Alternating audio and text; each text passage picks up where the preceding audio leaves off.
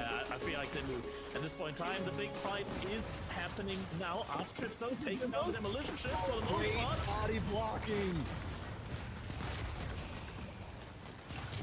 They're getting blown up. Able to take down every single demo ship, basically. Great job with some body blocking from Louis with those ships. The pathing just so difficult to get through that many units. Being able to cover one demo ship might make it through. A couple actually get some connections on, but the arch ships, yeah, all of them back down again. Are there enough crossbows here? Oh, they're on the backside. Look at where they are. It's a group of 15 just doing nothing. But I think it's still enough. The villagers are getting pulled. 26 seconds left on the sacred side, and Demu's pulling all the villagers, but there's still villagers versus villagers. units. They're just hanging out. Ships are being pulled. The crossbows are here though, and Louis has the crossbow mass. So Demu, all of these villagers slowly fall down. They're pulling out the torches, trying to take down some of the siege, but finally. Military lead on water for Demo. He's also on the other hand side with some of the demo ships. Is going for a little bit of a pinch. Ships. Oh, the demo ships. It's getting huge connections. Oh my god, Demo, he just got lost most of his military there. Gonna start being idled out. He is on those berries, and B, he chooses to take the fight. He knows he has the numbers here, and archers are just peppering all the units on the backside. Lancers are being the front line, and that is all he needs. Doesn't care about the 2 wooden fortresses. He's got more than enough to take all of this fight. Nothing can clear up his Lancer mass. Yep, Mangonel pushing forward, and Killjoy didn't react to the Mangonel shot. Oh, that's a really good shot. And they're starting to clump together. Hasn't used the spread formation, running through another choke point. There's a Springle there, but another Mangonel shot. Oh my god! That is so much damage. Now it's just a single hand cannoneer shot to kill both of these Streltsy, man. Oh my god. Back as well against the Mangonel fire coming in. Double bombard, taking shots against the Keep Streltsy, trying their best to kite back. Mangonel shots able to just perfectly land right on the Streltsy mass, and Killjardy, he is having to pull back. He's fighting in between both keeps, and B doesn't even care. Next set of hand cannoneer mass pushes forward. The Mangonels are pushing forward as well, and Killjardy is struggling. The Gazis are there again because B takes advantage every time Killjardy pushes forward with his army. B circles around with the Gazi Raiders, uses that mobility to the fullest effect, and gets 1 villager kill, 2 villager kills, and then falls back away. And the idle time that he's been continuing to cause. Again, you know, Killjardy, he's having to take these fights near to where some of the villagers are. Villagers are in and out of towers, and just a ton of idle time that B has been able to cause. What's over on the east side of the map? I see some green and yellow next to each other. They're just happily, peacefully getting javelin throwers that don't have anything to take out the javelin throwers.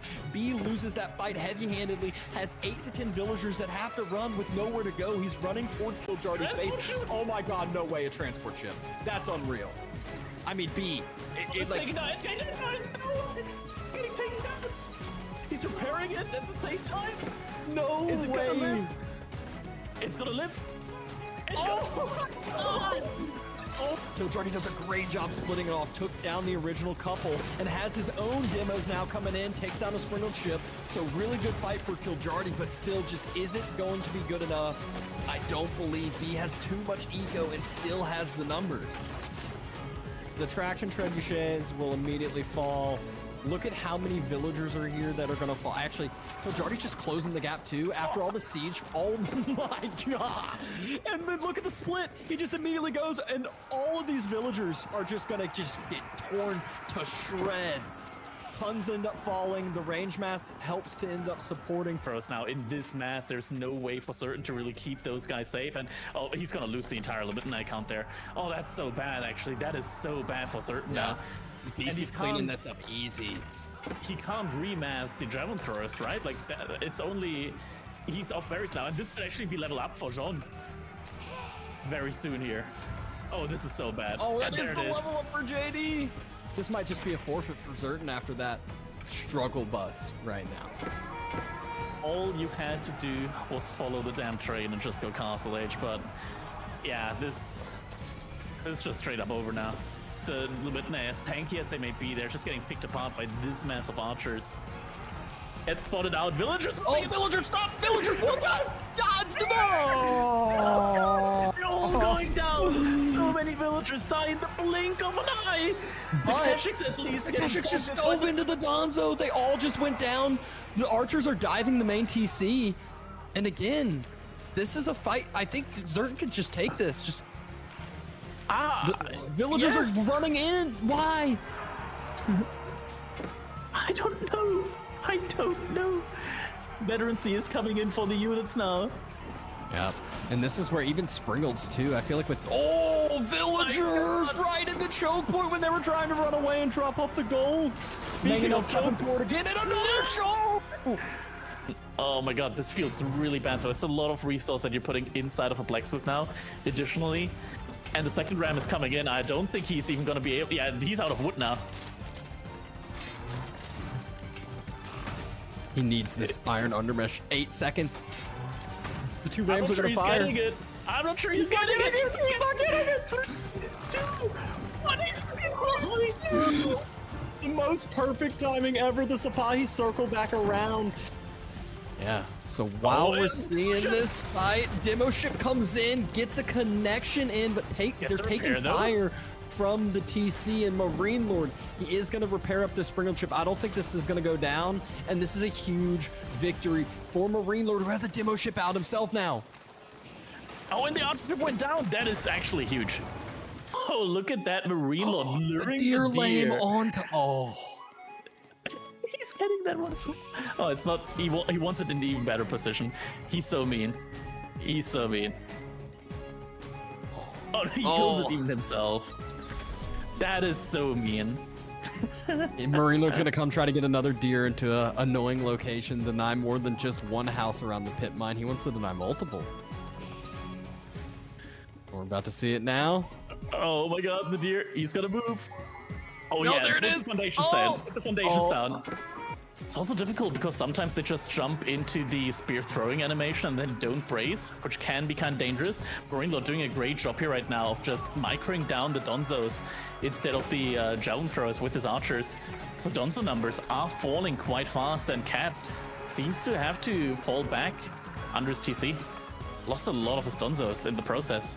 Yeah, because he wants to transition into the 1-1-1, right? Clash coming in though, Ghazi just trying to ride on top of them, but the Knights trying to cut them off. Cleaves coming out from the Joan. The Archers do peel back beautifully here. Finally, Surround's going to come in. The Spearmen are being dwindled in numbers, but the Archers hit even harder here. But the trade is big. The amount of XP and the Divine Restoration at the tail end of the fight. Joan, who's definitely going to go down here, but not before she farms up a store. You just need to deal those spears. Clash comes in. Sacred Sight looking like it may get decapped here. Lucifron may be hemorrhaging troops a bit too fast. If one big cleave comes out here, it could push him all the way back. And there's the cleave out. No grab straight away. Archimass is maintaining, and Lucifron, he's losing the number advantage. Yeah, a lot of spears went down over here, so this fight is a little deceiving. Once the spearmen are gone, these archers are useless against all these knights. Bit of a flank coming in here from Lucifron with the Ghazi Raiders. I mean, the other issues you notice, and he has to focus on cleaving down the Ghazi because he has no protection of the archers anymore. You want to be diving into that Archimass. They're your real long-term problem here. It's just not going to work. This retreat is going to cost him dearly. Good dodge as well. Lucifron just making sure he doesn't hang around Joan for too long. The champions more or less are being ignored through all of this. And CSO, I think he's going to be fully pushed back here. This is a little dicey here for Lucifron. Don't forget, you still have a full HP Jean over here, DC Fire as well. You're fighting against veteran archers. I don't know, this might be a little overzealous from Lucifron. I mean, you say that, but he's trading out pretty well, right? Like, raw mass numbers make sense here. I've talked to a few pros on this, and they have this feeling like sometimes veterancy is overrated. Yeah. And he can mass-produce Springolds to take out those siege weapons on the other side. Lucifron doing a good job sniping these Springolds on the opposing side. Oh, big hit there, though. The Mangoes pretty much wipe out the crossbows.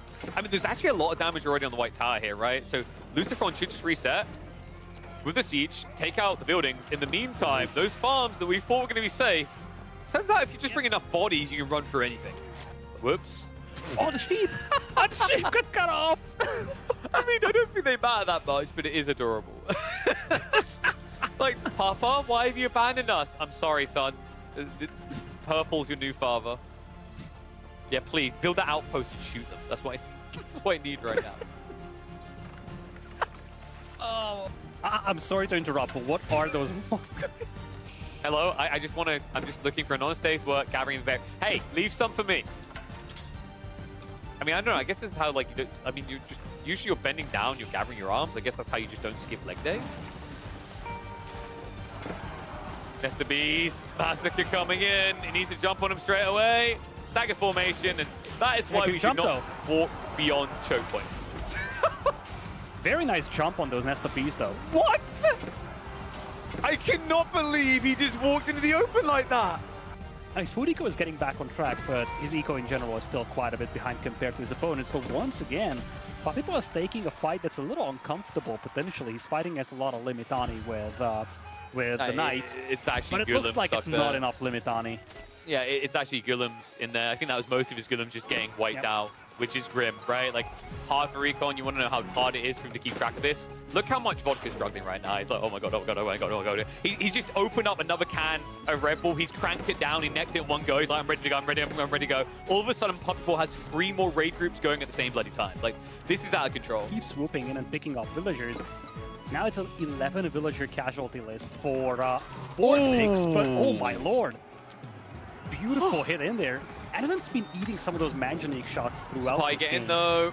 Oh, he gets pinched so close to it. Spearman just about coming in clutch there. Pyrocypher just trying to burn through the TC, but I think this is going to be a reset. If Anatan hangs here, he just stands to lose. But here we go, Nesta Bees are coming in, and this is GG. Like, Vortex has nothing for Nesta Bees right now. In fact, I don't think he has anything what exists right now. Varangi charge in, Sapahi onto the back line. Mango's dead, and this should be the pincher that puts him in the grave. Demo ships are going to come out. Arch ships should be able to contest that quite easily, though. He's going to bait him in range. Vortex, I don't know if that's primary pathing or intentional, but it keeps him just out of range. Dive comes in. Demos aren't detonating prematurely, though. Big wallop coming through. And Vortex, that might be enough to get him the breathing space he needs here. And the fleet are coming in again to try and give repairs, but the demo says, yummy, me like you very much. Oh, no! Oh my. Oh, now the galleys are picking off all the fishing boats. Oh no, big hit. Samurai come in, nice save just in the nick of time. Keeps one of the Mangoes up. Means the Yuumi need to retreat, and clumping like that is not going to help the equation. We'll stab around the side. Mango perfectly insulated here. Anatan is going to be forced to stand his ground. If he moves an inch, the Mango is going to fall. The Mad Samurai are making their way in. They'll get rid of the siege, but the price is most definitely high for Vortex.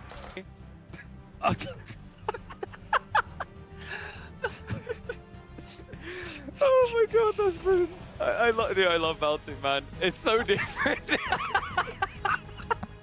Now just trickling in demos one by one. A bit of a missed micro there. Wow, not paying attention. Gives a freebie. Yeah, at the same time, though, Baltoon is losing his fishing eco back at home. He didn't notice as he was microing his fleet. And at the end of the day, just look at the overall population, KP. Oh no. And that's why we look at the population. An archer ship from Wham sneaks around the back. Baltoon completely neglecting his economy. Yeah, and now he's fighting because the attack speed isn't there anymore. Smart read by Wham. Baltoon theoretically should be able to keep the flood going though. Crossbows are starting to show up, and the Mango yet to target them. Yeah, that's weird because the Samurai get butchered by all these crossbows, and because the Samurai are gone, Man-at-Arms can now hit the archers. Baltoon was actually a little late flanking around that gold mine to hit the Mangonel. I think he's just dead. I mean, the problem is like the eco's caught up now, but the numbers as well. Baltoon, this was about the whole army, right? Like half the army was chilling at home on a coffee break. You know how us British people are. We love our breaks. But now that the crossbows are here, great wallop from the double Mango play. Samurai going to back up. Mango shots coming in. He needs to fin the herd and get him right now. Like, ignore the Samurai, but Wham, on point with the micro. Body blocking him all the way around. Finally wanted to leak in. But this is not a quick kill. He's not going to be able to do it. The Dutchy tech clears him up. And Baltoon at risk of being swatted away like a fly. And because he has no other siege workshops, he couldn't bring in a Springboard to snipe those Mangonels. I love how Wham only committed to this fight once the siege workshop was gone, knowing that there is nothing that can take out the Mangonels as long as he body blocks the Man-at-Arms. Louis is good. Looking to be losing the secondary TC here in a little bit. Varangian's just running past everything, trying to head towards that Mangonel, not let it fire, not allow it to shoot the rocks onto the javelin throwers. It gets one fire off. Great micro from Demu. Only is able to have one of his jabs hit, and this is just very, very clean game. White Tower being dove upon. and nothing Louis can do. Still has a bunch of Sprinkle ships. Villagers being pulled, and that is way too many villagers. Archer ships, no! Oh my galleys! Oh my god! Has to be so careful there. Oh, Actual 3 Sprinkle ships getting connected to 2 going down instantly, 1 dropping to just 10% health left. Yeah, I feel like Demu at this point in time, the big fight is happening now. Arch ships though taking down demolition ships for the most great part. body blocking. They're getting blown up. Able to take down every single demo ship, basically. Great job with some body blocking from Louis with those ships. The pathing just so difficult to get through that many units. Being able to cover 1 demo ship might make it through. Couple actually get some connections on, but the arch ships, yeah, all of them back down again. Are there enough crossbows here? Oh, they're on the backside. Look at where they are. It's a group of 15 just doing nothing. But I think it's still enough. The villagers are getting pulled. 26 seconds left on the sacred side, and Demu's pulling all the villagers, but there is still Villagers versus villagers. units. They're just Oh, hanging no. out. Ships are being pulled. The crossbows are here, though, and Louis has the crossbow mass, so Demu, all of these villagers slowly fall down. They're pulling out the torches, trying to take down some of the siege, but finally, Military lead on water for Demo. He's also on the other hand side with some of the demo ships is going for a little bit of a pinch. Demo ships! Oh, the demo ships! It's getting a huge connection! ships.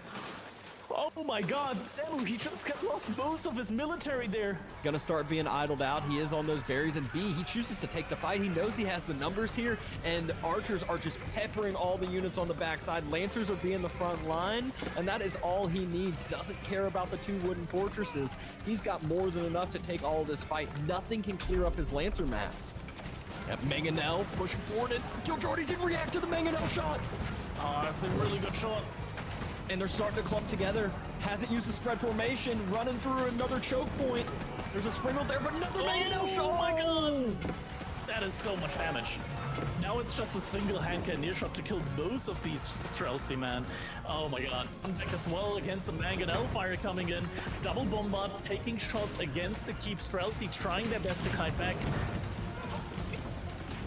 Mangonel shots able to just perfectly land right on the Streltsy mass, and Killjardy, he is having to pull back. He's fighting in between both Keiths, and B doesn't even care. Next set of hand cannoneer mass pushes forward. The Mangonels are pushing forward as well, and Killjardy is struggling. The Gazis are there again because B takes advantage every time Killjardy pushes forward with his army. Pushes forward with his army, B circles around with the Gazi Raiders, uses that mobility to the fullest effect, and gets 1 villager kill, 2 villager kills, and then falls back away. And the idle time that he's been continuing to cause. Again, you know, Killjardy, he's having to take these fights near to where some of the villagers are. Villagers are in and out of towers, and just a ton of idle time that B has been able to cause. What's over on the east side of the map? I see some green and yellow next to each other. They're just happily, peacefully getting Javelin throwers that don't have anything to take out the javelin throwers.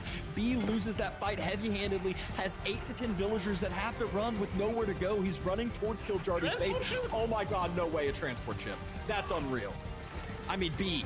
It's taking down, it's getting down, it's getting taken down. He's repairing it at the same time. No Is it way. gonna live? It's gonna live. It's gonna. Oh, Killjardy does a great job splitting it off, took down the original couple, and has his own demos now coming in, takes down a sprinkled ship. So really good fight for Killjardy, but still just isn't going to be good enough. I don't believe B has too much eco and still has the numbers. The traction trebuchets will immediately fall. Look at how many villagers are here that are gonna fall. Actually, Killjardy's just closing the gap too after all the siege. Oh my god! And then look at the split. He just immediately goes, and all of these villagers are just gonna just get torn to shreds.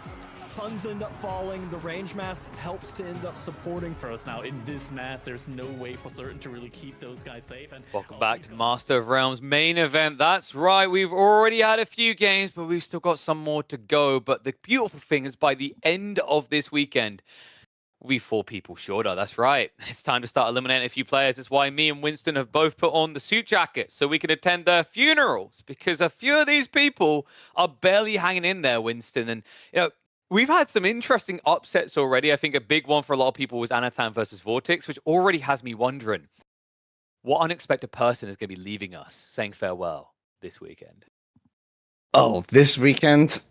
You hate to see it. You hate to see the eliminations, but they gotta come. We got the GSL format, so today we're seeing 4 eliminations, right? Like this is harsh, This tournament's been close. We've had a lot of solid plays, great games, as we saw from the highlight reel. Lots of like exciting moments in these games. These maps have been really interesting, I want to say, overall. I know the last time I was on here, it was the first day of it, and we hadn't seen all the maps yet, but now as the tournament has played out, I think we've seen some of these maps are really neat. I'm really excited to see moving out today with Demu and Cat. And yeah, I don't know, man. In terms of eliminations, I don't like to make predictions like that, but I hear you might have some. Oh, I've already listed them all off, but if I say them now, I'm going to get called a biased cast in the middle of a cast. No, we've got so many series, man. All I'll say is so far, every series, the way I predicted it coming out, maybe a game given or taken there, it's played out as expected. So I don't know if that's a sign I need to touch grass, but not too much grass touching with a map pool like this, right? So many different water maps. Big shout out to Surfshark with the map drafts here, because these are absolutely creme de la creme. I think honestly, I'd be up for a tournament that just features chaos maps on their own, because I've definitely been enjoying the hell out of moving out, as I think many people have. Socotra has delivered some absolute beauties. I am a little bit heartbroken that Floodplain is feeling a little bit under-repped here. I think we've only had maybe 2 or 3 games maximum on it so far. Yeah, I mean, I think He's still thinking, guys. Yeah, that was the joke. Yeah, no, I don't know. I don't think. I just watch. I just cast. I don't really think about the maps. I just play them. I'm a little map baboon when it comes to maps. I'll be honest. Yeah, I want these. Honestly, I want these on the rank ladder. But let's check in the schedule, because we've got many series coming today. 4, in fact, best of 5s ahead of us. And as we have already highlighted, some of these are going to be painful eliminations. But we don't put all the pain in one day. We spread it across the weekend, so you can have mixtures of glee and sadness. We're going to open up with an Elim series in the form of Dumi versus Cat. Then it's going to be Marine Lord versus Louis MT in that very same group. And then to hop into the second half of the day, we'll be hopping into Group B, where we will be seeing B himself in an Elim series up against Zertin. And then finally, we'll round out the day with Beastie versus Killjadi. So you know how that works, guys. If you have someone in chat going, "Where Beastie? Where Beastie? When Beastie play?" Tell them soon. Unless they arrive after we end the stream, in which case, just let them sit there until tomorrow, I guess. I am so excited for Marine Lord versus Louis. I think that is going to be a banger set. I really do. Yeah, I think I predicted 3-1 there for Marine Lord. Louis is a very talented player, but in the past he has scrimmed a lot with Marine Lord, and Marine Lord already had his number time and time again. So I would still favor the Chimp, but maybe Louis got something crafty in mind. You are talking about new maps where there's only so many different permutations you can run in training before you have to hop into the series against your opponents. I just think, for those 2 players, I feel like in a different tournament format, or maybe if the groups are a bit scrambled, that's I think in my mind, a valid semifinal. So I think it's just really interesting, right? When you get potentially, finals day or finals weekend level brackets in these matches in the group stage. It's just always fun, right? So I'm super pumped to see that one. And then, of course, with the Group B, the interesting part is how this could play out, right? Because I'm expecting, I think it's fair to say BC's definitely failed against Killjadi. His playstyle seems to counter him directly. But I struggle to see either the remaining players getting a win over Killjadi. That would be a really, really big surprise to me. I think actually Killjadi's kind of Zertin's kryptonite. He has a very aggressive playstyle. He plays very all-in early on, whereas Zertin thrives in that mid-late game from what I've been witnessing. He always finds these weird turnarounds. And B, I mean, it's already been proven once, right? I was impressed that B took 2 games against Killjadi. I actually thought that was going to be a flat-out run and gunner, but it kind of fits, right? Both of these players can be insanely aggressive, so I wasn't surprised that one came down to the line. Yeah, no, and Killjadi honestly has been impressing me a lot in the last, I'd say 2 tournaments, realistically, right? I think he's just put on really good shows. And I think that's what I'm really here for, is fun and exciting games to watch. And so I think, you know, at times he really brings that heat. So I'm excited to see his games against Beastie, although I think I tend to agree with your initial idea there, which is Beastie might be a bit favored in that matchup right now. Yeah, Um, it's an attacker versus a defender is the reality of that series. And you know, right. Killjardy, I said he can max the aggression of Vortex on the best of days, right? Like that's how good he is at that. But as we know, Beastie more than happy to be the turtle in the situation. But looking at a different animal, we've got Cat going up against Dumu here to open the day. And we are going to be featuring Coastal Cliffs, which I don't know about you. Like I smile every time I see Coastal Cliffs instead of Dry Arabia. I I think I said it last weekend. I feel kind of done with Dry Arabia to a certain extent. I get that people love it for its competitive integrity, but we have seen almost every single way you can play that map at this stage. I feel like if you had a tournament that was all water maps, like Ooh. somehow Dry Arabia would still be a home map. like it would still wiggle its way in, right? It's just that, like, I guess, ubiquitous to the tournament scene. So I Yeah. kind of agree. Like, it's nice that players are looking at Crystal Cliffs and seeing its validity. It plays a little bit differently. It's not wildly different in a lot of ways from Arabia, but it's fun. You know, could it classify as a water map if you closed your eyes? If you like Uh, squint enough when you're playing, yeah. maybe you can say this is a water map. So If we can if you maybe didn't make see this the work. cliff, right, you could believe it, maybe. Yeah, Uh, just don't look. yeah. Well, Right? well, that's a bad idea near cliffs, right? Well, I mean, it depends on the height of the cliff, depends on if you can swim or if you're a penguin or not. You It's just know, a fun dive, guys. So, like, it's a fun dive. when you break your And it's neck, funny because on Kills the Cliffs, that cliff face is like insanely high compared to like the height of a unit. You see the Yep. scout running by there, and the horse has got to be like pretty scared of it, you know? Oh man, it's an interesting map. I like how often we have to remind people that you cannot fish. Those fish are just there for scenery. You can't touch them, as we're about to see, because it's time to kick off a weekend with Dimu versus Cat. We'll be hopping in to Coastal Cliffs to start off this best of 5 elimination series between Team Liquid's Boy and the 3D Clans Rap. How have you been feeling about Delhi Malians recently? Delhi This matchup. Malians, I think it's a tough one for Malians. There's some signs of life, right? Because I have noticed a few experimental builds that involve all-in feudals, things like archers and scouts or sofas in the Second Age. I haven't seen enough of it in this matchup to give a determinative outcome. But what I will say is if Dumu plays this like a atypical fast castle build, this is very Delhi favored. Right. That's kind of what I'm worried about for Demu. If we're looking at it from his perspective here, I think the benefit is that against Cat he might be a bit favored, right? So I think the thought process is like, can he just play kind of standard and then maybe outweigh the difference here? But I don't know. Like, Cat's been playing well recently, and I just feel like there's options here for Delhi. It's a bit awkward with the sacred sites being so even, right? Compared to like Arabia, I feel like this matchup can be even more favored to Delhi, depending on the map script. Like if you get a closer sacred site, right? Hmm. I think the tough part that I see with Cat, very talented player, has some incredible games. He just needs to know when it's over, right? Like sometimes Cat, it's kind of like that doctor that's still pumping after 30 minutes of no heartbeat, right? Or the alternative extreme where Cat is actually in complete control of the game, but he doesn't end it. And that's a playstyle that we've seen works in 2022. It doesn't work in 2024. I think that's why I probably would have to always label Dimmu as the favorite person, the favorite party here, is that he understands those timings really well. Like this is a guy that sweats and bleeds the game day after day after day, a ridiculous number of hours, and he's proven it. What Cat needs to prove to me in this series, to even stand a chance of going anywhere near remotely deep in this tournament, is that if he's in a dominant position, he can end.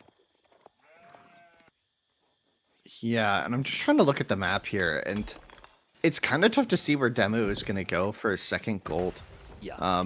Like in feudal age, generally you want to grab the pit mine, and I guess in this game maybe he could wall the top and secure the northern pit mine, and then play aggressive from there. Kind of like hover towards the north side, maybe. Yeah, like walling there.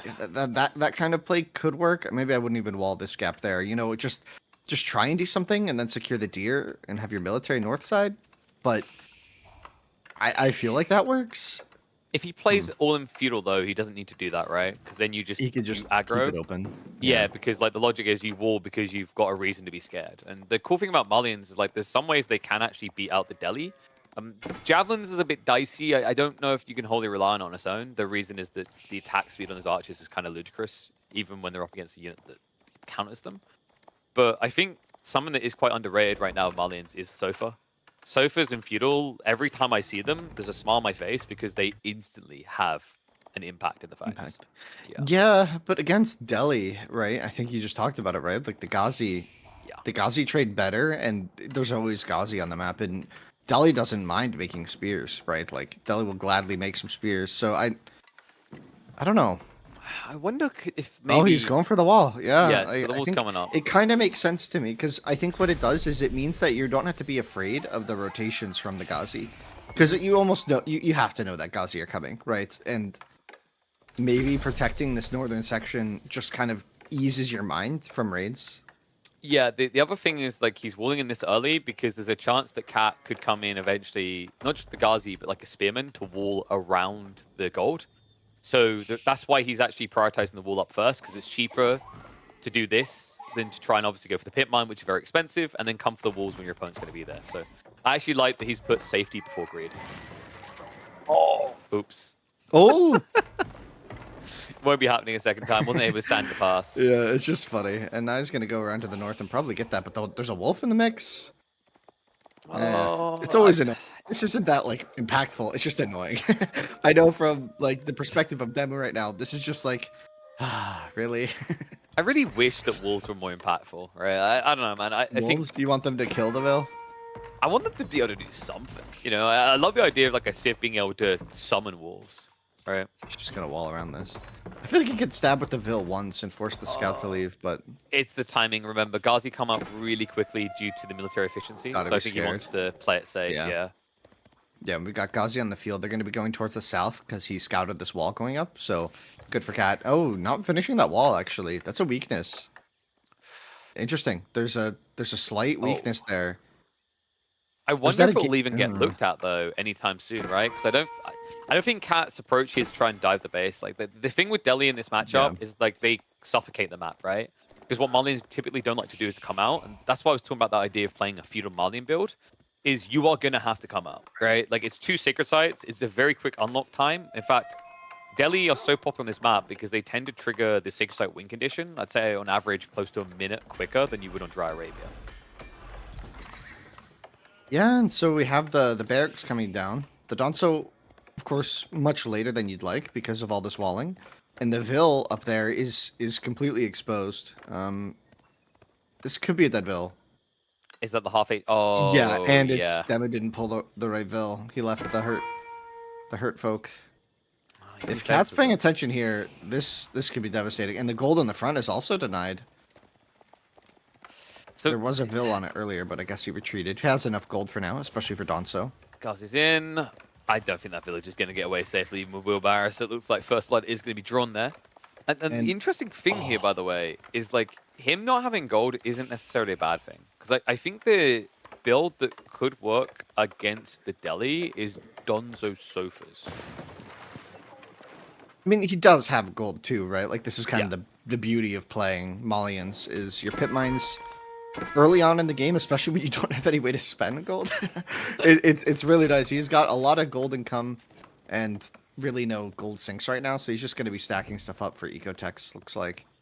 I think you have to be quick into the blacksmith techs as well, though, right? This is the thing that Delhi always does to you. They keep you honest, and it looks like Cat did go for the double blacksmith build. Yeah, and Demo's actually spending the gold on cows, so investing into his economy a little bit here really early. So he's going to go fast castle then, because this is a very aggressive timing.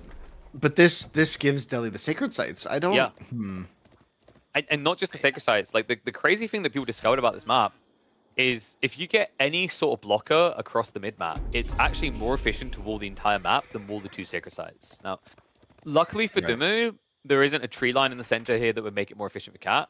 Unfortunately, it's still a map that you could easily wall, right? And if Dimu is fixated on this idea of fast castle, I don't think he's going to have much time to exploit it.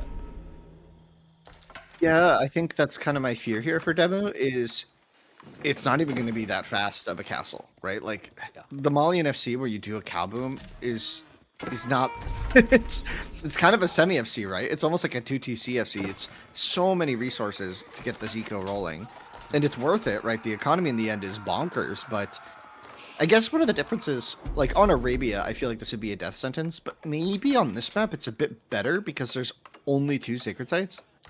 I say there's only 2, right? There's not a third sacred site that is giving income, right? I mean, obviously it's easier to hold for the victory potentially, or just to be annoying and have the frontal pressure going from Cat, but the economy behind this for Cat isn't as scary as it might seem on Arabia, for example. That's the thing. You're sacrificing gold to get a quicker cap time and an easier to defend win condition, right? Like that's the trade-off. But I feel like that's a trade-off you lean into quite happily when you're against like this type of eco boomy build, right?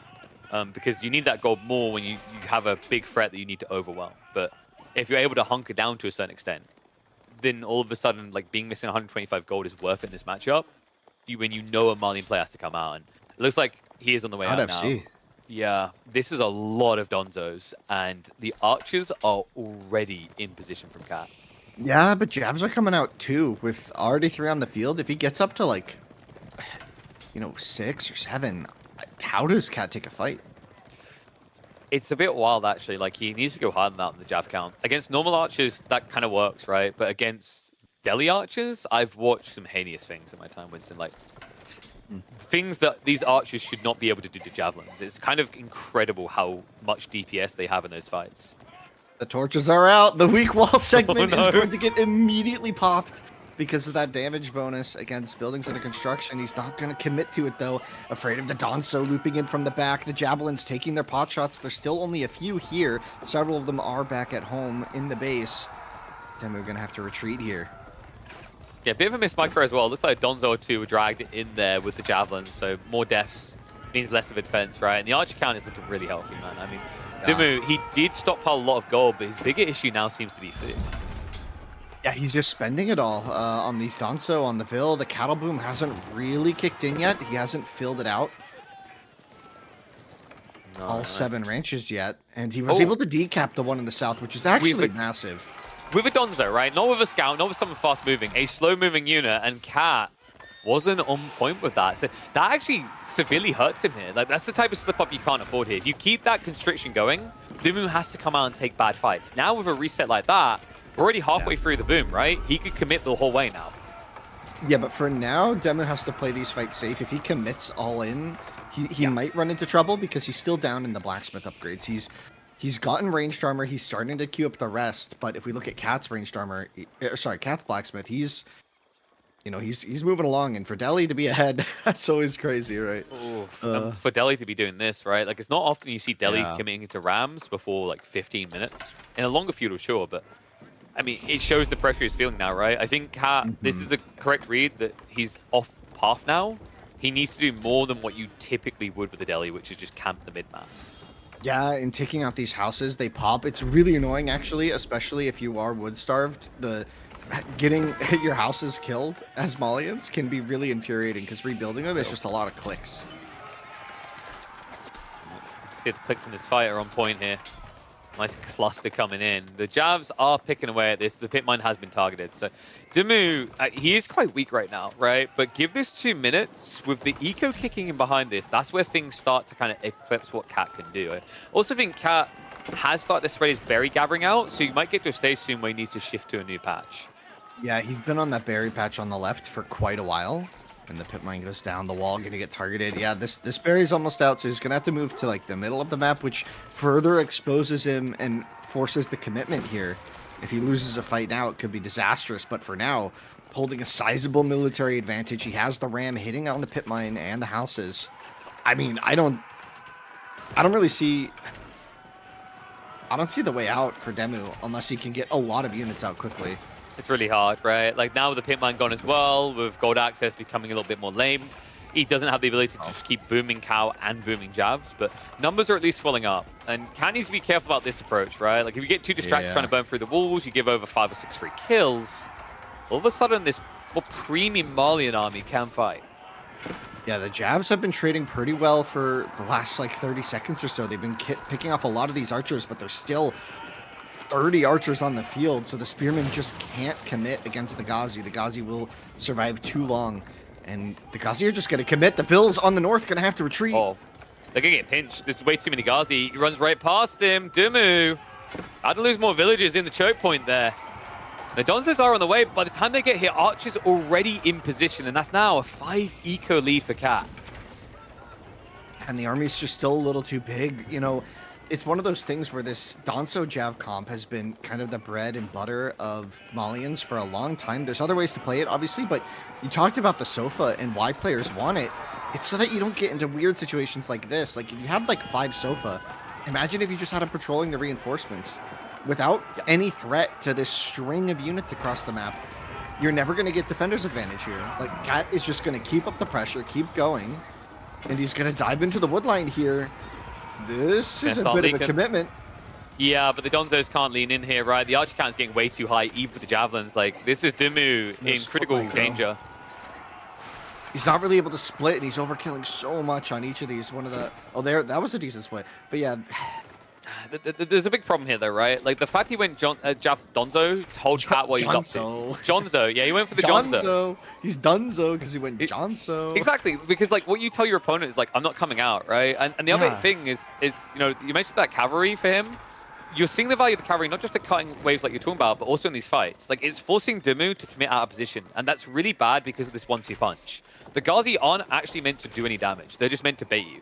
The archers are the backbone of most Delhi strats coming together, right? Like, I talk about Ghazi being OP for what they are, but they aren't the unit that wins you the game. The unit that wins Delhi the game 9 times out of 10 is the Scholar. Yeah, it's definitely the Scholars in the archery range. Without take away the Scholar, and Delhi is a bad civ. I'm just saying it. They never get their tax, you know? They can't get the sacred sites. I've still got Tower of Victory, you know? I'm just kidding, obviously. Let's see. Oh, wait, what? This is a really good position for Cat. He's going to catch both armies where he wants them.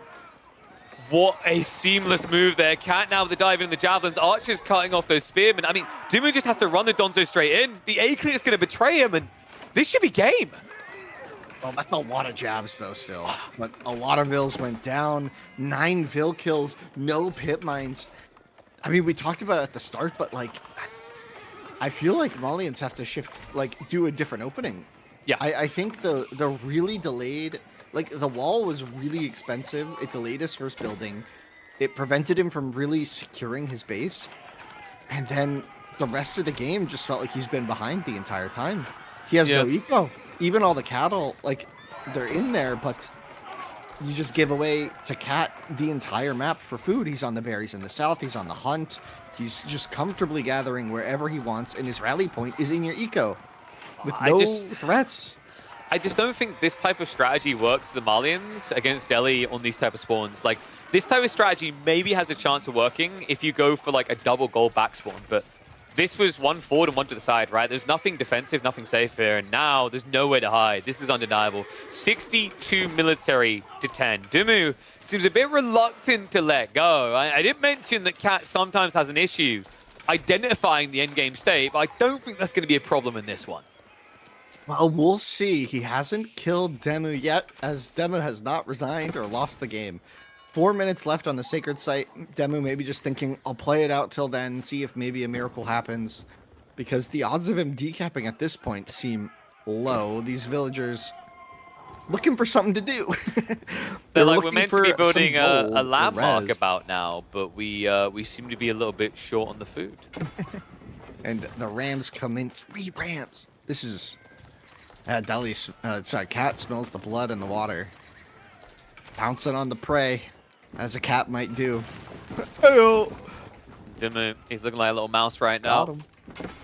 Sadly, there's no hole in the wall to hide in here anymore. I mean, I think the way he could have possibly played this game, I know the Recon especially has been doing this experimental build with mass scouts as a front line. That would actually give you a pretty effective front line against this comp you're up against, and then either Javelins, Archers at the back. But, I mean, this type of build with this map spawn, you're seeing why Delhi are king, and this is another reason why I feel Malians are incredibly overrated on this particular map. Yeah, I think not having, like, Not having any cav just really, really hurt Demo here. I think if he had even just 4 Sofa, he could have raided so hard, right? Like, Delhi was so exposed on so many resources this game, and not having to worry about anything just puts Delhi in easy mode, right? Like, Yeah. I mean, and he's this is still- pretty much just standard orderly Delhi. Like, nothing was off the beaten track at all. Like, not one point in this game was he forced to do something we haven't seen a Delhi player do a million times, right? And, I mean, the problem is what Marlian's done here, what Dimu done, is exactly what has failed, I feel like, almost every Marlian before him, right? With rare exceptions, depending on outplays. We stand on the shoulders of giants. Failed Malians before us. I think it's just, I don't think that, like, you know, they're on their shoulders as much as their back. They're just corpses on the ground at this point, you know? Oh gosh. Oh, grim. Grim. Yeah, no, I feel like the fact that Demu still hasn't crossed the mid-map, like the furthest he got was that Danso got to the sacred site and then died, right? That guy was proud of himself. He's like, I have saved the entire Malian kingdom. He's an intrepid explorer, the first of his kind to make it out of the homeland, right? Like, Are you suggesting that Dimu still thinks the Earth is flat and that he Malians might are not, the but his, center of the universe? his people might at this point. They haven't seen very much of the world. I mean, they're just going to see 6 feet Their under maps now. are pretty small. Like, it's just like a scribble and a circle, and the cattle go here, a big X, and then the rest of the map is like Delhi lands, and it's like bad, and like it's covered in shadows on the maps, you know. Just like you're Ugh, basically that was just rough. envisioning the Lions King scene where it's like, we have food and Exactly. gold here. We don't need anything else. What's that over there? That's the Badlands. You don't Yeah. go there. It's just a Yeah, Delhi yeah. flag rather waving. But Yeah, wow, yeah. what an Really sad for upset. Demo. Yeah, I did not expect that. You know, Demo often just comes into Malian matches so prepared, and his strats are generally very clean with Malian. I love watching his Malian gameplay. So a bit of surprise here. But at the same time, we kind of talked about at the start, maybe Delhi has a bit of an advantage here. Yeah, that was tough. Yeah, well, we'll have to see if it's going to remain tough, right? Because we didn't talk too much about the draft. We Draft, did yeah. get something peculiar as well. King of the Hill is not something we're used to seeing very often. Players have been very vocal about their distaste, their hate for this particular map. So I was surprised to even hear it had gotten picked once. But to see it picked again, this time, Dumu versus Cat, and it's going to be Roos versus Abbasid. So things start to look a bit up for Dumu here. Yeah, the Roos are kind of one of the original kings of this map. The way that the woodline spawn means you just have very clean, how do you call it? Like very clean hunting cabins, and your Castle Age landmark, the High Trade House, can just go in a corner and be insane. And then on top of that, you have really clean paths for your scouts. I think that's something people don't talk about a lot in this map, is the fact that when your scouts spawn, you're just immediately near deer, right? It's like you just immediately find them because they're in these channels essentially. And while your opponent can do that, you're gonna spend less time looking for scouts and just more time killing the deer, right? And I think I feel like when I play Roos on King of the Hill, at least when I used to, I haven't played Roos on King of the Hill in a long time. Just want to mention that it always felt like you had plenty of bounty. So I'm expecting that. And Abbasid, I That's the don't know interesting about part. that. That's It's actually more effective than you think against Roos. I actually think Abbasis have a little bit of an upside when they're up against Roos, because you know it's always going to be a 2TC game, right? Like, that's really Roos's bread and butter. Abbasis can do that more smoothly. They already save more food with the fresh foodstuffs. They have decent counters to the units that you lean into, right? Like, if this goes into mass archer blobs, you'd have to constrict the Abbasis to the point that Castle Age is never an option, because if it is, composite bows, Composite. veterancy, yeah, it's not even close of a fight. And you know, even in the earlier phases, you know, you get these knights out, but if a camel archer comes through, if you ever do reach that Castle Age, let's say you don't do military wing first, the camel rise are a fantastic reset. So right. the way I view this matchup, you know, Roos, I think you have to kind of play it hard and fast. One of the problems is I've noticed the Bassa players have got really good at punishing players for going these fast castle builds off of Naked 2TC. This spawn might make that more difficult to do, because typically when you see a Basses punish that, it's because you have deer on the far right, deer on the far left.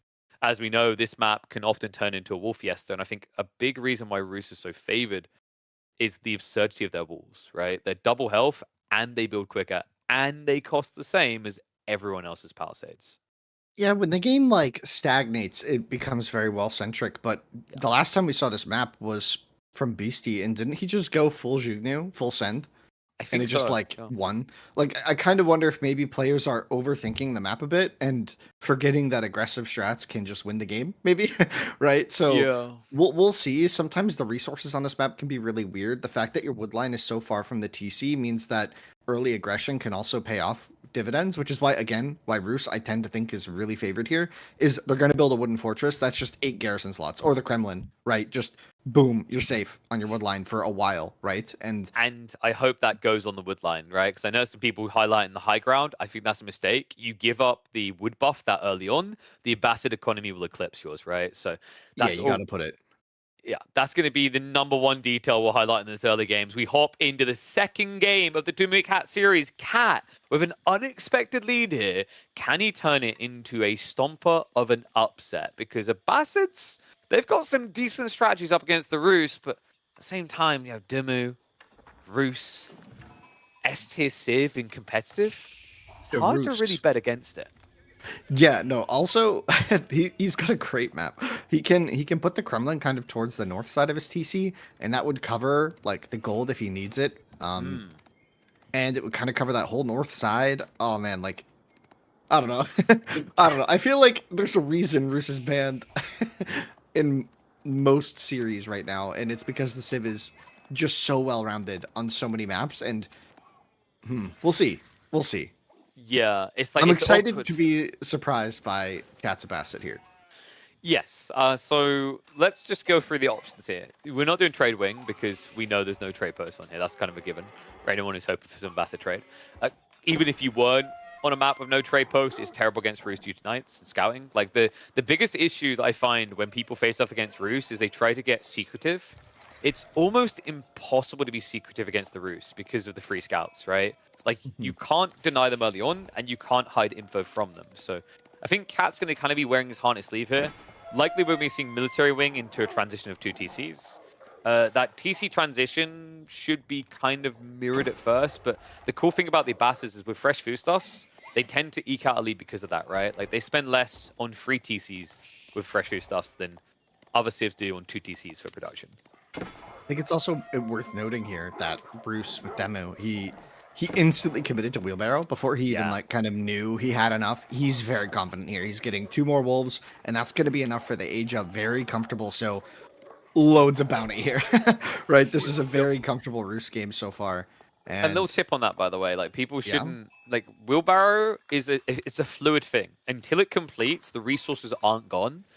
What I hate is sometimes people wait until they're safe to start researching it. Like if Dimmu at any stage saw this as a really bad, really bad bounty game, he could have just cancelled it, right? And That's a then very got the good goal point. back.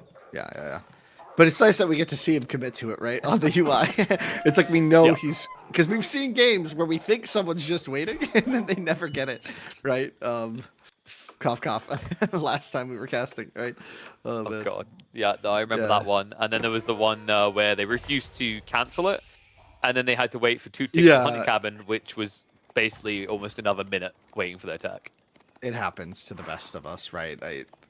I wait. I genuinely usually wait on wheelbarrow no.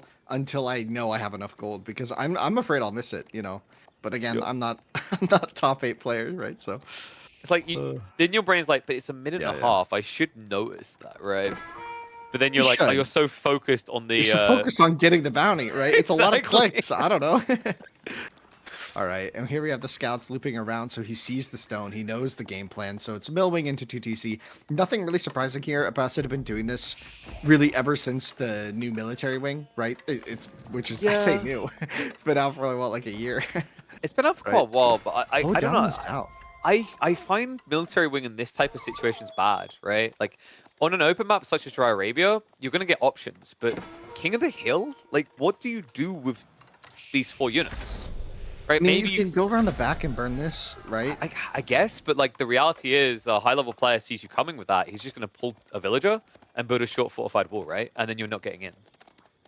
Yeah, and if it's really bad, you could always call gremlins, right? Yeah. In the south side, even though it's bad against the archers, you at least force them back. Maybe you kill one of the spearmen, right? Can we take a look at that Kremlin? Let's see how well does it defend the wood line. I mean, I guess the Yeah, like, that's yeah, that yeah. is snug as a bug, right? That is cozy. I mean, in Could fairness, take a right? nap there. The deer aren't anywhere nearby, right? And the berries are far out, so you will be able to block like a loose TC. But I think the issue here is surely Dimu. Does he just pull the militia? Maybe you just go for a stables as well, like one knight and militia to counter this, because then the military wing's dead, right? Uh-oh, does Cat not Oh, see what? the Kremlin? Wait, his scout saw the villagers run off to the west, right? Yeah, and that's likely where Demu's going to drop the TC, right? He's not going to drop it on the wood and the stone. That's defended by the Kremlin. So I think it's going to be here on the gold. That doesn't give him any deer, right? So that is notable. Generally, you want it on the deer, which is going to be forward, but maybe Demu will... Oh, maybe... Is he building a gate just to go? Oh, and he just walks right in. Yeah, and that is going to be on the spin and going down. So like a knight play would be perfect here, but I don't think Dimu feels he needs it. Yeah, this wall has multiple facets to it, right? Like you can actually go out for like a TC drop and then run back if something happens. I wouldn't even be surprised if he walks out past and then walls that small ramp near the deer and then goes for a TC drop because then he gets deer plus boar, right? You're saying just go out there. Yeah, and then you wall the little ramp there because after that, if you look at the map, it's a giant He has to cliff. be there now, right? Like he's just placing it. Okay, safe. he's gone safe. On the Yeah, berries. Okay. Don't. Huh? Kind of surprised love by that that. spot. Yeah. It works. Like it's a TC, but that's a much better TC for Cat, right? And I guess that's the difference between the landmarks, right? You have two archers to deny. Well, the surprising part is that Dimu didn't feel he could get away with a TC on the north, even though if you check his vision, he's got 3 scouts, right? Like he saw exactly where the military units were. He's already scouted that this is a very cliff-heavy spawn of King of the Hill, right? Like usually you have double ramps on the north and south, but in this game you've basically got one ramp on the north and one on the south, right? Yeah, it's kind of like a big funnel. Like the north and the south whole sections are walled off pretty heavily, and looks like Cat is going to wall it off. So it's not going to be a ton of aggression this game. We're going to have to settle in and wait for that castle timing because not seeing many opportunities here for either player to deal meaningful damage. I mean, maybe Demu could come forward and pressure this gold. That's one thing his town center from Cat isn't covering is the gold and the stone. Yeah, but he would need to make units. Exactly. I don't think he's going to do that, right? Because the walls are coming in, so if Dimu tries to all in him now, it's going to be a heavy investment. Whereas when you're playing Roost, it just feels more natural to go Castle Age. The 2TC situation is going to like lead to more eco for the Bassets. One thing we have to keep an eye out for, I assume Cat has rushed Golden Age 1. That's really important for the 15%. Yeah, so that's already online. So actually at this stage, he's competing with the Kremlin effect just on wood, right? And that kind of feels like a weakness of the Roost in this matchup in that you don't need wood to get fast castle, right? You actually need food and gold here, which is something the Abbasids have your number on. Yeah, and survival techniques coming in, so gonna have a really comfortable hunt and come here. Plenty of food, but sending in a lot of vills to wood and queuing up more spearmen. I don't see what those are really gonna do. Maybe he's fearing the night play. yeah. Maybe this is just to get the scouts out of his base. I don't know. I think he's worried there's a knight coming, but then it does feel weird to me that Cat has already built the walls up.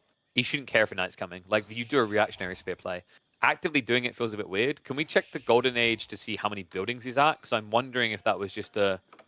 Yeah, No. so it might be that he built a house after this, or a lumber camp after this. No, he had 10 before he placed the barracks. Wait, Yeah, which then is, I'm at a loss. It's a... It feels very defensive in nature, like he's afraid of the timing. He's even getting hardened spearmen. Oh my gosh, he's seeing ghosts. Yeah, he's seeing ghosts. His scout died, I think, right? No, he kept has a it scout. alive. There's nothing about this that will make sense of it for you, Winston. Like, well, I mean, in Castle Age, what's Demo going to make naturally, right? He probably oh wants sure, to have a but stable, that right? means you're nowhere near teching up, right? Like you've put yourself further back. Like, do the maths on what he just spent. 150 wood, and he's gone up to 7 spears. 7. That's ludicrous. That's over 1,000 resources. Like, that's over a third of your tech up into this play.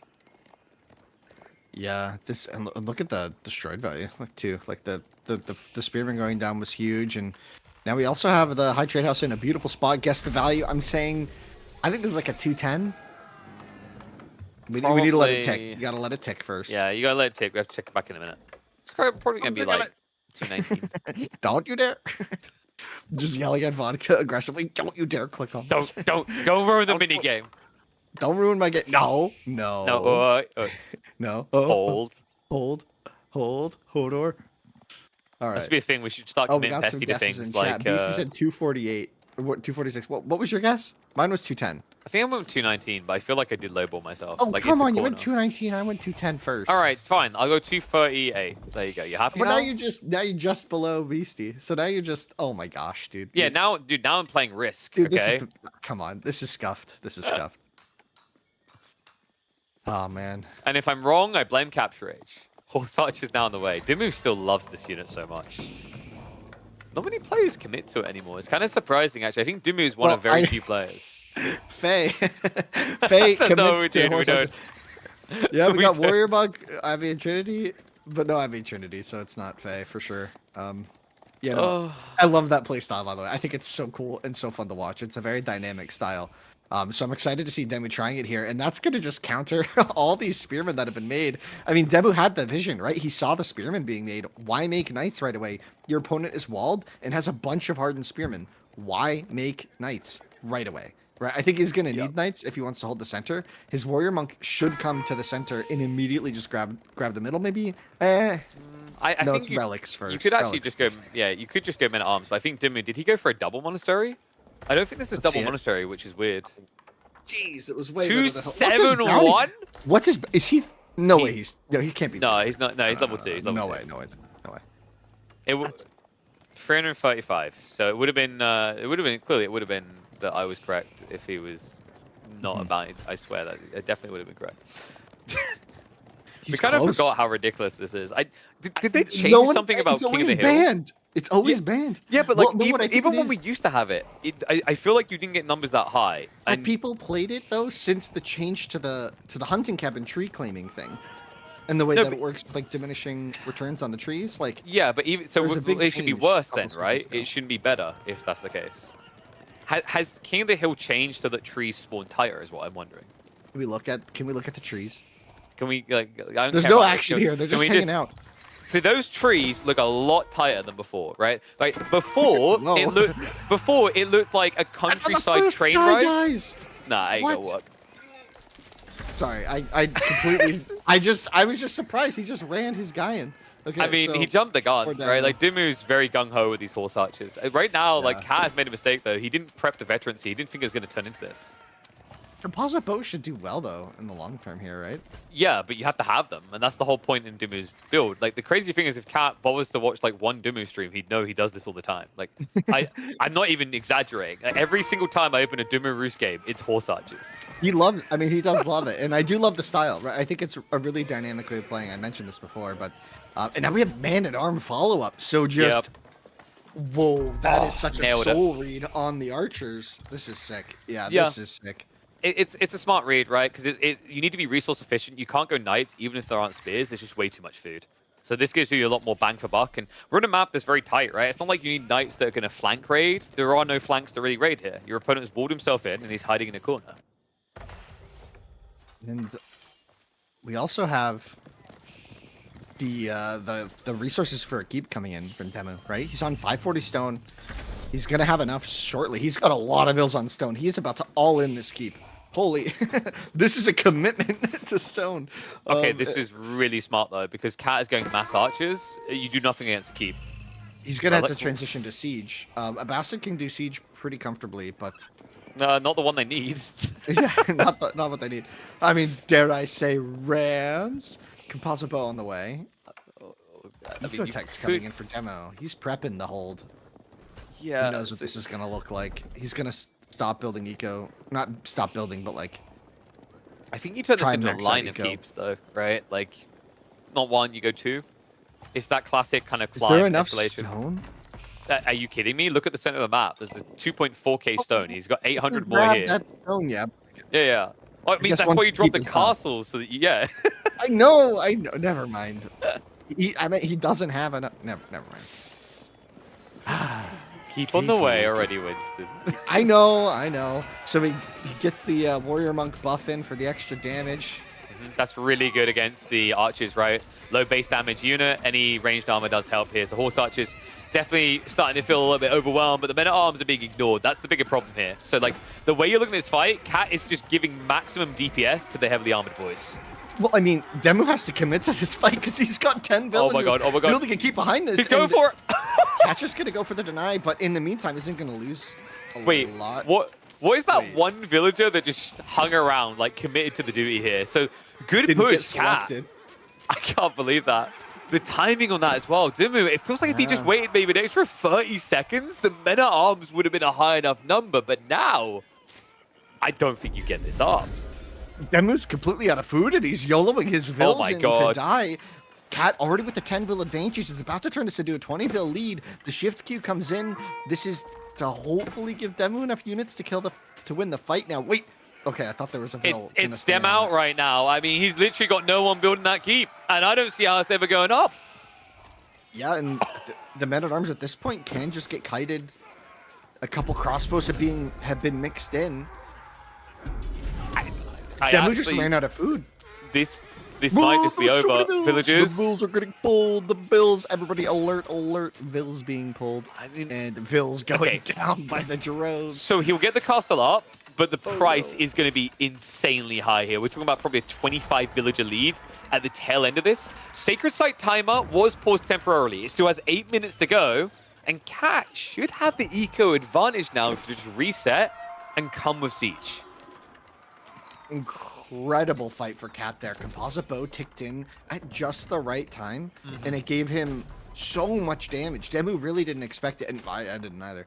I mean, it just shows why composite bows are so good, right? And you know, we see the double workshop coming in, so Treb's going to be the next follow-up for Cat. It's going to put him pretty, I would say, potentially weak, but I don't know. I don't see Demu really with the economy to do a big like cav switch, so it's just going to be Springolds and Siege from Demu to defend, right? Yeah, and it's like Cat should have enough gold to contest this, right? Because he has that second vein that's tapping on the north side. So, you know, Trebs are very hard to breach for Demu in this situation.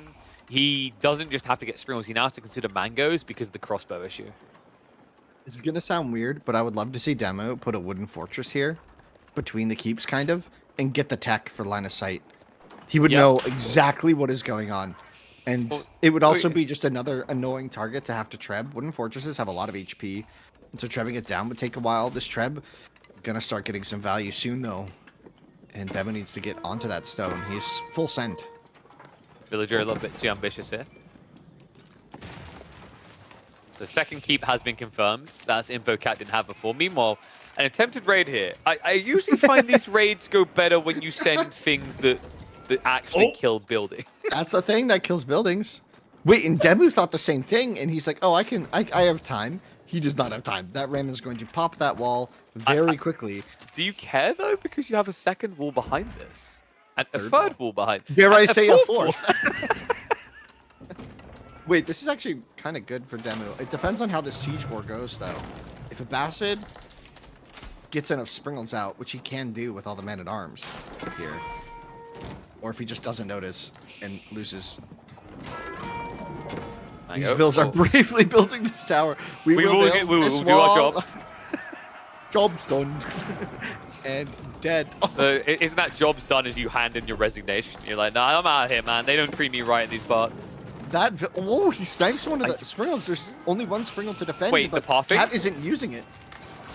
Okay, he almost ended up losing a trap there as well. A little bit dicey here. Cat, I think he's too focused on that flank raid, and he's about to find out why he shouldn't be. I mean, I hope you like mazes. Most of the army is looping around, though, to join this, but that army is just archers, so it will get countered by the Mangonel. 4 Springolds up now for Demu. But why would he care? Like, I think Cat has completely misread this now. You've got a 5-minute timer ticking down right now. Yeah. Even if you get into Demu's economy, even if you kill 30 villagers, how much time will be left on the sacred site? 2 minutes, maybe? That's not a lot to work with. Yeah, the timer is a massive element. It's called King of the Hill for a reason. Cat seems to be taking it as King of the Rosie, because I'm imagining like ring around the rose. Never mind. I thought it. Never mind. King of the Flatlands, you could have went with that. King of the Low Ground. King of the King edging, of the, you know, King like of the King of the Anakin. I don't know. King of the Trimmings, like. Oh. Next to the trimmings on the outskirts. Oh, okay. Anyway, crossbows now dive in the double boiling keep. oil.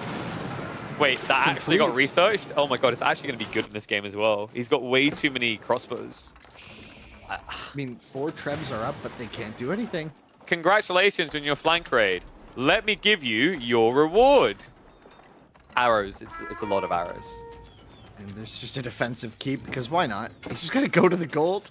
Those vills are not gonna... Wait. No, he's fine. But Those I vills just think... living is crazy. I don't think Cat's going fast enough, man. Like, he switched strategy now after he realized it was a fail on that move with the flank, right? But, I mean, now, with the way you've already started to lose the Siege Warfare, I don't see how Dumu loses this. Well, the 4 trebs are getting their hits in, right? They are allowed to hit right now. There's a 5th treb on the way. The Springolds need to find a way to approach. But the crossbows could come in and deal a bit of a little tickle damage. No, we're just Age of Springholding. Ignore anything Winston's saying. We're going back in Yeah, time. he almost killed one with this crossbow. 2021. The game is young.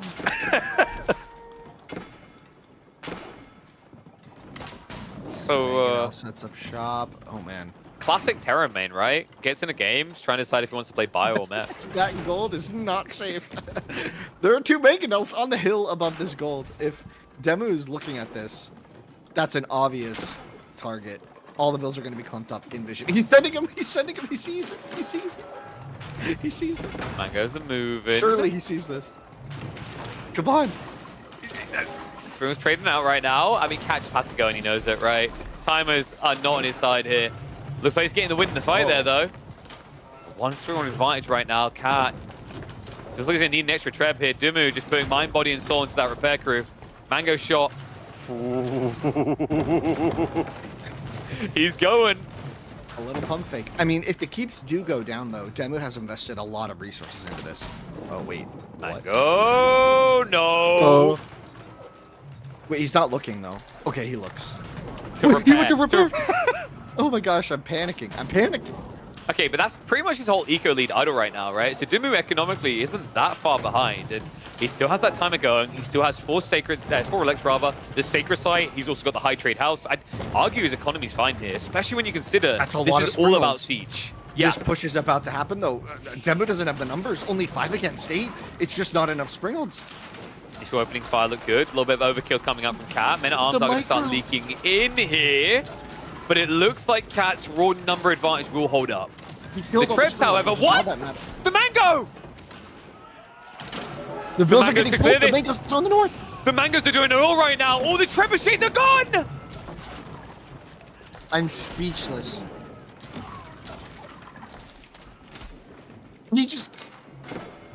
He won the siege war initially. He killed all the Springolds. Demu only had reinforcements. Cat didn't have enough Springold reinforcements of his own. And then he clumped all of his trebs up with the right click. And they just got absolutely devastated by that attack. This is now looking really tragic with only a minute left on the clock. What can Cat do? He can go to game 3 because there's no way he's breaking in here. Just 14 crossbows left over. What an insane turnaround there. It looked like Cat would have time on his side to break through in the final 20 seconds, but high ground vision truly is an advantage.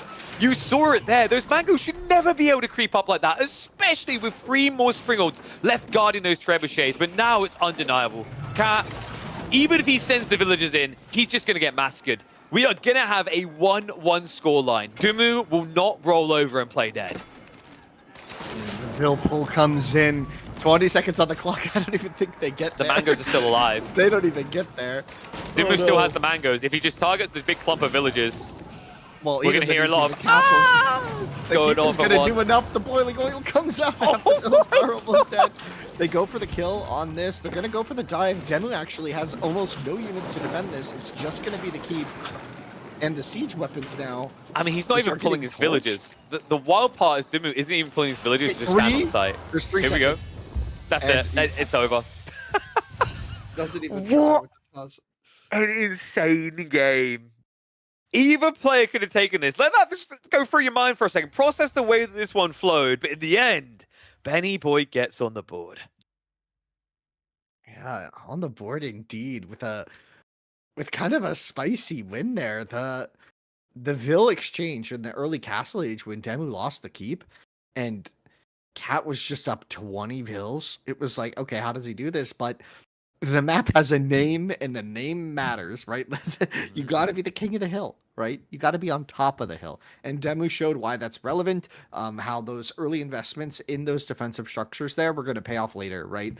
And it showed, and his strategy was sound. I think, to me, part of this just reminds me why Roos was so dominant on this map. It was one of the dominant civs at the time when this map came out, and it kind of looks like it still is. Yeah. I mean, it's crazy the way this game went as well, right? Like, Dimu definitely jumped the gun on his keep timing. I think he'll realize that as well, right? Like, I think this is the weakness of Horse Archers. It gives you momentum, but then if you get pushed back, you get bit down, right? But what it does at least do is keeps the series really intriguing because we're going to try to do it this time, Winston. We're going to try to talk about the wider draft. There were some weird implications going on here. Right. Dimu, interesting that he'd pick Ottomans with this map pool. The other intriguing one to me is Iabids as a pick for moving out. We have seen a lot of China, Juji, Marlins, a little bit of HRE, Order of the Dragon. Even English kind of makes sense to me, but the Camel Masters on a map like this, I'm not really sure what Dumu's thought process was with the draft. I don't know either. They have some weird ways to play water, I guess, is the idea. I haven't really thought it through, Ayubids on moving out. This is not a No. map I've played with Ayubids, so I don't know exactly how their build order would work. I'd have to think about it. I'd have to like get in game and try it to like really give a reason why this is good. It might just be that he picked the Civ and felt it was flexible enough. Maybe the Desert Raider, because when the tree lines get cut thin, right, you'll have a unit to shoot over. But that feels so nitpicky. I mean, you're going to have to go advanced wing anyway, right? Because if you don't go advanced wing, you can't contest the tech timings. You kind of get overwhelmed by the initial ships, which will definitely happen against Civ like the Chinese. The weirder part to me, though, is like, think about it a different way. Dimu had Malians, he had Iabids. I feel like if you switch those two picks around, his draft makes more sense, right? Like, Iabids are fairly decent on coastal cliffs. They have usually got decent spawns. They get their fast castle, and then they flood out. The Delhi matchup can be a little bit dicey if you get bogged down, but usually the way that people figured it out, I think Marine Lord was the one that shot off the first time, was the whole idea is you open with a few units, especially with an extra Desert Raider, you win the initial fight, and then you tech up. But instead, we have this very intriguing draft that leads us into a deeper phase that has me kind of question marking. Because I think after this, we've got to look at Archipelago, which has to be English for Dimu. The question mark is whether that can actually eclipse the HRE or the Dragon. And then Kawasan is going to be what? Like either HRE or Mongols versus Zhone or Ottomans? I would assume Kawasan has Ottomans. Yeah, that's what I'm thinking there. That's where I would put them. But if it's HRE, you lose that. Right? Because like you can't win that anymore due to the Dark Age marching drills, right? I think HRE is ludicrous with that now. Yeah, it's tricky, but I think that's why his draft is weird. The more Such we a talk polite about way, it, but it's almost like Cat baited him. Like he gave him Roos, and then I think Demo just was like, "Oh, I have Roos," and then maybe he slotted Roos into too many of these maps, and it's like you can only play Roos once. I'm just kind of thinking here how this could have happened, but at the same time, I'm not exactly sure. I think English on Archipelago is more than fine, right? That's great. Yes. And I think Ottomans and Kawasan are fine. Even against HRE, I think it's okay. I think it's a playable game, right? It's a bit tricky, Yeah. like you're saying, the Dark Age marching drills, but it's still a big investment from HRE. So maybe you can still play for one of the pawns, right? Yeah, I think the Or English both. issue. You could still kind of play for both with Ottomans, right? Like, so with Ottomans, I think you have to play both because HRE will overwhelm you on one pond, right? exactly. You play for both, knowing you're going to sack one, forcing an investment on that one, right? My worry Intending to win the other, right? is that map traditionally for Ottomans is a spam and spam until you win, right? And I don't think you can do that against a lot of civs that Cat has his hands on, right? Like the HRE will eclipse you because they just have superior gathering. They can keep it up for longer. And by the time you're deep enough in the Dark Age where the eco gets weaker, you don't want to be that deep as the Ottomans anyway. It begins to get a bit weird. So yeah, well, is that the build with like for the Ottomans one? Is that the one where you do barracks and no school or no? I think you'd have to. you'd probably be doing barracks and mill school because it's going to have to go distance there. The one upside is when you get to the imam point and you pull that, right? But the challenge is like I don't think a half decent H3 player will sense that coming and will pivot into like getting a tech up into archers, right? If they feel you've overcommitted.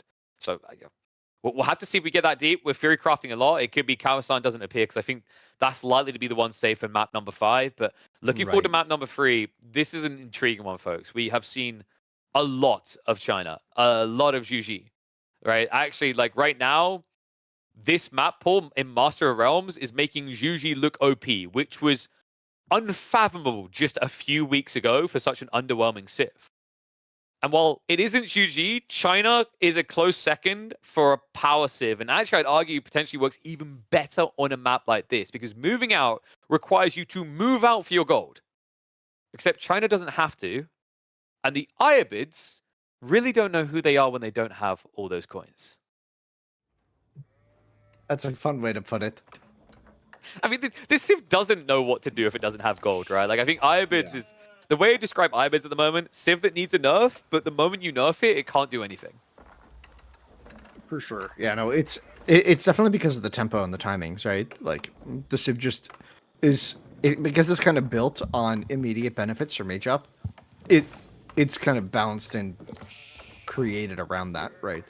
Yeah. Well, it's interesting you bring that up because I was discussing this on my stream the other day, and I was like, it's kind of weird because the balance is meant to be Ayabids get immediate reward, Abbasids get delayed reward, right?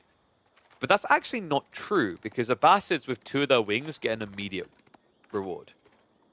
I don't know if it was like that, like cut and dry between the 2 civs. Yeah. But yeah. I don't think it's sure either, like exactly. But I think that was like the general idea with the Ubids. Right, was, each of these wings gives you something pretty immediate, generally. Yeah. So it's not a tech that you have to, like, commit to. It's just, like, a benefit right away, right? I'm just not sure what the immediate value is that Demi is looking for in this game, because I feel like you want Growth Wing, but if you go Growth Wing, like, your tech time is going to be too late, right? So then you lose your fishing, which is why whenever we do see Ibids on water hybrid maps, like, they were actually quite popular on Mongolian Heights, actually. They would always go Advancement Wing first so that they could get their boats out. Yeah, and you're going to kind of have to here, right? Because, like, your gold is going to be so delayed. And like you said, with China, they're going to have enough. Yeah. Likely. Well, taxes are still also going to be a bit delayed. Like You'd be surprised. I've seen many games. Yeah. But you don't have, like, a gold mine to, like, augment with, like, a long haul or 2. Like, because I've tried a lot of builds with China where you don't mine gold in the Dark Age, and it's, like, it adds a lot. It makes it a lot more comfortable if you could just send, like, 3 vills there. But I guess because this is a water map, that really changes it. Yeah. Because you just inflate a crazy amount of food and wood. And then, you'd think you'd be weak because... docks make a ton of tax. Usually you can't reach the dock on a lot of water maps, but here the dock is so close. And then on top of that, you'd think at the start of your age, you'd be like, yeah, but you still need a lot more gold, right? Well, it's like, okay, regardless of the detail of Imperial Academy being insane, you can just build a marketplace anyway and sell wood or food, right? So, like, that's usually how people pad themselves. The interesting thing, I've been seeing a few Chinese players trying to go for the Barbican first. I'm not convinced. It's kind of a cheesy play that doesn't do as much as you'd think with these spawns. Imperial Academy just feels a lot better because it gives you the demo pump advantage and spring pump advantage very early. We have the transport ship out now. Can we actually click on the other dock from Cat and let's just look at the tax because it gets to double dip, right? It gets that's cool. Taxes when the boat is made and it gets taxes when there's drop offs because it's both. Yeah, but it's getting more than that. Have you seen what? He put a sheep there, so it's acting like a mill in this case. Of course, you can't supervise the dock because when you could, it was completely busted. Take my word for it. I believe. Yeah, that was too strong. It made. If you think China's good on water now, that's the interesting. If you had seen that, because I feel like Delhi might end up being good on water because of that as well, right? Because manuscript trade is kind of like supervision juiced up to free. So I wonder if we'll actually see maybe Delhi make a resurgence in the future with a few tweaks. Maybe. Yeah, maybe. We'll see what those would be. Yeah, the House of Wisdom coming down. There is a risk here, and I know this is going to sound weird. I haven't seen how too many of these games play out. But both of your landmarks are here. Intuitively, I kind of think China has an advantage innately because you could always build the Barbican on the outside, Yeah. right? And in Feudal Age, immediately be diversified from like crazy all-ins somehow killing you, right? And because you could have a We've ton of had that, eco yeah. outside. Exactly. I'm assuming I've played maps like this before, especially against players who are really good at this kind of style. And it's like it's one of those things where you need to be. You kind of need to keep all the win conditions in mind in a game like this for sure, right? Like where are the sacred sites? You got to make sure you know where those are because if you get surprised and suddenly you're not really in a position to push, could be a problem. Although I feel like the landmarks are going to be the more immediate threat, as well as what naval. Like it's going to be a lot of water here, right? Yeah, the crazy both. thing is like when you watch China and Juji on this map in the mid late game, they just like, oh, I'm in danger. They build a landmark on the other side of the map, right? Like, that's Exactly. the way this plays out. It's so silly sometimes. And oh, hello. So we've got some more transpo ship shenanigans. We're He's going for a around. deep So this dot. is for a dock. Yeah, a dock for the arrow slit. Although not on stone yet. It's for the second wave. Okay, so he's trying to actually play 3 ponds versus 1, right? Because you remember you've got this ship, the fish rubber split into 4 different groups here. So this is like a very crafty detail, right? Ibids do pay half the price for their docks, so they're able to flex more of these buildings faster than other civs. Yeah, and it's how Bassids generally play well as well. And this is also going to give them forward positions with repairs, right? You want these locations to be your repair zones, and it just makes the game a lot more comfortable for you because this becomes a defensive area. And the demo is up, and there's only one war galley out already for Cat. Yeah. Can you see where that's Unfortunately for going? Dimu, that archer ship queue up has been done against the wrong civ. If it was actually a standard civ, he might have got that archer ship out quick enough to kill the villager. Instead, Cat, first ship is going to head south side. Dimu. I think he's got the Springle coming out down here. Okay, that was underwhelming. I was like, oh. Do I look fishing like boat. a springled to you? A springled fishing boat? I mean, you could load a Probably Springle on get the that, fish. but Did you? probably. I think it would sink. I think it would just flip. Yeah, I think it would just flip over, not too much. And the war galley's in being super annoying and actually going to get a Vil pick. Oh, a little dodge. Yeah, that was really smart by Cat to try and go for that boat, by the way. It's not just that it's closer. It's actually much Alone. easier to get eco kills on solo boats because when they're grouped All the together, arrows hit.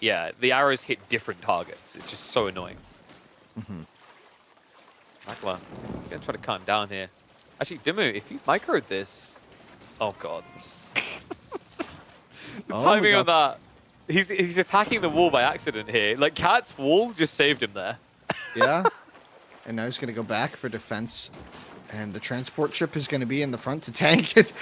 He maybe thinks this is a Hulk initially. It is not a Bagla, though. That is a transport ship disguised as a Bagla.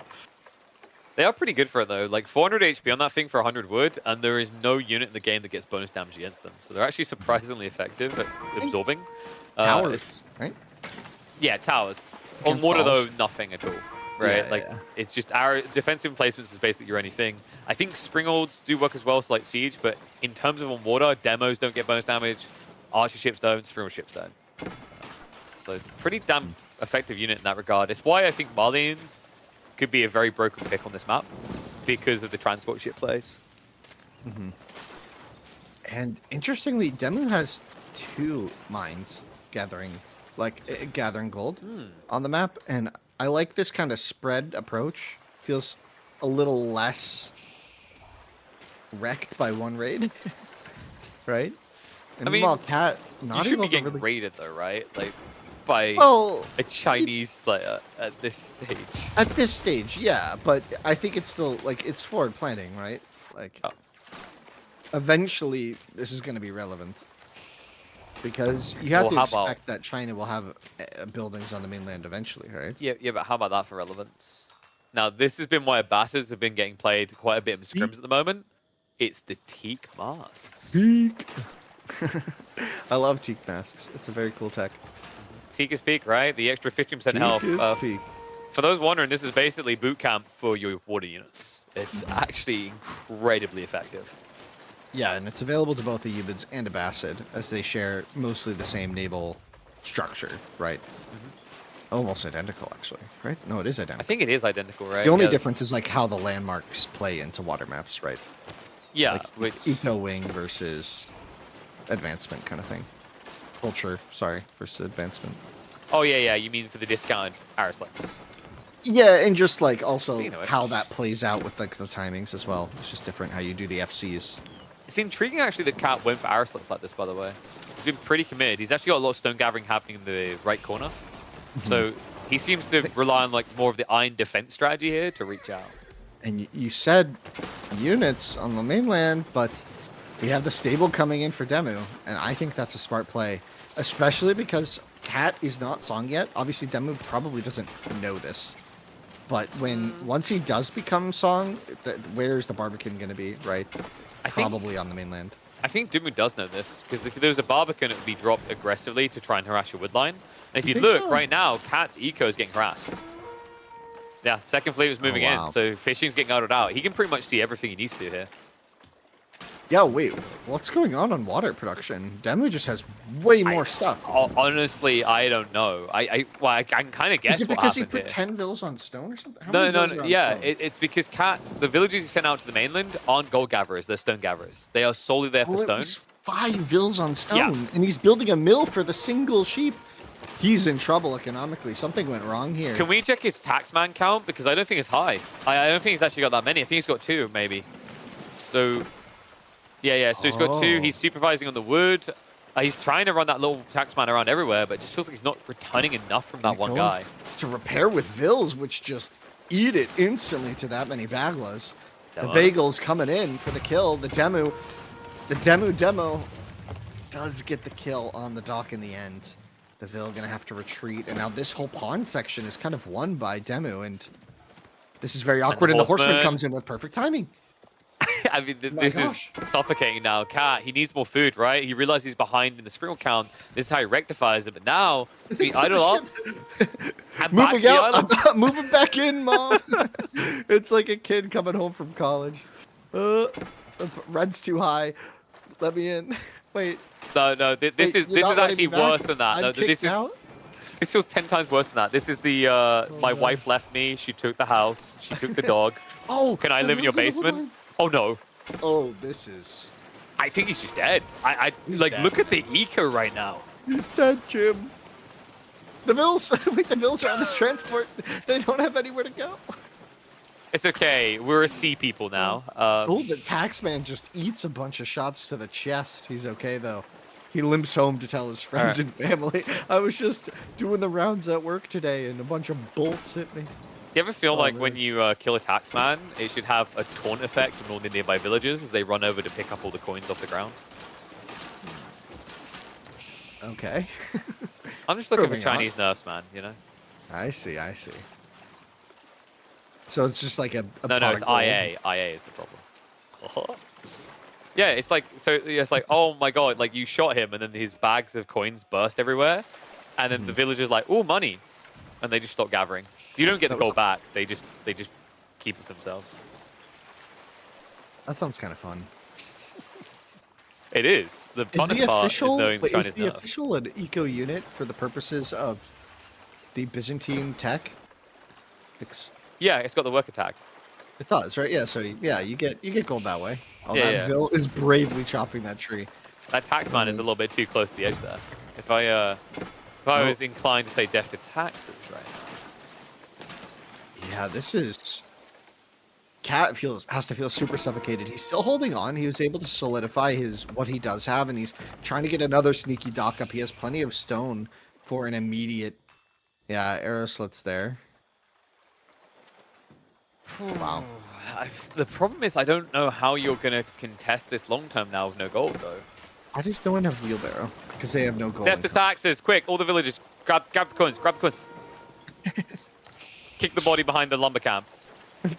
Body behind the lumber camp. Jeez, that is a violent and grotesque way of explaining your mind to the world. do You you probably like- should keep. Wait, That's one of do those you thoughts. like taxes? That's one of those thoughts that should stay inside. So you're saying I should move those thoughts out of my mind? No, keep them in. Keep them in. Like Cat's Vills in this game, keep them in. Like, keep them on the central island of my brain. Kind of like Cat right now. Yeah, I can see that. Cat basically has one pump at this. If this fails, it's over. That is Demos. a big navy from Demu, though. It is very stacked though, and those demos are Look, being ignored. No, not Psych. really. That is 16 bagels. I had a bagel this morning. How many of these bagels do you think you could eat? Maybe one. One. So Cat's a big boy compared to you because he's trying to eat 17 bagels. That's a lot of bagels. That's like a lot of bagels to try and consume. I don't As think we you're. start talking about food, it's because the water is mostly won here. We got to see this last engagement, but Cat has been trying to like keep the distance and keep the poke going so he doesn't do a full commit. For some reason, Demo is also keeping that stance. I feel like he could just full send at this stage. Can we easily just win the double water. check someone in case we didn't glance it? Because I'm always careful with this. It took the House of Wisdom just in case there's an advancement ring on the way, because I wouldn't be surprised. Okay, well, we're good. You always have to check with this Civ. You know how it is. An advancement. Because ring. it's really hard for the UI to render a bar across the top. Because, like, you know, there's loads of trees on this map, Winston. We didn't want to overwhelm people's species. Makes sense. Demo? Ooh. The demo connects It- on the bagels on the north, but I mean, now no, the it wards barely on touched cold. one. Yeah, it tickled him. Like, And now what you have to realize is this isn't the just... taxman. Death to taxes, torn again. Wait, He just he's sunken treasure He's out now. of here. Was that a shinobi? That was a shinobi in disguise. Would that be fun if sometimes you had a 1 in 20 chance for the shinobi to turn into an official? Or a sheep. I take that. I think that's. I actually want Shinobi to dress as sheep. That'd be cute Yeah. as hell. I just realized this is not actually 21 bagels. This is 21 bagels with butter. Right? Because the teak mass. So like it's even more that Cat has to try and eat into. You just remind me of the band 21 Pilots. 21 Bagels, though, is a little different. Oh man, Cat is... He's got 5 gold in a tree. I didn't realize, but he's surviving on only tax income. Yeah, and if you check the trade post, he doesn't have that as an option either, right? Because he's kind of exploited it a bit too much. So if you look at the marketplace in Cat's base, he ain't getting good rates on resources anymore. He's just bought too much. The funny thing is actually Dumu could be rigging him in this situation because, like, remember, the trade rates are shared between players. Like, if you know someone's gold starving, you can make it worse. Yeah, you could also sell, right? Although... Stock markets in the medieval age, right? Donk markets. All right, let's see. Cat gonna try and hold this dock, but Demu playing really safe here. He's up to 170 population. Well, 169. Nice. It's He Cat got just- wheelbarrow too, so his economy's way better at this stage. Yeah, I think he's going to trigger advancement in a sec. Like, is Cat just maybe actually a cat in real life, and he's just done that classic thing where the cat gets comfortable and refuses to move? Because I feel like we should be moving on to game number 4 here. This is... I'm not really sure what Cat's way out is. Even if he out micros, it kind of feels like Dumu has... Like, even if Dumu just right-clicks past him, right? The That's what I auto mean. attacks the springboards. Demu has triple the navy. like Yeah. can't he just go? He also has teak mat. Like he has a better navy and a bigger navy. The only thing that would stop him is if he is maybe just scared of demos and doesn't want to, because That's he the is thing. mostly bagels. So it's like if he, I keep saying bagels. He's mostly bagless. So if he commits like that, and here we see growth coming in, which is really nice for him. He's also got way more vills on the northern gold now, and he's just sort of patrolling the right side, and I guess he just knows that there's no threat from Cat on the land. And how is Cat still playing this? I can't imagine this is doing anything for his mental at this stage, right? Like, He's because just trying to either hold out. yeah, like maybe he's just waiting for Dumu to get tired, because the alternative is he genuinely believes he's still in this game, which that's bad because like, if your read on a game is so bad that you think you're still in it at this stage, when the game ends and you realize how far behind you are, you're going to start questioning everything you believe, right, for the rest of the series. So like, I hope this is actually a Dumu is a sleepy boy strat because his kid's going to wake him up at 5 in the morning. Because the alternative just means that this is going to be a one-sided series the rest of the way. Yeah.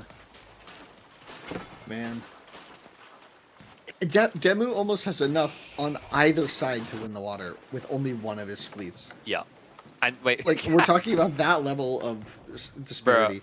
Where are we Bro, going? these Vills are eating some shots if they go Is he back, though. just so maybe his logic is he's just going to try to outpost rush land because China OP with build You speed? could ram rush.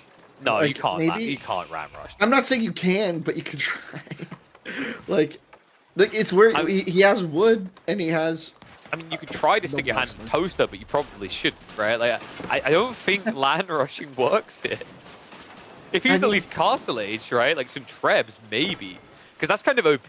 Like, other civs can leave. You said this, like, you can build landmarks in the mainlands, right? The Ibis and the Bastards can't. Yeah. That's what I mean. Like, if you get to that point and he's here's the doing it. outpost, But he's Castle Age. I don't know what this is meant to do. so a bunch of free Vills spawn and they're immediately gonna start getting shot. They're welcome into this world as an outpost rush.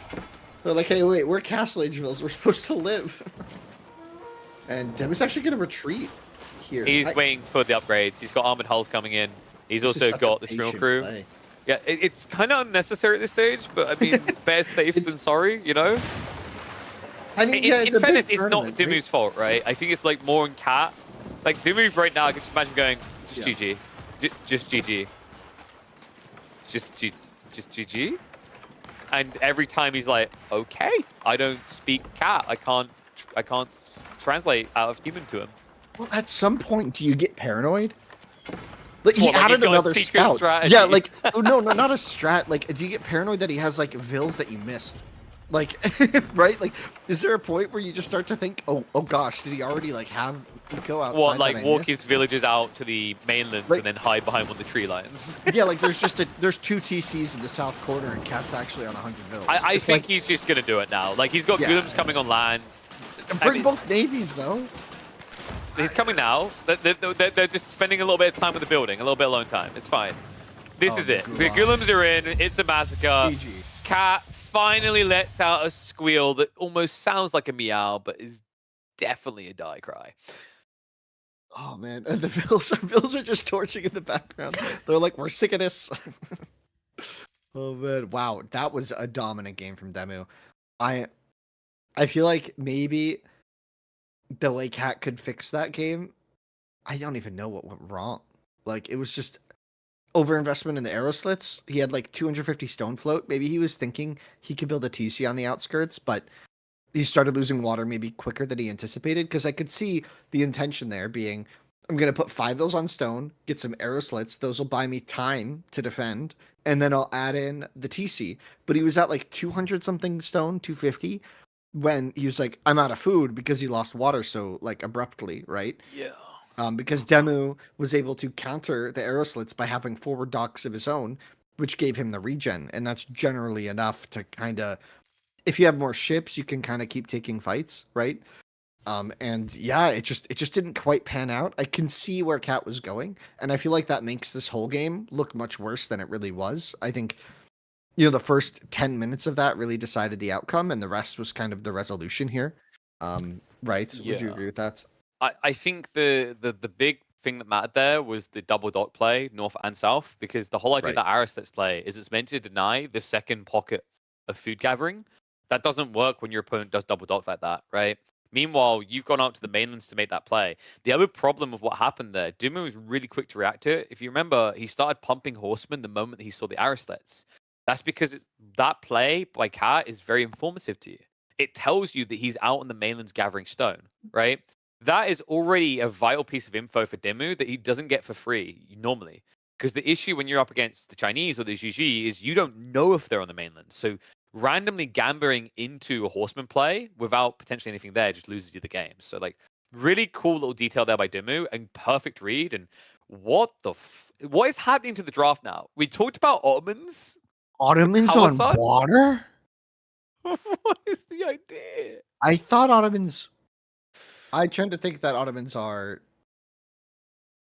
I'm one so of the confused worst by pure this water pick. civs. Yeah, they don't have a grand old time, but I do know that Dumu likes his grand old galleys, right? I think actually he's like one of the few players I still see trying to make them work. Funnily enough, not quite often because they're a military school, just because he likes shooting things. So I don't know if that's the thought process here. But I mean, the good news at least is like HRE's been removed for his opponent. So like what, Kawasan's going to be probably English versus Mongols? Or English versus Jean. OTD? Demu's not scared of Jean playing Jean, but it's probably English on Kawasan, right? English feels a lot stronger, a lot safer. This is a Yeah. very confusing pick, though. I am very curious to see what the exact idea here is, because it's not. I haven't seen anyone practicing Archipelago Ottomans at all. So in my testing, like Ottomans are the worst pure water civ, I think. Maybe second to bottom, right? So I think it's hard to play them on pure water maps. They have some advantages. I mean, they have a cheaper dock, right? Yeah. Yay. I guess right? maybe The fishing boats move a little faster, right? That's good. That's wait, do about they it. move faster? Yeah, trade lanes, I'm pretty sure. You're not Doesn't getting that- doesn't confused with the Malian tech, right? The one that buffs movement speed. Not the docks. tech, no. Okay. I'm like fairly certain. I need to double check. I have no one cast so plays many- Ottomans on pure water. No Yeah, one that's why. thinks Like, about this. that's why I'm just like not outright saying you're right or wrong, because my brain's like, I've cast so many games of Age of Empires 4, and I've never noticed Ottoman fishing boats moving faster. And then my brain's gone, but you've never noticed Ottoman fishing boats. Yeah, you never pay attention because like even on hybrid maps, they're not the best. We were Yeah. talking about Ottomans as if it was a weird pick for Kawasan. Let alone an Yeah. Archipelago is like way more. But than like that, at right? least here he can get a Grand Galley, right? Like, I mean, you don't want to build a Grand Galley in Kawasan, right? That's the only thing I can think for him. Like, you could theoretically. Okay, so here's a cool idea, but it's very expensive, so I don't think it works. But I'm going to throw it out there anyway. You build military schools, you passively produce Sipahi, and then you transport ship over 5 of them. Right, So but- that would work with shipping routes. They're it's Okay. the Ottoman innate trait. Shipping routes is movement speed of trade ships, fishing boats, and transport ships is increased. Boom, there we go. So we And it's just like need a pretty high number. I thought it was like 40%. It's like Hmm. not trivial, or is it 20? I forget the exact number. 40% between move speed 20 is and way 40. too much. Yeah, It's like but like that's what it's that big because Ottomans have really nothing else to play water with other than a slightly cheaper dock, which okay. like Abbasid's getting more than that, and then way more other benefits, right? So it's So for this play to work, we just need Dimu to somehow find 400 extra resources in his build while scaling Yeah. against a 40% better economy. Build a transport ship play for an extra 100 wood. Go onto the land and then make sure that he doesn't get counted out by a handful of spears. Simple, absolutely simple for Benny dare Boy. I say proxy military school. There we go. So transport ship play, racks on the enemy island. We'll go from there. It's going to be something weird either way because we're hopping into game number 4. Dimu. That was already the messing up. Wait, what? He's messing up because you need the space near the dock to be clear for the blacksmith. Oh. Because the blacksmith influence is like you're like that's how you get production speed on the water, right? Otherwise you don't get That's Yeah, fine. no, This never is mind. this It's is his okay. fishing boat. he's It's cooking. fine, it's He's fine. cooking. He's cooking. All right. Wait, on the, the other fishing boat side, dock. As though, opposed to okay, where's he gonna put his military docks? To the south? Way to the south, maybe? you know what? That's future Ben's problem.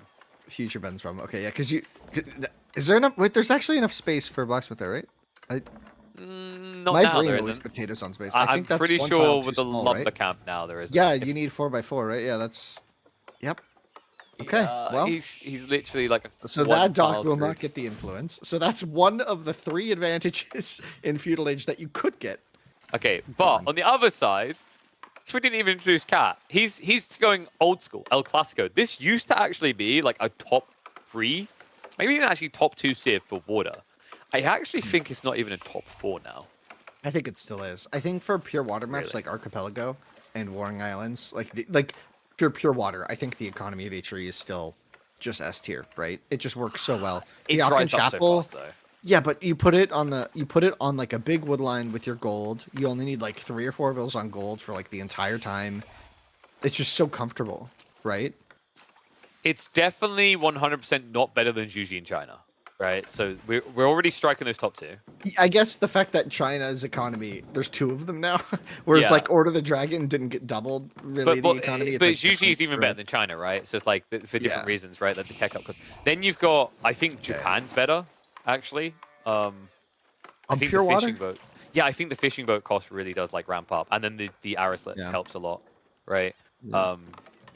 Who else we got? Order of the Dragon. I kind of feel like Order of the Dragon, because the problem with HRE is when you do HRE on a map like this, you're on the clock, right? You have to win really quick because once that Archon's influence disappears, you're not a Civ anymore, right?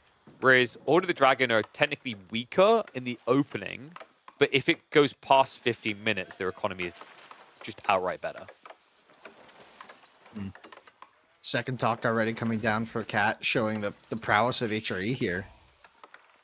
Man, I'm really surprised this isn't English from Demu. I'm honestly shocked. I'm honestly shocked. Like, With I know the we're already in this game, but like, Yeah. we're in some water map for a while, so we have some time to talk about this choice. Well, especially with the new play, right? The Abbey of Kings build is really strong now. It was already good on water maps because you can use that healing for your boats, but it's even better now because the king comes out for free. So You can the just play transport him over. Yeah. exactly. You transport ship over, and even if your opponent reacts, bare minimum he has to build 2 spears, right? So he's already spent more than even if you bought the king. Yeah. Man, this is a spicy game already. I want to be proven wrong. So if we check the movement speed on the boats, like, do they have it by default, or is it a tech? You were saying for the Ottomans. It's default. Okay, Look at it's that, 1.65. Yeah, okay. Look at that. And then look at the other Civ. It's 1.5, right? Yeah. Yeah. So yeah, that's not okay. It's That's not not too 40%. bad. It's Definitely not 40. The number. Yeah, I forgot the the moment number. you said 40%, I was like, I no, was like, that's- I think I wanted to make it that, and then people talked me down. they were like, talked me off the cliff edge. I was like, Ottomans are so bad on pure you're there water. with the button to release the patch. You're like, I'll do it. I'll press I'll it. Like, do it. Winston, calm down. I We're know. all here for you. I was thinking it. I was like, what? How high can we put this number? It's because it's like trade ships, fishing boats, and transport. So it's like it's not like Yeah. gonna break the game if they're. I mean, like, really I think it fast, would right? for trade. I think it would for trade. Yeah, but like, You wouldn't be able to catch you're them. still Ottomans. Like, you're still Ottomans on pure water. I mean, we'll see. Well, wait, Maybe- 'cause you- maybe wait, we're about to eat stuff. Maybe now, hold on a Denmark's been sec. cooking. Now that I'm thinking about it, if you ever do get to Imperial Age of the Ottomans, with the Seagate Castle, you can buff the movement speed of traders, right? On sea. I think it works for sea traders. It'd be funny. It'd be very ironic if it didn't. If Seagate Castle didn't work on sea trade, that would be. So there you go. Infinite movement Peak speed. No one's going to comedy. catch it. Well, we're step 1 on the trade route, by the way, because it is actually Sultani Trade Network coming in. But that's to be expected, right? You do not need Madrasa here at all. The gold is quite nice. It's a nice little trickle. I think it works out at... Is it 72 now? I think it's 24 per, right? Yeah, yeah. So, or it might be lower, but I'm pretty sure it's 24 per. So I it's think it used to be 72 start, 28. And and then you can garrison a bunch more. So it kind of acts as like a mini second TC for gold. It's a bit more expensive, obviously, but you're not building. You're not building the TC, right? So it's just like kind of a free way to do more scaling, right? Yeah, and I think I'm starting to see the implications down the line. Because over time, you're going to be generating these Vizier points. There aren't that many Vizier points that feel useful on a water map, right? So trade bags becomes a little bit more viable if you get deep in the game. Yeah, trade bags applies to the ones that are garrisoned. Yeah. Yes. I mean, the big negative of this is that no matter how good your map control is, you can never pop them out of this. Yeah. Whereas, like, if you win map control, the point is 24 gold per minute is not what a trader could be making, right? Okay, hold So on. it's I'm like- just going to highlight you can actually pull them out, Winston. It's a bit micro trade the what? The trade posts on the east side. So you transport does ship that- them over, you drop them, Oh, they'll with deposit. the big change, you can do that? Yeah. Because I remember I was casting an Anatan Puppy Paw show match, and Anatan done this brilliant thing with one Mongol trader. He done diagonal trade, but he walked it to the eastern corner and then down, right? And he still got the gold. So, like, same logic applies here, right? Like, theoretically, I don't know if that's the Gigabrain play here. It would I be have no incredible, idea. though. Because, like, traders move at just a little over 1 tile range, right? 1 tile a second, right? And transport ships would be, especially with that extra move speed, like 1.65, 1.7. You can see the move speed here. Look at that. He's zipping away from the danger because he needs to keep him alive because he's down like 10 fishing boats. And to think, you were going to give them even more movement speed. Yeah, that would really break it. I mean, he is down 10 eco right now. Like that's Yes. That's that is HRE alarming. in full bloom. Yeah, I mean, but that's like alarming for Demi's position, right? He's got a military advantage right now because he has one more Hulk. Would it be busted if military schools could actually be placed as docks instead? That's kind of the idea with the Grand Galley, right? Yeah, but like you have to get castle age for that, right? That type of design fort is like back in the days when we thought it was a good idea to make everyone else wait for Hulks until castle age. Wait, Like, what's this going won't on with ruin Demu's balance. milk count? Why is it? Why is it weird? Wait, no, wait, what? This is the Delhi bug. His fishing boats are counting as military pop. Oh wait, was it? Did he send Anatolian Hills? No. Is it the sheep? No. It's legit the fishing boats. The fishing boats. I was about to say, being it counted looks as like he military. has way more ships, right? Like it looked like he had more fishing boats. But that's a Delhi bug. Like that's the bug that Delhi used to have because their boats attack. But the Ottoman ones don't. He's got 43. How many does Demu have? He's got 31. 14 boats with 34 eco. So he's actually ahead. Yeah, he's actually way ahead. Okay, that was tricking me. I was like, wow, he is down 10 fishing boats. This is an alarming you're about to situation. be like, wow, what a noob! I can't believe this guy's Well, I playing. was kind Pro of saying again. it. I was kind of saying that, right? I was like, he is down 10 fishing boats. This is an alarming like deficit, but it kind of makes sense now. That took me a minute. I'll be honest. That took me a hot minute to figure out. Everyone who's getting ready to judge Dimu's APM, like, time to retire, can't even build workers. No, he's actually ahead. He's very much ahead when it comes to eco. I think he's 2 or 3 units still ahead in the He's worker just booming count. harder. He's down wheelbarrow. He also had the 3 free traders, which are contributing to that. Yep. Right? And that has a beautiful knock-on effect down the line. That trader effect, it's all about the demo pump that comes in at like 15 minutes. Because if you think about the extra gold you've escalated at that stage, that's 3, 4, 5 demos extra that you have, right? And you're definitely going to need it against the HRE.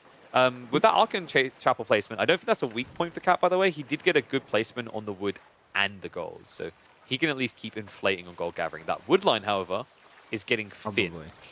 So there's limited lifespan for Cat. This is my criticism of the HRE now on water maps. You have to end the game. Like, you're actually on the clock. You say that, but like out of nowhere, Cat just has more ships now on the sea. Like I thought Demu had a big lead, but maybe Demu started But they're slacking a fishing bit. boats. No, but they're fishing boats. No. I'm looking at the counter on the Hulks, right? Oh yeah, I know. Like originally when you look at the center, like what I really need to emphasize this. Yeah. Capture rate is kind of dumb.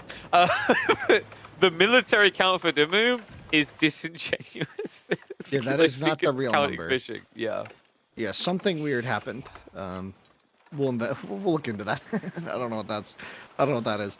Can we see? Did Demu build a blacksmith yet on the coast? I feel like nobody knows that the influence applies. Doubt to he dock. bothered. It's just not really worth it, right? But Like, it is. It is. I don't think it is. He hasn't got the extra economy for extra boats. Yeah, but it's nice.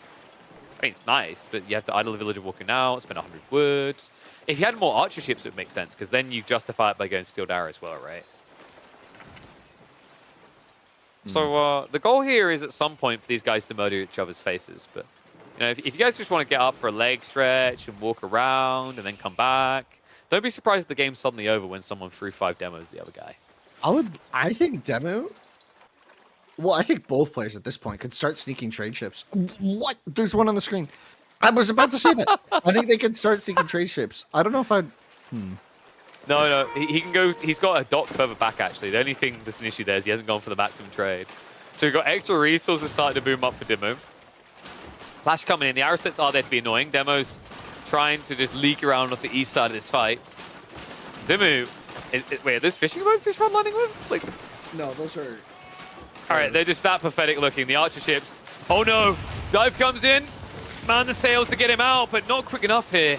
Heavy hit to 3 of those sprinkles on the backside. Cat does have the numerical lead, but due to it being a defender's advantage, he's going to have to back up. Yeah, those are big demo hits for Cat, but he is dealing with the repairs and the arrow slits on that dock. He has plenty of hooks to go for this dock kill if he wins the water. Demo has to be careful. He backs up, trades demo for demo in the center there. The galleys on the south side going to snipe out the demos from demo, which is really hard to say fast. The demos from demo not really going to be enough. The Hulk's pushing forward. Hulk count even. Nice little But explosion. Cat Gets just one. pushing Gets through. another.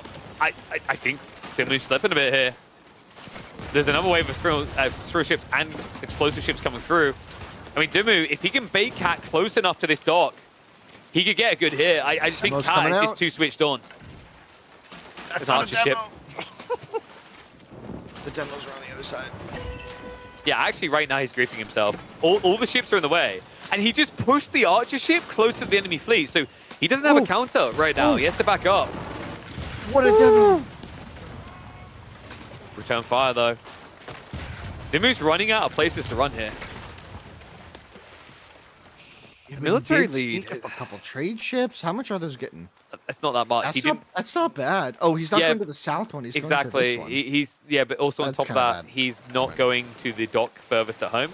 Like if you check the eastern shore, he actually has another dock further back. So like it's not even optimal. He's trying to set that up. Yeah, he's trying to set it up. It's a lot. It's a lot. You're doing. Can we check his vision by the way to see? Better. We need to see if he actually has. No, he never scouted the southern trade post. That's pretty typical on this map. But yeah. I mean, you don't know for sure though, right? Like the way that it spawns is a little bit funky because you don't know exactly where the islands are. It's why the start of Archipelago is always intriguing because you have to kind of pull a fishing boat to know exactly where your opponent is. But no player wants to pull a fishing boat because then you have less economy than your opponent, right? When we were testing this, we found it a really valid way to play it. We found was you sneak a transport and you just pop your scout in the transport. It gets a lot of vision to the transport, and then your scout can like quickly check each island, and it just gives you a lot of insight. And the transport changed pretty quickly compared to the fishing boat now. So well, the problem with that play is right now a lot of players are actually deleting their scouts. Demo, big one. But trade's coming on the north. Yeah. Demu, this is getting a bit He's shaky, got enough. but He's got enough. I mean, the Archer ship count is high for Cat, but that's not going to give you push power here. The Screams will win out. Demo around the back. Sneak it through. The demo sneak it through. Okay, gets taken down. The demo on the back. I think Cat has to reset. His hooks are so low. He's no, it's worse than that. He's dead. Check his economy at home. Look at what he's doing. He's no longer Arkin buff. He's not a real H3 boy anymore. I don't know if he's dead though. You can just put. Wow! You trade online. He's got 5 prelates for this. He's ready. So what you're telling me is he's got 5, he's got 5 less woodworkers. Why do you complain about my Aachen when I have a Hawken right here? This is the Aachen at home. No. I mean, it's actually just missing the Chen part of the word. It's simply you going in doubt. It's pretty bad. I'm a bit worried. Yeah, because Cat's teeth are about to get knocked out. This is pretty hard to keep up with. He's gonna catch the trade. Yeah, but it's like free traders, right? Yeah, but they're still caught. Yeah, but if you do that, Dimu just goes into your economy now, right? Maybe. Ships are slow. If he's not... Oh, wait. He's a demo. Okay, he's not going to use his demos on it. So this is where Dimu... He's going to move the fleet. Look at the map right now. He's heading in. Like, this is the mistake of Cat. It takes him longer to reach the real economy than it takes Dimu.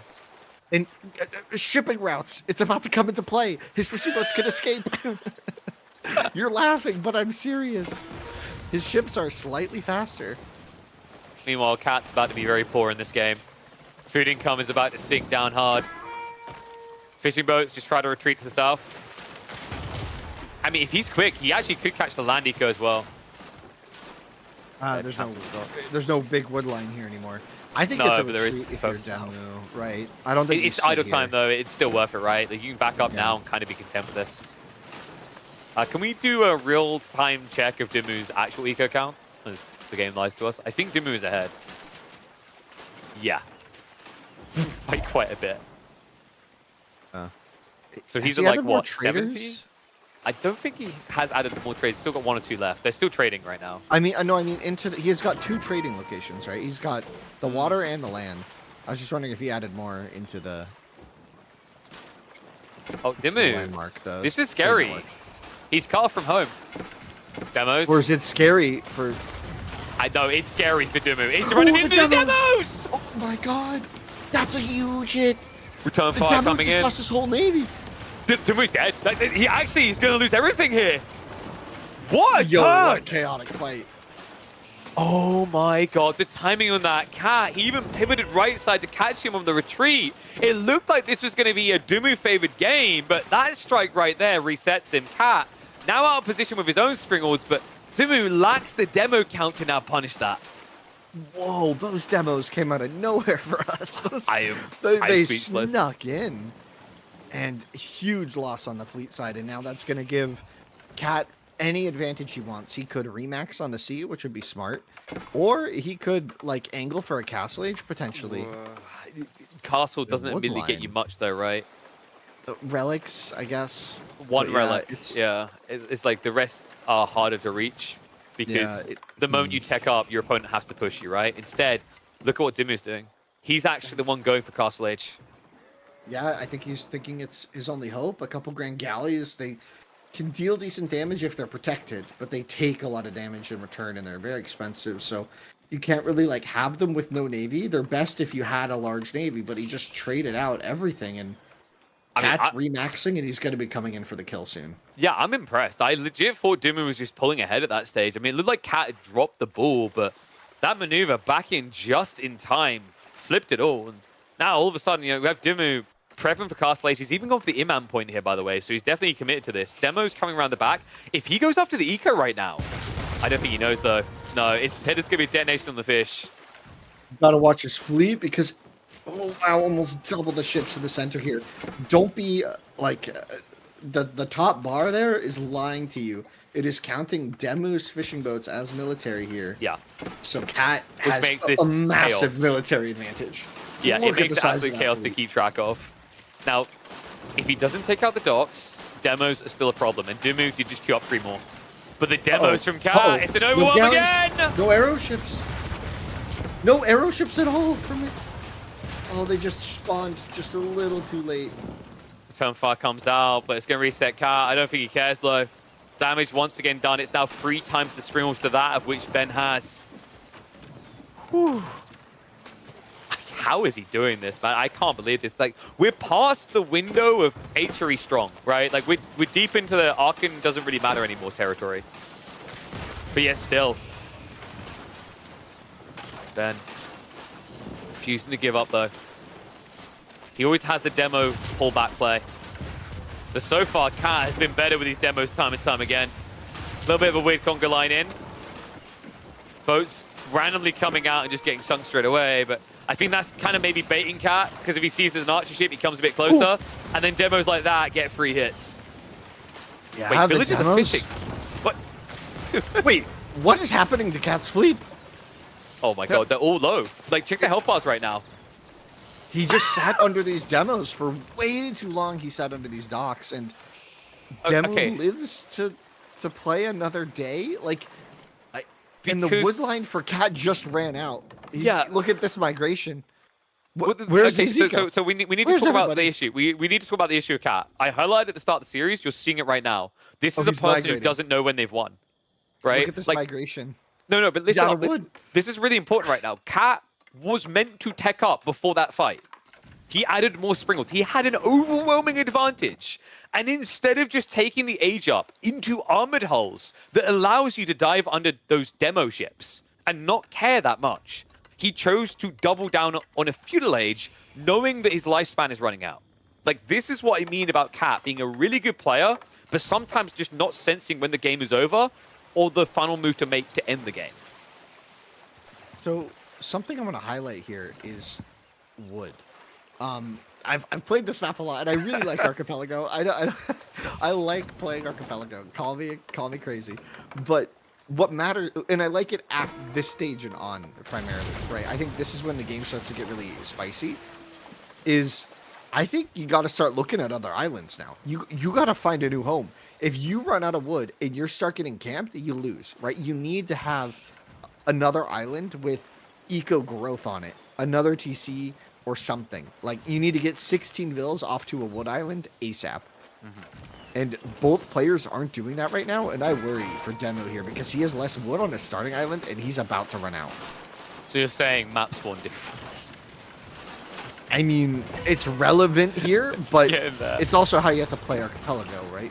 The demos are Demos. going to cancel on the left. Oh, he gets one big one in there, though. Return Oh, but fire the coming in. retaliation. Jamu kind of just standing his ground for the most here. Archer ship will clear up the second. And the lead just repair. doesn't... really exist anymore, though. Like, there's a lot of Archer ships, but the Springald count. This is just a wave of demos. Oh my gosh, 5 demos. They're coming in. Cat's on the retreat. The counter demos are there, but Good micro is it going to back, be enough? return And we 5. have almost a full reset on the water. I mean, you They're say back that. down to numbers from 8 minutes. So Cat has got 13 scrims, right? He's actually double digits. This is what I mean. Like, these are the type of moments where you go, okay, just poke the economy and tech up, right? Like, this is the moment. But instead, I already know what he's going to do committed. because he's He's done it for the committed. last 23 minutes. Yeah. Committed. Has Demu had the traders going this whole time, by the way, or did they all die? I think all but maybe 2 died. I mean, it's wood. You're really believing in that Can guy we a look bit at the too much. trees? Can we look at the trees for Demu? He's got that little Does he have enough tree wood for a line transport? on the left. Did he train right? a transport? That's not a wood line. What do you mean? that is like 4 boats. That's like the guy who says, I still have hair and it's a comb over, right? It's like, that's not a hairline. Oh, God. You're bald. I just like how for clarity, you just, yeah, you're that guy after the joke's like, ha ha, ha ha, ha, bald man. Well, I don't know. That was the joke, right? That was what your bit was. I'm just highlighting that it's funny. I don't know. Archer ship count is down for Cat. He had like 7 before, but the idle time, look, Dimu, these demos aren't moving. If they were, that fleet could have gone cooked. Look at that. That fleet is cooked. Look at. Can we look at the HPs of Cat's fleet right now? He'd rob Because you. that is some low. Everybody is hurt there. Which means I actually think Demo has more HP here. Demo. He's pushing in the demos, sneaking through. That's a lot of demos. He That likes is a lot formations, of though. demos. He doesn't even care. There's not enough Archer ships here. Goes in. This could hit the fishing as well. Deeper and deeper we go. He needs more. He needs a lot more. There it is. Yikes. That's a Zork scoop. Is it enough, though? Oh my gosh. I don't think it's enough. It looked my like he was going to catch the fishing, but I think Cat pulled a few fishing boats back right at the very end there to minimize the hit. And Dimu, oh needs my to build a God. transport, and they both need a transport and to go to other islands. They have to. They just have to focus on this. Do You just we have trained to- one? Yeah, but like, should we be? I feel like we should. I want to praise Dimu for the fact that with the still in the Atrium game? economy, yeah, like the Atrium economy's been buffing. Like, here's the thought for you, right? You highlight he's running out of wood. Cat is going to run out of wood before him, and he had more wood to begin with. Yet somehow Dimu isn't dead in this game. Well, if you look at the destroyed value, you can kind of get a glimpse of how that might be the case. Yeah. Not exactly sure how that lines up because it looked like Cat had more wood on his map. But I guess Demu has savings on the dock and stuff. Like, True. maybe that. He didn't build the blacksmith on the coast. That's just like. He built the imams. Yeah, the imams imams have just been chilling there. They were waiting for Castle a while ago. It's finally coming. chilling. Oh my gosh, MIA coming in with a blacksmith next to it because you need that siege. I guess Springolds could help. You could transport them to the middle island. Yeah. If The one of these issue's players getting ever builds a transport. Springolds because Cat is coming in for a big blow. 13 Yeah. demos. I think Demu has to hope that the fight doesn't go so bad that he's just dead. He's going to And- lose the docks. I'm certain of this. It has to happen. Like, there's way too many demos here, surely. Yeah, but how many times have we seen a fight right in this concave that Demu is just won? Have to see. The upgrades Demo's should be coming out. coming in potentially. Detonation good. The demos are just waiting in the pack. Oh my gosh, Cat has a huge fleet of demos. They're coming forward. Yeah, but wait. They're just A-clicking into one target here. Archer ship's clearing up a lot of them, but a few are There's going to leak enough. through. There's enough. That's it. Oh They're my gone. gosh. Everything is gone. Everything dies. Wow. That was destruction. Dimu is not waving the white flag. He believes in the Ottomans. A Grand Galley in queue. Oh, for It's God's his sake. solution. He said, you know what? These demos weren't killing me quick enough. I'm going to make a unit that dies even harder to demos. And it's the Grand Galley. Instead of Springolds. Like, More okay, siege, though. Wait, but he's built the siege workshops on the coastline. is gonna That's instantly die, yeah, that's a big no-no. I mean, if he gets a couple of Springolds out, he actually can defend the coast. The Grand Castle Galley gonna Age pop out and is- instantly die. He has to Yeah. cancel this. This is such an expensive boat. You can't just train this. No. All right, well, Grand Not the Galley's about to baby. Optimus Prime the whole world. Here we go. No. No. He had so much to live Wait, for. wait. Will Cat save him? Will Cat? No, no. It's. Ta-da! Behold, the grandest of Wait. fleets. He's not looking. Somehow not looking doesn't matter. Demo is really reluctant to tap here, but he didn't capture another island, so how many Springolds can he realistically afford before he's out of wood? I think he's like got maybe 1,000 more wood left on that island. Maybe. Maybe. Oh, yeah. Yeah. Okay, yeah. he He's does. got stragglers. And then we start gathering the stone to sell. Yeah, but with Desperate no times. docks. See, this is what I mean. If he had snuck, 16 vills to another island, this would have felt really different. I'm just saying.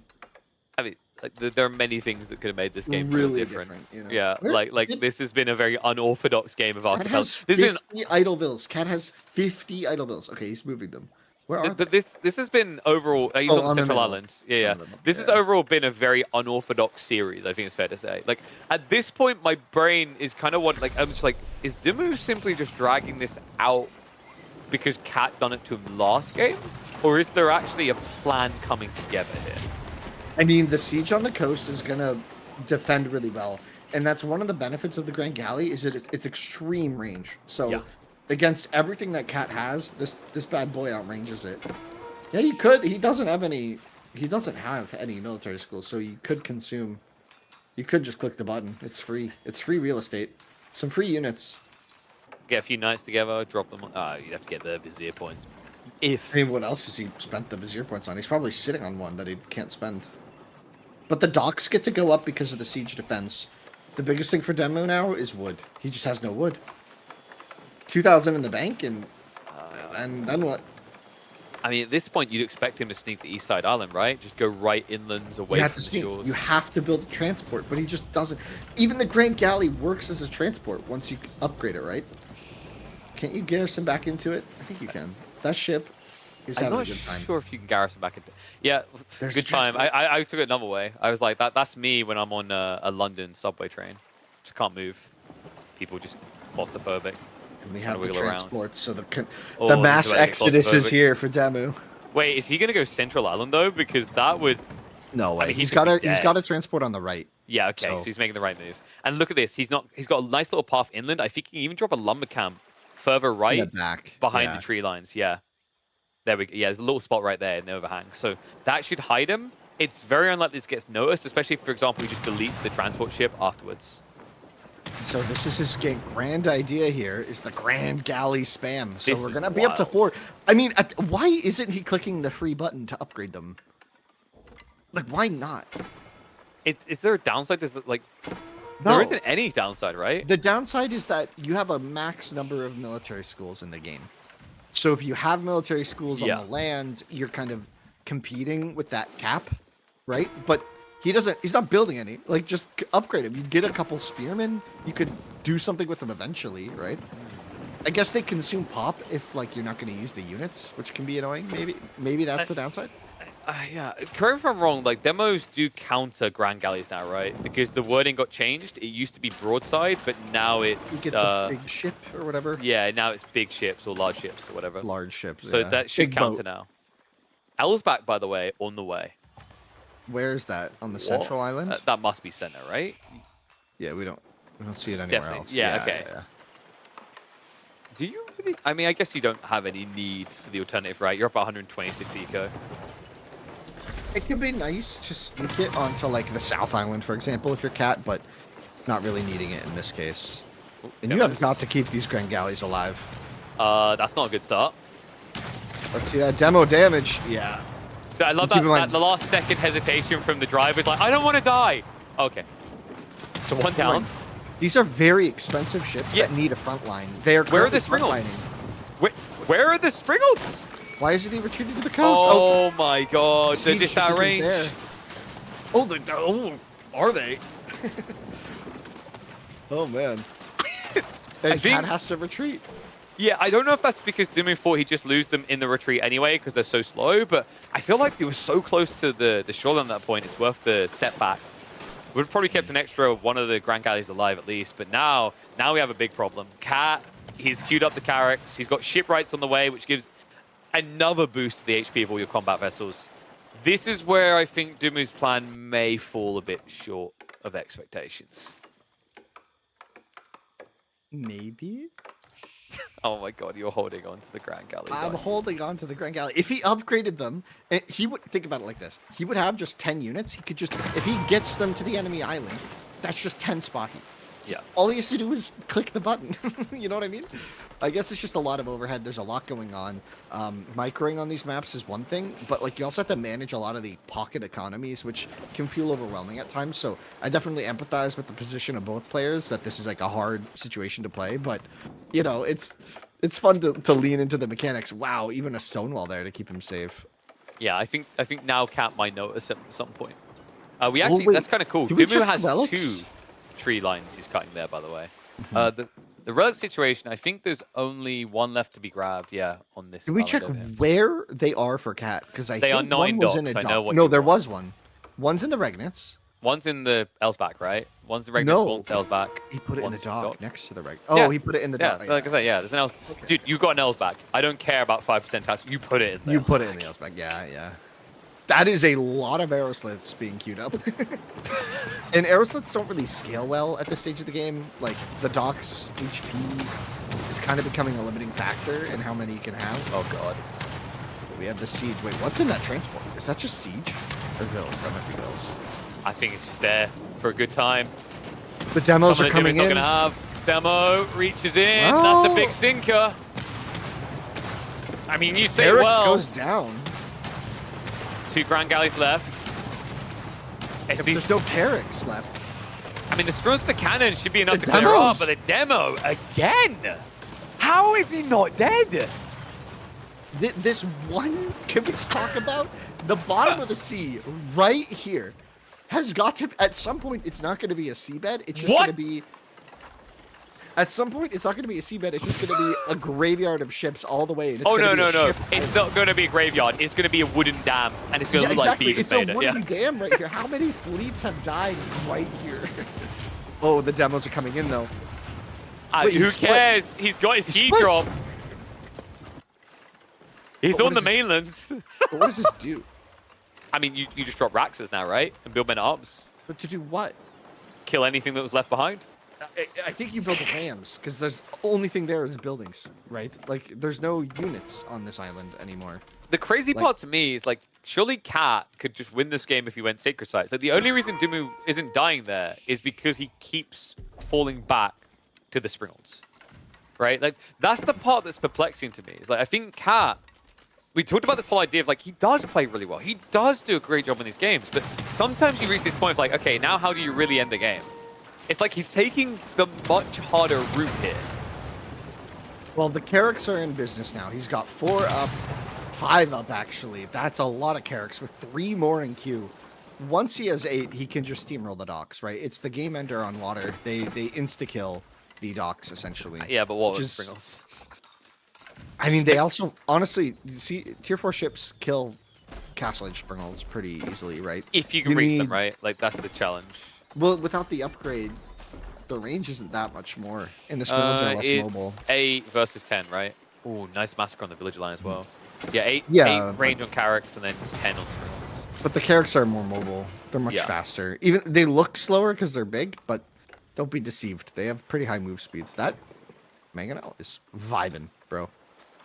He's got nothing else to do. Like that's the equivalent of, you know, when you watch like a StarCraft player and they got like 300 APM and they're cycling through. It's like they just need to be ready for the moment. That's what it is. Look Right? at When the they have to load resources for rocks, Cat. they're gonna be much quicker. Is he building a wonder? No, I hope he's building a route to success here, is what I've been hoping for. I mean, mean, this is an command control. overwhelming Navy lead to still have not ended the game with. We've even got burning arrows to the archer ships coming in now. Yeah, I feel like he's seeing the projectiles from the coast and over. Oh, Okay, he now goes we in. just commit. You just commit. Kill the siege. Dimu has to back up, but wait, if And you back all up, the what about the siege is villages? All the siege is dead. That has to be surely it. I know I've called it a few times in this game because it really should have been over a few times, but that has to be decided. No, what the? The landmark My victory island- can't be there because No, because L's back. which But would be Dimu- relevant. Timu's just like, my island isn't safe. Yours looks safe.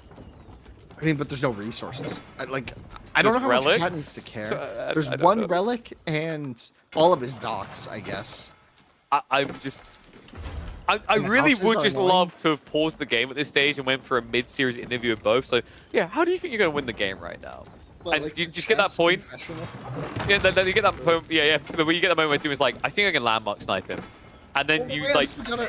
Dude, yo, we can't look at this. Children, cover your eyes. Okay. you're good. They're just touching tips, chill. But wait, man. can I think the Carracks can reach all 3 landmarks, right? Like close Not... No, they to. can't. Maybe the reach. Mehmeds? Maybe Wait, they can reach Dimu the is building the Nomad. Seagate Castle in cat space right now. That makes it easier for him to lose, I feel like. Well, maybe not. Wait, no, because now he can get great bombards. All of a sudden, he doesn't care about Carracks. Oh my god, this series. Oh, what's this outpost? Does Demo notice? Because if he gets kicked off of this area, he's dead. He has nothing left. I mean, he's got the second tree line as well, right? Let's calm down. He has to be kicked off of both of those tree lines. Oh, sorry, I had a bit of a sneeze there. And he notices, but there's still an outpost. Oh, no. I mean, you're not stopping He this can't going really up, afford right? these vills. He doesn't have growth on this island. And he has no way to transport his vills there. Demo needs to look at this a bit more. No, it's fine. this is He just killing needs me. food and gold now. It's fine. I don't know where he's going to get food, but he just needs food and gold now. It's fine. He could farm on Cat's Island. Wait, he's got He shot needs to triggers get all the out way. of here. He Alright. needs to get out of here. Hear me out. There are I not guess many he just sacked civs. these vills. Yeah, it's like they're not getting out. So Well, hear they me could out. have stuck around the right. to the other. No, don't care about them. They Oh, wait. don't even know their names. Is the Seagate Castle in range of the Carracks and No. unable to defend itself? No. And like you can just get the Great Bombard, right? Yeah. I guess one Great Bombard. Okay, Oh, wait. so The hear me out. There are counter-landing? not The many counter-landing? civs in Age of Empires 4 that could win this with no resources. I want you to process the fact that Dimu is playing Auto. one of the ones that can. It's hard.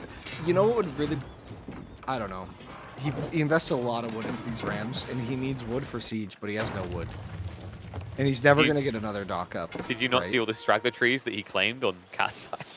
Were there many? I think there was like 8 Oh, left. no! Damu! Oh, he has Springles here, so he's Okay. good. Okay. Oh, and then they'll get sniped. All of a sudden, Cat only has 90 eco, by the way. Like, he's actually burning quite a lot of... Oh my god, he's... They're trading places! Oh, is this TLC show now? This- like, this this is is- crazy. Yeah, this is wife swap on Archipelago. Pay attention to Cat's pop space. It might go down pretty rapidly here with all the houses now being the targets. Unless Cat just already instinctively built a bunch of houses in the middle, maybe? I've... Wolverines deal admittedly- with the siege defending this area. That's smart. So admittedly, we don't have like many archipelagos in competitive, but I can say, without a doubt in my mind, that this is the most clowny game of Archipelago I have ever witnessed in the history of this game. Can I tell you, my confession is that I love this map. I think it's so much fun. I think it's so entertaining sometimes. So I think, debatably, the first, like, the feudal age, I would agree is kind of stale a lot of the time. But I think after that, once you get to this kind of crazy stage where you need these islands and you have economies everywhere, I think it's actually really fun to play, in my opinion. When it's not just one sea battle at a time. Yeah, but the problem is like 90% of the games are That just is one the sea game. battle that decides it. Yeah. Mango Springles. He has got the shot Well, the trigger now. Vills don't really matter that they're dying, but... Yeah, I mean, dude, both of them don't care about economy anymore. Like, have you noticed that number is just going down? It's never going up. When you need Carracks are Vills, actually losing this fight, by the way. Like, he split the fleet well, up they're way not too much. shooting. They're also not shooting the siege. They could one-shot the siege. But he's focusing the Vills, seeing the juiciness of it. Oh my And now god. we've got siege workshops coming in. This game is getting messy. He tried to this is snipe getting the wild. relic and he couldn't quite grab it from the Regnits. Okay, That's but a monastery. That's a lot of wood. dude, I love how Blacksmith Cat's like, yes, Siege very good. He's building girlfriends now. Is that in his little Normandy invasion in the Ottoman Heartlands, right? Can we look at the eco? Hey, it is. What happened to Cat's like? That's what I'm bank? saying. Remember The when I said numbers he have had been a going wonder? down. I Like, said he was everything's gonna build a going down. wonder. Yeah, but that was when he had over 100 villages, so he could actually keep looking like he's going to have a wonder. Now he's losing Carracks, building siege, and has lost over half of what he had. And his middle island only has wood. Yep. So one player has only wood. The other has free siege. yeah, the other has free everything. He has military schools on the enemy island, remember? Oh, this boat is Wait, about to what? have a bad time. Wait, no, Dumu's just sending it. It's the move speed shipping routes. It's coming into play. He's like, you He's gonna can't make seek it." me quick enough. Wait, there's Bye, those have a good time. those are Nah, he's fine. He's out of those here. are cannon emplacements though. There isn't a cannon in Oh, the that's place. one of his own. Chill. That's Dumu's. That's huge. That's actually huge for Debu that he gets another 16 vills onto wood. So This now is both massive. players have wood, but one. Has free siege. Well, they have to try. Neither of them know about the gold. Because did you notice? I think that is that sacred site in gold and relic walled in by the trees fully. On the primary, On the left yeah, side? yeah, on Is the it right walled island. in fully? Yeah, Oh, yeah, wow. it's fully walled in, and the left side is like. So there's kind of a little surprise in there if you get there first. But the interesting part to me is like Cat never even went looking for the sacred sites, right? Because he never capped the south one. Like I do kind of come back to that, in that maybe this could have been over for him with a win if he'd just done that. Because Dumu had no way of island hopping that many times, right? Like there was too much navy. It's too risky. But oh my gosh. in the end, he only really needed to island hop once and then one on the side to do this.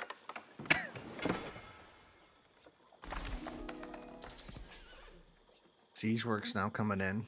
So if Dumu was to scale, like if Oh, the MIA is dead. yeah, so the MIA is MIA, right? Like I think if he can find a bit of gold though, because what I'm thinking here is if you can get just a handful of great bombards, you can just do a Normandy on the south side of the center island eventually, and that's how you kill the Elsbach, right? How? How is he the first one here? How is he the first one here? Has Cat even Again. scouted this island? I Yes, don't because even... he took the relic. He was trading. He's currently Oh, trading. to well it. then, yeah. I mean, like, he got everything he wanted out of it. Like, you don't land on islands. You never know what you're going to find on those islands, Winston. You hear about the island in, like, Southeast Asia, where you go nearby and the natives throw spears at you? Dangerous, dangerous. The way that this has been getting played, though, I think Demu's got this. If he can keep his Seagate alive, which is currently my biggest #1 question. I is- don't recall the last time at 45 minutes someone looked at a person with 0 food income and was able to say, I think he's got this, without smirking. I think he does. I think he does. Like, the main advantage from Cat right now is that he's controlling the middle. And he's found a Treb. Is he blindly attack? Because that doesn't have... He's blindly attacking. I was like, he has no idea this is there. And he's actually... I think he's correctly guessed the position. So Can we're we see playing... that next shot? That's incredible. That is... That's one of the cannons. Well, he got shot by it before, right? So I think he must have seen it in some way or form. More villages being pulled. It's shooting his... Oh, Wait, Dimu, no, dude. This is ambitious. Just get inland. Okay, it's not worth it.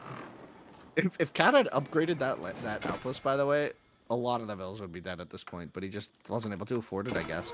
No stone for Cat. 0 stone. This game is so messy. And I there love it it. is. And he's in. Sacred He's site into the middle. revealed. He's in. Do we just drop a monastery now? If he I mean, finds that gold, that's so good for Demu. Wait, what just... what? How many demos just hit it? Did you hear the series of I heard explosions it. that I just I- heard? That I was heard like it. 10 explosions. It was like, two. So Cat had, like, 4, 5, 6. I That was think- 7 demos. Yeah, Cat had like 12 demos before he's down to 4. I And think he's- it's 7 just hit that transport, and they don't have bonus. He finds the relic and the sacred site, and does he find the gold? Because I think the gold transforms his game slate, right? It means he could fight back on the siege here. It's true. He's gonna see it. Oh, he sees it. This is big. Remember, Cat has no way of seeing in here right now. He's still blind punting with a trebuchet at this point. Now, the question is, So do you actually capture the sacred site or do you not? Do you fake it? Because if you capture that sacred site, you will reveal yourself there. I mean, like, do you care? I think you capture it. I don't think you care. I think it's harder to get there than it is to know it's there. Right? Wait, what? Okay. I was like, what is that? My brain is like kind of breaking down a bit. We are 50 minutes deep into breaths with your Archipelago. noggin right now. Just Wait, is this? Can we check the positioning of this? Where is the shooting? Is it the same I think spot? it's hitting the same spot because he just doesn't know if something's dead. Yeah. Yeah, he just doesn't know what's here. That's crazy that he hit a cannon outpost. The repairs are trying to come in, but Demu is now farming on this island. And the biggest threat to his economy is that a bombard can come kill the farms. I mean, the wild part is whatever happened to the sprinklers on that island. Because I feel like Cat's making horsemen. yeah, he started queuing them a while ago. I believe he's making them on the right side island. Just canceled 11. Queued up 5 more. Okay. So if you check the right side island, I think he's got stables back in that corner. Okay, maybe not. Wait, Is where this is he from building middle? them then? Is Yeah, this it must be middle. maybe? And he'll transport? There it Yeah. is, with very, very limited space. I just love, like, you can kind of see the quippiness of Dimmu in this, right? Like, he takes out all the houses on the mainland, and now all of a sudden, all the extra room that Cat gets that he wants to put into production, it has to go into building more houses. Killed the Treb. Sorry. I mean, it's like the only interesting thing that's happened. In Don't be sorry. No, like, no one's sorry when a Treb dies. And he did capture the sacred site, which reveals the ram. It means the ram will now die. Well, we've got Raxus coming in from Dimmu, who has 180 food income a minute. Just let that soak in for a bit. That's a lot of food, dude. He's got the 5 farm. Compared to what he had before, that's infinitely more food than what he had a few minutes ago when he was at 0 food income. Wait, he has docks down here? How does it... Where did he just transport to? What is... This Wait, is crazy. these aren't Wait, Grand fight in the Galleons, middle. what's The going on? horsemen are in. I say middle. That's huge. You That need to is get ships massive. out right now, right? Like, surely the villagers You have to gotta fight back. You have cannon emplacements, which will He's help a got lot. Dark Age Spearmen. Yeah, but No. cannon emplacement, spearman, the Springle chipping in and doing his part. Everybody's got to line up for this Yeah, but fight. this is wave 1. He needs to wall himself in right he now. needs to, he can though, right? Yeah, You he just just gotta needs to- hope the Carrick. You gotta wall Baba back enough. Looks like his character has been discovered. Doc's gonna get knocked out there. What is this game? No demos in this case. You know, I was like, hey, there'll be enough time for me to go, like, play a few games tonight after this stream. I think we're going to have, like, I think I said at the start of the day, I was like, I think this will be, like, a quick day, maybe some free ones, probably free O's. Yeah, but I love. We're still in series #1 here. But I love this. Like you guys think I'm in pain, but this is where I don't know. Dude, you're that person that, This like, is where I sees- shine. you see a pit of slime, and then you just, like, lean into it and just, like, let I it need water. consume you. Unironically, this is so much of a water map that I'm thirsty now. Need some agua. Oh, those vills are just gonna eat it. Yeah, I think Maybe these a villagers are treb would be hungry good for right now. demo. Or sorry, demo. Man, demos and It's demo in your are mind. There's just- been so many this I just game. can't do it anymore, man. I'm completely trapped. No, he's not going traps. He's genuinely just going spears. I mean, he could just capture both sacred sites, right? Like, I thought that was what he was going to try to do. But it seems the carrots came down before that could just about happen. Oh, the siege is pushing forward. The farming economy. The knights are The knights, going in what? to torch the Carrick, which they Yeah. will win this fight. Well, Cat isn't, like, well, Cat can win the fight. He just has to move away, right? Yeah, but like that's a lot right now because currently his bombard is hitting a farm, and that's relevant. Yeah, which is very, like, micro-intensive action. Hit that. Wait, that could the building. Vills charge the siege? There's no ships or anything defending it. The Vills could charge the siege on the north. Sorry, I mean on the very north. Oh, you mean on the main base? In Dimmu's base? I mean, like- technically, but like just he needs don't food. kill him. He needs to. He's losing houses, which is. I'm good. pretty sure if he charged with that many villagers, they would die. Wait, I think he beat the Carricks and is now defending his island. We have a great bombard being queued. It's happening. Oh my gosh. That will defend this zone pretty nicely, right? I just want to remind people how close this game is, The despite trainers what you are might out. think. Like right now, both players only have one landmark left. I mean, it does put an extra zest on this game. The fact that we could have a landmark snipe. Just the Elsbach is impossible to kill. Especially with a relic, you can't get close enough to it, right? And the Seagate Castle, well, I mean, it's All the just got traders are C in idle. the name. What is happening? Wait, what? Did he select all? He's dragged don't know everything on what's the map to the south side I don't know For- what's going on anymore. I'll for be honest. reasons I can't explain. Demo can't go onto his own like sacred site. He's not realizing. I think that's the issue. Okay, now he does. He's like, I will hide in the woods. We hide, man. They're like, Fly, tree people, oh, fly. he's landing this island. Horsemen But there are find the knights hit. here, Yeah, but not many, because he threw a lot of them at the Carracks, right? So he's and now the like, Carracks can defend this, I believe. and remember, these are just Castlage Knights. He didn't have the gold to upgrade them. At this point, I feel like they'd be worth upgrading, considering that is his plan constantly. He's taking out Snimming. more of the area. Bombards.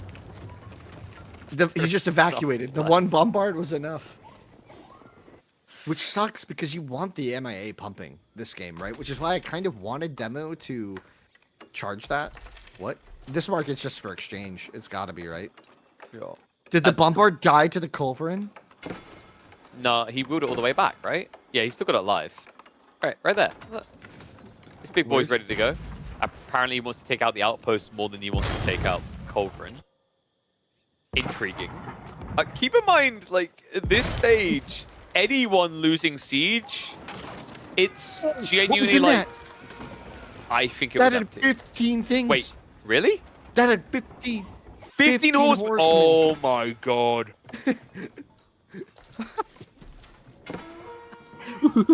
I'm losing my mind. I was How about to you? focus on the siege at this point because actually any Oh my siege God. loss is irreplaceable, right? Like they don't have the gold to boom them up. But that is just as painful. I mean, Cat, he's now switching men at arms, which I don't like against knights here because you'd need to get heavy maces, two-handed, elite army tactics, and elite stats for the men at arms, right? That you don't have that type of gold. I need to Just go lay down. Yeah. I need to lay down for like 5 minutes and just come back and like reevaluate because my brain has started. I've lost the plot of the game and I'm kind of absorbed by just the visuals right now, if that makes sense. It's like what's going on in my eyes. It's like 3 It's minutes not of what my brain nothing is ready. really that matters happening, and then something really kind of like you want to say Major. dumb happens, but it's not. It's just the amount of monotonous small probing attacks numbs you 55 minutes into a game. And then something like these exchanges are actually critical at this stage of the game. Cat has really got his population under control. He's up to 170. He's got another 20 horsemen. He's gonna load them onto a transport. They're gonna be brave horsemen, you know, getting onto that What happened transport. to the last guy that was wearing this armor? Nothing, guys. Just stay on the transport ship until the commander tells us to disembark. It'll be fine. And the Spinels won't be once fine. again. I mean, it's such a huge deal that Demu has this AK in the middle. Can Demu Like- please? He needs to find somewhere to put houses. Like he has still got villages on the west side island, right? I think he left a few there. 'Cause- I guess that's where you put houses. Or just more here, because like he has Oh. military schools right now We're open. that aren't producing We're open here, boys. for business, baby. Great Bombard is just hanging back. We actually do have heavy maces queued up, so Cat is gonna find the goal for the tech. What is hitting? Wait. Oh, man at arms. Okay. You've Yeah, got that's two what I'm of the saying. Like, gold. even got heavy That's a maces. It's like it's weird because he hasn't got elite army tactics. He hasn't got elite stats. Like all these things are missing for him with men at arms pump. bit. He has no gold for man at arms. And he's losing his trade ships. Demu And just there's a queued up. Ribaldican coming in because he's ready for the next wave of attacks on this island. I'm telling you, Demu is so prepped for these horsemen. Well, I mean, he's got Janissaries on the way, Uh-oh. which technically is just the easy win at the end here, right? The man at arms here are a really smart play.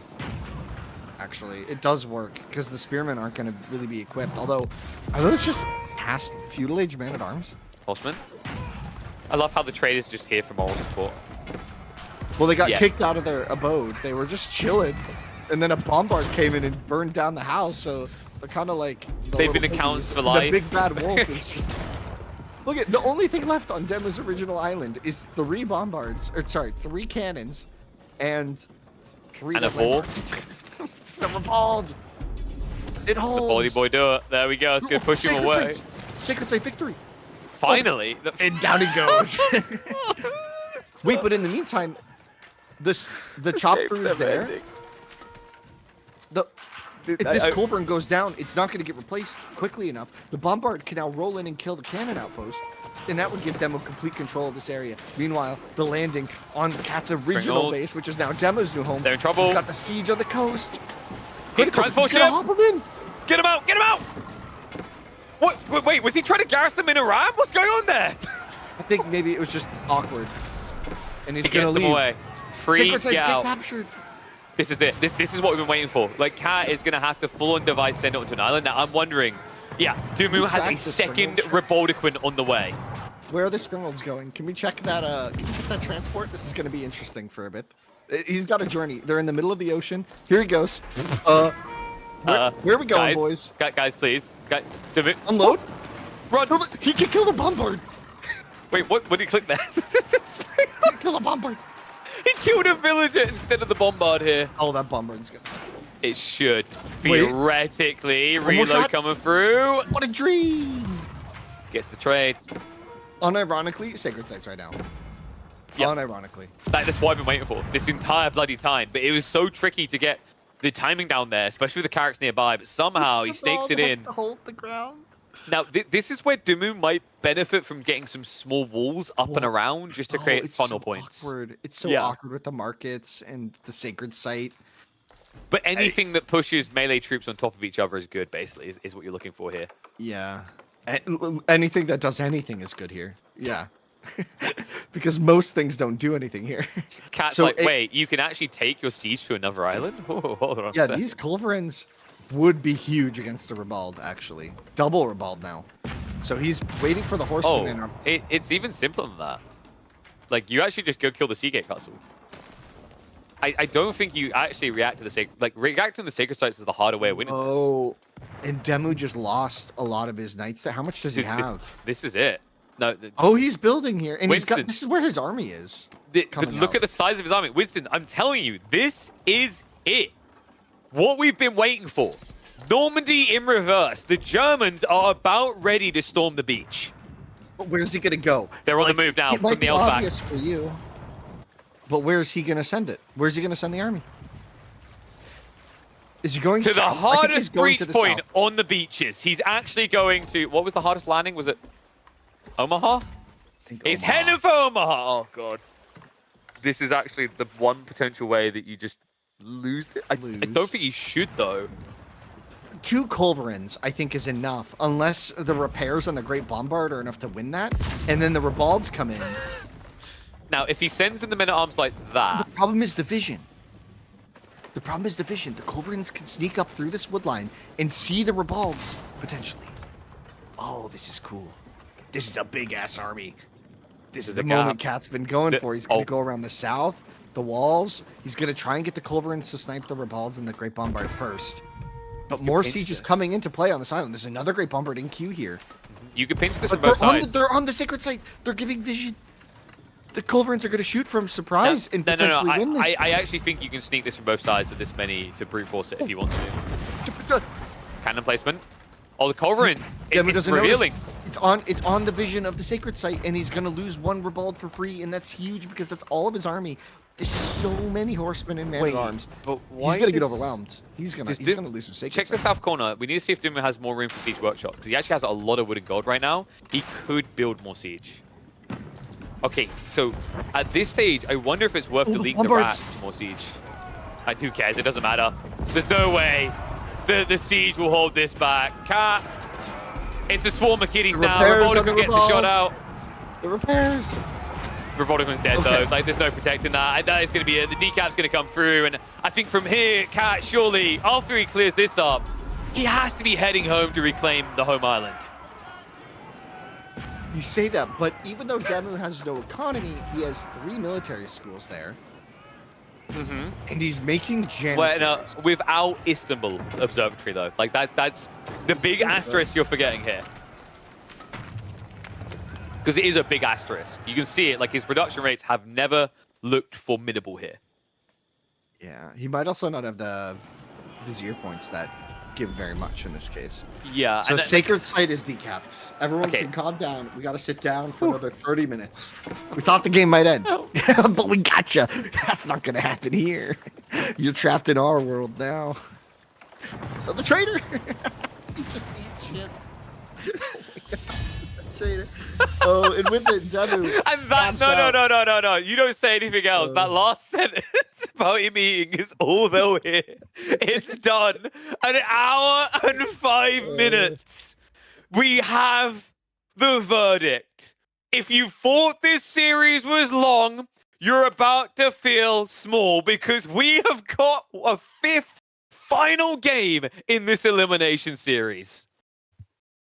Oh my gosh. I feel like a weight is off my shoulders. And then I think that this is the first series of the day, KP. Buckle up, buddy, because we're on a journey. We're on a trip. Demu has launched us into the deep end of the oceans with this Archipelago game, and now he's going to take us to Kawasan. That's going to be the final map here, where he does have English or Jeanne d'Arc. Do you think he goes Jeanne d'Arc? I think English is just so much simpler. Benny It's Boy gotta be knows that English. Civ inside out. They're top of the game right now. I mean, it's actually the end point of this draft is where I think it should theoretically favor now Demu. Order of the Dragon or Mongols on the other side is kind of intriguing. I don't think Mongols will play well with English here on this particular type of map. Maybe Order of the Dragon could provide a big upset, but I mean, it's crazy. Like this series, the length I could not have anticipated. I thought maybe we get 1 or 2 long games, but I didn't think we were going to get 5 games deep. And it is indeed going to be English versus Mongols. Wow, that's actually a really spicy matchup. That's fun. Yeah. so- Classic. I mean, you have to engage on water, right? You can't just fast cast on land. That's way too dangerous here. It's like maybe Mongols can get an edge and they'll have the Keshiks, but remember, like on the initial opening, you should have to face off against the Abbey of Kings. It used to be Council Hall was quite popular on water hybrid maps like this, right? Because Lombos with the extra reach, they can actually outrange all military vessels. That usually works better on maps like Canal, where it's much thinner. But it's possible we see longbow play coming out here from Demu. I think we're going to find out. If you guys are just tuning in, by the way, ask to subscribe to this channel. I just checked. We're 3 hours into the broadcast. This is the first series. There's still 3 more series to come. Theoretically, 12 hours of AoE 4 a day, each day on the weekends. What more could you want? How about a game 5? Yeah, and yeah, huge thanks to our sponsor Surfshark as well. I mean, we didn't really get a chance to talk about them during these games, but they've really done a great job supporting the scene, and so obviously thankful to them as well. It's just incredible stuff here, what we've got. I mean, Demu and Kat are really putting on a show, and it's one of those special series, I would say, where it's not just like the normal long games. These are like long games that we haven't seen the pattern before, right? So even though we act like it's this crazy, hard, arduous thing, these games are fun. That was a fun game to watch. There was a lot going on, these nuances that we haven't really considered for late game. Archipelago just delivering us a little gem there. And now we go back to something a bit more standard. Kawasan has generally been a more aggressive map, ending with kind of like these castle age timings when one of the players has decisive economic advantage through the middle. Control of the middle here is going to be the name of the game as players look to add docks both on the north side here. So we're going to have a contested pond at the start of this game. Yeah. Now, one interesting thing about this matchup that's different for the Mongols, a lot of matchups here, they would go for the racks, they build several spearmen, and they burn down the docks. This is one of the few matchups where actually Mongols don't tend to do that. It's too risky against the Lombo player that comes out the other way, right? So you'll probably just see a fast feudal on both sides. Likely we're going to be looking at, what, Deerstone here versus Abbey of Kings. I mean, you can technically trade on this map. It's just very rarely ever good due to the fact the trade posts are located quite close to your starting base. Yeah, the way that this plays is kind of interesting because Mongols are in this setup. If we look at his base, Cat's base is pretty well defended by the TC spawn. Like, this is a tight location, and you know, easy expansion up to the north with the Gare later for both the hunt and the gold. So it's going to be hard for early aggression, I think, to really matter. I mean, obviously, if longbows come around the north side, that'd be hard. But generally, when you're using longbows, it feels kind of risky to move that far out of the middle of the map and expose yourself to flanks or getting cut off. So we'll see. Typically, like this matchup, you might look for a few longbows potentially if you want council, but if it's just going to be Abbey Kings, you just have that free king to kind of roam with. Like, the interesting thing actually, like the Keshik reaction, which can feel quite organic for the Mongols, is very good at shutting down that king, because with Khan, you have the maneuver speed arrow to gap close. On top of that, because the drive-by effect the Khan, you never get to heal. So, like, you know, if Dimmu does decide to make this a king play, I think something that's kind of underrated at the moment, on water hybrid maps at least, is the idea of horsemen as well. Yeah, that was the play for a while. You're talking about Mongols, right? Mongols going horsemen, right? No, against You're Mongols, saying right? English. Yeah, Against English, because Mongols. you'll Okay. have Abbey of Kings with the king heal, right? So you get Yeah, the horsemen to yeah. roam with, and Keshiks can't gap close you. Then is the logic, right? So you start taking a losing fight, you peel away, you come hunting Right. again later. And if you think Right. about the cost difference between Keshiks and horsemen, you can afford to build spearmen as well for the same price as Keshiks. Interesting. Abbey coming down, whereas Cat, not prioritizing the fastest wow. age up, has gone for the second dock early, which means this king is going to have quite a lot of time with free reign on the map. Yeah, There's not no just that. military, right? It means you're forfeiting the pond you've already economically invested in, right? Because you'll get idled out here. I mean, he can at least protect 3 of the boats. He shouldn't lose it too fast. One nice thing about playing against English here is they're one of the most underwhelming civs to transition rams early on in Kawasan. So you're not really at risk of being shoved off your docks, right? Like, for example, if an Abbasid player was decking up like this, military wing, they'd walk over, build a ram, and you'd be a pond down. And Deerstone's going to be the choice here. Yeah, like you said, the trade post is in the middle, so this is kind of the obvious choice, right? You could trade with the enemy post. Then we'd have a new height for right. the absurdity of this series, but probably not ideal against English longbows. Yeah, I think with the trade post directly in the middle like that, it's basically not viable, right? Might as well not be there. I think the way that Kawasan's been implemented with that, it's meant to be a case of, look, if you are out of gold on, like, there's no gold left on the map. Like, have you vein dried it all up? And you're like, yes, I've tapped every vein. Okay, now you trade. Like, that's the intentional way Kawasan was designed. Last resort, not option from feudal. For sure, right, and that makes sense. Not every map needs to be a trade-based map. The king on his way, though. Our Chad from English. Yeah, and it is a 4 gold, so Cat could get idled up there, which could prove very important in these opening phases, right? Because it's all about that 1-2 step of, you know, you see Archer ship, you build Springald, demo comes out afterwards. It's like, yeah, if you're stripped of gold in the opening phase, you can't actually contest your opponent. You end up falling a full step behind. Do you think Demo fancies himself the King of England at this stage? No. No. Sorry, Ben. I do love Ben, but right now, the King of English, probably Poppy Poor or Wham. Oh, I meant the island nation, not the Civ in game. No. Oh, in that case, no. He's the Queen of England. This is one. Yes. Yeah. That's what I meant. But he traded the king here, so is that his romantic partner now? Yeah, he just sends him out, right? Like, you must go and fight for me. You must go and fight for me, my king. All right, that cat over there hissed at me in a most dishonorable way. Hunt him down. Yeah, no. So let's think. The king and the Khan. That's a fun little duo. You think they're gonna have fun? What a mate. Khan. I love that cat. It's like, I'm just gonna ignore you.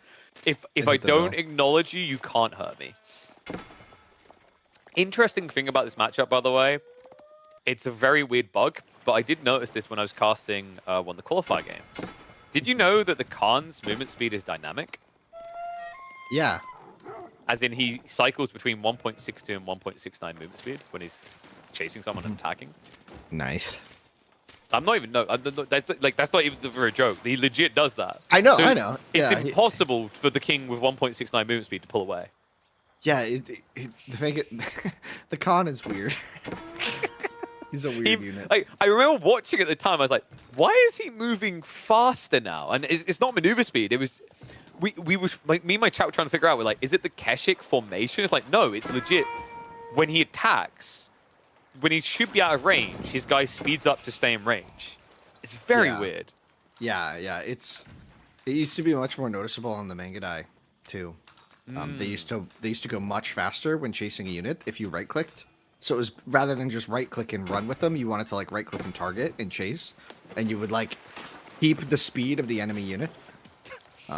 Yeah, it's a weird thing. The weird nuance of the game as it And then stands. on top of that, he has maneuver speed as well. So enjoy life. Clash coming out.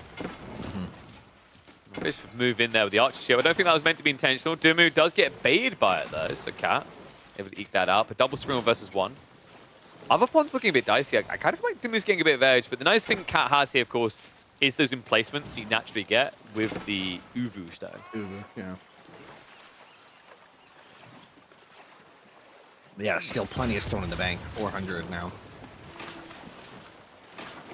Does Dumu actually have much fishing? Go down. Yeah. For a second, I doubted it. Yeah, for a second, I was like, the healing is kind of coming in, and the king is on the eco. There we go. And that's 3-3 Vil kills now. Oh, well, it was That's free crazy. Vil versus free workers, right? That's the difference here. Oh, well, free versus one worker Fishing and boat, yeah, two there's fishing some boats. ships. Yeah, There's some because he ships did lose in there. that one villager on the South Lake to the Khan. Yeah, to the con. Yeah. We have got an archer range coming in. I really love this, though. We talked about the idea that longbows are really good on these type of maps. It used to be an underrated play. I remember I recommended it a lot on Danube River, because the logic is that you can move in longbows, and your opponent can't build any naval vessel to contest that, right? Because it's 7 tower range versus 6.5 max. Yeah, it's funny. A lot of English players forget about longbows when they have the Abbey. They just don't make the unit. But Even though plenty it's fine. better, right? Because like I think the way I describe this one, this is the old campfire build, because you have healing again. Yeah. Now we see. Oh wow, getting totally baited there. So Hey, he can looks come like back in now. Hello. Goodbye. Cat's feeling sharp right now. He's winning both pawns, it seems. Maybe not the North Pawn just yet, but a few more ships up there, and he should be good to go. And Cat, I feel like Cat's been playing better on water in these series, right? Like, I mean, the first game, I don't know if it was outright water as much as it was like strategy outplay. Civ, That Civ. HRE game was absolutely wild, but this one is clean. I felt like that was a Civ situation, though, right? Like HRE, Yes. one of the top Civs, and Ottomans are one of the bottom Civs on water, and we true. kind of saw why, right? But this one, I think, is more balanced, right? Like, you could argue the arrow slits yeah. on one side, but, I mean, I Cat, mean, he's hitting the mark. English are much better, I feel like, in general, right? But once the Lombos maybe- are in, yeah. Yeah, once kind of like all the bonuses are able to be made use of. Like English with cheaper ships here feels really True. good. And this wasn't really a map where Cat was confident to go for Spearmen, which is how Mongols gain an advantage on hybrid usually, right? I It's some just sort of wanna- military. Like he's sitting on 600 stone, right, and not using it. I just want to say I appreciate you for not highlighting Admiralty, because that's never a thing. The +1 range upgrade. Yeah, it's always too Yeah. expensive, right? Like, Yeah. it's same A with lot on the of other that's side, XR, right? yeah. Yeah, Piracy? there's a lot like piracy Isn't seems so piracy good. cheaper than it used to be? I thought it was. think it's still like 350, right? If we hover on it. Much Okay. cheaper now. Oh wow, okay. Much cheaper, like It's- 2 patches ago. It still feels so difficult to slide in though, because you are sacrificing a boat, right? Yeah, 20 seconds. Yeah. Another Vil goes down, though. But the pond control is what Cat is caring about here. Although, I would say he's investing a lot here, and Demo didn't continue to produce.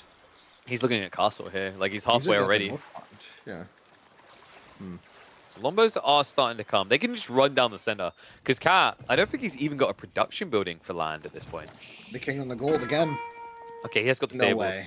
Okay. I was just saying, no way another Vil goes down to this trick. Like, he's literally just waiting outside of the vision and then just going in as soon as he's healed up again. Has Dimmu been holding the Lombos at home? Because he has 6 of them, but I'm not seeing them move at all. Yeah, they were protecting the Okay. gold from potential raids. I think he sees the stable now, which I'm glad they're home now because of the stable. But keep in mind, the Khan immediately spotted the longbows. So I think going forward with them is a bit of a risk. And another Vil, oh, King? the king wasn't able to get it done. And he's going to go down. Yeah, and he would have went down afterwards anyway, right? Because the Keshiks with the Yam off the outpost, and then the charge afterwards was still connected. Dimmu not my immediately king. recused though. I Oh, didn't vote for you. Yeah, so Queen Ben is like, oh no, Let's just have a funeral, get Anyways. married again. Yeah. Oh no. Anyways. Who wants to be my king? It's a bunch of guys. Me. No one coming out in a second. And while that's happening, Dumu distracting in water because the tech up is now about to be on the way. And we should be looking at, I think you go King's Palace here, right? Yeah. Land switch. Eco. Yeah, because you've lost water here. You can make it kind of expensive. I mean, 4 hulks and another demo gets made, and another hulk gets made. Yeah, Cat is really invested in water here. This He'll is win wild. it on both ponds, I think. Yeah, but like, how much fishing has he really got done here, right? Like, the amount of idle time. He's starting to bulk it up now, but for a long time, he just couldn't invest it, right? I think he had some that just had to shoreline fish, which slowed him down a lot. Now he's pumping into Keshiks. He's about to find himself an age behind. I mean, do you just try to rush up now? Because there's no way that 4 Keshiks could do damage. Knights. Especially against Knights. Castle Age Knights against Feudal Age Keshiks is not a great matchup for the Keshiks unless you really have outmassed them. Which at the moment he does, but they're going to maybe get spotted. No, he sneaks on by. Ships passing in the night. Well, not ships here. Horsemen. Horsey boys. And he's back on the go. Stronger this time as well, remember? The Keshiks, though, are good against the king. So he's got to be a man on the run. Yeah, but now the Yam's about to run out. And remember, it's 1.69 movement speed compared to the 1.62. So good luck watching my horse's ass, because you're never catching me. Boom. And he's going to run straight into the king's palace. Oh, wait, no. No, he's not. Into the long No, The King, palace is over he's there, going yeah. underneath the abbey. The villagers, maybe at this point you just attack with them? He's setting up palings. Which is going to stun. Yeah, but the villagers need to attack right here, right? Like, Dumu... The knights are here. The knights are here. Okay, they're coming out now. He might lose a vill or two, but I think he's okay with this because if he gets rid of this threat, he can just go forward now with his knights, and he has King's Palace. Yeah, I definitely think it would have been worthwhile to attack the villagers, just because you get a quick strike out, right? Especially with the attack speed or nearby. Would have made this a bit cleaner, because now there's still some Keshiks kind of looming. But first, knights are out, King is still alive. Cat is still stuck an age behind trying to scale Keshiks. I don't feel like you've got the numbers on your side for this, though. And another stable, so he's going to be fully committing here.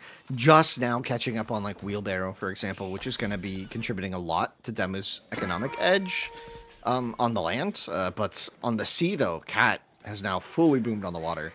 Potentially even over-boomed on these ponds. Can we check out those fishing numbers in a moment? Because it looks high. The Knight's trading out. 23 fishing boats is a lot for this map.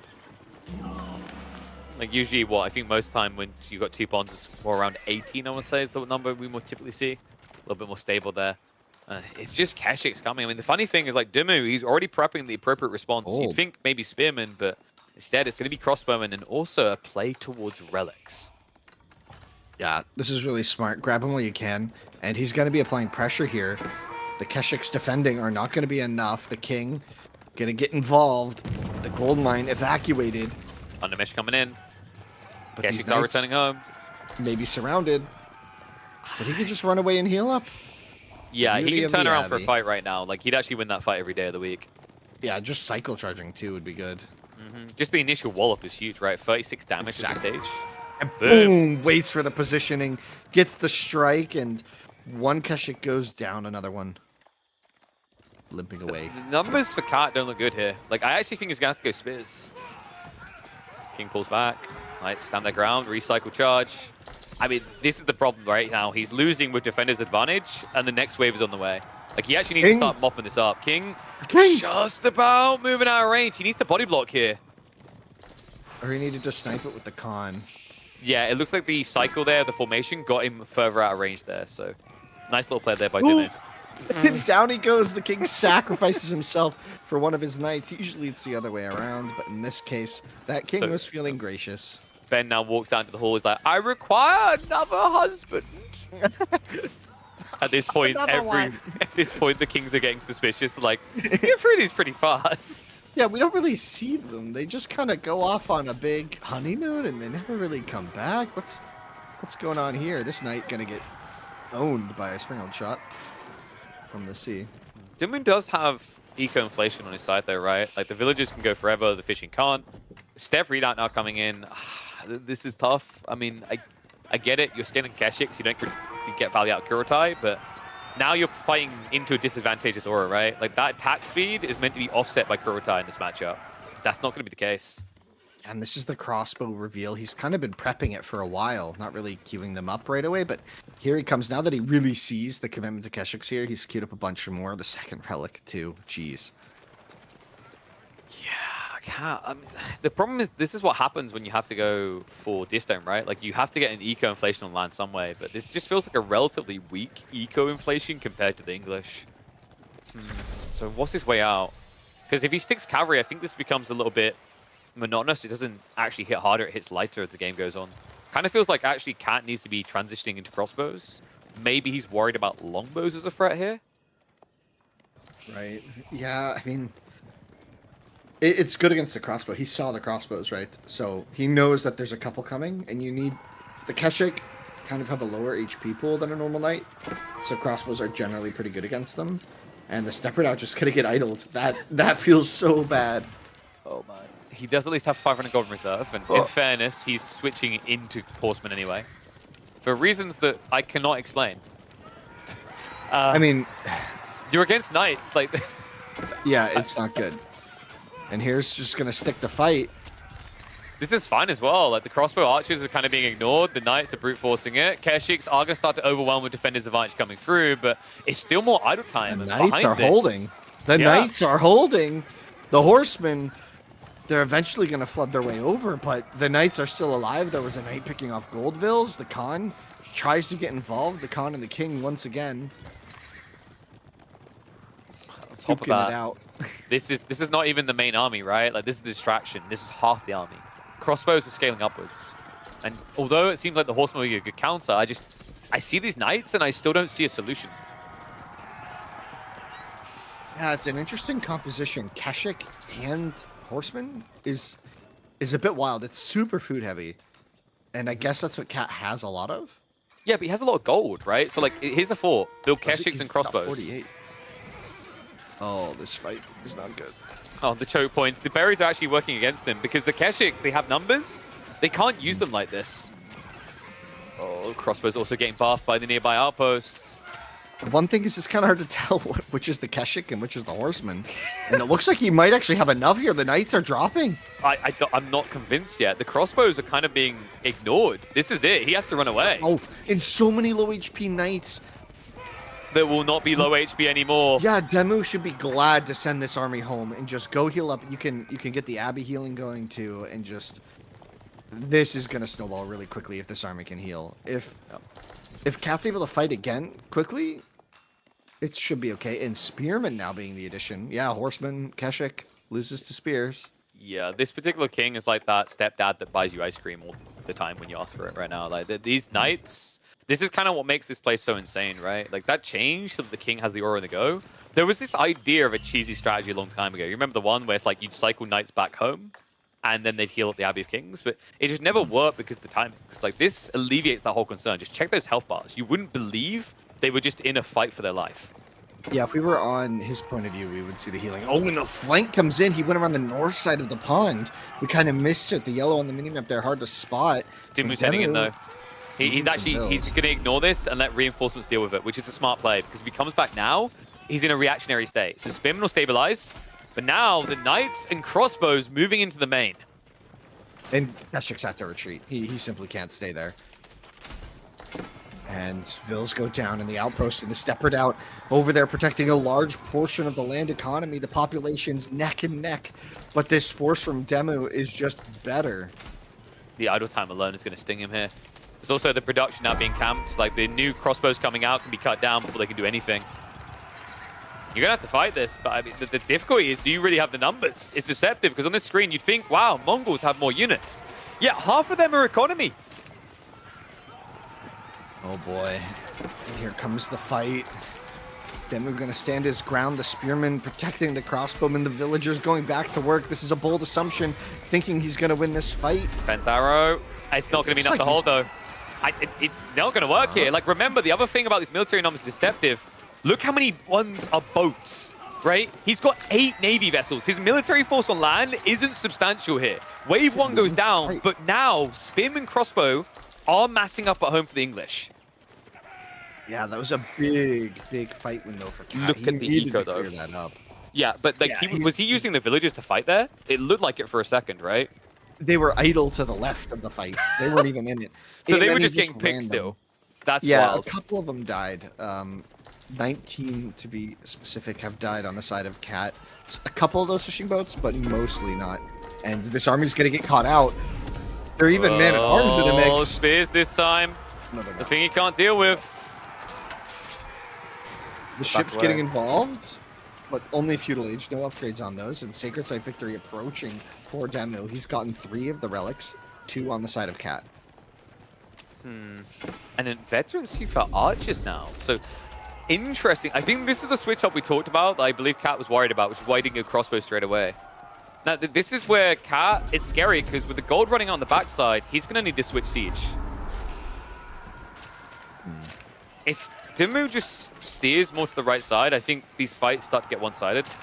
Like, I said about that deceptive pop, but I think the crazy thing is, like, Demu is fighting right into the waiting arms of these spindle ships.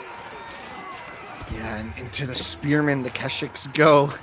It's not the prettiest fight for. Actually, that's only 5 Keshiks. Mostly. Yeah, also the crossbows are stabilizing him here, right? I think Demu, it looks like his goal is just to kind of bog Cat down and gradually tech up, right? We do see this a lot out of the English, usually with men at arms because they're more efficient, but because your opponent already has mass crossbows, that's not really an option. Well, the main thing here is to wait out the water advantage, right? So water is going to give you an advantage for a short period, but it has a finite ending point. Like, soon, we could check the fish maybe in a bit if you have time, Vodka, because I think, yeah, we're running low on the reserves here. And once that's out, these fish become a lot less effective, and you just start really, really hurting on the income. And it's deceptive too, because you think, oh, I have all this food income, and then it just suddenly stops too. It's very abrupt. I don't know, man. I felt like Cat was out of this, but I gotta give him credit where credit is due. Like, I don't know if it's as much just Demu slipping these fights, because some of these fights just look like the type that should have always favored him, right? Like that night clash where the villagers are idle. The weird part is it almost looked like Demu wasn't rallying troops. Something seems to be slipping through the cracks from Ben. Yeah, that fight wasn't ideal for him. I think there was just also overwhelming numbers. Cat had, I think, a little more than Demu anticipated. And there's a lot of units now flanking for Demu, but it's Spearmen running into crossbowmen. It's oddly Trails? effective at times. Like, you can kind of do okay with Spearmen into crossbows with the right situation. It's good damage absorb, like value trade works out quite nicely. It's also padding him for the real transition, which is Lombos. The problem is Cat is already red to his soul. Men at arms now on the way. Yeah, I think they're going to help a bit, but there's still a crossbow mass in the mix here, right? So the crossbowmen just chopping them down pretty quick, at least in these numbers. And now the crossbowmen from Cat alone against this big mass of units. Outpost Thor is coming. That's the thing that's missing here. Demu, he knows as well. He's actually building it on the tree line.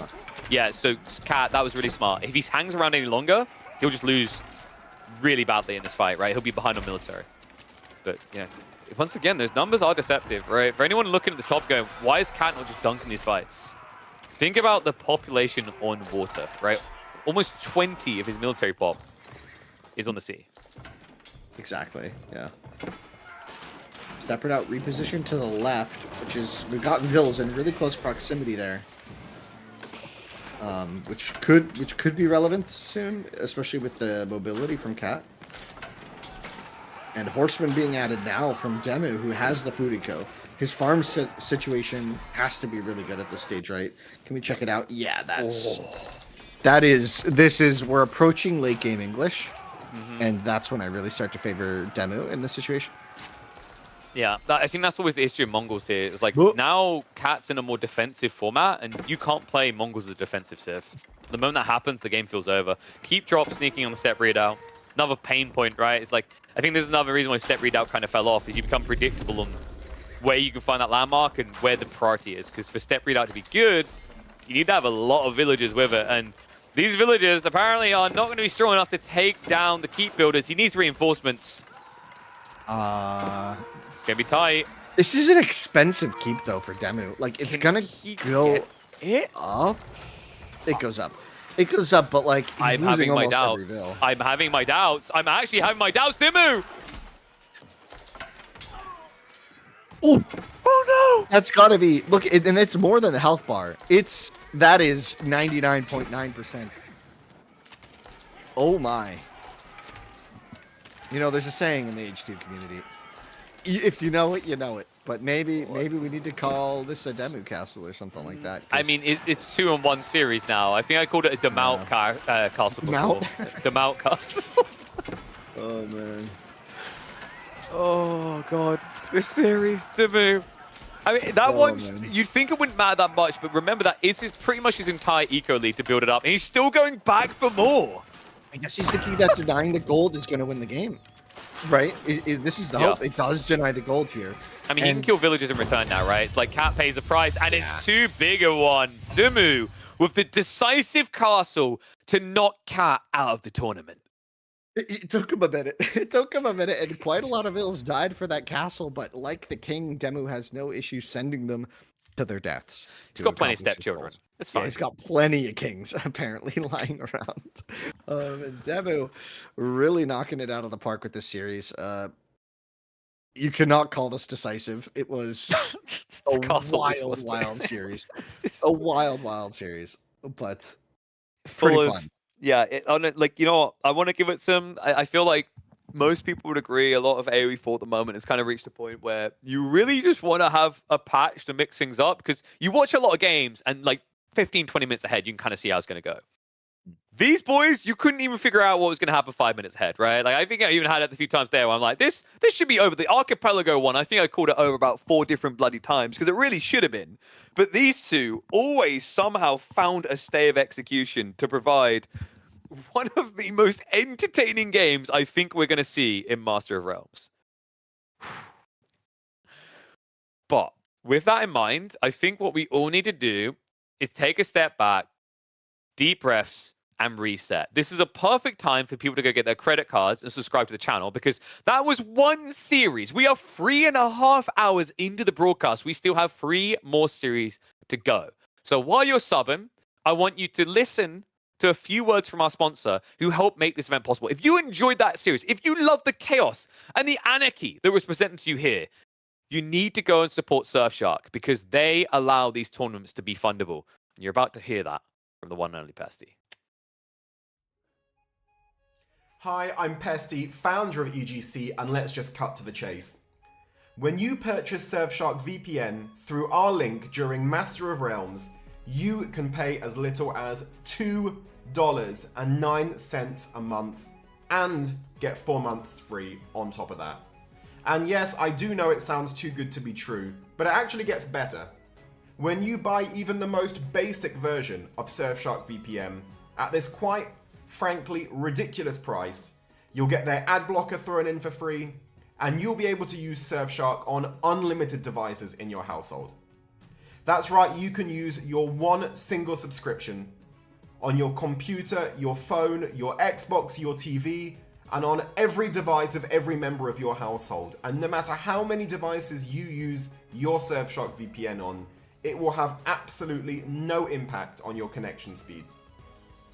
And as far as I'm aware, Surfshark is the only major VPN provider to allow the use of one subscription on unlimited devices.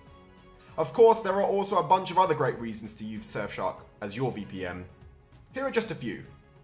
Surfshark have over 100 countries available on their VPN, so whatever location you're looking to connect on, you'll almost certainly be able to find it and connect at ultra high speed.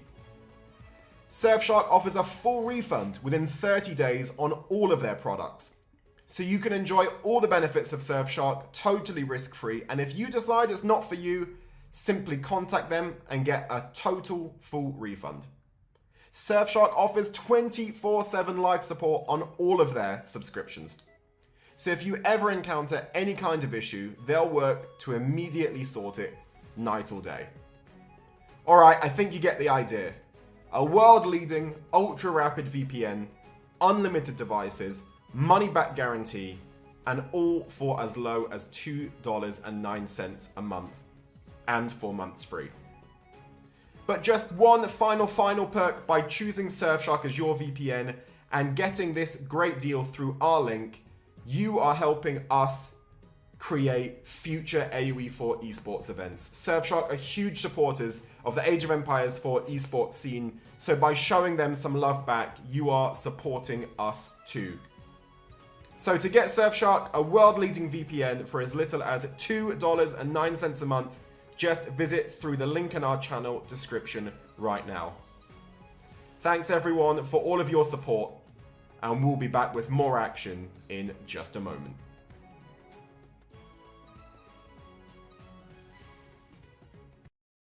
Big shout out to Dimmu and Cat for the 3.5 hour series. I think now is a good time to disclose that we casters do not get paid by the hour, but thanks for the effort anyway. We are finally ready. You guys are getting paid. Occasionally. No. I have mad respect for this scene and the support that Pessy gives us. It's amazing. I love working here. It's awesome. Marine Lord versus Louis though. KP. Oh, yes. Yeah, this is the exciting one, right? The moment of truth. Like, Louis is the Padawan now the master, right? That's what I've been waiting for, because Marine Lord and Louis actually practiced together a lot. They scrimmed a lot in the previous EGC tournament. Actually, I think Marine Lord almost exclusively ended up scrimming with about 80% of his time was split between Puppy Paw and Louis, right? And we see how that paid off, right? Those are typically top players mixed in with Beastie as well. So, you know, I'm curious if he's been able to learn something, because I think we've already seen that Louis can be Beastie's kryptonite. But that's a different style of play. Louis thrives on that late game. Marine Lord is more about that early dominance that ekes out an advantage. And I think that's the big question mark for me. Can Louis the best at that playstyle in a BO5? I think it's going to be really hard, but I'm looking forward to seeing which games Louis can win. There have to be moments of weakness in Marine Lord's draft, I think, for Louis to have some opportunities. And Louis is also drafting, so maybe there's moments of strength in his draft where we'll see the matchups. And if he can get the right draft with the right situation and he plays well, I could see him taking some games here. Marine Lord, though, really hard opponent. I think he's playing super clean right now, I feel like, and he seems unstoppable in a lot of his games. So yeah, it's hard to see the route forward for Louis, but I think if there's anyone in the scene who can do it, like, Louis is one of the few, right? You think? I feel like the draft has put him at a disadvantage here, and it's not often I say that with Roos in the picture, but we did mention this earlier. Remember the Roos versus Abbasid game, that first series? Who can forget, because our brains are rotted after that one. Abbasids, I was saying in that series that on maps like Dry Arabia, Abbasids actually do really well against the Roos because they have variability options to block onto the second TC. They get good second TCs of their own. They trend into cast lays very well with composite bows that can counter out a lot of the plays from the Roos. So this is a nice start to the draft from Marine Lord. The rest of the draft, I actually love it. Like, he's got such a really well-rounded draft for the map draft by Surfshark, right? Like, we've got a lot of interesting picks in here. China or Mongols, even English, all great picks for Socotra. He has got China or HRE for Archipelago. Water Drake, I wouldn't be surprised we're looking at something like maybe Japan there. You could even maybe imagine a Mongol pick. China, possibly some sort of Barbican Rush type plays. Hill and Dale, you've got China. Mongols has been actually doing reasonably well there. Even a classic one like HRE works. So HRE could work on Hill. Yeah. On the other side, Louis got a little bit more of a question mark here in the Order of the Dragon pick in particular. Iabids can work. I think that's a Hill and Dale pick because people discovered on Hill and Dale, Iabids have a more optimal castle timing than Dry Arabia. Because on Dry Arabia, you have to, in some cases, double outpost with arrow slits. But compared to walling your high ground in Hill and Dale, walling's actually cheaper in idle time and resources than the alternative. So that might be where he's leaning. I hope he's saving Delhi there, though. You remember Hill and Dale Delhi, right? Like, back when that was in tournament meta, it used to be HRU Kings, and then Delhi came along and knocked their teeth out. I think my biggest question with Louis' draft here is, what does he do on the water maps? Like, Marine Lord has 2 water maps. That's what I guess Molly Water Drake's kind of weird. Yeah, Water Drake's kind of weird. I think this is a Jean Archipelago, pick for though. Drake. What about Archipelago? I am ignoring What that does he on pick? purpose. I'm legit ignoring that on purpose. I would have assumed Roos if I looked at this draft. Maybe he's just save Roos for Archipelago, but Order now of Dragon. Roos is actually like, honestly, Roos kind of sucks on Archipelago now. You say that, but it's I would still say it's his best water civ. And Archipelago, you just need to be able to play water. Like, we've seen some intriguing Order of the Dragon players on water. I think Holy Island definitely works for them, but Archipelago, I agree, is still a bit of a question mark. But you know what? Let's solve the question mark. Whether Roos is unbeatable, it makes it through into another series of Master of Realms. This is typically the most banned Civ in competitive AoE 4, but Team Elephant's Louis MT has got his hands on it. However, General Mate's Marine Lord is here to the rescue to dunk on them because the Bastards actually have a pretty good time in this matchup. Let's get into it. Yeah, even going a second scout right away. Just to help deny the bounty. I mean, it's kind of standard against Race for players to do that, but Bastards are kind of one of the civs where it doesn't feel that great to, especially because you're not really sheep reliant, so you're not even like massively benefiting from it yourself. It's more of a denial stage. Like, it's more for just the denial, right? Whereas like maybe China, for example, might appreciate the scout at some point, or HRE, for example, just because they would use the sheep right away and benefit immediately economically.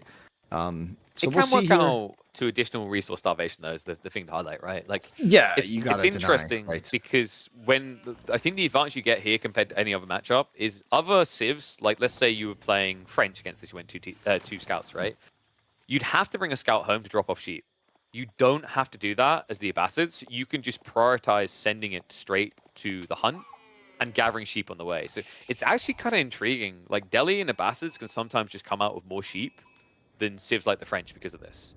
Yeah, and you don't need to return home, for example. Like, there's a lot of advantages for these civs. But yeah, 2 scouts, and we'll see how much Louis gets. It looks like he's stopping at 3.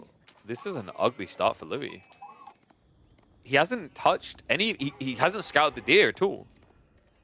He's going to discover it now, but at this point, Marine Lord might just start making gremlin noises as he giggles to himself, because he took pretty much everything from him. Yeah, and he's going to get to the back deer first as well of his own. So Marine Lord actually gets 3 packs essentially here. We have to see what's going on in the north, actually. Oh, no. Okay, never mind. A little bit of a contest. So he did get some gold there. West side 1 was already sniped out, right? So, like, this is pretty grim. He needs to find wolves fast. He hasn't even got enough for a tech up, let alone wheelbarrow. And he's about to have the food required for feudal. There's a whole song about this. Ironically, the guy who would sing it about his own is singing it to Louis in this game. Well, you'd think Marine Lord would know best about how to do this to his opponent because he felt it so emotionally and raw, right? I think Marine Lord's like, can I get a bounty system as well? So like, this is a good game. Yeah. So he's got to 216, but a no wheelbarrow Roos game is rough. That always feels bad. Especially this spawn, right? Because like if you're having to TC drop the south side, like look what's already happening. Like the only upside for him is that Marine Lord did not go for a military wing play.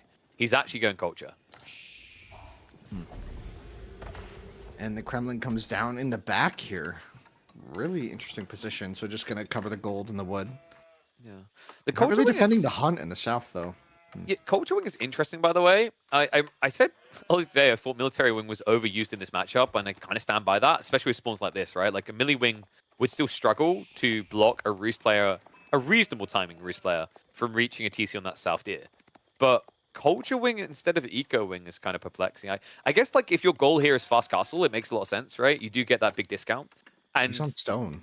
Yeah, well, you're going to go second TC either way, right? But like you go second TC into fast castle.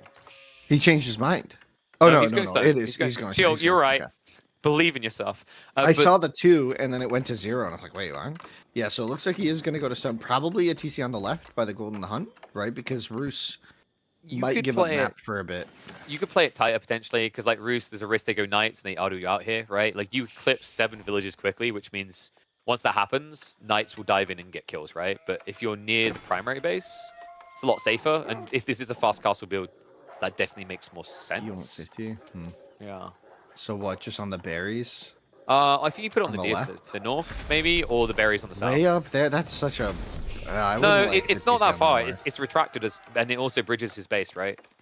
Then you can't 360 rotate as Louis. We'll see where Marine Lord goes. Probably the north, right? I think you might be right. Yeah. And it's like, it's optimal for a walk distance with your stoneworkers, right?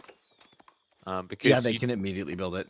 Exactly, because like otherwise, where do those stoneworkers go? You're going to move them up to the deer anyway, aren't you? So, you know, it kind of gives them a purpose where you keep the woodworkers working on wood, because scaling archers isn't a bad idea here.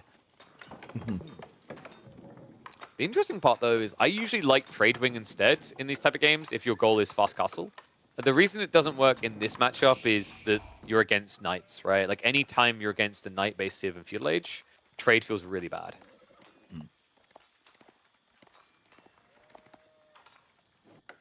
And so Louis is going to get that info, but Marine Lord also sees the TC. I think now he knows he can build the TC on the hunt, on the gold, right? Maybe he goes in the north still. We're going to get the blockers. We might get the blockers. Ooh. His own scouts there. This is... Yeah, but the club and that sheep, I don't know if I'd say that helped Louis. I don't think he could have fit there anyway. I think it's going to have to go anywhere else. You'd be surprised. I've really recently I've been shocked. Sometimes you get like a kind of overlap where it's pitch perfect. It's kind of crazy just how generous it is. And there you go. Yeah, so defensive TC. Maybe you could build a few archers here as Marine Lord, but it genuinely wouldn't surprise me if this is now just fast castle. Yeah, he's going to have that cheaper age up to work with, and with Ruse, your initial landmarks don't give you like a ton of tempo right away. Yeah, it's actually more than the... can do a lot here.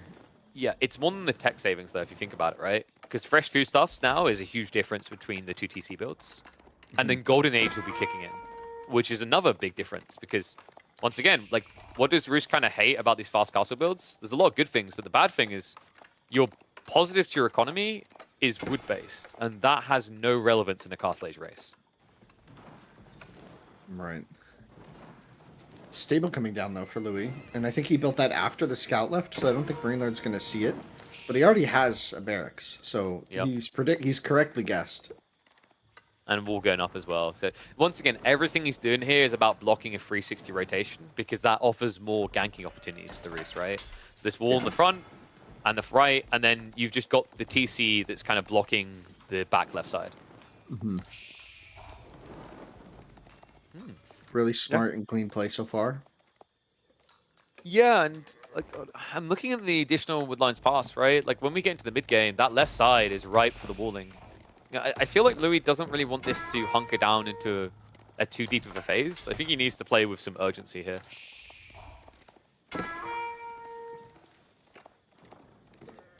There's still some exposed vills though, and the Knights are going to get in on the north here for sure. And be in a really annoying position too, right? Initially, right? But the whole idea is you want Marine Lord to now over-invest in spears, and then you surge archers. He just canceled that range? He did. I wonder what he's thinking. Maybe blacksmiths? Castle Age.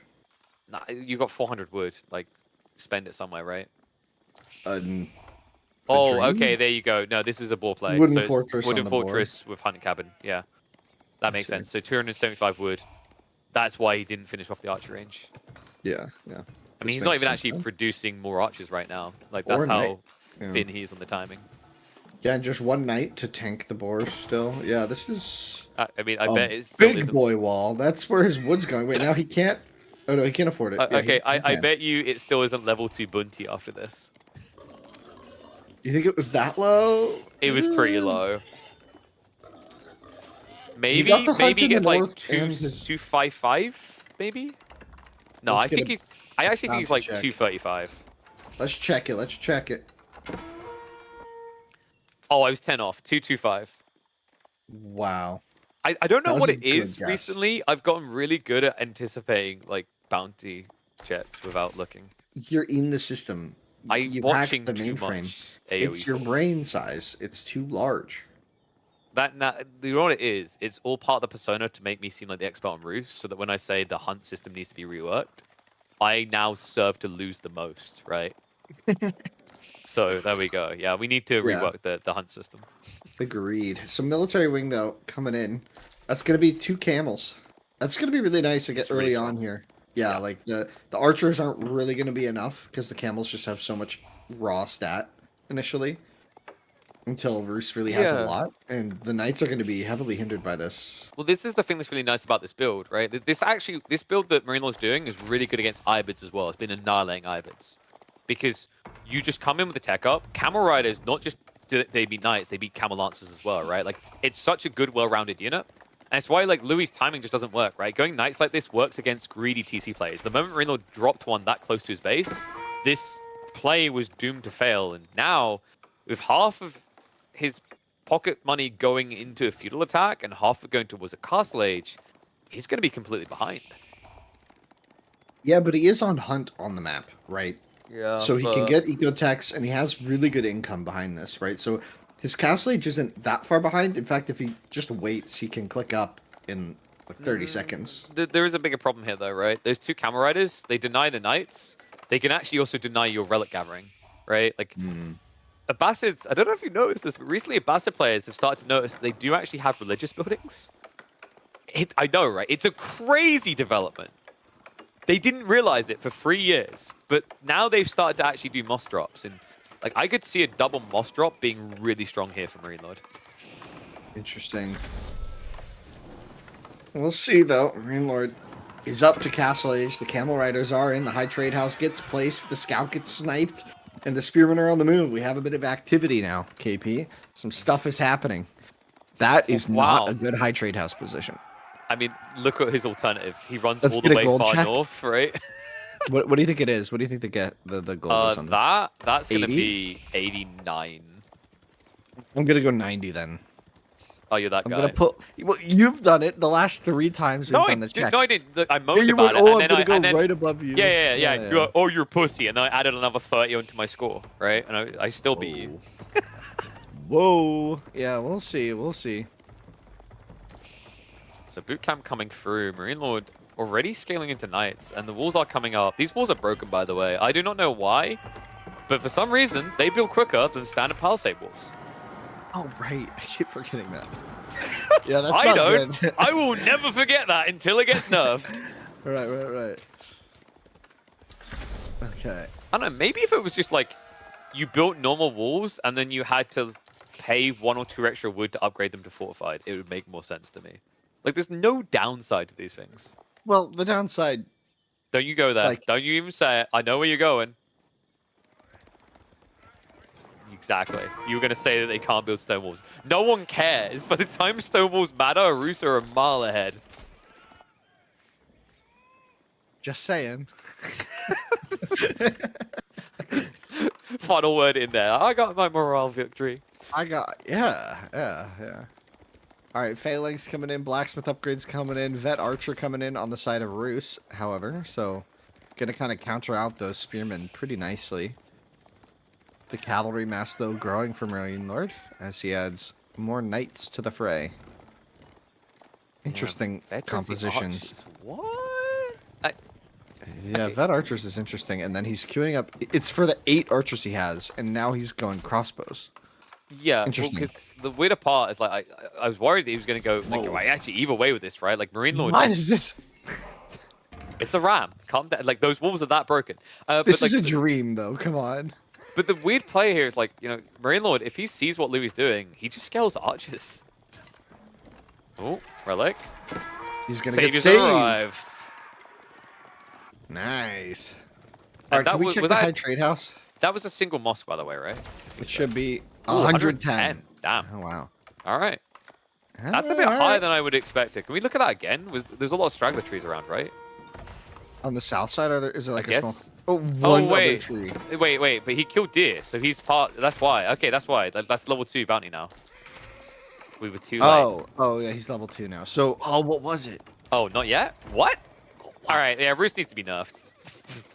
That High Trade House gives 110 Gs. Does it count trees that haven't been fully destroyed? I think it does, right? All right, let's count together. How many are there? It says on the UI Are we 34. are we old Let's style count together. ballot counting here? I love to count. 1, 2. The rest two, of the game is there's just giant deciding fight, and we're just here. 34. Yeah, I found that, and there's a 35th tree. Okay, let's see it. The ram knocking away. He said, "Ding dong, your Uber ride is here. Your DoorDash is here." Look at that. got Ram some almost dies before the ball. Roos, what a Tasty bounce. steers just for you. Louis, the replacement gate. That was actually really well played. That was good timing. Marineland's And the got ram like goes a... down. Marineland does have an eco advantage though, right? It's not just the golden age, it's also the fact that like relics are galore here. It's going to be... Oh, wait. Oh, yeah, west side. I was about to say it's going to be a 4-1 split. Louis just snatched one right from underneath Marine Lord's Monk. But he doesn't live. Marine Lord is He on the way does. with his army. No. The No, army no. is here. It's fine. Believe in the power of the Monk. Wait. Wait. Dude, this dude is so dunzo. Dude, He is so dead. I am this monk right now where I'm like, the Royal Roos army will protect me. I am under the king's Where's the army? Well, we saw what happened to kings, so maybe the king is dead for a bit. Yeah, Louis just doesn't want to come out. He's so scared right now. This is what? It's basically just Spearman, right? Like, you'd think he'd be able to contest this. Well, he got vet archer with 18 archers, so he kind of can, but at this point, it's one of those situations where the overkill is so extreme, and like, it's just a lot of micro. It's kind of, it's annoying. He's gonna have to do this though. 125, the bounty goes up, or the gold goes up. Why reasonable and balanced. And the heist is in. That warrior monk is. That was so funny. He was healing and getting pushed. I think he just turned the corner, lol. He was doing an inspiring dance for the squad. Third TC. But I heard range units are OP. I'm confused. Spearman. Who are you? Lancer charging in. Oh no, Louis. He can run Oh, past the him army. here. He can just The run army. past him. I'm surprised he's not just going around and let the Spearman army? through, but it doesn't matter. He's just going to A-click it down. I don't know. That's 16 crossbows. It's still a lot Yeah, of but you've got damage coming horsemen, out. right? If you dink the wrong unit, you do no damage. Like, that's the problem. Louis can't even turn around. The militia are called. The gremlins are here to save the day. Everybody in the gate. And This is now just a Pokemon battle between Pidgeys on both sides. gremlins. Militias, yeah, it's Spearow versus Pidgey. One has Militia, one has Spearman. Fight. And we'll see. The relic is on the ground here. Is there another monk on the way from either player? There's a warrior monk right on top of it now. The heist is in. And Can you convert? No, you can't. I'm waiting for it. Dun, dun, dun, dun, dun, dun. Can we check the Militia timer? Because they're about to evaporate. I think they got 15 seconds left max. And then the turn comes, right? Wait, oh boy, he is. Yeah. You gotta move these archers away. Oh, and the raid, there's not enough space at the inn. The knight gonna get a lot of damage here. The gremlin's about to pop, which means the archers will be completely exposed to a lot of cav. And now you die. Straight Wow. away, the horseman. Turn around. And run it down mid. Louis This is completely out of position. What was that? That was such a Looney Tunes moment. It's like he completely forgot. He had no idea this could have happened. You know what that was? That was like, you know, the Looney Tunes where they're wearing like a puffed up muscle suit full of water, but then they get stabbed and there's a leak. And they're like chasing like, yeah, no one can fight me. And then all of a sudden they're noodle armed. That is exactly what just happened. I mean, it really did feel like a Looney Tunes moment. Although, honestly, trading kind of okay on the south side here. The Well, north part mainly of his because army... Marine Lord's army has chased after 3 crossbows. Is that a ram on the wall again, by the way? Yeah, it's back. Wait, oh no, horseman? Nope. Just 2 horsemen. I just like that one hanging out horseman vibing. that has basically become one with the wall. Right? I am like the wall. Yeah, he's like, to overcome the wall, you must become... Oh, he's left now. So Marine Lord with a slight Vil advantage with 3 relics, but Roos does have passive gold income to kind of compensate here for the relics. And yeah, 9 farms to a lot. That is a great call out. 17 now. The transition for ML going great. By the way, we never highlight like that. We talked about that TC getting raided. That is the 3rd TC, remember. So Marine Lord is going to scale an eco lead now. It's a good news situation that Louis is at least able to pull back a 2nd relic here. Otherwise, he's going to get fully eclipsed. But yeah, this stays in the game. Remember, Marine Lord doesn't have eco wings, so those farm transitions are full price. Didn't have that extra level of efficiency. Okay, and the Vils are coming Knock, knock. forward to repair the gate because, oh no, we're just going to build a new wall. You know what would be nice right now is having a few archers to shoot those villagers building walls in front of you. That would be nice, right? What's a ranged unit? Why make those? Can you build those? Not with Abassids, no. I heard that it's impossible. They never learned composite bow technology. You know what it is? Marine was like, oh, I've got all these villagers and I need to micromanage them. They need to go to the right place and give the resource perfect. That's too much APM. So he's like, my army needs to be A-click. I mean, Very Horseman efficient. Spear has been effective for a long time. It's not a bad composition. Marine Lord showing the prowess of it here. And he just bought his way up. He just used the market a lot, I think. That's exactly why he needed a Spearman Horseman army, right? All that trading, it's his APM again. Knock, knock. Hello? Where's the Anyone army? home? Where? Louis? This is a lot of horsemen. It's a Saka Bluey moment. He's going to chase over. The horseman going to strat. The second wave is going to chase to the right side.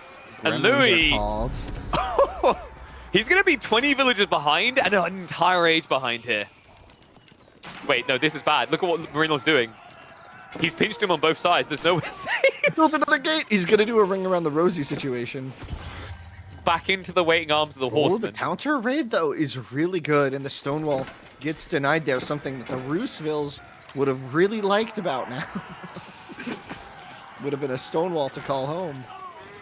And honestly, this raid killed a few vills, but this was a lot of army lost. And that was a lot of horsemen going down. And I don't know how Louis effective. It was exciting, but yeah, Louis not in a position to punish him now for a tech up is the other thing, because he went mass spears. Like, he's completely in his own what base. the heck? It's fine. going They'll on win there? eventually. Pull out the shivs, boys. We got Oh, an intruder. oh, they brought more friends. Can I just highlight how dumb villagers are? Why? You'd think They that, have a like, hunting after bow. they kill a horseman, they'd be like, wow, that spear looks really sharp considering all the holes in me. I'm gonna pick that up and stab someone with it. Nope. Interesting. It's a spear. How hard is it to use, you know? All right. So do you think Marine Lord's doing like a no range challenge? I think This so. game? Like, at this stage, why would you even go range? You're in imp now. Wait. Guns? That's so dishonorable in a duel, Winston. He's not training him. Spears. More spears. Oh, one camel would be so good here. There's somewhere. I don't know where. Like, there are 2 camel riders. Not in that fight. Marine Lord is setting up for the long game here against Louis. Going for the big stone walls across the map. He's going to be, with this stone wall setup, he is giving up one of the sacred sites just initially. And these fights are not going well. Got it. Let me write that in my notes. Running horsemen into spears bad. Oh, wait, Yeah. no. But now they're elite. So we've, like, similar to, is that hot? Should I touch it? We've got to try again, right, Winston? I don't know. If I see the boiling water, I don't know it's hot until I touch it with my hand. Full Yeah. in. That's like Just- science, right?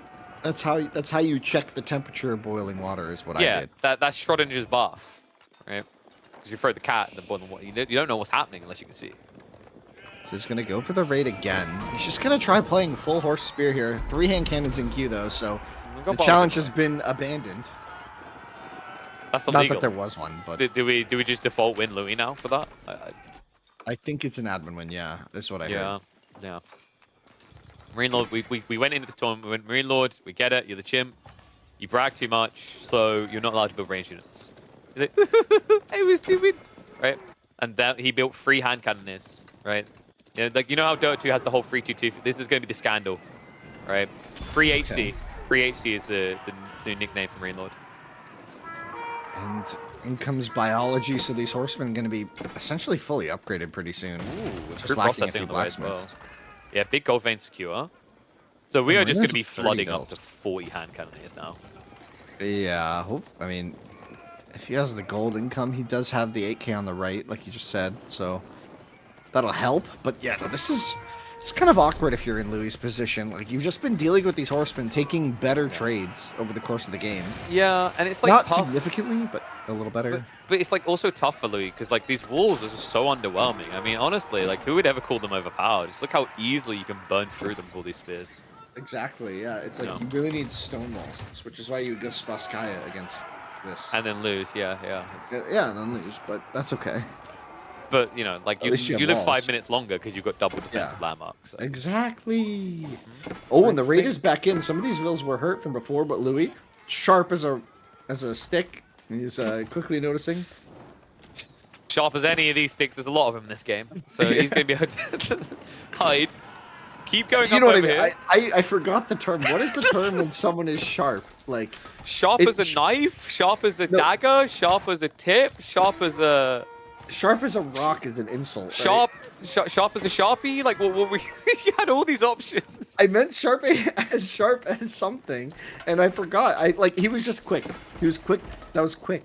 He quickly noticed the raid. That's all I'm gonna say. Okay.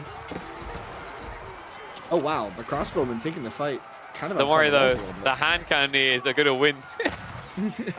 They actually might. There's just so much meat to the push. It's smart because it's a lot less overkill with just 2 hand cannons. Yeah, that's why he picked the bastards. Iabids, like Louis drafted Iabids, right? Iabids would have been dumb here. Definitely would have been overkilling those spearmen. Yeah, that's not very sharp. Chat is honestly just spamming a lot of phrases. It's really funny. I've been reading them for like. Don't read last out all of seconds. them. All right, so I like to count. So let's go. Sharp as a towel. Sharp as a razor. Sharp as a sphere, which I think is clever. That's a good one. Marine Lord is sharp as a brick. Nice, Beastie. Nice. Sharp as a green apple. That's a good one. Sharp as a ham. That's just what came to my mind. Sorry, my brain. Sharp as Dumu's perfectly bald, well-rounded head. There you I'm go. still kind of. Speaking of demo, I was about to say I'm still kind of in that archipelago. I'm still locked. I'm still eternally trapped by that. If Marine archipelago Lord game. loses this series, that will be his excuse as well. Oh man, I mean, Roos is gonna be shoring this up here though. I'm not. Well, actually, maybe not. That's a lot of hand Castles, cannons. yeah, like Castle will go up. That's gonna reset And the there's- movement. Like that is actually buying time. Louis up to 14 Streltsy right now. The bigger issue for Louis in this game is going to be gold. He did secure the 8K, right? But like, if this does go late enough, this is the best trading civ in the game. That can easily happen. And he basically is about to have enough resources to get imp again.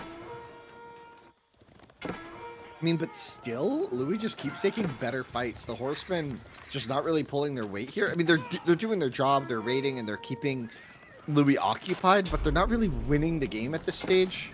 And Louis has been trading and just killing them. Look at that. 3,000 higher is the destroyed value. Like, It's wild as well because the civ that should be 65. playing Horseman is playing Spearman. The civ that should be playing Spearman is playing Horseman.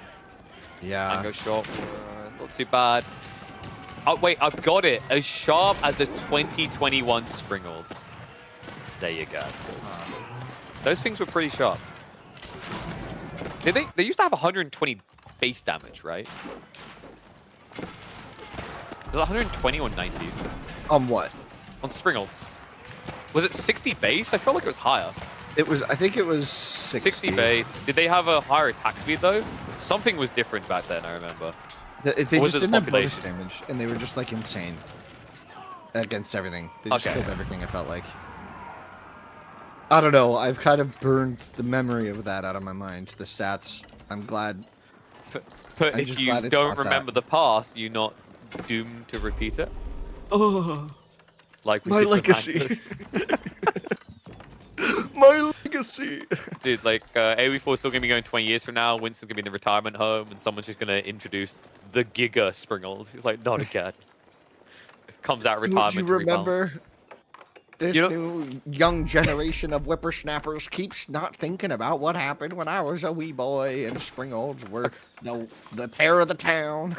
I can already see how this is gonna go. I remember back when the Ottomans had the Gilded Great Bombard. The gilded. What? Gilded Bombard? If you think about it, is a Great Bombard not just a gilded cannon? Did Marine Lord forget about the blacksmith? He's got 3 upgrades. Wait, Missing. we got camel support in the way. That's a pretty cool tech. It's gonna be good for all these spearmen. Because they are needing that to survive. And the sacred sites have been captured. We talked about this earlier. The stone walls for Marine Lord don't actually cover the sacred site very well. So it's pretty exposed, and Marine Lord might need a whole new batch, but stone a bit limited at this stage. There's only a couple mines left, and not really being Louis prioritized. doesn't have much resource control right now. It legit is just that west side corner. Like even Yeah, the and trees it's are getting running out. raided, right? There's a lot of pings There's a lot on of the pings. left. There's a He's lot everywhere. going on over here. Oh, This what? Okay, Yeah. we missed that going up. All right. this is horseman flood for you though, man. Like this is the thing. Like this matchup is meant to be, not necessarily this matchup, but in general, Roos at this stage of the game, it's meant to be Streltsy, horseman, right? He's trying to switch it now. The reason they do it is boys fortitude makes them better, but what makes it better for the bastards is just the Rorik eco power, right? Like this has the highest food gathering rate at this stage of the game, right? When you consider the improved processing, when you consider the agriculture and Golden Age. And we're about to see traders, I think, from Marine Lord. I think we have a line of markets on the right corner, which... We also have camel archers, by the way. And Rams coming in as well. This is sweet. Fully upgraded camel archers are a zesty choice. I love to see it here. Marine Lord really making good use of all of the unique elements of the Abbasids here, as the Rams are going to not just quite take that down, I think. Golems is interesting, by the way. Like, it makes sense against Spearmen and Horsemen, terrible against Streltsy. I think a lot of players have been looking at Golems in the Imp again because of Iabids. Iabids in particular is their S-tier standout unit of late game. Man, Louis just barely going to get this gold back, I think, in time. Yeah, he's starting to run a bit dry. Yeah, he needs to get these vills onto the gold, which looks like he'll be able to do now. But Marine Lord at a comfortable 200 pop. Units in queue behind this. The Horseman raids finally Louis crossing to the other half of the map for the first time since the Feudal Age. It feels like. There were a couple raids in Council, right? Yeah, a little bit of tickling here or there, but nothing is Still a firm bit to of a strike. tickle. Yeah, nothing. These 4 Love horsemen, this, though. by the way. We've got medical centers in. Kind of an underrated tech. There was a really cool change that was made where it works with TCs now. I've even seen a few players dropping TCs on the forward just to use them as a rejuvenation point. Yeah, it's pretty cool. I really like that tech. And is. But what is that fight? Louis! Where's his army? Yeah, this is boot camp hand cannoneers too, so it's like they kind of get a little advantage. And if there's a camel nearby, What? It's nice as well. Does Louis need to recharge his keyboard? Something's going on here, man. He missed production for a very long time there. No gold. No, he had the resources in reserve. He queued it up just now. Like, he could have been queuing Spearman Horseman at least, but he stuck down to like 15 military and had nothing in queue the entire time. Yeah, something went wrong here. I think his brain got a bit scrambled here, right? Like, this is a very unorthodox strat from the Abbasids. Camel Archers is something we have not seen in the late game for quite a long time. I mean, the unit benefits from so many techs that once you are fully upgraded, it really does become a strong unit. He doesn't have Incendiary Arrow yet, which is going to be a big damage upgrade for them once he does get it. But he did manage to clean up the Blacksmith. 6 minutes left on the Sacred Site 2 KP. What are we witnessing? We're witnessing M-Lord dominance, exactly, my friend. Hey, it's pretty surgical execution. We mentioned the Ambassadors in this matchup. I actually have a pretty cozy time. And Marine Lord, give me a presentation that past that early game, every part of it is comfortable for this Empire. Wow. And just like that, Marine Lord closes out game 1. Really decisive. It kind of felt like the entire game he was just building to the end game, right? It felt like his entire early game strategy was containment, a little bit of raid, make sure his units don't come across the base, and then just be Abbasids in late game. And guess what happened? He was Abbasids in late game, full pop, like with every single tech under the sun. He was even setting up trade while pressuring the enemy's 8k at the same time.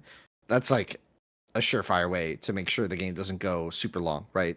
That's an end game winning move, and Marine Lord played just super well there. Yeah, the comical part about this is the Bastards right now seem to focus around Feudal and Castle Age range units OP, yet we just saw melee units OP, let's wait for range for the full punch. And now, well, we get into a battle of the range boys here. English versus Malians for game number 2 of the map draft by Surfshark on Socotra. And this is an interesting matchup.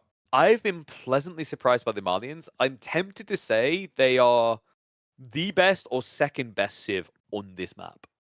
Yeah, we've seen them picked a lot. The pit mine gold just seems to like help keep your gold safe, because it seems like gold is one of those really insecure resources on this map for a lot of civs. But I feel like longbow punishment here. Like, I feel like we could just see Council Hall, honestly. I just think Council Hall from Marine Lord here could really change how this gets played. And we're diving in. Let's see if he plays it different, because we've seen a bunch of English on Socotra, and every time that Abbey of Memes seems to lead to a nightmare, not a dream. Let's see if Marine Lord can show us something a bit different. It is a Malian English showdown on one of the most claustrophobic maps you will find in competitive Age of Empires. when Demu builds the Abbey, it's the Abbey of Queens. He is a fabulous little Lizzie. We love him. But when Marine I'm just Lord saying. builds I'm just it- saying. Just saying. Like, what is it when Marine Lord builds it then? How do you say king in French? Roy, R-O-I, I believe. Is it legit Roy? I thought so, right? Abbey of Roys. I thought it was Roy. I think it's so Roy. dumb. I'm like 90% sure, but like I could just actually love be this wrong. idea No, that every time a king comes out, you're like, here comes Roy. Roy the first, Roy the second, Roy the third, Roy the fourth, Roy the fifth. that's not. No, it's like that's the term king. Like, oh yeah. Yeah, guess it I would be know, Roy. but like, Yeah, I don't but know. no, but I don't like, know how we they don't would have name. said it in what- Old French though. It probably would be different in Old French. Is it Roy or Roy? I don't know. Like, I feel Could like be Roy like sounds Roy. way too British, doesn't it? It's Good not old Roy. It's not like Roy, like R-O-Y. It's R-O-I. It is. It's Roy, mate. It's a British person saying it. Yeah, Rua. Roy. Yeah. Roy. Yeah, You gotta have more it's like phlegm in your hard- voice. Yeah, it's like a the sound. I don't know what that noise That's the was. French. It's how the. It's the That was the French- toe color noise right there. It's the French. Okay, Alright, moving on. I'm not even going to explore what that one was deep. Anyway, the reason why Malians feel really good here is the back spawning gold is guaranteed. It always happens. Sometimes you do get scammed a bit on a full surround, but overall, like that is what makes Malians feel really nice, is the fact that you actually can't gold starve them at all. We have seen some Mongol picks to try and solve for that, and funnily enough, actually, Marino did have the Mongols, so Oh, wondering... those kings. Abbey of Roy's. Aberrois. Croix is coming. Rah. So that when he Abbey turns of up, you can be like, rah. I think the play here, though, this is fine. The problem is if it's then a TC. That's where it's all going wrong with English right now. I actually think double Council Hall would make a lot more sense here. Or Galley. Because then you can guarantee he can't gather gold, right? Actually, the more I think about it, the Galley play is really underrated against Malians because other civs can outpost the gold, but the Malians can't. They can. It's just awkward. Another way of saying that is it's bad. Yep. It's just tough. I kind of wish this was Council Hall. I'll be honest. Oh, no, it's 2TC. Okay, so guys, chill. Sit back. We are not seeing... I can't believe... Like, I feel like we're at a stage now where we actually want to see council halls. We're so bored of Abbey Kings. I mean, it really swung, right? Like, it was the Abbey of memes for a very long time. Like, I think it's good that we see a slightly different play style, especially in competitive play, personally. I think, you know, seeing the Council Hall every single game, it got old, right? It got old. So You mean like seeing a Mansa Quarry every game? Yeah. Yeah. The Saharan Trade Network is... That's a landmark right there, huh? That is a building that occupies space on the map, yes. It 100% every time will get you to feudal age. Wow. So 100% of the time... Wait, wait, that's false advertising. What about when, like, people stop you building it? Because you're trying to, like, build it somewhere silly. Yeah. Yeah, we don't talk about that. That's not real stats. 97% of the time, it works. 100%. Well, if it doesn't of the go time. up, then it didn't exist. So it doesn't go into the stat book. That's true. Right? It's not 100% of completed Saharan trade networks get you from the Dark Age to the feudal age. That's true. 'cause, Very like, comfortably, mind you. It just 'cause- gets you there instantly when it's done.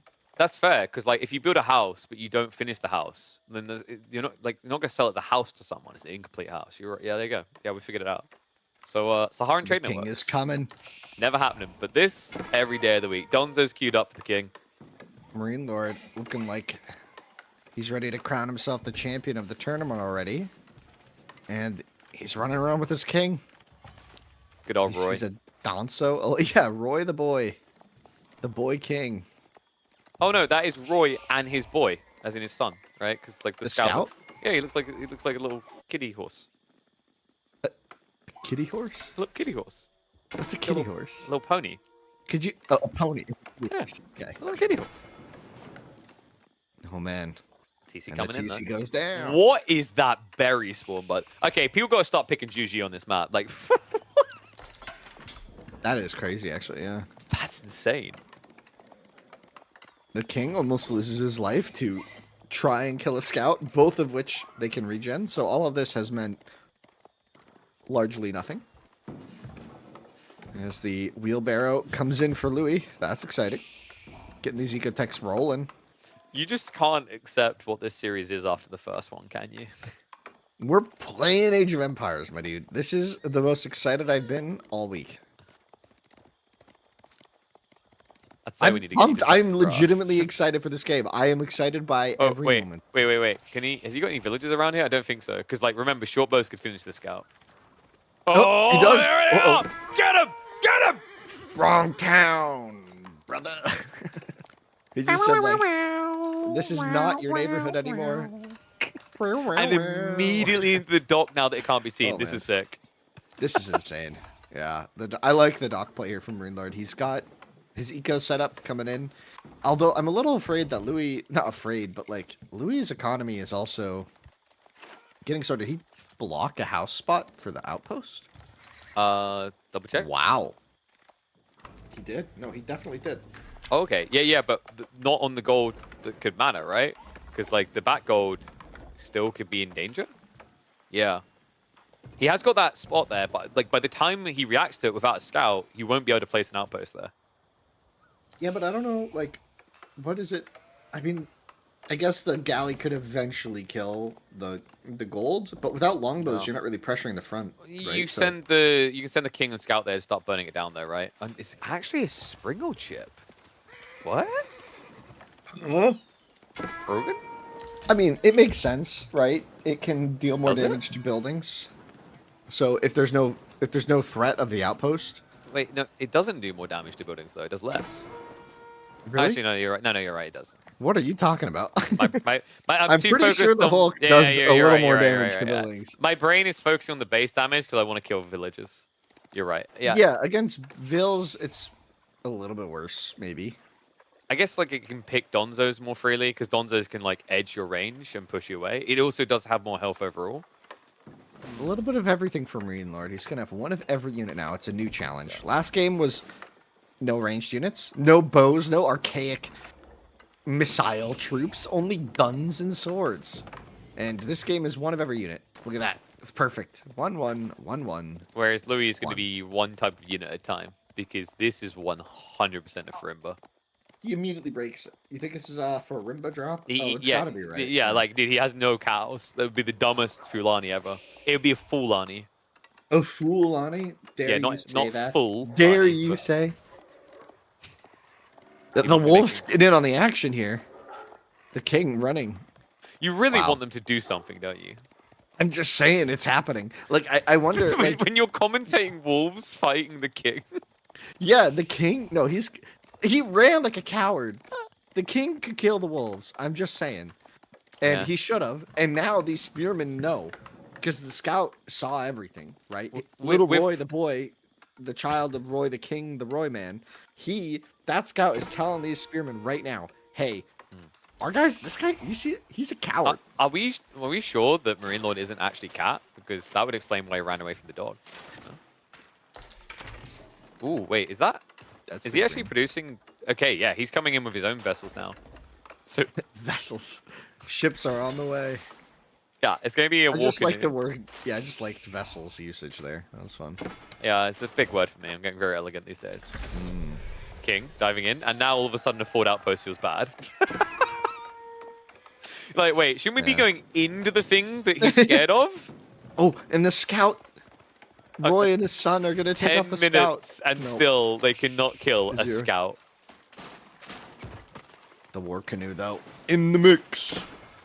You actually have to run Second away from shot. this. Yeah, like Marine Lord can't win that fight because it's Yeah, healing. the healing. Yeah. Well, He also has to be really careful because if he gets too low, remember coastal navigation gives more movement speed to the canoe, so you'll get chased. Yeah.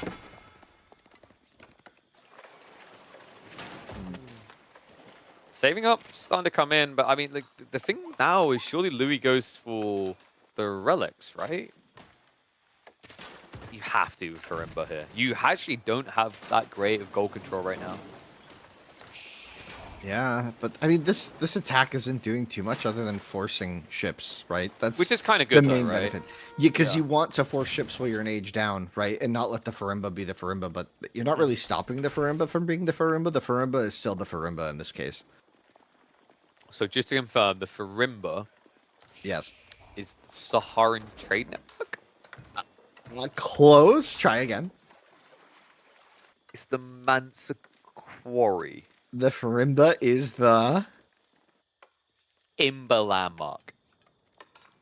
Farimba. That's close enough. I'll take Imba. Nailed that. At least you got the like part of it right. Got the important part. That's all that matters. All So right, let's- Archima's now in for Louis. Longbow response coming from Marine Lord. Not a bad choice here with the network, especially if he feels he has enough time. All right. Yeah, the aeroship could be a bit of a threat, but he's just going to be camping the relics, right? Not much that Marine Lord can do in this case. He's nowhere near an age up. Like, not even close to close. So it's going to be at least, what, 14-minute castle time for Marine Lord, and that's a lot of time for the Farimba to cook, right? This is... And Sofa! Wait. So Sofa Archer is spicy, and... I don't know about this. I thought maybe Marine Lord would add in another archer ship when he saw what was coming along the coast, but no, he's sticking to land. And it should serve him better. I mean, Sofa is quite difficult here. Like, yes, you got a few spears, but I guess this many archers is not a great hold. And that second TC, like, at this stage, kind of becomes a liability, right? It's not exactly a strong point defense. Ooh, that's cool, though. Louis kind of forgot something important in his build here. And he's still forgetting it. We Mining don't- upgrade. No, blacksmiths. Blacksmith's even more important than mining upgrade. Sure. Right? Because like these Lombos are actually going to be on your level from an age behind. We don't talk about food. Like you don't need to feed the Malian people. It's fine. Like they just eat golden dust at this point. I think. Interesting. I'm pretty sure that's what happened in Timbuktu. Yeah, Yep. that was They, the main diet. Maybe I'm not sure. They went for the El Dorado diet. Oh, the archers are looping around. Got something dangerous going on. Longbow's not just yet there. Okay. The Marine Lord Lombos, quick they're on us, always though. just there. It sounds like an ad. Sounds like an ad for like home insurance or car insurance. I don't think. I mean, actually, Surfshark, it's so always such a. there for you. That's perfect as a boat attacks. Yeah, the boat attacks. The wolf. The doggos. Animal abuse. Like, are we just yelling things now? Pink, Yeah, teal, that happened. Bambi's. It happened. Don't mock my casting style. Excuse you. As the sofa charge in, and then they're gonna have to retreat. I predicted that one. Oh, they're gonna. Maybe. We have got relic gathering now on the way, actually, so this is really good. Marine Lord's kind of boxed in still. He's still nowhere near a tech up. Like, for a guy who has 1,100 food income, that surplus looks pretty pathetic. Interesting game. This is really technical though. Yeah. It's gonna get really technical soon. The micro So- is gonna feel like this is what's gonna come down to, right? Is maybe Mangonels first from one of the players. Like Louis could consider adding siege, but that might idle the Farimba at this stage. It's interesting as well, because like a lot of the golds on the map are on the outskirts, right? So like these boats are kind of like, you know, the fairway pirates kind of trying to block out long-term gold options in this game. It's kind of interesting for as it goes on, right? Because like they can surf like sharks anywhere around the map. And they can pretty much choose to be anywhere in the world here. This is Ooh, an those. ambitious fight. Yeah, Louis, that's what? a lot of longbows. Yeah, and he's only now getting undermesh, so this is still a bad fight for him to take. Well, if he picks off enough of the spearmen, it opens up some options. The white Attack, tower baby. getting placed here. We saw this Oh, with Demu earlier. Hopefully, he wins the Not fight. marrying right? a new king. Yeah, king goes Yeah. down. But that's fine. I mean, this is actually great. Marino's in a fantastic Yeah. position right now. He's got a big like number advantage on the economy, but we have to keep in mind the pit mine, right? Yeah, but look at the Pit mines are- military. Like, actually, just look at the military numbers. He has a military lead as well. So, against the Farimba too. yeah, right? which is insane. Can we Yeah. check? I don't think Louis has military academy. Like, I think the issue with this build, his blacksmith timing was so off, right? No, check the blacksmiths, because we want to see military academy, because it slows him down if he doesn't have it for Imba. Yeah. It's kind of forgivable to a certain extent. Like, no one really does Farimba anymore, but it almost feels like he needed to find a way of slotting blacksmiths in to this build much earlier than he did. He does get 3 relics already, though, and access to a sacred site, which he can shore up soon, and there's a relic on the south, which you could grab as well. So his position isn't totally lost or anything. It's just... It's kind of let the advantage slip. His castle timing didn't really translate into a huge advantage. The raids didn't do too much, and now Louis has to kind of find a way to make this work against English and Castle Age, which I feel like this is where it gets really scary. 30 longbows comfortably massed, the White Tower in the center of the battlefield. And this is why both English and Malians can feel really OP on this map. The range. The map is not very big, so slow-moving units like longbows and javs don't really suffer that much because they can reach easily. Like, I think the only one thing that's missing that I'd like to see from Rainlord right now is just walls, right? Like, you definitely want to wall this center pass. This is, like, this area right here, this is like you're trying to take on Sauron and you got that final charge and Aragorn's leading the way, right? Like, that's how important this piece of the map is. Oh, raids hitting the gold mines at the same time. It's potentially some danger. The gold miners are idled by the ships. The pirates have arrived.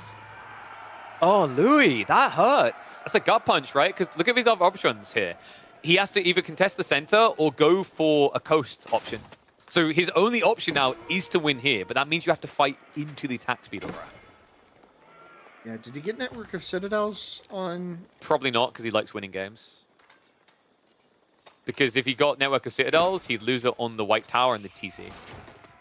So then you have to outpost crawl. It's like, it's very annoying in these type of games to outpost crawl. You just want to rely on the White Tower, because like if you lose that aura on the front line, you'll lose the fight. Right. Fun bug that. I'd complain, Yeah. but then again, English is Imba? We'll see, though. The population looking really good for Rainlord now. Look at that, 160 to 100.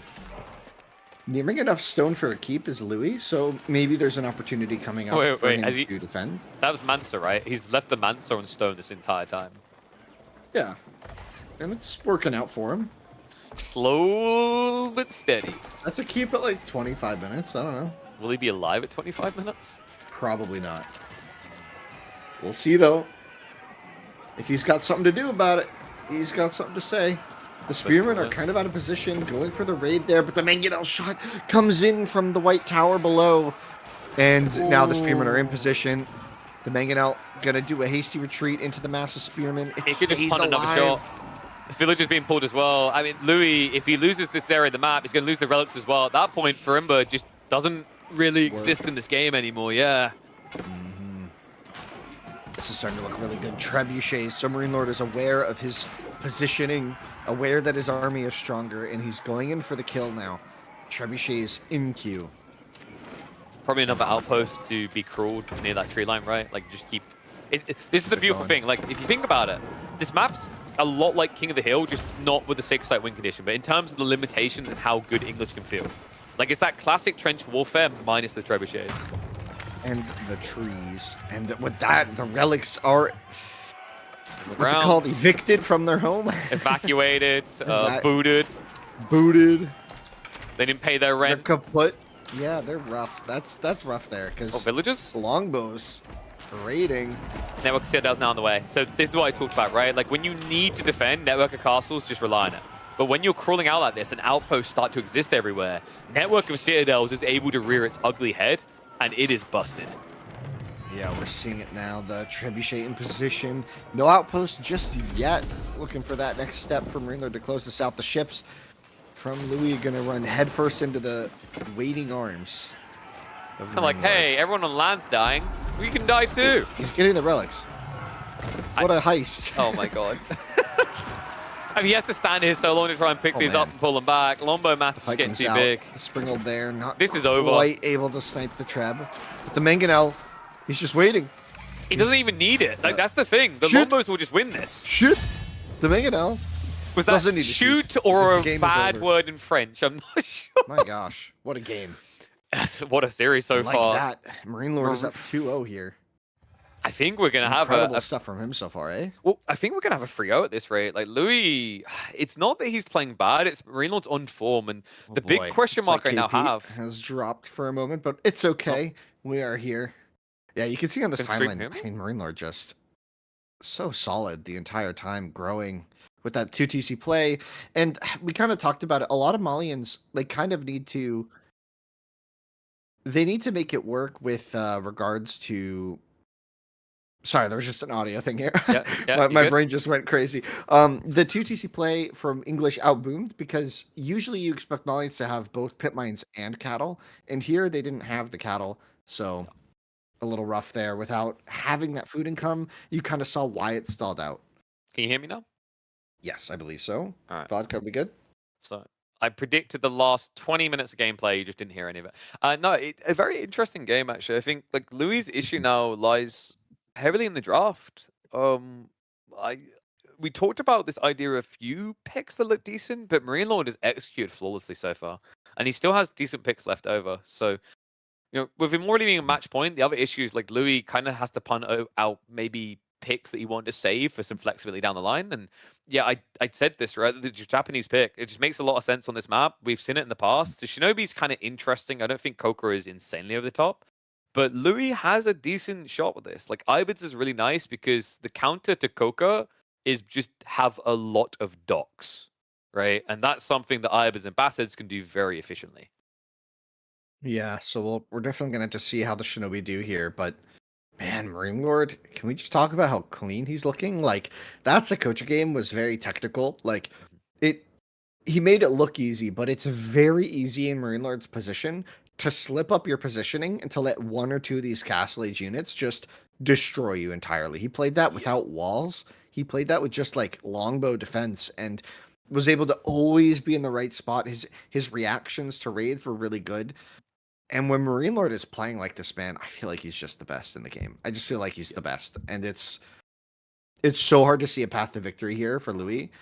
Unless there's something spicy for Ubids on Water Drake. You're saying multiple docks to deal with the ninjas. Maybe that's it. Yeah.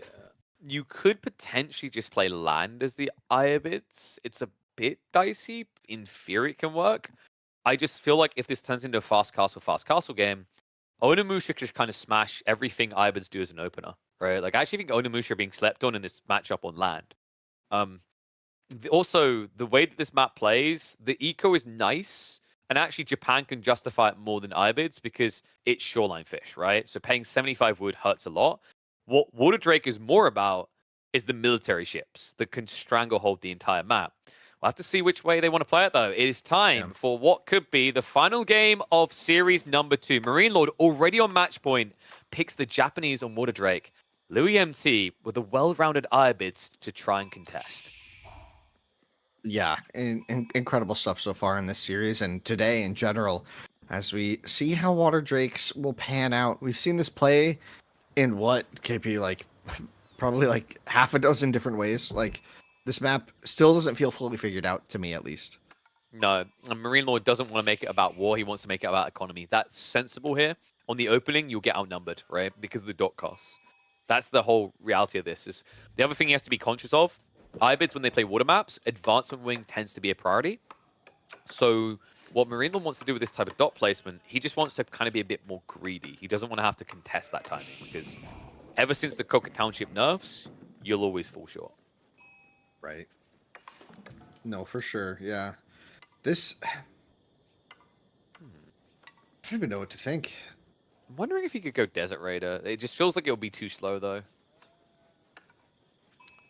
Because you save, with advanced, you save, what is it? I think it's about 30 seconds off your timing. Or 37, something like that. It's quite high. Mm-hmm. And reminder, like, this map, although you're seeing fish, it is only short. It's never really about the economy. It's more about the military. Right, yeah. The fish are hard to, like, keep track of at all times and keep them safe from both land and sea attacks, right? Yeah. So it's just, yeah, the fish here are, if you can keep 3 or 6 alive in the early game, that's, like, really good. You know, you've really done something right. Yeah.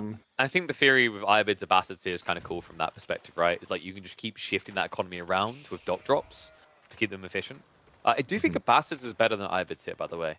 Because the cool thing that Abbasis can do when they're dock sneaking like that is they can set those up for trade, right? Because you can trade with the neutral trade posts on land, even though they're water trades.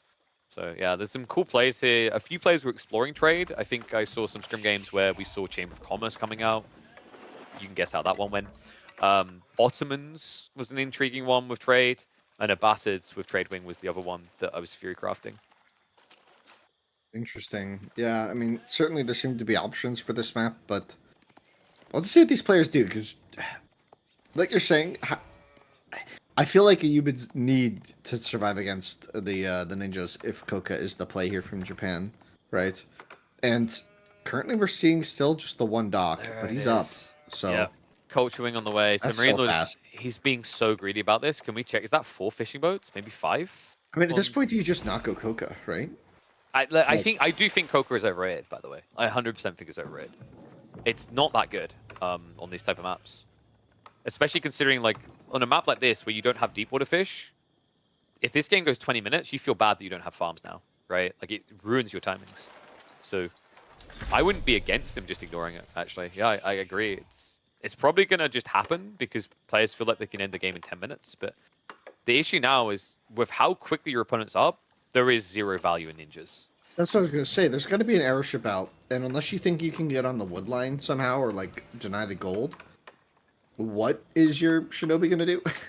Yeah, Right. most players forget to Shunshin into tree lines as well. Like, I noticed that a few times when players could just Shunshin over into the eco, and they just don't. But, okay, wow. He still is going Koka Township. What? Yeah, I'm kind of panicking, too, with 9. Yeah, usually 9 it's 7 knows or it. 8. Like, Yeah. 9 is definitely overkill. But, like, it has to be overkill. I mean, surely he knows about this advancement wing build, right? Like, this has been done for a while in pub, back when Mongolian Heights was in rotation. Like, this is how Ivy's played it. So it shouldn't be a surprise to him. He's just buying time for the second dock to go up, so he'll be able to keep all 6 ships safe. And it Nice. looks Well, like it the was villager plenty of just time. got snitched, though. I think the Ville's fine, though. Well, it you hear, really- oh, the dock it- stops protecting Fine it. in a way. Like, you know, when It you're looked dead, okay, you don't you have to looked worry okay. anymore, right? Yeah, you stop panicking. We're dead. We're Yeah. dead. Like you panicking is fast heart rate, and if you don't have I a was heart so rate, wrong about that. I was like, oh, he's fine. Instantly died. I've you never said been it? more wrong. and my head kind of like tilted, like turned as if you were standing next to me, because I was like, you sure about that, Are dog? you sure about that, bro? Yeah, no, I just said it and shouldn't have. Yeah, you know, sometimes, yeah, he's fine. You know. You're that grief counselor, like, he's in a better place now. Oh God, dude, that's so grim. It's so dark and sad. Second And the dock coming ninja's up. on the board, but This there's is that what will ninja. make him sad, by the way. Like, this second dock is the problem. Because now, like, you don't do anything with sabotage. Right? Well, I mean, yeah. You want to be like, maybe... Oh. But, like, were you gonna do anything with sabotage in the first place with just one dock? Like, that's kind of what I mean. Like, With one, yeah. Like, if you're fast on the tech up, like, the play very quickly on water hybrid maps for Japanese, the meta shifted. Because it used to be that you played docks as Is he fishing boats, housed? right? He is housed. For a ship, anyway. There we go. But, like, if you remember, the meta switched, right? On maps like Mongolian Heights, you used to see a dock and then 4 fishing boats, but then it was just like, no docks. Because if you just done feudal straight away, your opponent couldn't do anything with their docks, right? he wants those sheep. Sorry. Yeah, he can't do anything He with the docks. needs He's the gonna get the sheep. sheep. He's gonna get the sheep. Tiddling. That was Yeah, almost more there's- like a Batman spinning comic noise. No, I did like the tiddling. Like, it's like a couple bells when you get the sheep. You know. Or Batman. Sure, keep your Batman jokes. Fine. It was Batman sounds. No? No. No? I'm Okay. over it now. So it wasn't even that? Okay, alright. No. Well, the I sheep... don't know what I want anymore. What I'm getting, though, is Desert Raiders. Okay, so this is cool. I theoried the idea of, like, military wing instead of advancement for this purpose. But it looks like Marine Lord already has the game sense on this to know what's coming. Outpost going up in the gold is the smart reaction. I think Marine Lord is just going to end up pivoting into a fast castle build here. Mhm. It's kind of wild. What Wait, timing on this a works? fast castle build from Japanese what? Well, sir. I I just need mean to... this game is. So the outpost Dude, the goes whole up day and is. everything is comfortable. Yeah, this day has been crazy, and there's still more. Think about Still that. 2 more series after this. Still 6 more series this weekend. That sounds like a reason to subscribe. If that's not enough for you to thank Surfshark, I don't know what is. I don't know. You're beyond help at that stage. I wonder if it was coincidence that we put so many water maps in when we have Surfshark as a sponsor. I mean, it's kind of the concept of the tournament is the Master of Realms. You got to be prepared to play on these water maps. And You know how you are mastering the realms? By existing in all of them simultaneously via proxies. So, figured it out. did you just make a Marine Lord based multiverse? I think so. That is terrifying. One Marine Lord is enough on this planet. You cannot just start inciting more into this world. Oh, yo, imagine the one where he's like 6'8" tall. I can't. right? I don't know what that looks like. Marine Lord is one height and one height only. Imagine the one where he's like, he's got a nice guy comb over and he never smack talks. Like our Marine Lord, if he said nice play, you could hear the sarcasm. But like this guy would be like, he's genuinely like, he has a Bible book in hands. He's like, really nice play. That was creme de la creme. Really good, Bimini. I love that one. Yeah, dude, I need that. Multiverse AoE 4 anyway. We've got a ram coming in. Had a ram coming in. No. That'd be too aggressive. He's gonna back up. And we're gonna go do it on our side. By of the river. way, Marine Lord does have Yumi. It's happening. Yeah, some Yumi plays cool. It kind of sounds good in this game. I like it. I think the play is Castle Age Yumi. Like, you rush Castle, you get Yumi. It's actually broken. That unit is not They balanced. train so fast. Yeah. It's With true the, Zerg. Yeah. You know how, like, when you play Malians, you go Musafadi, you go Scouts or Sofas, and you're like, it's a Zerg. It's a melee Zerg, right? Yumi is the range Zerg of AoE 4 by far. We just need a Cav Zerg now. English Abbey of Kings mass stables. That's what I'm waiting for. Wait, isn't the Cav Zerg also just the Malians? I guess. Yeah, Warrior Scouts. And actually, Marine Lord has enough of a force here to go for a bit of a poke against that. It's double And dock though, right? Like you double get rid dock, of one it's gonna be defense. hard to push. Yeah. Exactly, and it's not like reinforcements don't arrive quick for him because he's coming far north side. So I'm kind of intrigued to see how deep in this he wants to go. It's like I think he'd like to go Castle Age, but the issue is if you do it, you're going to lose military advantage. He's just going. Full sending. Better focus fire from Marine Lord here. He's going to take out a ship initially, but half of his ships are super hurt. He's hiding the demo, though. The arrow ships get taken out. This demo's position is really... There's no more... I mean, Louis arrows. actually scrambling over his own shipwrecks to try and get back past that choke point for the kill. That was so well microed by Marine Lord. Yeah, and he didn't lose anything, right? Like, that was just clean. And now it can go back, repair. Well, he's going to build a forward dock now to get better repairs going. Wait, But, I man. found the best multiverse. It came from chat. In the multiverse, there is a universe where Pate is the professional esports player and Marine Lord is the pet. I didn't really need Marine Lord on a collar visually in my head. But now I've got that and a guy in a giant cat suit sitting at the PC. I can't get away from this. What are these Yumi doing, by the way? Are they genuinely just You standing can't just at home? change topic. What the heck was that? No. I'm not letting you just talk about Yumi again. You cannot just move on like that didn't happen. Oh my, what a weird done. day. Anyway. You can't just do that. All right, moving on. Let's see the Yumi now. Let's see the Yumi. What were they doing? They're just sitting there. I don't know. I think he thought this was going to be a land assault, and that was going to be his reaction. But now we're just back to mass springholding.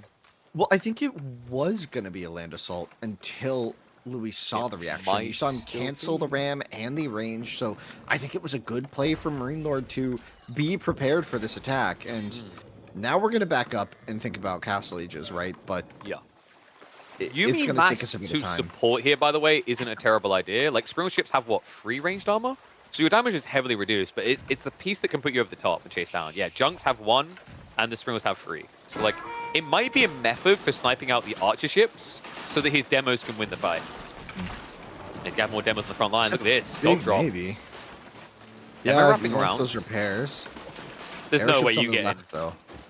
This lone ship has definitely been noticed. Louis, crafty idea. Maybe he can deny the dock. If he gets the villager here, Rainlord's just so quick. the problem here is Louis is gradually losing, Oh, right? the demo! The demo! in. The demo! And we all lose our minds because that was crazy. I'm not gonna lie, that sounded like the driver of that boat had a stroke and then just crashed. Yeah, that sound wasn't the best. But you know, it is what it is. The demo had a big hit. Yeah, dock was cancelled though, right? I think he did get the villager on the front line as well. Yeah. Some vills getting pulled to the front. Did you see that? What were Louis vills doing there? Where are they going? Are they sure? Repairs? Are they just repairs? No, they're repairing. Yeah. Okay. Yeah. I mean, this choke point's important, right? Like, in a weird way, because it keeps Marine Law back from flooding, but I also feel like it's hurt Louis here. Because he keeps sticking one boat on the forward, and then the rest can't support. So he's just losing a boat for nothing in return each time. Well, on top of that, yeah, the trades have just been insane, right? Like, as you said, for that reason, look at the destroyed value. I mean, 670 more resources in it, like, essentially a water mirror where the ship count is roughly the same, is crazy. Well, actually, it's not the same anymore. This lead is starting to really grow on the land, and We're back again. Sorry, on the sea, which is also land on this map. But now we're on the sea. No, now we're on the land. When but do we it's get the to sea air? because it's the Drake. Wait, I don't so know. the I Drake don't know. is the air? Wait, Because we've got two. Like, what's the air unit? Yumi. the Shinobi. Yep. If we'll ever see one again. No. The Ram Probably though. not. The Ram though is interesting. What defense does Greenload have? He has 90 He has and a an dream. outpost. I think he didn't build a second one. He might react to that now, though. Well, So does he once see, again, he they just doesn't straight see point. this. Ooh, demo. Not quite gonna connect. How did that not even scratch them? It's his Marine Lord. He's just built different, bro. Okay, so And rounds in comes the moving in. Ram. Marine Lord will see this. Does he have enough Yumi though? He's gonna have to train some. Trains 3 horsemen. He has to go horseman because look at his blacksmith techs. He messed up. He didn't realize what Louis was doing, so Louis is going to be 2 techs ahead. Yeah. And this is gonna stall out his land attack because he's not, or sorry, his water, his naval attack because his land attack is going. Or does he go for the poke now? Because I Wait, feel but I like thought- Marine Lord invested in water. He needs to win it, right? But I thought the sea was the land and the land was the sea. I got yeah, that confused me. So I want to go back. I don't want to do that anymore. It's too much, you know. And here we have Well, it. that's a lot of sea. Marine Lord. 17 springles to 8. At this point, should he like flank? A-click? Just attack the dock, maybe? Should he flank though? Like half of his ships can't fight. The blacksmith gonna get canceled. That tech didn't finish. Okay, so he doesn't have undermesh. He's up against Steel Arrow, and that's a lot of archers for horsemen to deal with. I think he was teching Clean retreat. Steel Arrow. Archer ship? Ooh. Oh, finally a semblance of a good hit there, but it's still an overwhelming lead here. 15 to 8 springles. Yeah, but if he's not able to use it in that choke point, then what difference does it make? He needs. I kind of want him to go the other way, honestly, and just cut off the fish. Like hit the land. Like, do you know what I mean? What if he just went left? Has this been considered? So you want him to go right. What? That's what I'm hearing. No, I want him to go Because left. when he goes right, he Oh, can the do demos. no wrong. Demos are in. And that is going to be the hit he needs. What, boss? That was crazy. Louis was not ready for that. Maybe it's because he's diving the woodline? The land is being stretched a bit thin here, but I feel like Marine I Lord mean, at it's this just point... rams. It's But I feel literally like just Marine Lord... rams. At this point, can't Marine Lord just A-move? I think you're right. Yep. And it's not enough dock escalation on the front side now. You see Louis queuing up more demos here, but yeah, Marine Lord is paying full attention to this, right? Like, the land pressure is just rams hitting buildings. If it was something diving, it could distract, but I feel like this is just not going to cut it. More demos coming in to counter out the defense fleet. And that means the dock is going to be falling soon. Finally, the archers commit in, but it may be too little too late here. Horsemen tanking, and the archers behind. Louis can't do enough damage here. He's fallen behind. Oh my gosh, and only one Vil kill in all of this, which I think was from the Doc Vil, right? So it's like not even losing a Vil to this entire attack, and wow, we just has to. What an incredible game for Marine Lord. At first, I kind of thought in this mid-game section, I kind of felt that Louis had the upper hand a bit. Like, he had a slightly smaller navy, but he was taking decentish trades, and yeah, he was losing a few more ships here and there, but his position looked good. He had a better army. He had rams. What just happened? I feel like Louis just fell apart with the micro, wasn't able to pay attention to the land and the demos at the same time, whereas Marine Lord was quick enough to be able to handle both and do so masterfully. Like, the dive on the woodline, getting no Vils. Like, what? That's incredible reactions and planning from Marine Lord. Great game from him. Like, really good game. Yeah, I think Marine Lord, the use of Yuumi is correct as well. When you play them in Feudal, it's all about Horsemen. The Yuumi are support unit in that composition. That was played really well. But, overall, the draft, to me, was just much better from Marine Lord. I think he got actually like a complete outdraft on well, not complete, but a very clear lead. Louis had one or two strong picks, but it felt like there was an answer for every map. And not just that, but Marine Lord's execution on each independent map was flawless. There was very rarely even a small mistake there. But you know what? What we have to appreciate is Marine Lord's effort to get us back on track after whatever the hell Dimmu and Cat was. That series only added an extra hour and 15 minutes onto the broadcast time. So what we're going to do, we're going to get the third series of the day prep. That's right. We have got 2 more series ahead of us. Next up is another Elimination series. If you're a Louis fan, don't worry. He's going to get a shot to redeem himself next weekend. But next up, if you're either a B or a Zertan fan, the buck stops here, because whoever loses this third series of the day will be out of Master of Realms. All that after a short message from our sponsors. Hi, I'm Pesty, founder of EGC, and let's just cut to the chase. When you purchase Surfshark VPN through our link during Master of Realms, you can pay as little as $2.09 a month and get 4 months free on top of that.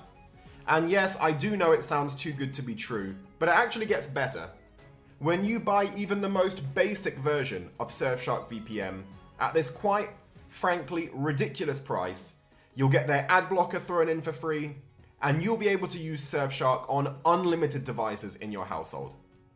That's right, you can use your one single subscription on your computer, your phone, your Xbox, your TV, and on every device of every member of your household. And no matter how many devices you use your Surfshark VPN on, it will have absolutely no impact on your connection speed.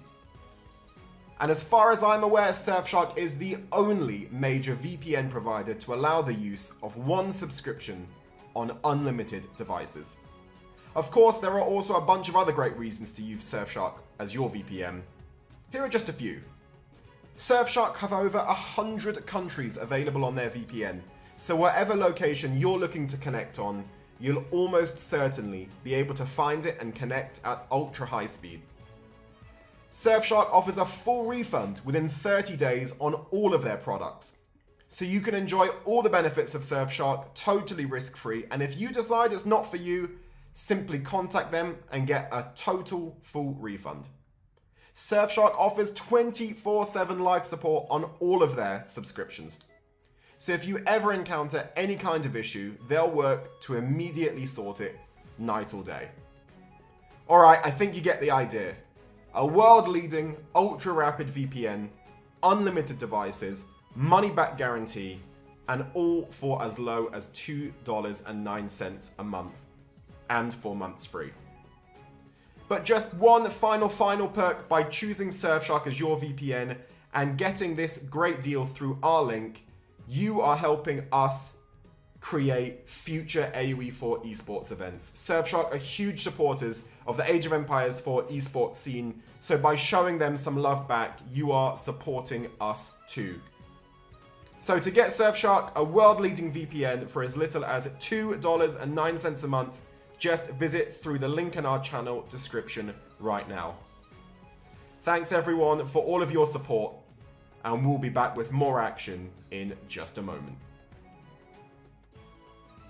is good. Looking to be losing the secondary TC here in a little bit. Varangian's just running past everything, trying to head towards that Mangonel, not let it fire, not allow it to shoot the rocks onto the javelin throwers. It gets one fire off. Great micro from Demu.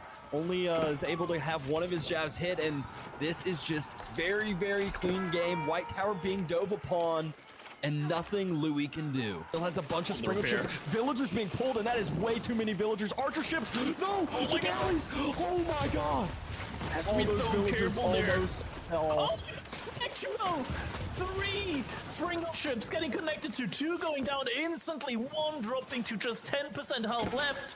Yeah, I feel like Demu at this point in time, the big fight is happening now. Arch ships though taking down the demolition ships for the most great part. body blocking. They're getting blown up. Able to take down every single demo ship, basically. Great job with some body blocking from Louis with those ships. The pathing just so difficult to get through that many units. Being able to cover one demo ship might make it through. A couple actually get some connections on, but the arch ships, yeah, all of them back down again. Are there enough crossbows here? Oh, they're on the backside. Look at where they are. It's a group of 15 just doing nothing. But I think it's still enough. The villagers are getting pulled. 26 seconds left on the sacred side, and Demu's pulling all the villagers, but there's still Villagers versus villagers. units. They're just Oh, hanging no. out. Shivs are being pulled. The crossbows are here, though, and Louis has the crossbow mass, so Demu, all of these villagers slowly fall down. They're pulling out the torches, trying to take down some of the siege, but finally, Military lead on water for Demo. He's also on the other hand side with some of the demo ships is going for a little bit of a pinch. Demo ships! Oh, the demo ships! It's getting a huge connection! Oh my god, Demo, he just lost most of his military there. gonna start being idled out. He is on those berries, and B, he chooses to take the fight. He knows he has the numbers here, and archers are just peppering all the units on the backside. Lancers are being the front line, and that is all he needs. Doesn't care about the 2 wooden fortresses. He's got more than enough to take all of this fight. Nothing can clear up his Lancer mass. Yep, Mangonel pushing forward, and Killjoy didn't react to the Mangonel shot. Oh, that's a really good shot. And they're starting to clump together. Hasn't used the spread formation, running through another choke point. There's a sprinkle there, but another Mangonel shot. Oh my god! That is so much damage. Now it's just a single hand cannoneer shot to kill most of these Streltsy, man. Oh my god. Back as well against the Mangonel fire coming in. Double bombard, taking shots against the keep. Streltsy trying their best to kite back. Mangonel shots able to just perfectly land right on the Streltsy mass and Killjardy. He is having to pull back. He's fighting in between both keeps, and B doesn't even care. Next set of hand cannoneer mass pushes forward. The Mangonels are pushing forward as well, and Killjardy is struggling. The Gazis are there again because B takes advantage every time Killjardy pushes forward with his army. Pushes forward with his army, B circles around with the Gazi Raiders, uses that mobility to the fullest effect, and gets 1 villager kill, 2 villager kills, and then falls back away. Down. And the idle time that he's been continuing to cause. Again, you know, Killjardy, he's having to take these fights near to where some of the villagers are. Villagers are in and out of towers, and just a ton of idle time that B has been able to cause.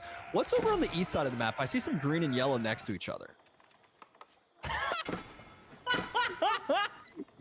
They're just happily, peacefully Javelin throwers that don't have anything to take out the javelin throwers. B loses that fight heavy-handedly, has 8 to 10 villagers that have Oh, an exciting day of Age of Empires for action is about to continue with our 3rd series of the day. You saw one of the players on the screen just a second ago. We've got 3D Clans B going up against My Insanity's Zertin. Intriguing matchup, Winston. One that I feel is dominated by one player in the early game. Weirdly enough, the other way around if it goes late. Yeah, Zertin, right, when he gets late game, is just... He's kind of one of those sticky players. And I don't mean that in a weird way. I just mean he's a little sticky. It's kind of hard to unstick, if you know what I'm saying. Yeah, it's a funky one. It's quite intriguing because I remember, yeah. The best part is recently, I was highlighting that he has the longest games. Crackety piled on with I think Myriad mentioned as well. And then he went on a absolute bender on the ladder, just having 20-minute finishes, and sent me his statistics for the last few games. It's like, I don't go late game. Well, let's see what happens in the early game, because I think it is about time to get this show on the road. We have our map draft from Surfshark. We kick off with Dry Arabia in an Ottoman Abbasid matchup. Yeah, this is hopefully going to be really spicy, right? Because this is kind of one of those matchups where you'd think Ottomans would have the edge, but honestly, I feel like a lot of times when I play Abbasid in this, it just feels right. I don't know. Do you get that vibe? I think it's actually Abbasid favored. Yeah, like I know it is. The crazy thing is, like, Ottomans, they struggle with this matchup. If they do fast castle, it just kind of flops compared to Abbasid, melee wing, 2TC, right? So there was a lot of practice done with this. I think, Marine Lord and Dimmu actually decide for this as well, that probably the best build to apply to this matchup for Ottomans is 2TC to match the eco-scaling of the Abbasids, right? And that's cool because you play a little bit longer of Feudal, which sounds bad, but the reality is you're getting your Vizier points, you're getting more passive production up. The whole idea is by the time you get Castle, it's more full. Now, admittedly, the Abbasids can get there as well, but what does the Abbasids really want to do in Castle that you can't counter as Ottomans, right? It's a natural flow state, I think, that would then favor the Turkish Empire. Yeah, against Ottomans, it's really, really hard to go cav in mid to late game, right? It's just really, really hard to make cavalry, and that's kind of how Abbasid, like, front lines is with cav generally. It kind of pigeonholes them into, like, the infantry comp of, like, maybe Gulam composites, right? In composite bows, but it doesn't always feel too bad against Ottomans, I would say. It's tough, right? Because yeah, you end up tough against early Sipahi castle. Janissary is the biggest problem, right? Like, Or once that knights, gets online, right? yeah, Knights as well. Like, Knights is better against the Gulams, but then, like, if you get hyper late game, usually you're looking at, like, what, Archer Spear versus Sipahi Jani, and you think that that's good for Abbasids until you remember how ridiculous the attack speed is on those Janissary boys. Right. And so we're going to see military wing here from Zerton.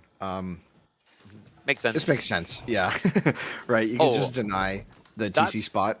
That's cool, though. B, I don't know how I feel about Twin Minaret Madrasa. I've kind of been leaning more and more favorably into Sultani Trade Network.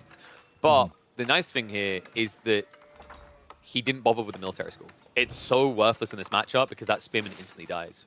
Much better to do this, open with an archery range, get 3 archers, and repel the effect of the Abbasid wing. Also, I feel like Abbasid build orders these days are so used to the gold getting harassed that it's, like, really tough to deny fresh foodstuffs, like, nowadays. You know what I mean? Like players are just so used to, if I'm playing Abbasid, I need to, like, preload the gold, be ready so that I can do that. And so maybe there's a chance you deny the stone here, but especially with this positioning, that's a very forward stone. So maybe the Spearman could have been good, but like you're saying, the mill wing is just there. So it's like, what's he going to do? Yeah. Push the deer, maybe? Push deer, probably. And, like, that's the thing. If you want to do the 2TC, then it's just better to go straight for the 2TC, right? Because, like, you open archery range, because, like, the Spearman won't be able to stop the 4 units opening, right? So you have to go archery range anyway. So you might as well just be more optimal in your TC timing. And he has got a back spawn deer that is ripe for the taking, right? Like, I like these type of spawns because it connects your starting tree line. It makes the area very safe overall. So keep an eye out for that for B. Is literally, he's at the stone right now. It's a very nice kind of palm off where you start gathering stone, and then you're already in position with the town center. Yeah, this is clean. Should be, at least. Meanwhile, Zerton going to find the stone in the back here, also being gathered. So we have a 2TC build from both players. I'm starting to wonder if he is going for an archery range, though, because, like, the way he's set this up with 6 already on stone, it almost feels like he's just going to try to go naked TC. That's pretty dangerous. I guess he has got a retracted spawn for the placement, right? Like, it is behind his base. Kind of dangerous, though. He lost track of the units. He's going to be coming back now with his scout. So these units are a little ahead of him. He should, like, B will kind of intuitively know where these units are for a bit, but he spots them now. Okay, good. Yeah. Like, losing track of them can be a really big problem, right? Yeah, so I think B is going for a condensed 2TC. Okay, there we go. That makes more sense. I was about to say, if you don't add archery range, you're not getting a good TC at all. So this will be 3 archers, but that does delay his timing here. Like, it hasn't proven to be optimal the way he pulled for stone this early because now he's behind on wood.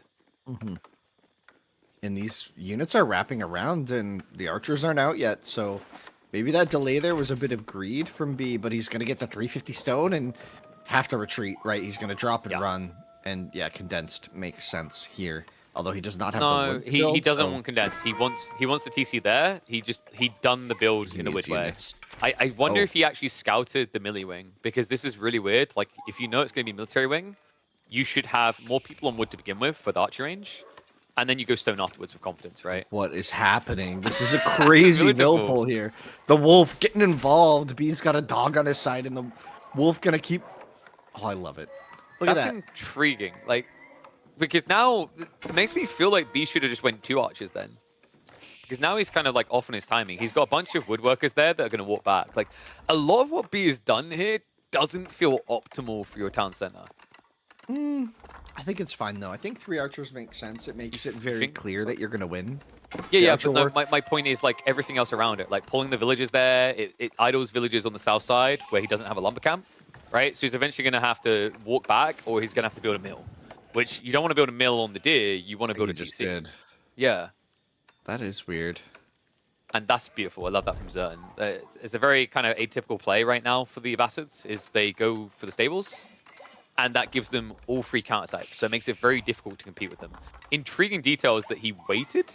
I actually think Zerton could have just went straight into Horseman, that because you looks expect clean. archers. That's true. Yeah, horseman now though, right? And But like, man, that was such a clean deer push. Did you see that? That was beautiful. yeah, he got them right up close and personal. I mean, the mill is still painful, right? Like, if he didn't build Madrissa, you can forgive the mill, but it does put him further behind, which, you know, it sounds very nitpicky, but when you consider the details around this, the fact that Zerton got the TC quicker, the fact that Zerton has fresh foodstuffs in Golden Age, it's actually a really big deal that B is slipping in the opening minutes. Yeah. And I like how we went from the first series to being, like, we had too much of a breather now. We're very methodical and analytical again. Yeah, I feel very calm and at peace. Something about Demu's games. I think almost every time I'm on the EGC TV, I cast a Demu set. Yep. He has I that love effect. it. It is love wonderful. it. I love the way he And you know what it plays. was? It's You so went- dynamic. You went to the Marine Lord one, you're like, wow, so orderly. Execution. Ooh. And Yeah. now it's just, and then you're like, I'm ready to be brain frazzled, but if not, we just got this nice little flow state going. I think that Archipelago game is gonna live rent free in my head for a couple months. Like we're not talking days. Are you gonna be Fucking like months. Queen's Gambit logic, where you're gonna be sitting in bed, and then on your ceiling, there's just gonna be a projected version of the game. You're just playing it out again. Yeah, in my. It's like a. Awesome. I don't know. That sounds grim and sad. When you put Oh. it like that. Oh, this is cool actually. I think Zerton's gonna go for a ram, right? Really? Yeah, it's not a bad idea. You've got horseman advantage. You could poke and do some serious damage on that TC. Yeah, or maybe try and find the mill schools wherever B ends up placing them. He doesn't have middle school, silly. Wait, what? What is that placement? Is it in the blacksmith? It is, right? Yeah. I think, yeah. The Wait. tiniest tip. So I think he's Whoa. trying to hide the fact that he's doing military schools by putting them as deep as possible. Okay. So Yeah, I mean, I think so as well, right? Like, it makes sense. It's also, if you are going to get pressured, the mill schools are, like, really annoying to lose. Because he has limited stone access. it doesn't work though. Really nice scouting from Certain. That was sharp. That sharp as a ocean, right? That was really well played. He really caught on to that one. Yeah, I would say it was as sharp as Right. a beach ball at that stage. I mean, it's like he just Yeah. wants to walk around. There's no wall. It's like, in theory, the idea is good from B, but the likelihood of it leading to anything is very small. And there's not enough room to slot another building between the blacksmiths and the military school, right? So it's like, yeah, not really. The horsemen looping around, though. The gold about to be exposed. There's no spearmen on the field, so these horsemen about to have a bit of a heyday, if you do ask me. Not a ton of damage to be had here, but maybe a Vil pick. Oh, wow, B with good reactions there. The Vil, though, building the range, gonna have He's to got wheelbarrow. run. It's he? coming in now, just in the nick of time, unless he takes a weird path round. All right, so a little loop-de-loo there. Zerton has got quite a lot of archers coming, though. Now, this is interesting. One side's going to have effective HP. The other is going to have that attack speed aura. But the difference maker here right now is Zerton, kind of classic for the Abbasids at the moment, the blacksmith timing feels a little bit off, right? For the Ottomans, it's very natural as you need that anyway. As the Spahi's, or sorry, Spahi engages the horseman and retreats, so gonna know where those are a bit. And oh, I didn't even notice this. Cheeky That's a Vil balls. pick. He could even go in and maybe hunt for a bit more, because I think the deer on the TC are running out soon, right? So, like, we should be getting close to a point where Zerton's going to have to shift out towards the berries. Yeah, so I think he's got 2 full, and then probably about 1 more on the final. So he could just kind of park there with 1 Sipahi on the berries, and that will screw Zerton in about a minute and a half. I think you might be right about that ram, though. It would feel good now. Yeah. Now you have the archer mass to, like, kill the Vils. Yeah, With and one like B shot. doesn't have mass Sipahi because they're so expensive, right? And archers do nothing against the ram. Nice hit there, though. A few villages going down. So That we're was looking big. maybe like 2 ram conversion point here. That should be enough to break the second TC. Maybe. It's a lot of wood, though. Yeah, but you should have a lot of wood, right? Because you've got your second TC on the tree line, not just the deer. Right. Yes, a lot of Vils on wood now, for certain, so it should come in pretty quickly. The Metter gonna move out to the front. Yeah, ambitious dive. You just can't do Yeah. this. Not with the Meta Aura, right? It's not even just the attack speed, it's more the ranged armor there. It means that you just actually can't dive and kill. Oh. Scout versus Spahi, who wins? I mean, the Sipahi if he doesn't get drunk. Yeah, yeah, that was a joke. He's like randomly just passed off like, I must attack this wall. Yeah, it keeps the Vil alive, though. That little engage there. And now, yeah, B's in a really awkward spot. The TC doesn't really protect this wood line a ton. It protects the back side of the wood line, so gonna have to move his wood line to the back, and so it's kind of awkward in this stage where the archers can range you. Ram's coming now, so finally Zerton nods his head and agrees. Good timing as well. Steel Arrow's coming in, so he's more than willing to take a fight here. Like, this is an overwhelming advantage. If you just look at the numbers, it's not indicative of how powerful the Bastards are. Remember, he does also have that boot camp. Ooh, Yeah, Blue boot camp's in. Yeah, the upgrades though coming in for B. I guess he wants his Spahi to really win the Horseman War. Horsemen take forever to kill other horsemen. Yeah, but like the issue is Sipahi, you kind of get less value out of Bloomery with Sipahi than you do from Horsemen, right? Because you have more, and their base damage is lower. So like percentile increase is worse with Sipahi mass. Like I wonder if maybe the insulated helms would have worked better here to protecting the dives. But Repairs coming through, archers diving in, are going to start sniping down the villagers.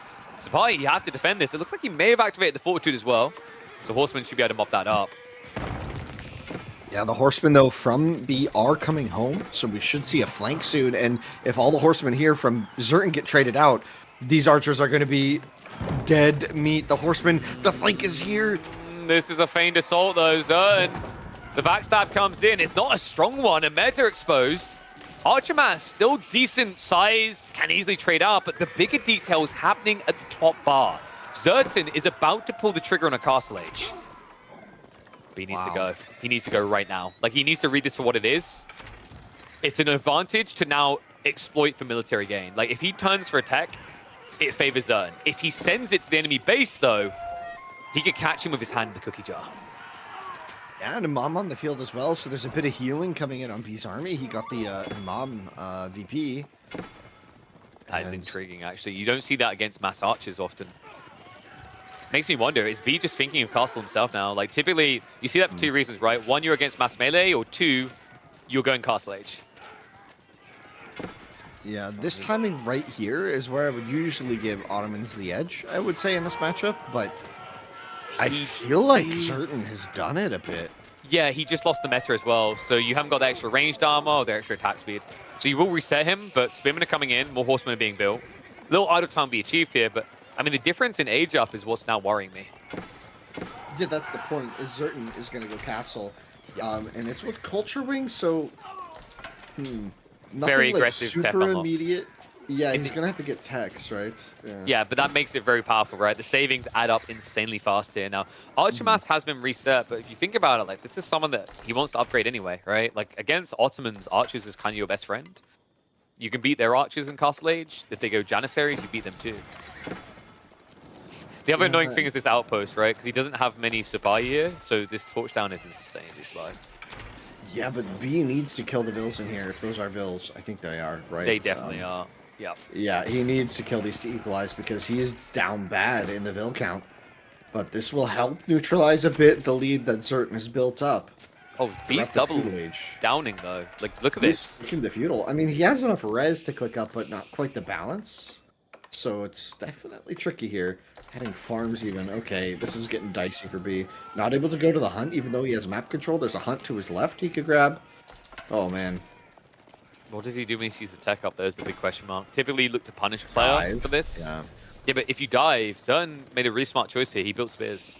A lot of people wouldn't build spears knowing that this many archers are here, but the logic is the spar, you have to head in far ahead of the archer Through the mass. base. Yeah.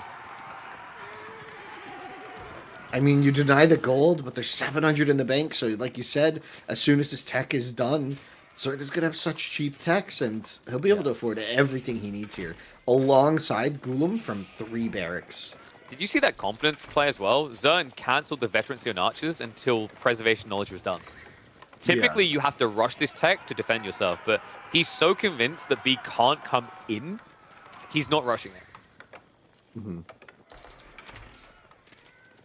Chad B, just about having enough food to click up himself, is still pretty committed to this. He does have the imams in this army, so he's going to heal up after all those tickles and engagements. There's a sneak out right now. I think B's a bit too tunnel visioned. Zertan is close to running out of food. He's moving out on the west side to the deer. It's spotted, but he's still got some food there. No, it's not. Like, look on the west, the deer. The sneak out already happened. This is not the sneak out. That's the sneak out. Oh. That's huge. Yeah, with the Gulam massing like this, that's everything to him right now. I mean, if that gets spotted, that could be a game changer, but the odds of that are very low. B might be I think he's tunnel accidentally visioned. thinking he's like in a really good spot with the food denial, but if he doesn't spot that, it's a huge blow for him. It's also worrying me that he's scaling archers like this. Like, you're against Abbasids. You know they have military wing. Composite bows annihilates you in these fights. Humaye is coming in, though, and we could see some Jans quickly on the field, which... Do you really want to build Janissaries against archers? I mean, you keep them in the back and they're okay against the Gulam, right? I mean, maybe you go crossbow here, I guess. Yeah, But I think you could be have better. to. Because, like, the issue is mass archer Gulams is just stronger than these hands we're proposing, right? Like, maybe you could go archer lancers. That works quite well. It's so exposed. Relics But being I picked think up. Zertan's getting away with it. Equalized the Vil count, by the way. 2 relics, like you said, coming in from B. Which might give him a small lead, even Well, economically. he's got the 3 military schools, right? So economically, he's definitely ahead a bit. The Golden Age does even it out. Because, like, the crazy thing about Golden Age, when you think about it, because you're scaling your economy up to, like, 100, its impact is obviously higher than at 30. So, like, it offsets military schools more easily when you're this deep. Wow, this is crazy. We've actually got phalanx as well. From there. It's Don't worry about you know what it is. It's Sometimes it's, it doesn't it's connect. a break room. That's what it is. Ah, yeah, that's the pool.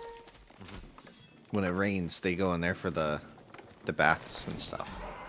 You know? Wash themselves with twigs, as you do. I mean, that's what I do, yeah. You know it. You know it. All right. I 85 haven't to 85. tried the Equal will twig count. routine myself. You haven't? It's No. great for the skin. Really peels a fresh layer. You just have to find a sharp stick, essentially. Ah, that's true. Yeah, yeah. And then but you'll be sharp as a stick. you like shave with twigs as well. Knife and fork, knife and twig. Twig and twig. Archers, anyway, should be scaling further up. Zern has Oh. paused that, though. He's going into mass melee. He did get composite, though, already, right? So he's... Like, the archer mass is still effective. Like, that's still a lot of boys, right?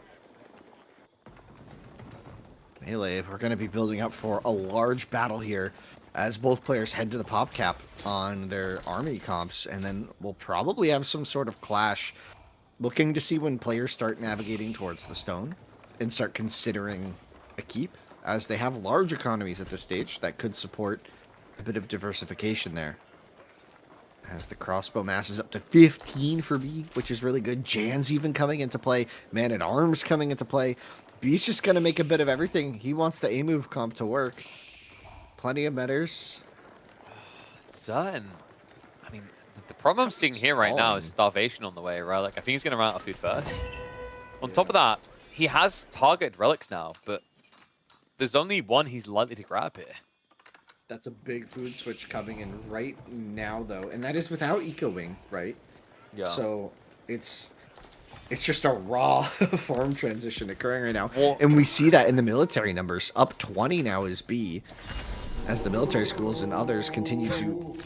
Certain being annoying Mass on up that relic units. still. I mean, He's actually going to get in. That's actually really annoying. There's a. he's on the berry berries. Yep. there. Oh, there's Lancers are going to though. react though, so minimum damage They'll be done. I mean, okay. the big issue that I'm seeing right now is Tex. Like, Zern going Culture Wing, but being behind on Blacksmith Tex is kind of baffling to witness. It's especially important here because he's scaling Golems, and he hasn't even got Bloomery. Like, did you know that Golems are the #1 unit that uses Bloomery the best? There's no better right. unit. Yeah, they double attack. Yeah, but like he neglects it until the bitter end. This is gonna be a hard fight. Then again, where's the front lot of line for B? crossbows. All on crossbows, and he had to reroute his knights, and maybe some stables are not really there. Fighting without his full mass, and he has mangonels, but they're not here yet. I don't think they're gonna be still here in rolling time. No, they didn't get the memo on when they were meant to wake up for the attack. Gulem's still standing their ground here. That's an annihilation. B. Reinforcements are starting to arrive, but surely without the meta aura, there's no way you can contest the Abbasid mass. B had been taking better fights for a while, and now these knights are just going to get demolished as more frontliners come in. The mangonels are setting up in the back. We hear them attacking a house or outpost or something. I think it was the wall. That was not good use of them. Maybe they were stuck on an attack move there or something. As the Springhold? gonna Oh, get that's a some bait. vision. He's got it. The outpost reveals it. So nice snipe down there. I don't think Wow. B can stand here anymore. Wow, this is really rough too. Yeah, the whole range mass is getting taken out. The crazy part is Zerton isn't even leaning on composite bows anymore, right? It's just a full switch into crossbow Golem spam. And when we look at the map, like, this is a critical breakout point. Look at his gold, right? Like, you know, he's harvesting pretty hard in the 4Ks behind him. Those would not last long if you got bogged down in this area. So important they start stretching out, because next point of contention should be those 8K veins. And Zerton has really good late game technique, right? He's certainly comfortable in this position at this stage of the game, where maybe B could have had an advantage in the early game. Definitely didn't look like it here, but just players on paper from their past performances, like, this is where Zerton starts to shine, and he certainly set himself up for success. Already has the farm transition in, stacking res, he's going to be able to comfortably get to 200 pop here, and do whatever he wants, right? Like, this next fight for B is going to be kind of make or break, I think. If he's going to be on, like, the back foot the entire imp, right? Keep in mind, this could just as easily be a trade wing play as an eco wing play, because the trade post and this wall perfectly set up for the Abbasids. That makes sense to me. Yeah, That makes because sense. like, I think, yeah. because at that stage, I mean, because the comp you want to run really is Golems in your late game, right? And that's how you keep scalability. I mean, B on the other side, yeah, Great Bombards is a hell of a drug, but even that has its eco limitations, and Abbasids really does feel like the king of late game for that, right? Like, their economy feels unrivaled. It's very cool to see this rainbow army of B moving forward now with still a little bit of everything, you know, not too many knights, but Can we get a third row of, like, icons here, please, V? Yeah, right. We need more unit types. What else is left to build? Trebuchets, Rams? I mean, come on, you know, this... You're leveraging half of a Siege Workshop. All of it, he actually has every single unit represented, I think, in the core roster, outside of Trebs, maybe, and Rams. Siege Tower, not there. Oh no, the fabled Not making Siege the Tower, appearance. how could it not appear? Keep drop. Zern, this is ambitious. The Mangonel, though, going to take a big shot on the ranged mass. There's no more Springles for B. The Imams, though, he needs a follow-up hit with the Mango, otherwise it's worthless here. Dive comes in on the flank. Golems aren't quite done yet. Castle looks like it should be able to get up. The army will be able to distract long enough. The Mango hits have dented that back line now. Question mark, can they actually push forward to finish it off, though? Oh, the Vills are going down, but they're a lot pulled. There's a huge conga line of Vills on the on that left side of the keep. Siege Kind of Cruise. obscured Looks like they're not gonna quite. Oh no! Really you, nice you have to commit. dodge. You have to commit at this stage. Zertan, he will get it, It up. was, So, it was a perfect Mangonel dodge. That was beautiful. which is That was really really good. uncomfortable because remember, those mangoes are attacking 20% quicker, right? So like, it's very easy to mistime it. But good hold. I mean, Zertan, we talked about that 8K being the next point of contention. It's locked in now. I think we're going to Imp. Yeah. Wow. Yeah, that was a really good hold there, and B now kind of has to sort of figure something out because these exchanges have not been going well. Look at the destroyed value, man. 5,000 resources more. These fights are just decisive for certain Zabastids right now. And I don't think it's just composition or strat. I feel like part of this is how the fights are being taken. I would also be curious as to what aura B is using. So I feel like in those last few fights, the melee armor would have been worth it against the Gullums because there was quite a lot of them and they were lasting an insanely long time. Whereas the front line of B was evaporating a bit too quick. I've got this funny feeling he's just got it on attack speed. Like if we have a look right now, like any unit for the meta aura. Yeah, so he's just using attack speed. Which, I mean, at this stage, I almost feel like ranged armor makes a lot more sense. Oh, the units. There's a bit of a bottleneck here. Gonna get away. The mass siege going to be the answer to this ranged Okay. mass from certain. I think Three he's- stacks we'll s- is now on the way. Yeah, that would have been huge here for Oh, B. okay. So we're just going to be normal about this. I see how it is. Yeah, no trade wing for you. Your prediction, sadly incorrect. I think that would have been interesting to see in this case. It's a But good I game think- for it, right? Like, but I think it is, yeah. I guess But it also makes sense. You have so many farms. Just getting both upgrades makes your farm income so insane. it's more than that though. Like he has the 8K, but this is where I think he may have misread, right? Like he's forfeiting ground now, so he'll be shoved behind the tree lines again, and I think he's got maybe 4,000 gold maximum left. By the way, he also did go up to a free TC. I don't think it really made a difference at this stage in the game because they're already too eco deep. Yeah, and after that last exchange, look at the kill value. Like B has been slowly climbing back into like just value, and look at the vil count and military count. It's like almost identical. That's Can we check the gold Very close. veins next to Zertan's base? Because that's what's scaring me right now. Like the fact he went eco wing, yeah, this is bad. This is really bad. He has 1,500 gold left over. He just forfeited the 8K gold. yeah. I think he could still fight to take it back with a couple upgrades.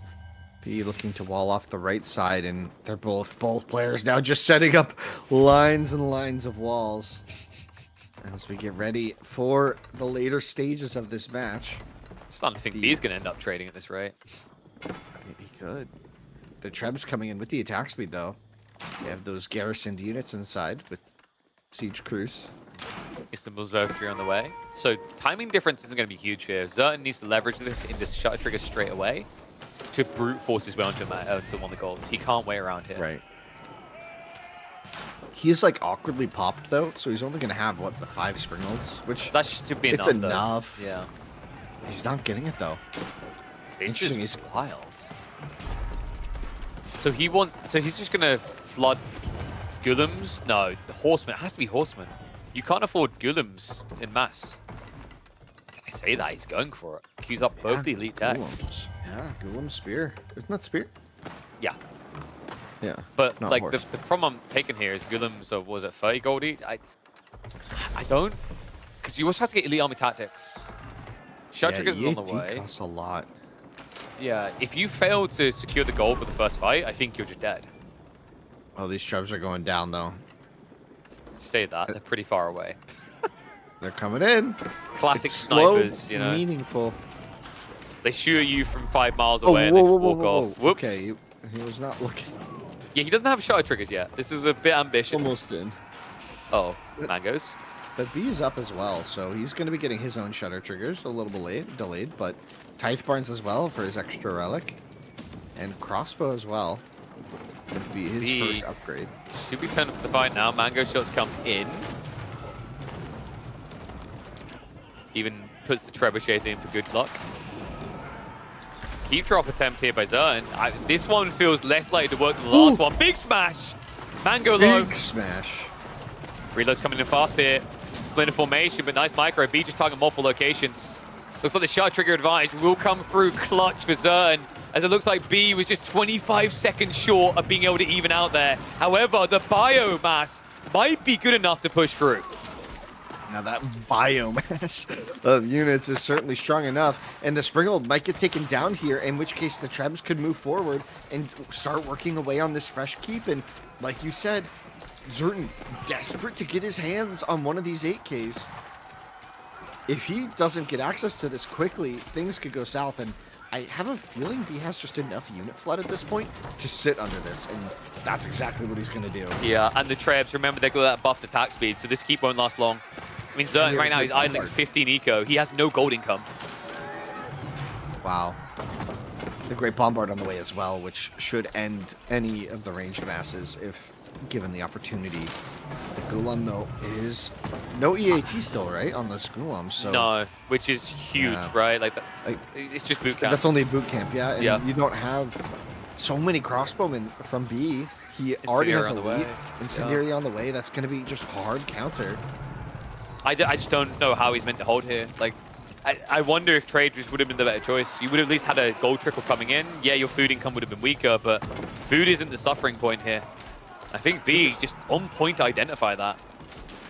Yeah, really did a good job locking down this gold at least while He's having diving. the other 8K. He's diving for the Trebs. Gulams head in. Crossbows are going to end up standing their ground. A little bit surprised by this. Incinerate is not in just yet. Has the attack speed Mangoes. though? Like I think he's cozy. This is Straight up, into the right? counter, right? Like it just doesn't work. All those Gulams have died. 400 gold in the bank for Zertan, and I guess maybe a Horseman switch if he has any up. He has Vet, right? Like maybe that's what he can do. He won't have bio. Everything just feels expensive. He has got medical centers, so that might allow him to hunker down while gathering. But we've got great bombards in, and remember, folks, that's Siege Cruise. Big bad boy Jesus. going for No. the shot on the No. Vills. Not too much damage dealt there. Only a couple Vills go down. The Ram gonna Wait, be no. the next target. I don't think that was intentional. Ram gonna be the next target. And now back to the Vills.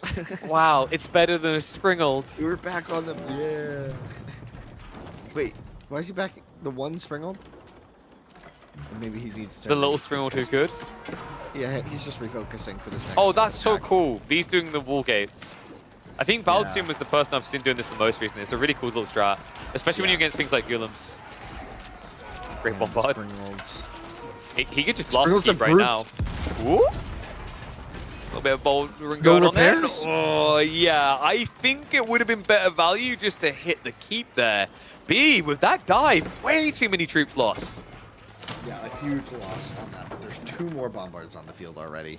Just a matter of getting them up to the front lines at this stage. They have to roll. They're a bit slow. Give them some time. They'll get there. They'll get there when they get there. Is kind of how they would like to frame it.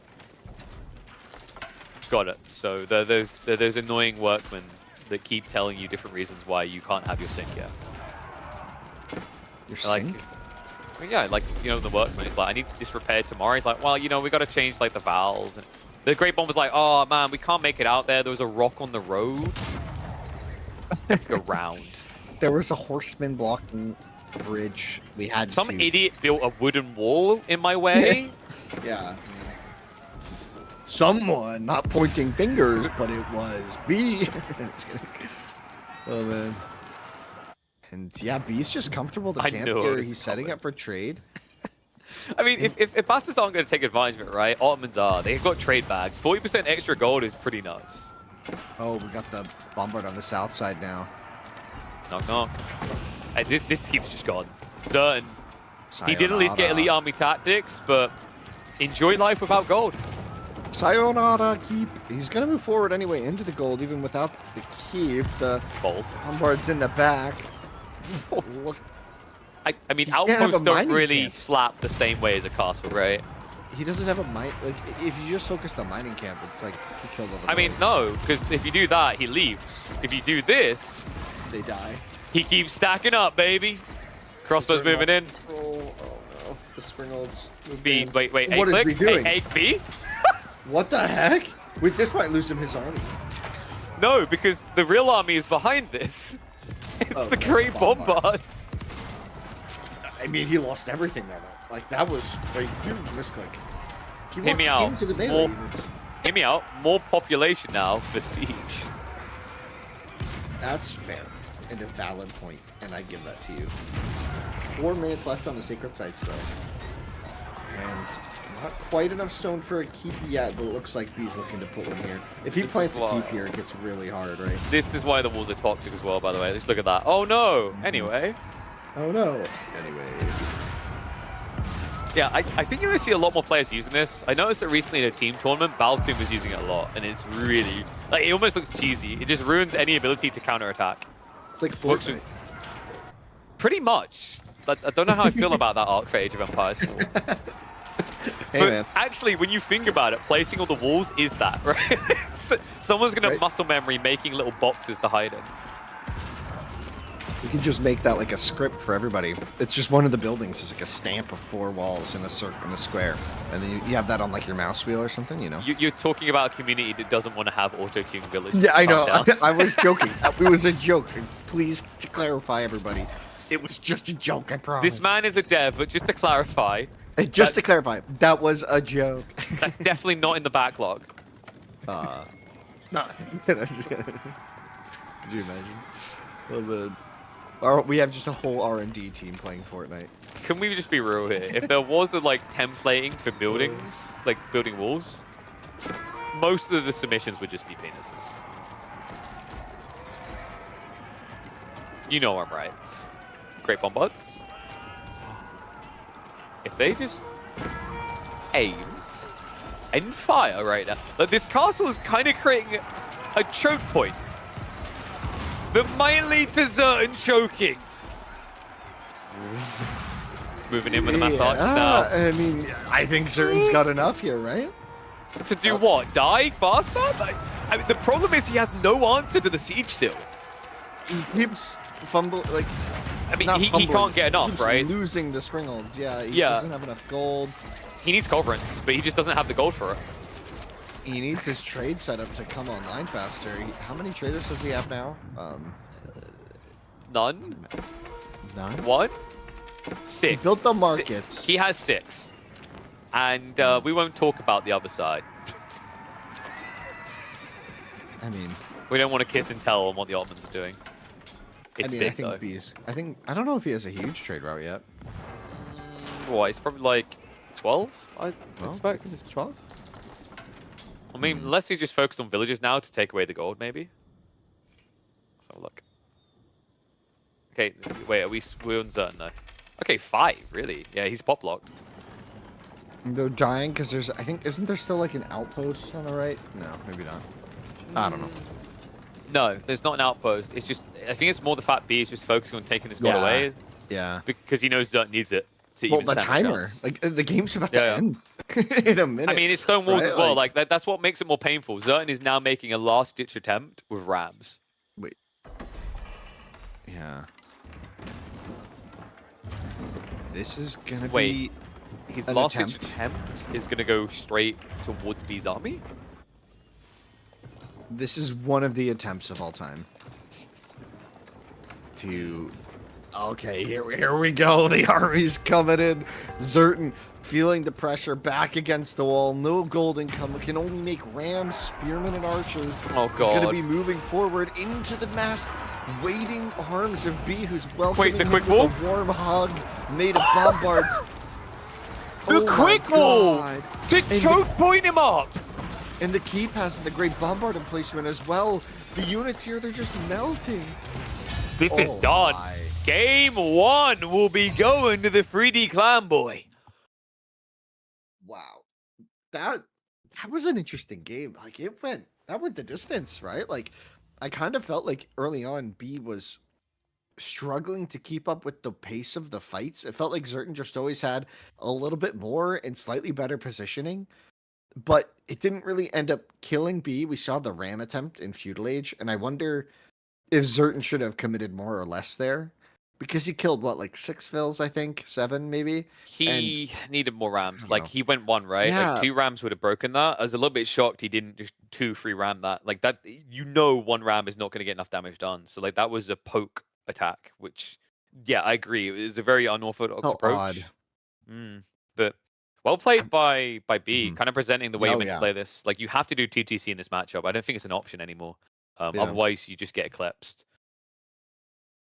But yeah, I think the coolest thing for me was B's utilization of walls. Like this is the thing that I think gets slept on. Like Palisade walls in the late game still have insane value, especially when you're playing with units that rely on clustering enemies together, like Great Bombards.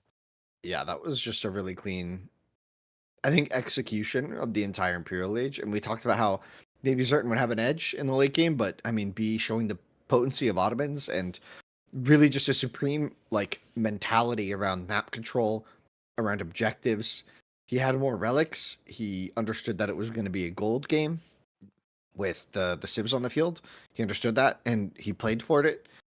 I don't know if he was actively like trying to deny trade, but he seemed to be denying all other gold sources very effectively, right? Especially that AK. That was like the central part of a certain suffering, right? He clicked up and then didn't defend it. You talked about it. He went economic wing and just lost control of the middle. Maybe clicking up too soon. Yeah, and now we get to an interesting situation. You might be looking at this going, Roos, what is wrong with you? I actually think this is the best place to use this. So let's see if it's going to be fully exploitable. We hop into game number 2. B, he opts to the Roos for moving out. Meanwhile, Zertan, we've already seen the Iobins deliver today. Can Zertan deliver the goodies too? I mean, what's interesting here to me is that the Ubids are going to be really quick with the age up, and if you already have stuff on the edge, aren't you just kind of happy? Like, I think there's an more interesting detail here actually, which is like the Roos. We haven't seen them on this map yet, I don't think, but they have a very intriguing play. Transport ships. You build transport ships quicker than you build fishing boats, so you can actually ferry your scout out right at the beginning of the game, which is not something that any other civ wants to have to do. I wonder if Zertan mirrors it out of force rather than desire, because if you don't, then B could just end up getting, what, 280 gold on that outskirt? that is a lot of gold, and there's no wolves there? I'm not sure about, I haven't checked for wolves, because like we just haven't seen much Roos. I wasn't expecting to even get drafted. I don't think there are. Okay, there you go. Oh, Whoa. there are wolves. So if you transfer out there with a Roos, Oh, that's dirty. does B know this? The tough part is like the wolves take a long time to kill with one scout, right? But this Yeah. should lead to a quicker he's tech trapped. timing. He barked. That He was a barked. bark for help. Yeah, he has a transport. Converted to fishing. Wow. Okay, so he's just doing it for the faster timing then. That's cool. No, 'Cause he's- remember, he's transport actually- ships take 20 seconds and fishing boats take 38. Yeah, and the transport. Yeah, and he's already put it out. This is That's what makes it cute. sick. Yeah. That is a cool play, and now you get tons of bounty, and your opponent doesn't really want to build the transport too Not yet. early. Because like if you're going to transport ship and you aren't doing it to ferry for gold, then it feels a redundant play, right? But I don't know if he scouted it. Yeah, because I think he just ran around. He's like, where is B's scout? So now he's forced to react to this play. Still, this is a big advantage already for B, right? Like double wolf and a deer pack before your opponent should even touch the outskirt. Yeah, if you know the timings, I feel like this map, it's one of those things where how well does B know every civ's timing? Like on this map, it's kind of new and a bit unexplored, I would say. So it's like, does he know when a Eubin's built the transport? I don't know. Does he know this is an advantage? I guess would be the question, right? I mean, you should expect it. Like, it's actually an advantage. If an A player has to come out this early, it's already an advantage. Because, like, you don't want to... By idling too early, you miss out on additional fishing boats, right? So you're actually griefing your timings if you have to rush out too soon. So, yeah, really I cool love play these by B. walls. I love these walls. I love those. They're so far forward, too. They're I so think broken. building it even further forward would also be good. Because you think could it's deny the the- dock spots, right? Yeah, Or maybe I it's guess the the balance of idle transport- time. I think it's the balance of idle time for him. He doesn't want to, like, have to walk back too far afterwards. But it's Also, good enough, right? if you build it too far forward, they can just transport around. So I Yeah. think you're right. Yeah, it's like you just want it to defend, and it's not going to be able to stop docks realistically. Well, this is cool because you can just contest the north side pond. The south side, like, Zerton isn't going to contest it, right? He's not going to try to fish there because of how deep that wall was. And more deer being hunted. There's also a wolf there. Like, this is insane. Look at his gold right now. This No is crazy. wheelbarrow yet. I think you don't even rush wheelbarrow here. You actually just rush you maybe could. broadaxe. You just wait for broad, maybe. Yeah. Because, like, it might be a bit shaky to try to get wheelbarrow as well. And, like, do you really need to move your villages much? Is the other thought. I mean, the best element for wheelbarrow is actually on the wood line. It has the most impact there. I think, yes, after a slight delay, like, I feel like broadaxe is better initially, though, right, for the opening ships. Because the initial lumber camp's close enough to the trees, right? But where did Zerton go north then? So he took out the deer over there. So this should at least balance out that way. Yeah. Oh, did he find that triple wolf over here too? I Maybe think that's what so, he was yeah. doing. That's why he was delayed. So that was the there were correct call, 3 because if wolves Zerton along had the- gone south, B would have got a lot more bounty off the map. Because now they're just going to follow each other around, right? So the other deer pack will get denied. Actually, yeah, and showing where his scout is kind of gives a certain idea of where to go. This could have been an aggressive Kremlin. I'm a little bit disappointed it isn't. I mean, it's risky because your opponent can pull villages, but it would have been cool to see. It's not as strong as Barbican because the issue is your opponent has enough time to react. And Certain, he actually snuck in for a dock on the south side. Bill's getting pulled. We're gonna have a bit of a shiv fight. Everybody, get your knives out. We got a little fight, and yoink. Bye. I So wonder, does B just So play funny. hunting cabins and not ever gather gold? Because that's interesting, right? Like, that's kind of a cool play on this map. That's insanity. And it's 41 trees. Yeah. Holy. And he can build 3 or 4 of them along that tree line. So he could generate, what, probably about 150 gold? Zerton missed wait, these what? wolves. We What, assumed both of Zerton got them. We made an ass out of ourselves. Okay, Yeah, so you and me. so It's that's, these deer though, but I guess that's good compensation. but like overall, B's quite happy, right? And yeah, there you go. Broadaxe immediately gets queued up. Just from ship queued first. How many docks have we got? Because that's the area Zerton should have an advantage. Is you have to remember he's only paying 75 wood, right? So you can get these kind of powerful surge points compared to the Rus. Yeah, I mean you're up so much earlier, right? That's Played why into his Advanced hands. Wing looks so busted for the Ibids, right?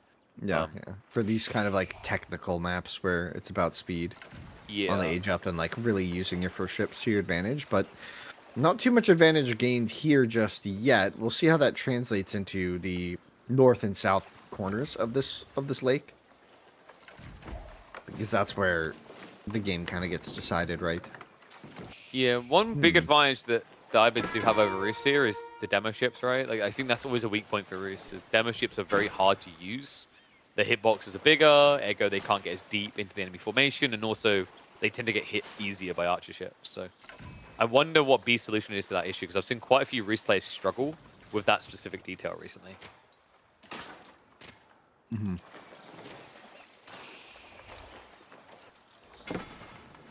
Kind of interesting the way they're sort of dodging each other so far, though. Yeah, I mean, a little bit of damage here and there on each ship, but looks like Zerton currently has the advantage on both of the north and south, but we'll see how long that lasts. The ships are coming out for B. He'll be able to fight. I think South Pond looks like where he's angling for. Let's have the ship advantage. Oh, whoa! Ooh, terrible opening, micro. though. Oh, he's going Yeah. for the. He's baited. He's been full baited. He can't actually get away from this now. Like, one spring should be going down. He can't even get the archer ship kill. Yeah, the repairs from the fishing boat's gonna be enough, and he's just gonna sack these 2 ships. One does get the kill, and now he's going for a fishing boat, and it looks like he should get both of these if he clicks. Yeah, B needs to get a demo out right now. This is snowballing. Oh, he does. He does get the demo out. And the splits in for Zerton, gonna make that not the most painful loss ever. A fishing boat rallying to Counter the front demo for play. his own repairs. The counter demo coming in, but there's a galley there, able to get the splits. Being not able to. The damage wasn't too bad on that one. The demo goes for the full health Bagla. Oh man. Beast's keeping this back right now. I mean, even though there's a military advantage for Zertan, it's kind of like a little bit skewed there, right? Like, there's really good trades. Tail end looks like it's going to just end with one Springald and one Springald. The interesting part to me, though, is that Zertan still has a pretty substantial military lead after what looked like better trades for B. Yeah. I guess maybe that's the production lead. Golden Age doesn't really matter that much here, right? Because your wood gathering rate is the only thing you're buffing, and that's an advantage for the Rus. Because 20% versus 10. Right. We're gonna have some exchanges here. No arrow ship, so let's Hulk on the way out. Oh, and there was a flanking navy from Zertan. I didn't even see that. Oh. Yeah, that's pretty deep. Everybody And, dies. Oh my god. Nobody lives. Two guys left at the end, just like one of them missing an arm, one missing legs. Like, should we just say that everyone else died and go home? Yeah. Yeah. I was about to say, you got a lot of crewmen swimming to shore right now saying, "Oh, do we keep the fight going? We don't have our boats anymore." But like, what if the rest lost cows? Like, they're too busy swimming for sure. They won't know. Yeah. The cowards are the ones that don't make it. No, they're the What ones is that this do wooden make it. fortress is bold. What the heck? That's gonna get spotted instantly, and yeah, that Oof. was just Yeah, that's too ambitious. close. He has to pull one tile back if he wants to do that. Demo splits. It's too healed, right? Yeah. Wow, Has he got teak masts? I don't think he ever got teak masts. I don't think so. Wow, Yeah, that's no actually way. crazy. Like, I assume that's why Zertan is ahead like this, because teak mast is kind of crazy in this matchup, but I don't know if he forgot about it, or if it's just not at this point in his build order.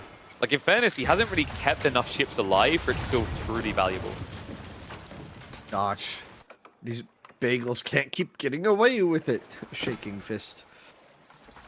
The dock gets They're not bad repaired. bagels, though, right? So Yeah. that gives hope for B. But B, like, this is one of the limitations that he has with this build. You may know that he is not on gold veins at all. It's just passive gold. That heavily limits his ability to mass demos, so Zertan's reaction to mass Springals is actually correct. That's kind of a crazy build from B. I don't know. I feel like going to the edge wouldn't hurt. Zertan holding onto a lot of wood as well. Doc. It should Just end up going repairing for down. the ships to come out. Just about keeps it up here. Yeah, both players are definitely mismacroing the wood. Like, it happens on a map like this, right? The thing you can reliably gather is just wood.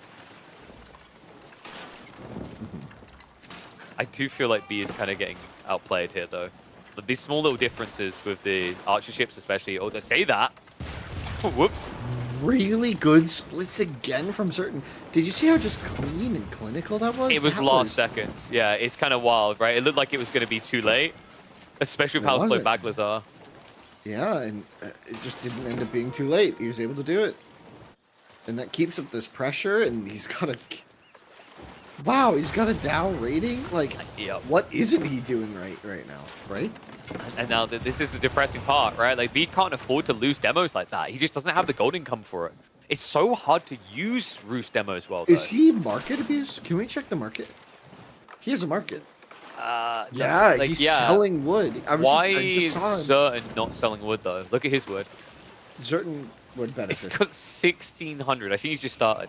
Maybe? No. No, it's... What? No, yeah, he is. It's just the UI sucks, right? Because he just went 100, 100, 100, 100. Yeah. We have to wait for the traders to bring the gold back from the market. It's a whole process. Yeah. And now arrow slits on this forward wooden fortress is going to be really annoying, actually. And that dock could get taken out, maybe just by the Vils torching it, but I think he just wants to get him back to work. And wow, it looks like B for a moment has, with very few ships, stabilized. Yeah. He's alive. I don't know how long he's going to be kicking, though.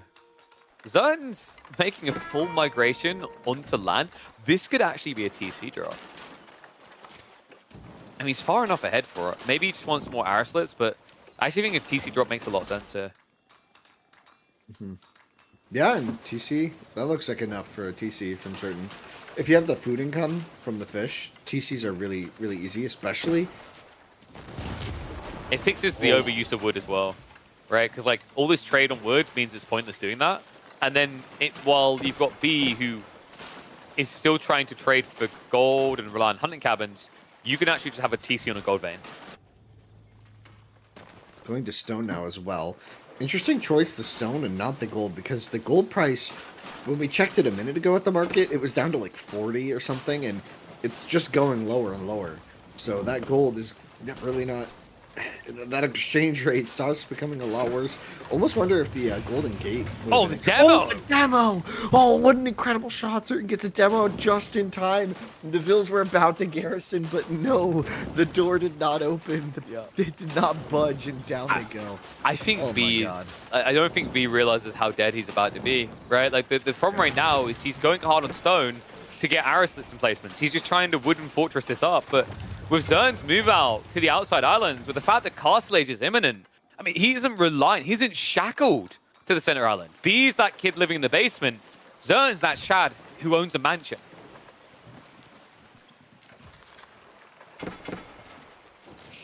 Sure. Yeah, I mean, he's rich, right? Like, Zerton is just floating in the resources right now. I think he could do anything he wants. He could look at an age up, even. I think that's the goal here, right? And you're probably looking at... You could go Growth Wing, it's not a terrible idea. Master Smith's kind of eh. This is a demo. Was a demo. Hello, B, are we still here? Yeah, I mean, Zerton reacted to that real quick, right? And it's funny because we're just watching it. The reason we react like that is because the players are still macroing behind this, right? They're macroing. There's multiple water fights going on at once, right? There's engagements and pings all over the screen. And for Zerton to react to that demo within, what, 1 second of it existing? Like, he's just playing really well. Like, you just can't deny it. This is a tournament form, Zerton, and I'm really, really here for it.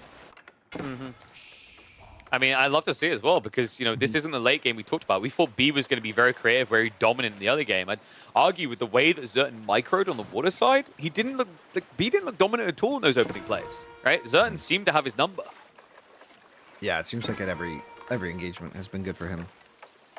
I think what impresses me most as well is you have to remember those opening minutes. B, once he teched up, he had the feudal advantage of 20% wood, right? Oh. Like, Zerton didn't have the 10% golden age yet. He wasn't 10 structures in. Uh-oh. We're about to have some land aggression as the final trees get chopped, but also spearmen looping around the south side. So military on the land is going to be ramping up for Zerton, and that might further cement his lead. If he denies that wall and gets in, B didn't build the TC yet, did he? No. You could actually legit just do like a Gulen pump from the mainland, from the main island. Wait, the island? Because it's not the mainland. The center of the map. The central island. Yes, okay. But the starting spearmen point are going to be enough, I think, to deny the wall and potentially... Wait, he needs to... If that idles out the gold, B's in trouble. Because this is going to turn into a demo pump. You can feel it coming. Other scary thing here, actually, is with Zerton heading towards Castle Age, he can just build Springles with the spears. He can do a lot. I think Zerton has a world of opportunity, and he's adding rams on the main island? Where is this ramp? It should be... I think he's building it near the fat AK gold, if I'm not mistaken. No, left side AK. Left side AK. No? Okay, we're just vibing, boys. Can we look at the center? It must be on the center. Yeah, he's got a barracks. There it is. Yeah, there it is. Yeah, I was assuming. So tech up complete. This is where the game gets really hard for B. Armored Hulls just came in. Springle Cruise is going to be next up. Your counter to this play is actually demos. It's your only counter. He doesn't have demos because his gold is depressing to look at.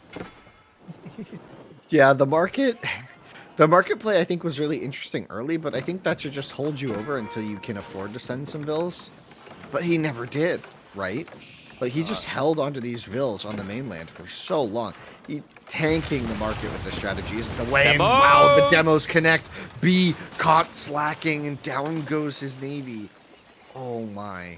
Down goes any advantage he had. Now even on Springles, but they're really not, right? The extra armor coming in. I think we also probably have Teak Mask by now, which is just a snowballing lead. It's percentage on percentage, right? So you get more value. Certain. Outpost. Zerton Knock, needs to knock, pull hello. away. We've been complimenting your micro and reaction speed all game, please. No. He's too busy doing a victory lap of his living room right now. Oh my god, this is starting to become a destruction. Hello? Okay, he noticed. He just Okay, realized. Yeah. So Wow. the Wow. thing is, like, I think B is at risk of being exposed as well. Like, if that fleet of Zerton pushes in, he will see the wood gatherers, right? And then the outpost will attack. I think that is sprung and placements coming in as well. God. The ram is actually targeting the docks, which gets rid of the emplacements. It's funny because the ram, the dock emplacement can't shoot the ram.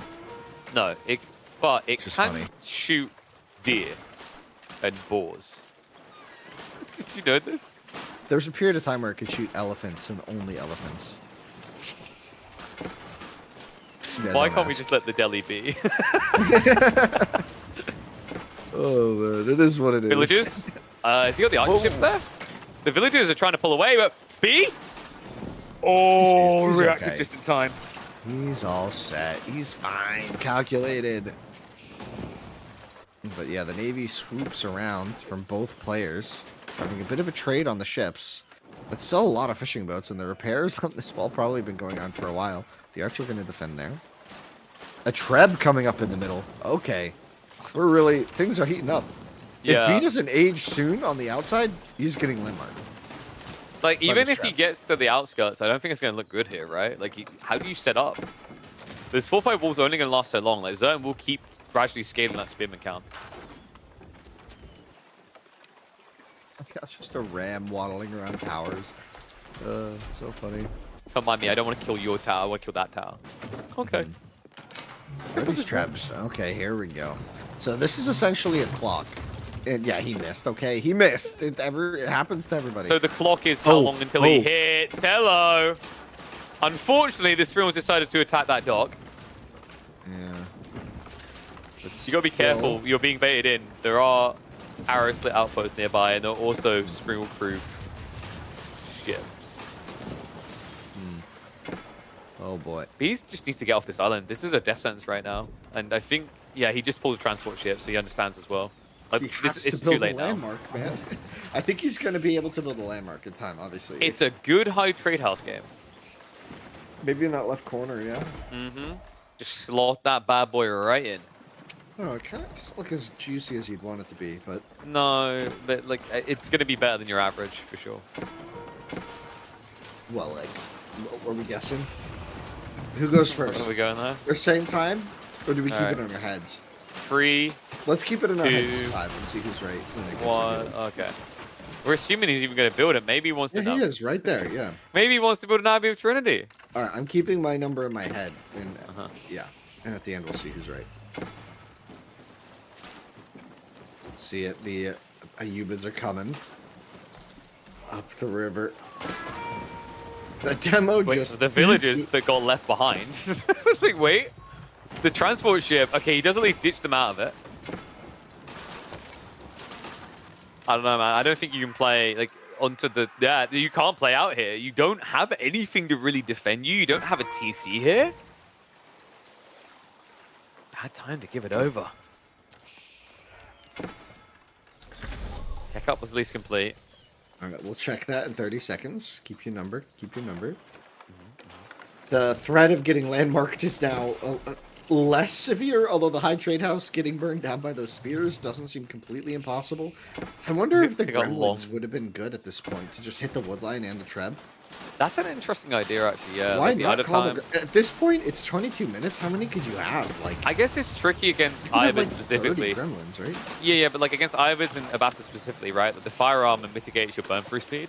But like other you civs, just I hit think the that's a very hills. viable civ. You just idle the wood line there in the middle. Yeah. I wonder if that would even be good enough at this stage. I mean, it is a probably pretty not. substantial lead for Zerton now.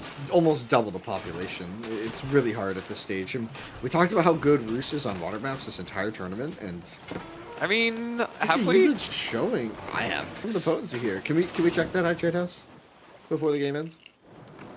You'll Oh never, my dude. God. I said 250, I don't believe you. bro.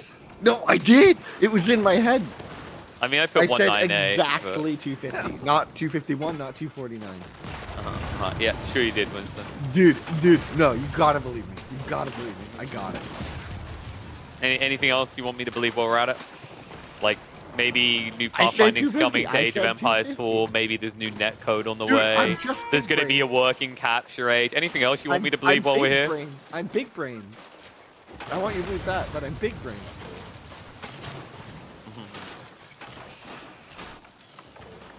Well, Golem's written now, guys, so I think we're going to be saying This farewell game to is B. over. Yeah, I wanted you to check it before the game was over because his only standing navy is 3 fishing boats and they are on the run. I want to see the gremlin call and just YOLO. Wouldn't that be kind of fun? That'd be fun. It'd be I fun. think the militia would just lose to villagers at this stage.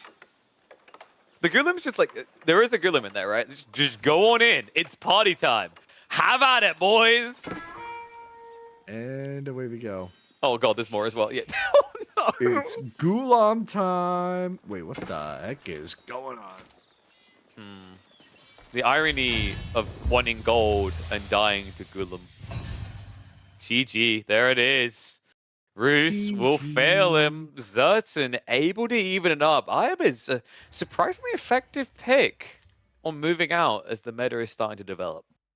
Yeah, on these maps where it's like really tight dock positions and it's about speed, the human build order is just faster than the Roos one when you have to build a transport to get to the deer, right? I think that's a big difference, right? On normal water maps, one of the main advantages of the Roos is the deer thing.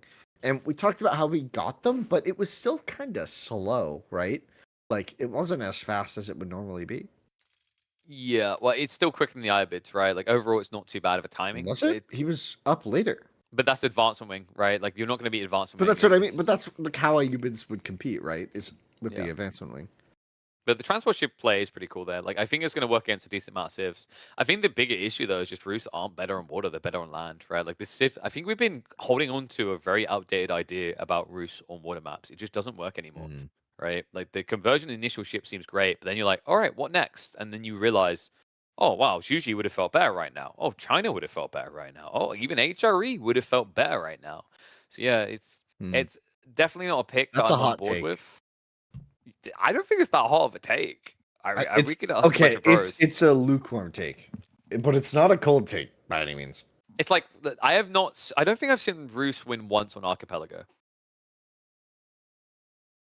Right, like that. When was the last time you saw Roos on Archipelago? I saw it like Because that's 2 or another 3 map. times But that's since another map qualifiers. where the deer aren't there. If you build the transport early, it's but like it's a better, but water yeah. map. That's my point, though, right? So like, if Boulder Bay was here, sure, you'd have a point, right? Like, okay, Boulder Bay. Oh, that's when I'd have a point. Wow, you just put that in quotes or something? What the heck? Yeah, dude. I mean, I've got to. What are the water map options here? Like, Holy Island, I don't think is that great for Roos. Archipelago is definitely not good for Great Roos. map for Roos. Japan Juji. Every day of the week. Sure, but like I still think Roos is. So Roos is like there. 5th, right? Japan, Juji, Order the Dragon. I actually think are kind of surprising there, and then China. I think like Roos they don't need to win every map, Winston. They've got all I'm the not land ones. saying they win every map, But we're going to see, and it's going to be on fifth for water maps. Feels a bit what is the spicy. point anymore, Winston? When I say they're number 1 broken, is you the guys point? still don't nerf them. So I'm just moving on with my life. Order the Dragon versus English Gosh, and that was a Archipelago. petty comment, and you know it. You're just really getting in there, huh? Oh man. Gotta get the jabs, You jokester, yeah, haha. Have your laughs. But It's Archipelago, right? So anyway, in we go. there we go, yeah. My brain can't handle this map again. I'm scared. Ooh, 2 relics on the northern one. That's fun. On the Wait, Northern yeah, this Isle. is a very anemic spawn of Archipelago. Yeah, Where very is this? little land. Yes. So if we get a Dumu Cat S game, I don't know where anyone's going to build anything. God, I don't remember the last time I saw a spawn that. Like usually you get at least one really fat island. I guess the north one's kind of sizable, but I'm looking at the spawn overall. I feel like did he get scammed a bit? He has a lot of wood. No, he doesn't have much wood at all, right? Like, look at B's wood. That's what I said. B, not Oh, he. okay, okay, got I you. said Yeah, B has a lot of wood. yeah, B does definitely have a lot of wood. And also an Ark and Chapel placement that's gorgeous because you can set it up on the gold Whoa. and the wood. What about Yeah. in there? In the circle. Is that the nature grove of safety? That's where I would put my chapel. The way you said that. That's where I would put it. Yeah. What? Just yeah. I'm just saying yeah. That was an innocent yeah. Don't laugh. I too would erect my chapel there. I didn't. I did not say it like that. I did not. I did not. I did. I did not. You sound like Clinton right now.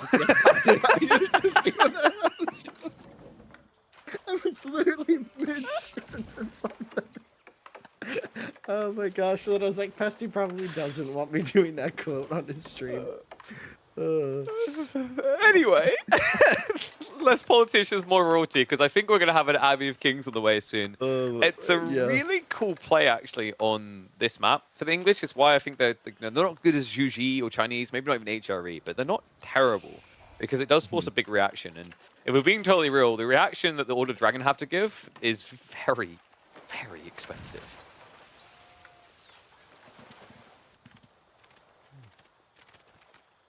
You need a moment.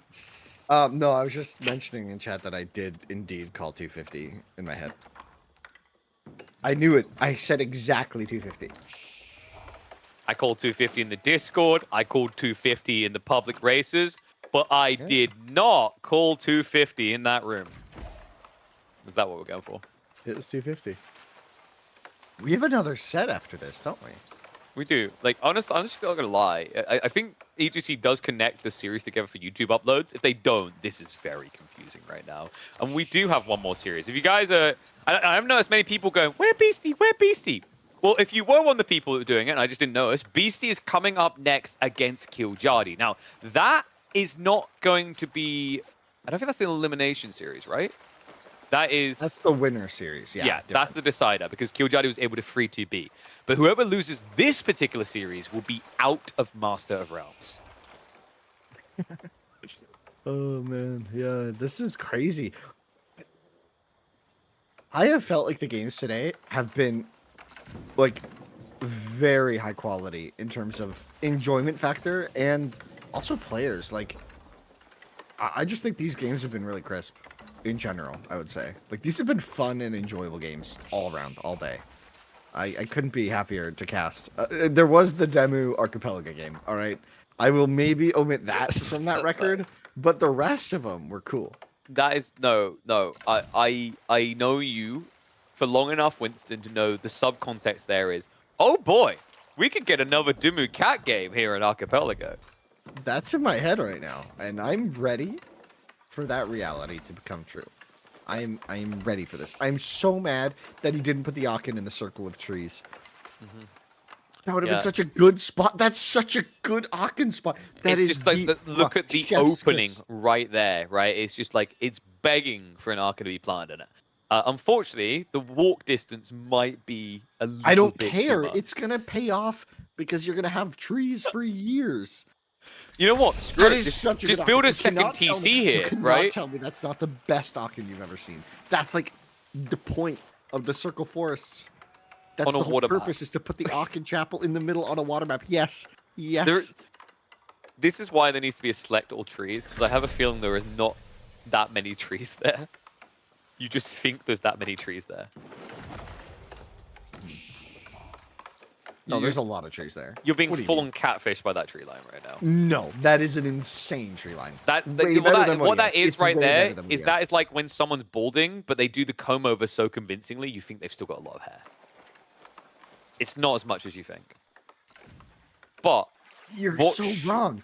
Give me the seed. I'm gonna go count. 1, Jesus. 2, 3. I'll give me stick that my arc seed. in there. Give me the seed. I mean, we're just putting a list together right now. Transport ship play. No. You can't surely start should getting be coming. loopy and doing this. No. I'm putting my foot down. None of that. None of that. We are keeping Putting this my clean. foot down could probably go on that list as well. No. Have we got a transport ship coming by the way? Like, typically the play here is a transpo to drop the king off. I don't think Zerton done it though. think the king is chilling. Oh wait, no, it's on the north, right? Or is that just the fishing boat? On the north of what's on the north of B's? Is that orange? Oh, he's scouting. It's just a scout. It's kind of funny, actually, because a lot of players at the moment have been deleting the scout, but in this matchup, you can't because of the risk that your opponent is dropping the king. Okay. I guess Zertan's mindset. Oh, there it is. There's the transport. Okay, yeah, he's going now. Yeah. I wonder if you could have went in on your special or Larkin chapel placement, though, because like that's a nice sneak point that isn't being watched at all by B. Yeah, going there. I mean, I don't really think certain knows. No, if you look at his vision, because he didn't pull a fishing boat, right? I think maybe I think he's glimpsed blind. the center. He's got the scout in the transport, so if we look at his line of sight, he sees like a lot. Like Yeah. So he glimpsed the center of the map to a certain extent. Like this is always the pun. You don't know that your opponent is where B is, because sometimes you spawn on the islands next to each other. But there you go. Springs the trap, and B. This is bad news. You have to now spend 150 wood and then spend 160 resources to get 1 unit. But you're actually ideally going to need 2 spears to kind of pin the king in. Oh, the Hulk's just not in position to get that king. And now, oh, this would have been a good Hawken spot. Yeah, but like, what the walk time again? Because you have no thought for these people's sandals. You have no, yeah, no. That would have been a good Hawken spot. The king is on the You're goal. like, just go some Nikes. King going in though. Big idle time here. And a double spear pump now on the way. Oh, this is so much worth though. Like, this is crazy. Zone actually should be able to get a Navy ship lead because of the idle time here. It is an order the dragon spearman though, so it's Yeah, but it's he's one. scary. The king has to kind of respect it a bit, right? But this is the equivalent of building 4 spears. Like that's what you have to think. Like the goal is to force your opponent to do this. You know your king won't be able to do anything afterwards. But the logic is now great. He's spent substantially more to counter my play than what I spent on that king. Because what did I spend on that king, Winston? Nothing. Wow, for the low price Well, of nothing. The 100 wood to transport it. That's true. And the idle time on the dock. Which didn't really matter. Nothing. Also, wait, hold on a sec. ton. It wasn't 100 wood. Ah. Huh? And it cost 90. Oh, yeah. He's English. He is English.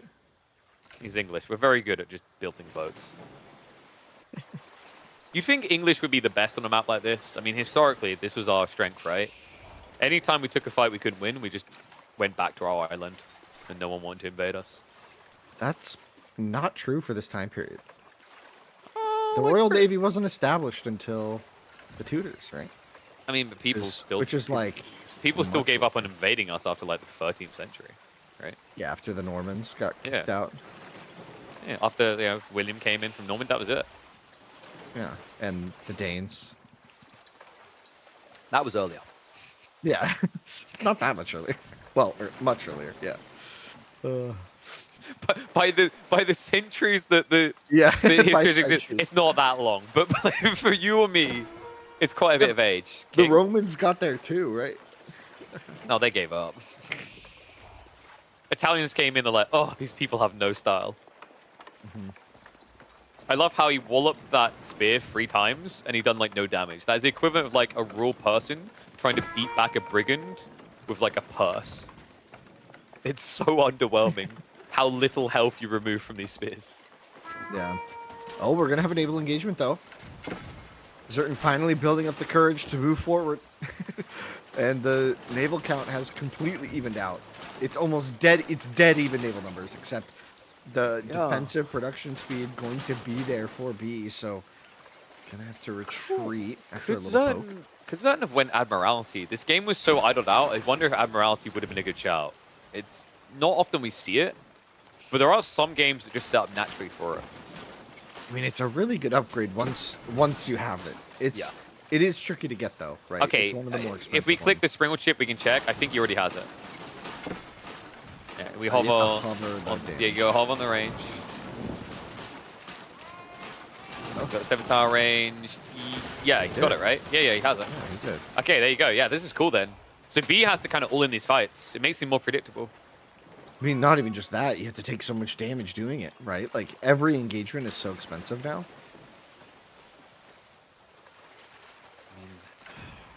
Usually the counter to this type of play is to mass demos. And wait, did he really just pick up the king and leave again? They're out of here. Yeah, my free unit must be saved.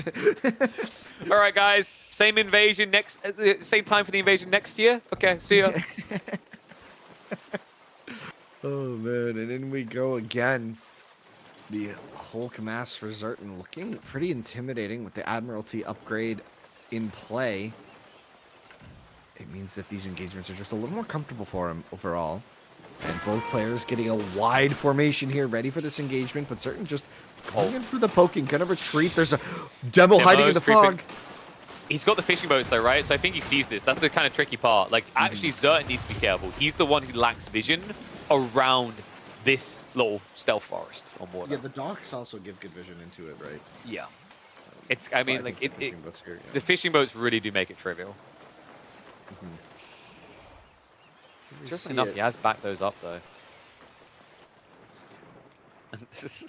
Guys, it's almost that time of the year again.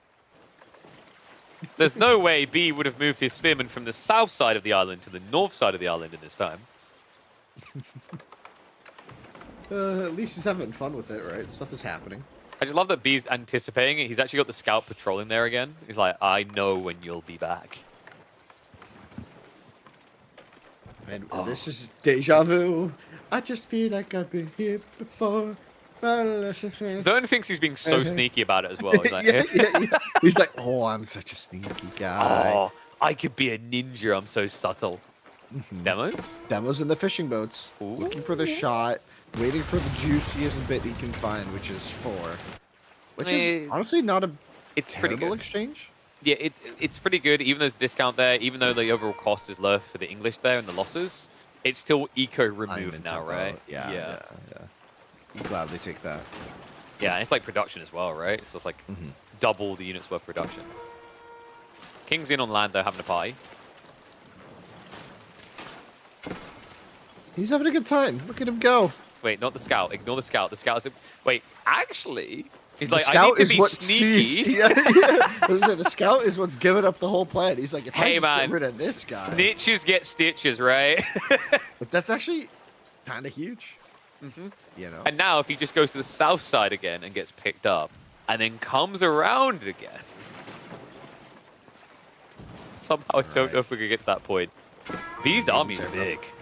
It is very large. Not enough demos on the field just yet for Zertan. He's got them in queue. Wait, and only 3 arrow ships. He's got to make sure they're in the right spots. B with good spreads on the demos is going to start moving in on the north. Demos are going to get taken out. The Hulk's exchanging their fire. And Fishing's exposed though.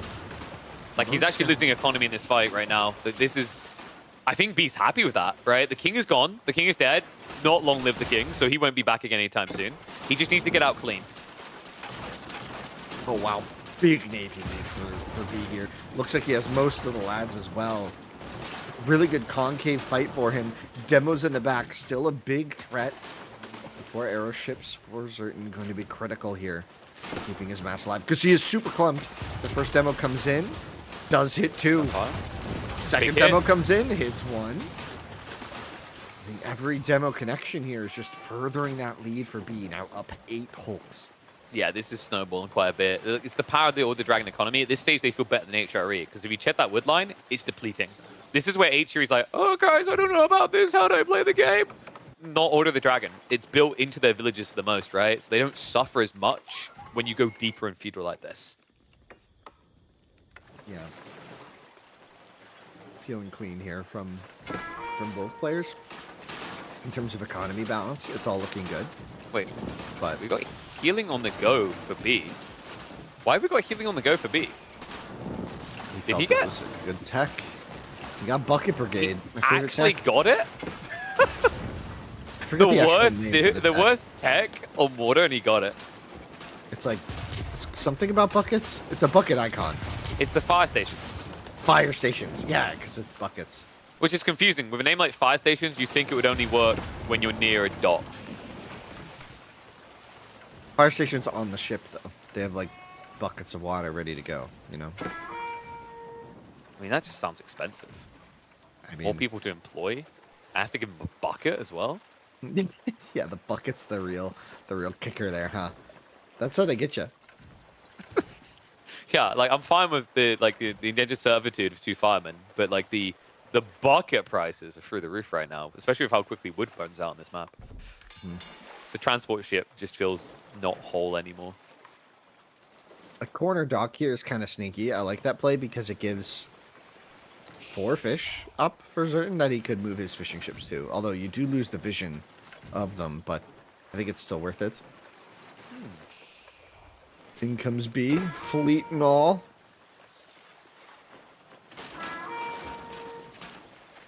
Alright, so Demo counter 9. Certain he has nowhere to run here. Oh, that was clean. The dodges. Demo is going to start to connect. He's Second going for wave. it. 4 He's demos. pinning him. Just need to shimmy around. Okay. At the moment where he could just end Zertan's existence, he backs up. And now he's body blocking his own demos. B? Wait, what is going on right now? These demos, he's actually griefing himself with the formation. Yeah, a little bit of a panic there, and the numbers come slightly back in Zertan's favor. But still not really there. Like, he's still behind. Yeah. But, like, it's moving in his direction, though, with Wait. that engagement. I think B is going for a land sneak. There's a boat to the north side, and he's got 2 gilded men-at-arms. No, check north. Orange north. No, already heading towards Green's base. We have That- the demos coming in. The navies are close and personal. I think Zertan's about to be in trouble here. He has nothing on land to contest this. 2 gilded men-at-arms are kind of insane. Their attack speed is so low. If they get a chance to just get in the wood line and stand still, you just wait, okay, ignore me. This is Spears. Wait, where are the men-at-arms? You gotta pick them up. Why didn't we There's already only pick one them up? Uber driver in town. You gotta wait your turn. Yeah, how did I get outbidded by Spearmen, though? I guess Oh, they they're used to be hanging men-at-arms, and they literally gave the Uber driver their armor, their sword, everything, just to get lift.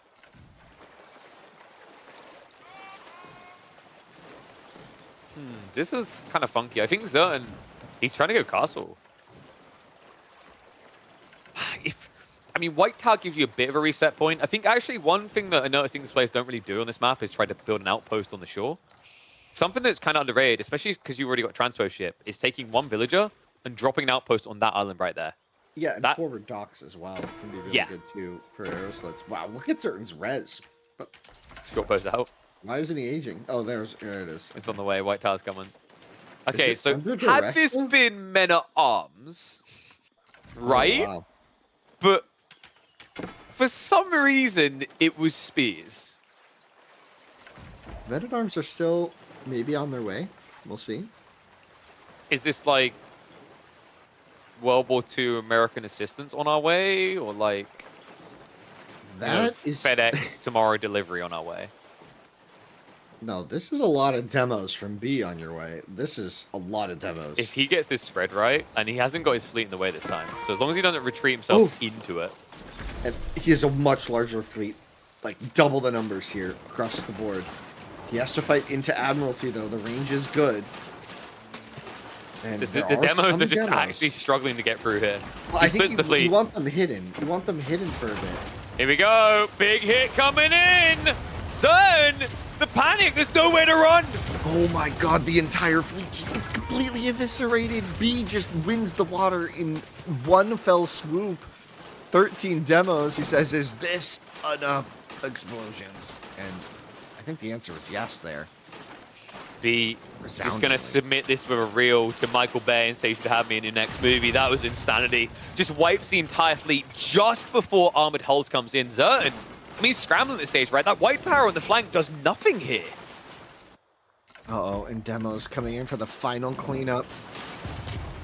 Boom, and then boom, and now... counter boom? Counter boom? It's No counter You're asking so much of these demos. Too GG much, in gets fact. called. Wow. So the castle age up, he was stacking those resources for quite a while, went for the White Tower, and B just was all in. He was ready to go.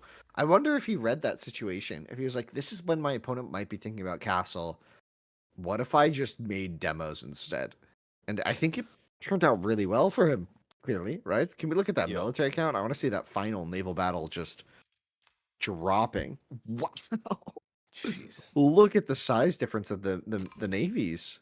The White Tower is still confusing to me though, right? Like that was the most Maginot Line on water type keep installments I've ever seen. Like he didn't even need to go around actually. Like it was already out of the way. Kind of a tough one. I think Zerton, this matchup can be a little bit hard. He had some good ideas. I think what was kind of missing is maybe an outpost crawl. I thought maybe Admiralty would give him like some sort of lead there. It just never came to fruition. And maybe that's just on Order of the Dragon. I mean, we did notice on Holy Island in the qualifiers, especially, that this is a civ that's being slept on. When you add water into the equation, all of a sudden this civ can do things. And in a prolonged feudal, this civ does feel better than HRE for the very reason that you aren't shackled to that single tree line. Mm-hmm. And now we go to Water Drake, where Zerton has to keep his tournament life is on the line, and he has to keep his tournament life in mind. Yeah, this is kind of cool. Jeez. We see a lot of Japanese here. Water Drake, usually it's the Coca Township play. What I like is Malians on the other side. Malians are kind of slept on water, where aggro is the focus, and Water Drake is designed to be about aggro. Coastal navigation is kind of bonkers. The in and out effect that gives you, it kind of just gives you this pacing on critical fights that your opponent can't mirror. Yeah, it's really cool defensively, and like you said, when aggro is the play, and when you have docks that you can just keep building further and further forward, it really gives you lots of options, right? And yeah, as we look at this map draft by Surfshark, thank you. We look at Hill and Dale. If Zerton wins this, and what would he even have left? Mongols or Delhi? Yeah, so I guess he it has should to go be- Mongols. That's a that's comfort pick for him, interesting. right? No. Last No? map, you go Delhi. It's Hill and Dale. Oh, you go Delhi on Hill Yeah, and yeah, Dale. Delhi, Hill and Oh, Dale is yeah, insane, yeah, you right? go Delhi instead. Like he could actually go. Into Abbasis. potentially Dude, I French. thought Abbasis Whoa. wasn't used for a sec. I was confused. Yeah, it's gonna No, be. it's hard to tell. Man. Yeah. It should be Delhi versus French because like Delhi HRE. If you remember, HRE used to dominate Hill and Dale, and then Delhi just took a big dump on them in competitive. And ever since then, HRE has been eclipsed in that matchup. So probably Delhi versus French. And in we go. Zerton versus B. Game 4. In this best of 5, it's an elimination match in our GSL stage. And we got Water Drake. It's a very spicy map. You can build docks anywhere on this water, which gives you lots of flexibility in where you want to place it, how far forward you want to place it. Also lets you kind of close down and bog down these choke points as we've seen on this map. And we're going to see both players go for central docks, which means really, really early aggression is going to be key. Right, KP? Yeah, they're both playing directly for it as well. Now, the interesting thing is Malians, like, we have to think about what is your upside in this early phase. Because the initial dock being dropped typically is right on top of the fishing. So you don't get an advantage there from coastal navigation. It doesn't come until the feudal. And what I'm worried about is, like, surely Japanese feudal comes in a lot faster, courtesy of those cheaper fishing boats. I mean, we can already see that, right? Like, maybe he's going to go for the Malian transport. I just don't think it's worth it. The thing that people realize about the transport ship play, the reason why I think it only works on moving out, is because on most maps, what you end up doing to do the transport ship play is you walk out very far with 5 villages. You're idling 5 villages to hold javelins. And do you want to know what the counter to that play is, Winston? Just don't react to it. Walk away? Yeah, it's just literally, you just go home and you tech up. You just don't overreact. Yeah, because it's 5 idols. It's like the English bow rush, right? Like, Yeah. sure, you've got 5 vills on my side of the map now, but you've got 5, like, that's a third of your eco by the time you're there. And it's like half the eco when you leave, right? Mm-hmm.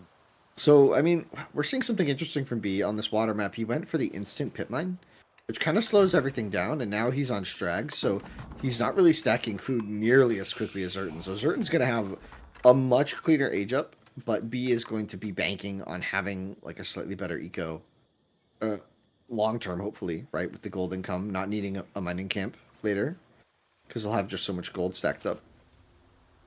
Yeah. So one thing, like, I'm wondering with how close they're playing into each other.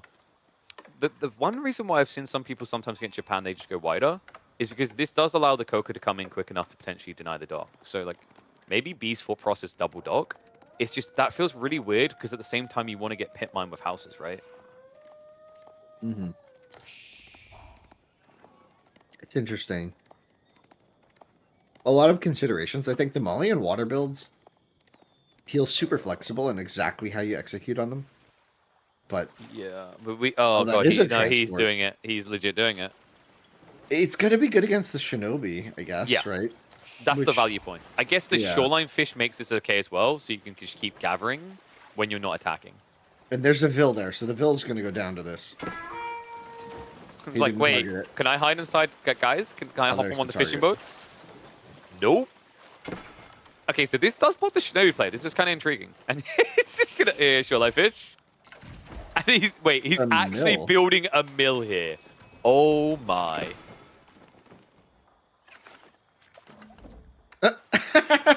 Hopping in, hopping out. This is so wild. I didn't expect the mill play. That's so cool. So you can just take it. Yeah, this used to be what players did on Baltic, right? Because you would have the forward dock or mill. And here, you could just build the mill adjacent to the fish. I wonder if it's even better to torch. I feel like this is the type of play you'd want to see on something like Cauldron, maybe. It's got that kind of effect as well. That's crazy.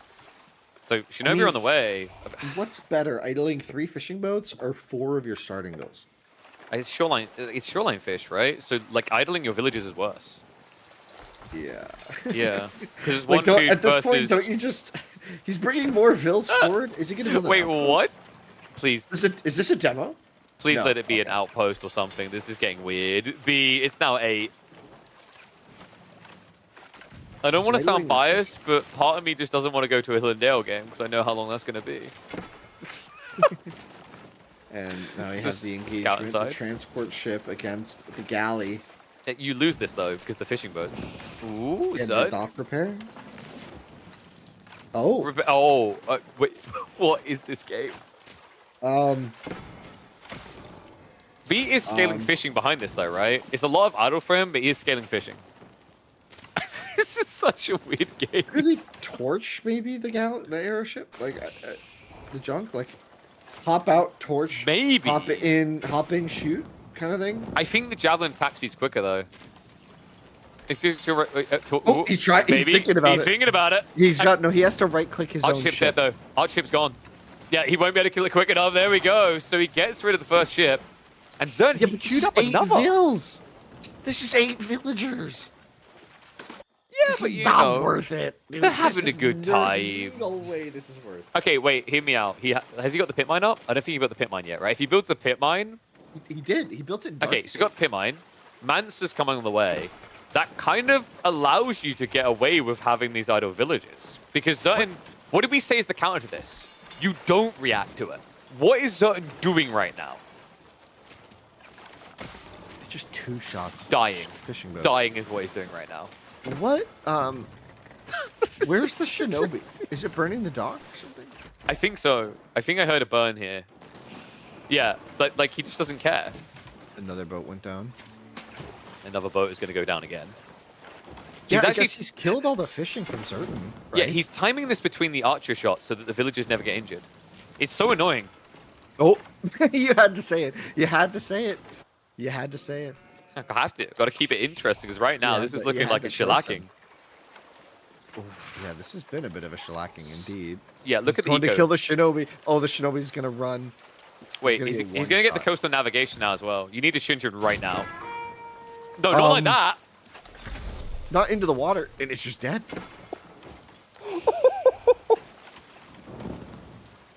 He's got his jabbing. number. Jab's still What staying in am I range. That's the witnessing? coastal navigation effect for you. He's going to lose 2 more of these galleys. What are these fishing boats doing? Repair crew. He's like, I Walking? ain't got no time to repair. We're busy right now. We got to kill. This is some of the most disgustingly well microed, like Dark Age shenanigans I have ever seen.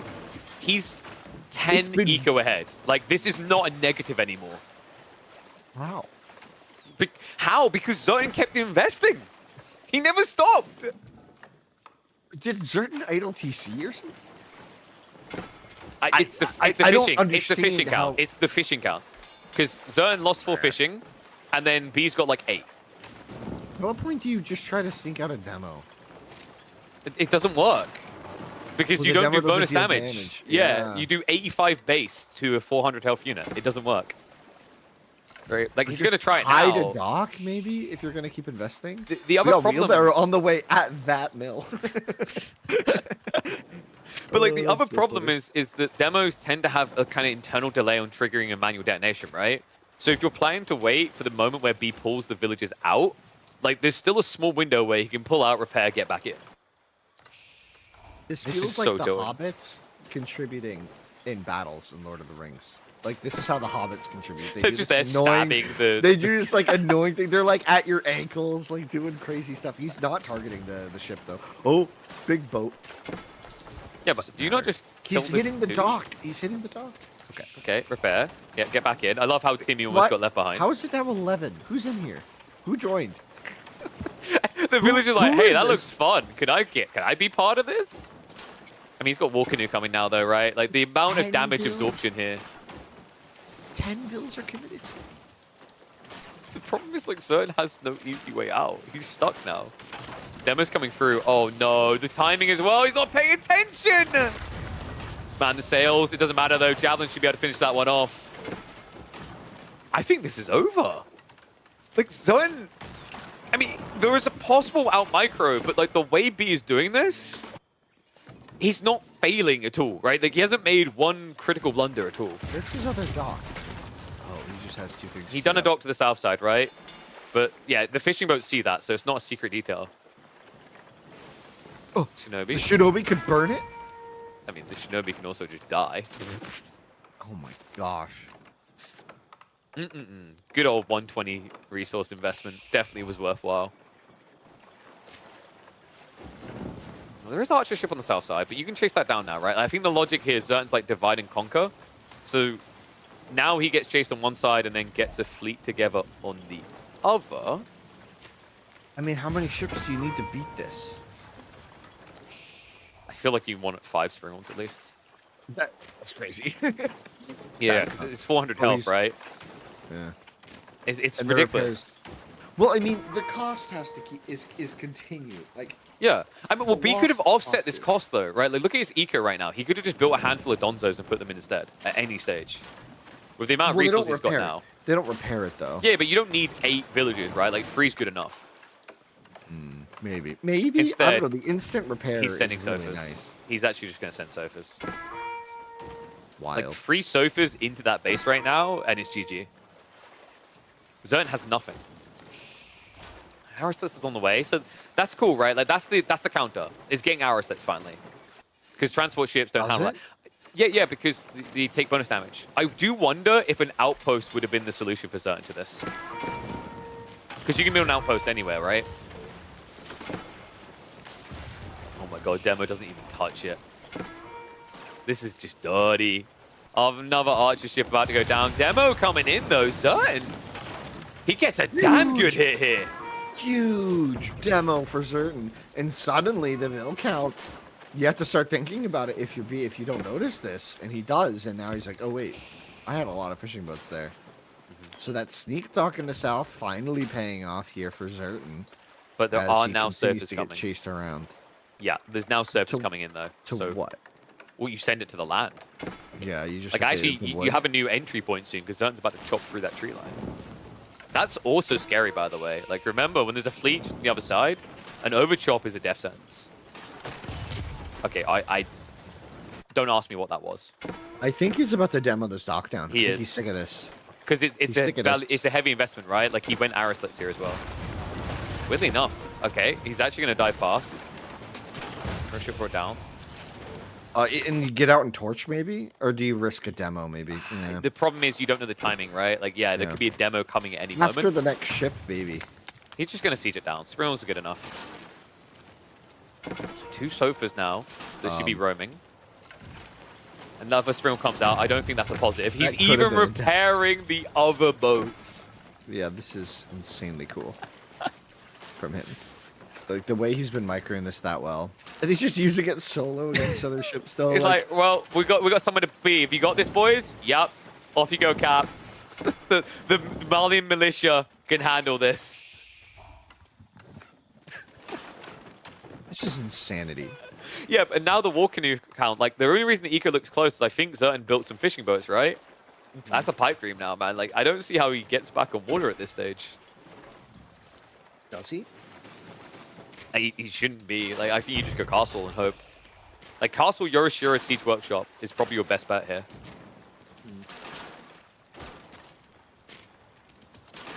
I mean, I feel like castle was his best bet several minutes ago as well. Is the crazy part. Yeah, to just stop investing in the water and give it up and just go castle because your opponent has idled so much. But you lost so much here trying to contest this. Wasn't the threat though that if you don't make ships, he just has shorefish fills now and he goes castle really quickly too? I've been like you just get Tawara and Takazaki, right, and you gather berries and you mirror because it's shoreline fish. Like, if it was deep water fish, you valid point, right? But, like, it's shoreline fish. I think... but that's going to be it. Like, that is it. Zertan's tournament run ends here. B keeps the dream alive, and he does it in true B fashion. That was kind of dirty. You want to shower, right? I kind of need a bath or something, yeah. I mean, I showered this morning, but maybe another one sounds kind of good at this stage. Like... Jeez, that was kind of disgusting. It didn't seem like Zertan really had a plan for that or even maybe anticipated that. I didn't realize how effective it would be only because I hadn't seen people commit that hard to it the way B did, right? The 10, when he went from 8 to 10, I was like, okay. Yeah. When he went from 5 to 8, it was like, all right, this like committing more. I thought maybe it would be a tower or something. No, he's just going to idle them like the entire time in there. And I guess it's not idle. They're becoming very effective fighters, right? But certainly devastating tactics there, and Zertan fell victim to that. And I wonder if he'll think of this next time he plays this map. Oh man, because that's I hope crazy. not. That's PTSD inducing right there. That was so dirty. I think the interesting thing there, like, you know, lesson for Zertan, I think the play genuinely is simply to just go ahead and play up into castle on land. Or if you really want to take the approach of contesting, when you know that Malian player is coming, just rush an outpost, right? Like that's your alternative play. It's a bit hard to read, but usually in that situation, you can scout ahead and see if the villagers start to get pulled, and that's your moment to like rush an outpost up with free.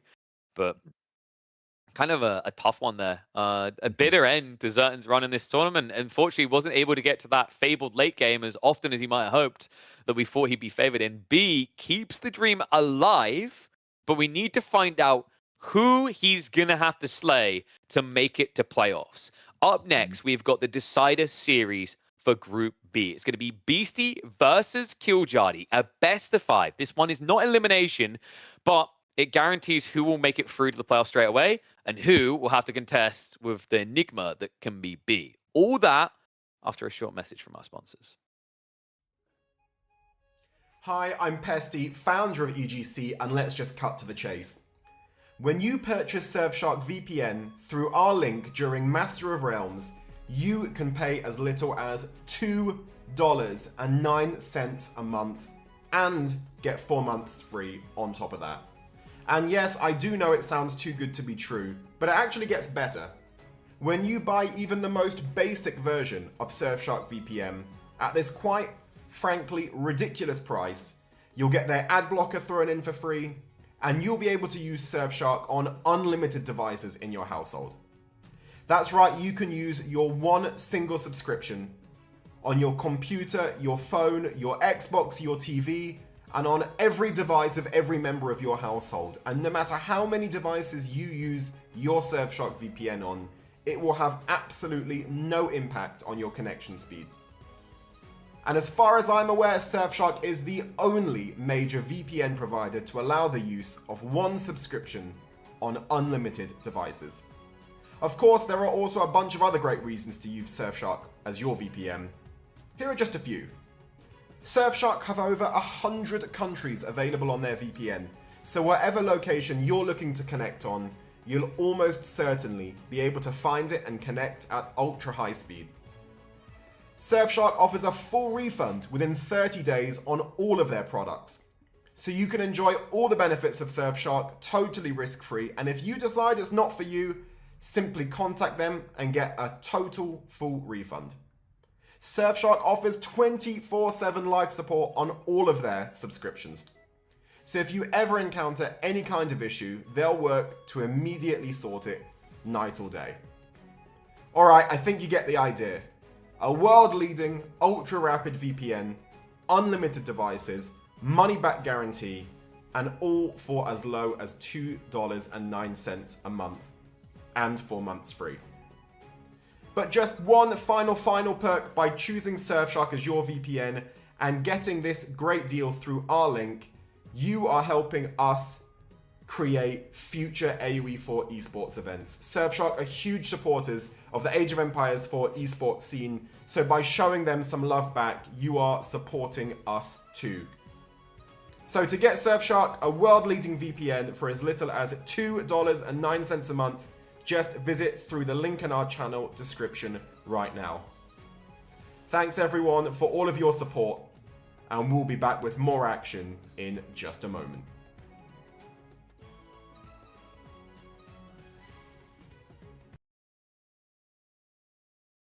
Always fascinating to find the reasons why I might need a VPN. If you happen to be thinking about trying a VPN, why the hell aren't you using that EGC TV code across at Surfshark? You heard it there. If you don't like it, money back guarantee. On top of that, they're supporting the Age of Empires 4 community. They're putting money into the scene so that we can keep running tournaments. That is an endeavor worth investing in if you guys have been considering recently, stroking your chin going, I think I want to try out a VPN. So give them a try. Let me know what you guys think. But I know what people are going to be thinking about this. This is the one that they've been hyped up for, the one they've been looking for. Attack versus defense. Beastie, known for his ability to hunker down and weather the worst of storms, and Kiljardi is killing the name, and he's going to be the storm in the game. Yeah, it's super excited to see Beastie again. His games are usually quite electric to watch and fun. We'll have to see against Kiljardi. He tends to do quite well. So we'll have to see if Kiljardi's got any surprises up his sleeves, or if maybe his prep is going to pay off here. We'll have to see. First game, though, Arabia, English. Yep. We're going to see some King action, and then a U-bids for Kiljardi, potentially. Interesting, Potentially King of the Hill. What? By the way. Like, I just want to highlight, like, interesting that King of the Hill comes out. Like, Beastie, because I think Higher Seed picks the realm. Wait, no, is it map first? Yeah, so I think maybe this was a Beastie pick. It kind of fits him, right? I'm wondering how Kiljardi is going to try to adapt to maps that feel better defensively. But this matchup in particular, this can be a very quick game end state. And this is one of the very few matchups where you're not actually meant to go Abbey of Kings. Yeah. That's actually interesting. Yeah, because the Desert Raider, like, you actually lose The Desert Raider just counters it. Yeah, that's a good point. We're not going to get the King, huh? I didn't think of that. Ubids. And interestingly, Kiljardi banned out both Chinese and Jushi. So just not wanting to deal with either of Beastie's Chinese powerhouse I civs. feel like that's crazy. everyone at the moment with those civs, especially the map pool, especially on those water maps. We'll have to see how deep we get in this series. Final best of 5 on this fine Saturday evening. We get into Beastie versus Kiljardi with a good old English Ibid matchup. Let's see then. Let's see. Well, man, yeah, if people are watching this on YouTube, they're going to have very little context for how many games or how long the games have been today, so it's really interesting. I love it. So hopefully we don't get too loopy here, you know? We'll see. We'll get a little bit stir crazy we from the got action. this. I mean, the interesting one to me is actually, like, in this particular matchup, I got in the series highlighting that this is attacker versus defender, and that's true, right? Like, it actually is. Right. Kiljardi, he's on par with Vortex for all inning. I'm not even exaggerating. Like, this guy is insane. He's actually able to out-aggro Vortex. But this matchup doesn't play that way. This matchup, like, the way it's meant to play is that English attacks you. Because Iabids are going to get fast castle, right? And you could go 2TC, you could try to hunker it down, but the English actually have an opportunity to end the game very quickly off of counter hall play. Iabids, they don't counter that play well. And we did get what? Forward spawning berry, forward spawning gold. Yeah, dude, this is a perfect spawn for a counter hall player if BC wants to go all in. Right. Are you sure, Council Hall? I think so. Because, like, the king doesn't do anything. He legit, like, the other thing is, because Ibid should be going Desert Raider, the Council Hall counters the Desert Raider as well. So you counter the age up, you don't get your age up counted, and you get kind of an all-in timing. And the logic is that you prep blacksmiths around like 9 or 10 longbows, and you get a ram. It's very good on smaller maps like Cliffside, Socotra, but it can also work on Dry Arabia with the right type of spawn. We'll see if Beastie agrees with you in a couple seconds. Because approaching. Yeah, this is kind of an interesting situation if it's that way. We haven't seen too much Council Hall. Going to Stone. That's usually okay. All right. Abby. We're just TC booming. All right. Yeah, Stone with Abby. So this gives more life to Killjardy then. Yeah. So BC's just gonna hunker down and play the imp then, right? Because like Castle Age is a strong point in the game for Ibids, and it also discounts one of English's best plays right now, which is Fast Castle White Tower into Knights. You can't really build Knights against Camel Lancers. And we did confirm it's military wing, right? Yeah, it is Mill. Reinforcement. Yes. So you immediately lose when you're opening here. I don't know. With the clash, you do. You can't. The king cannot be a Desert Raider. It's yeah, but you don't need to impossible. necessarily fight it, right? You can run around, maybe try and snipe vills. Like, it depends on the timings, but also he can defend against it, right? Whereas like longbows, you have to make longbows, and that delays the TC quite a lot. Yeah, but I think what you can do here is Killjardy, and I think it's worth doing, is if you just add in like a stables and you build 2 horsemen. Because 2 horsemen plus a Desert Raider can then just punish any greedy TC. So then BC has to go for like the most defensive TC on his tree line. Yeah. I think Killjardy has been leaning into like playing a bit of aggro. It's always scary, right? Because when you know the English are going to TC like this, if you play any aggro and feudal, you know that eco lead is going to be bigger by the time you're castle. It's kind of weird. Makes sense. He's still not on a lumber camp, so going just straight for the fast TC rush. Yeah. That's what I've been doing now. It'll be TC on the tree line then. Yeah, it's got to be, right? Maybe on the gold? Yeah, like, because you just want to rush maybe castle. With the berries? I don't know. No, because you don't want to touch berries. You just want to add in farms over time, and then you drop a white tower. Right, yeah, you're English. Yeah. Because then you can just wall the backside, and then you white tower the south side of your base, and then you just add in, like, 3 farm clusters. What a reasonable civ.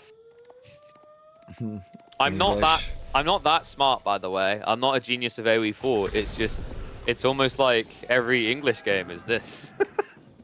Yeah, the Roy boy is on his way, but the Camel Rider, or the Desert Raider, already out. What is King in Serbian? Well, now we're really screwed. Oh, no. We don't have to. It doesn't have to be Serbian because it was French for Demu. No, that was for Marine Lord. No, that was for Demu's king. Marine Lord. Wait. No, that's for Marine Lord. Oh yeah, Demu's the queen. English versus Malians. Yeah. Demu's the queen with his multiple kings. The games are is just melding together for you, aren't they? And now Beastie, I guess, yeah, maybe we need to know Serbian. So that was Archer and Stables. So I wonder, does Killjardy, and this is going to sound wild, but deep breath and accept it, does he try to ram? Huh? Okay, Kral is king in Serbian, apparently. Okay, interesting. Kral or Kralj? I think you're right. I think he's ramming.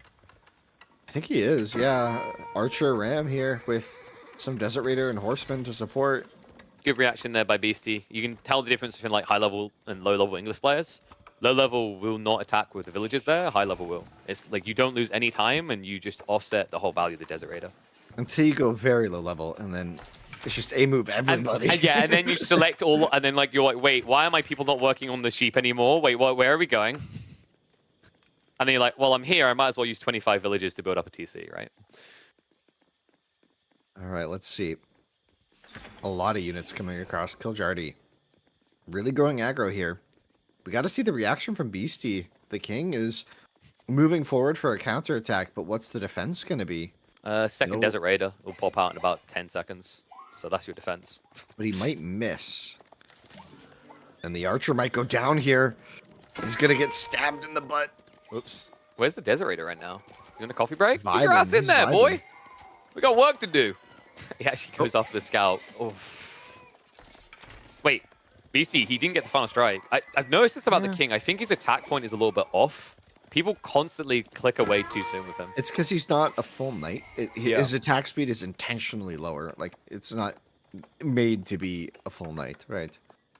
even though his stats are quite good. Because, you know, He's less he's than. one of those kings that probably just sits on the throne every day and he runs around prancy. He's It's never also been a in a real really fight his whole big life. sword. That's a big sword. You can't just He quickly... swings it with one hand, right? He's a badass, yeah. Look at That that. Look at sword that big on horseback, you would fly off if you swung it like he does. No. He's a king. He's powerful. You don't know see what? the size You're of right. this man? He's okay with it. He has alien technology. How does he keep changing a lance into a sword? Yeah, this is a depressingly bad fight. It's like... I mean, but he can just run back he and can just heal. heal, Like, right? He doesn't care, Yeah. yeah. Well, unless he stays a bit too long. Oh, we've but got Lombos, though. That's the correct approach. BC, like, this is actually the astute response. You don't need to be too greedy here, because the whole logic is, oh no, I need to go castle fast, because Ibid's are going castle fast. But your opponent has built horseman archers, so he's not as fast as you think. An interesting thing that people... How aware are people generally... Oh, it's a good castle timing. How aware people do you think are that you can garrison units and they will get healed by the Abbey at this point? People just know that, right? You don't see it often, actually. Like, if the king is ever getting, like, dove, you can just garrison him in that TC and it'll heal everybody. It'll heal in the TC. At least I'm Yeah. fairly sure that's still how it works. But It's been like, a minute it since I've doesn't work tested with a that, king but- aura, right? Like, you can't garrison a king in an outpost and then heal everyone around the outpost. No, It's it's not. just- No, yeah, the king it's the is it's the garrisoned. It's not landmark. that. It's Yeah, yeah. The aura hits units that are garrisoned though. Nice raid timing. Kojadi blocks the It's wall gonna be going a on. good Vil kill. I mean, he needs to take back whatever he can here, right? Like, he's teching up.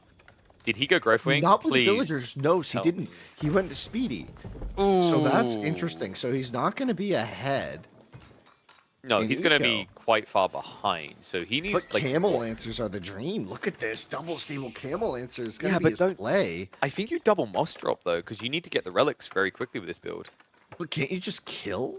Like How? I feel like with longbows against 5 camel lancers, 6 camel lancers, like don't you just dive in and win the game? The moment BC hits that tech up, he should be dropping a Rax at the back of his base. Should be. We'll see. Probably will. The only issue is, That'll like, slow him food, down even because we more. need to do a sheep Uh-oh. count. He doesn't have that many farms yet. Body block's not on point there. King always quicker than these camel raiders. Yeah, so double farm, sheep are about to exhaust, so you can afford to go spearman. Like, if you look, BC's actually saving resources, so I don't think you his can economy rush. is so good. 10 Yeah, but I bills don't- ahead. But with this income, I don't think you can rush Castle Age, right? Like, the camel lancers will be in when you're teching. No, you need the racks here because I mean BC might know that it's double stable. Kind of intuitively if he's It's played the only Kojari one a you're worried bunch. about, right? Because Gulim's went right Triple before stable. White Tower. Whoa. This No. is a commitment. Yeah, this is classic Killjardy. Like, most players in this situation would have chosen to drop a Mosque now because they have map control, but this is not how Killjardy plays. Like, he's like, why do I need an eco lead? You've got a lot of eco, and I could kill it, right? Yeah. The maths kind of equals out. I can't fault the kid. And keep in mind, BC's playing completely blind. His scout died early on in these skirmishes against the Desert Raider, so he has to react to what happens in his base, like as it happens in his Yeah. base. So him creating the Spearman now is really important. He's getting textiles, so now his Vils are a lot tankier. It's going to be important because sometimes the charge damage from these Lancers, if it's far enough away, the Camel Lancers deal insane damage with the charge. Second armor upgrade coming in, so now the TC damage is going to be mitigated quite a bit. The longbows as well. The dive is coming in. This is a lot of units. Goes after the king. This is good, though. The spearman count isn't high, right? So targeting them first makes a lot of sense. Out of time achieved here. The Desert Raiders should not last long, but the Camel Lancers are the immobile element to this build. Now the range unit's getting taken down by the TC. It's really important. You can see the TC is Oh my taking away. God. All the units inside are healing, but the BC's villagers are just getting wrecked. I like, there's more Camel Lancers coming. Like, BC doesn't actually have an answer to this right now. He's stuck. Wow. Well, you say that, but he's almost killed everything. No, If he he's killed all the focuses down this squishies. archer. It's Camel Lancers now, right? He needs... I think he needed double racks here. This is costing quite a pretty penny. Getting the king back out. More Lancers on the way. Oh.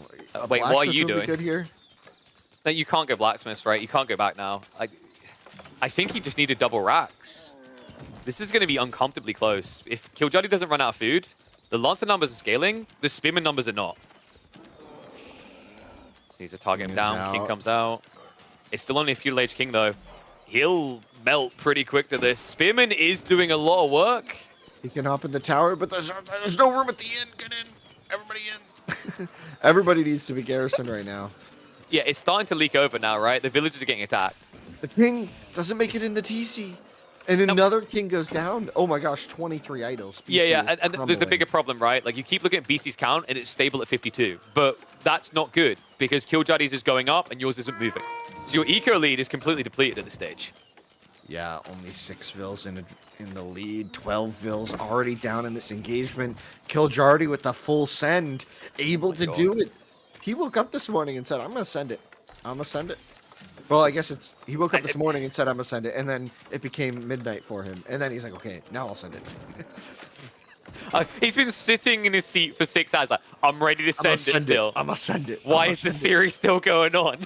But yeah, villagers are now trying to defend. But remember, they're doing 1 damage per strike. It's hurting his economy more. Finally, the second Rax comes in, but not before Beastie is now behind in economy.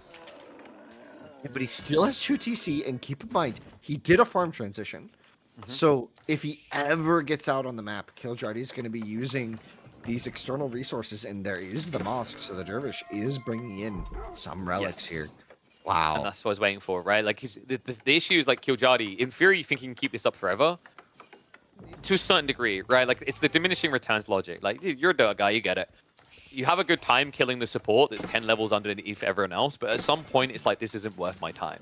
And that's the kind of logic. It's like, when there's enough garrison spots, you tend to lose more by diving constantly, 1 by 1, than waiting and coming in after your opponent rebooms.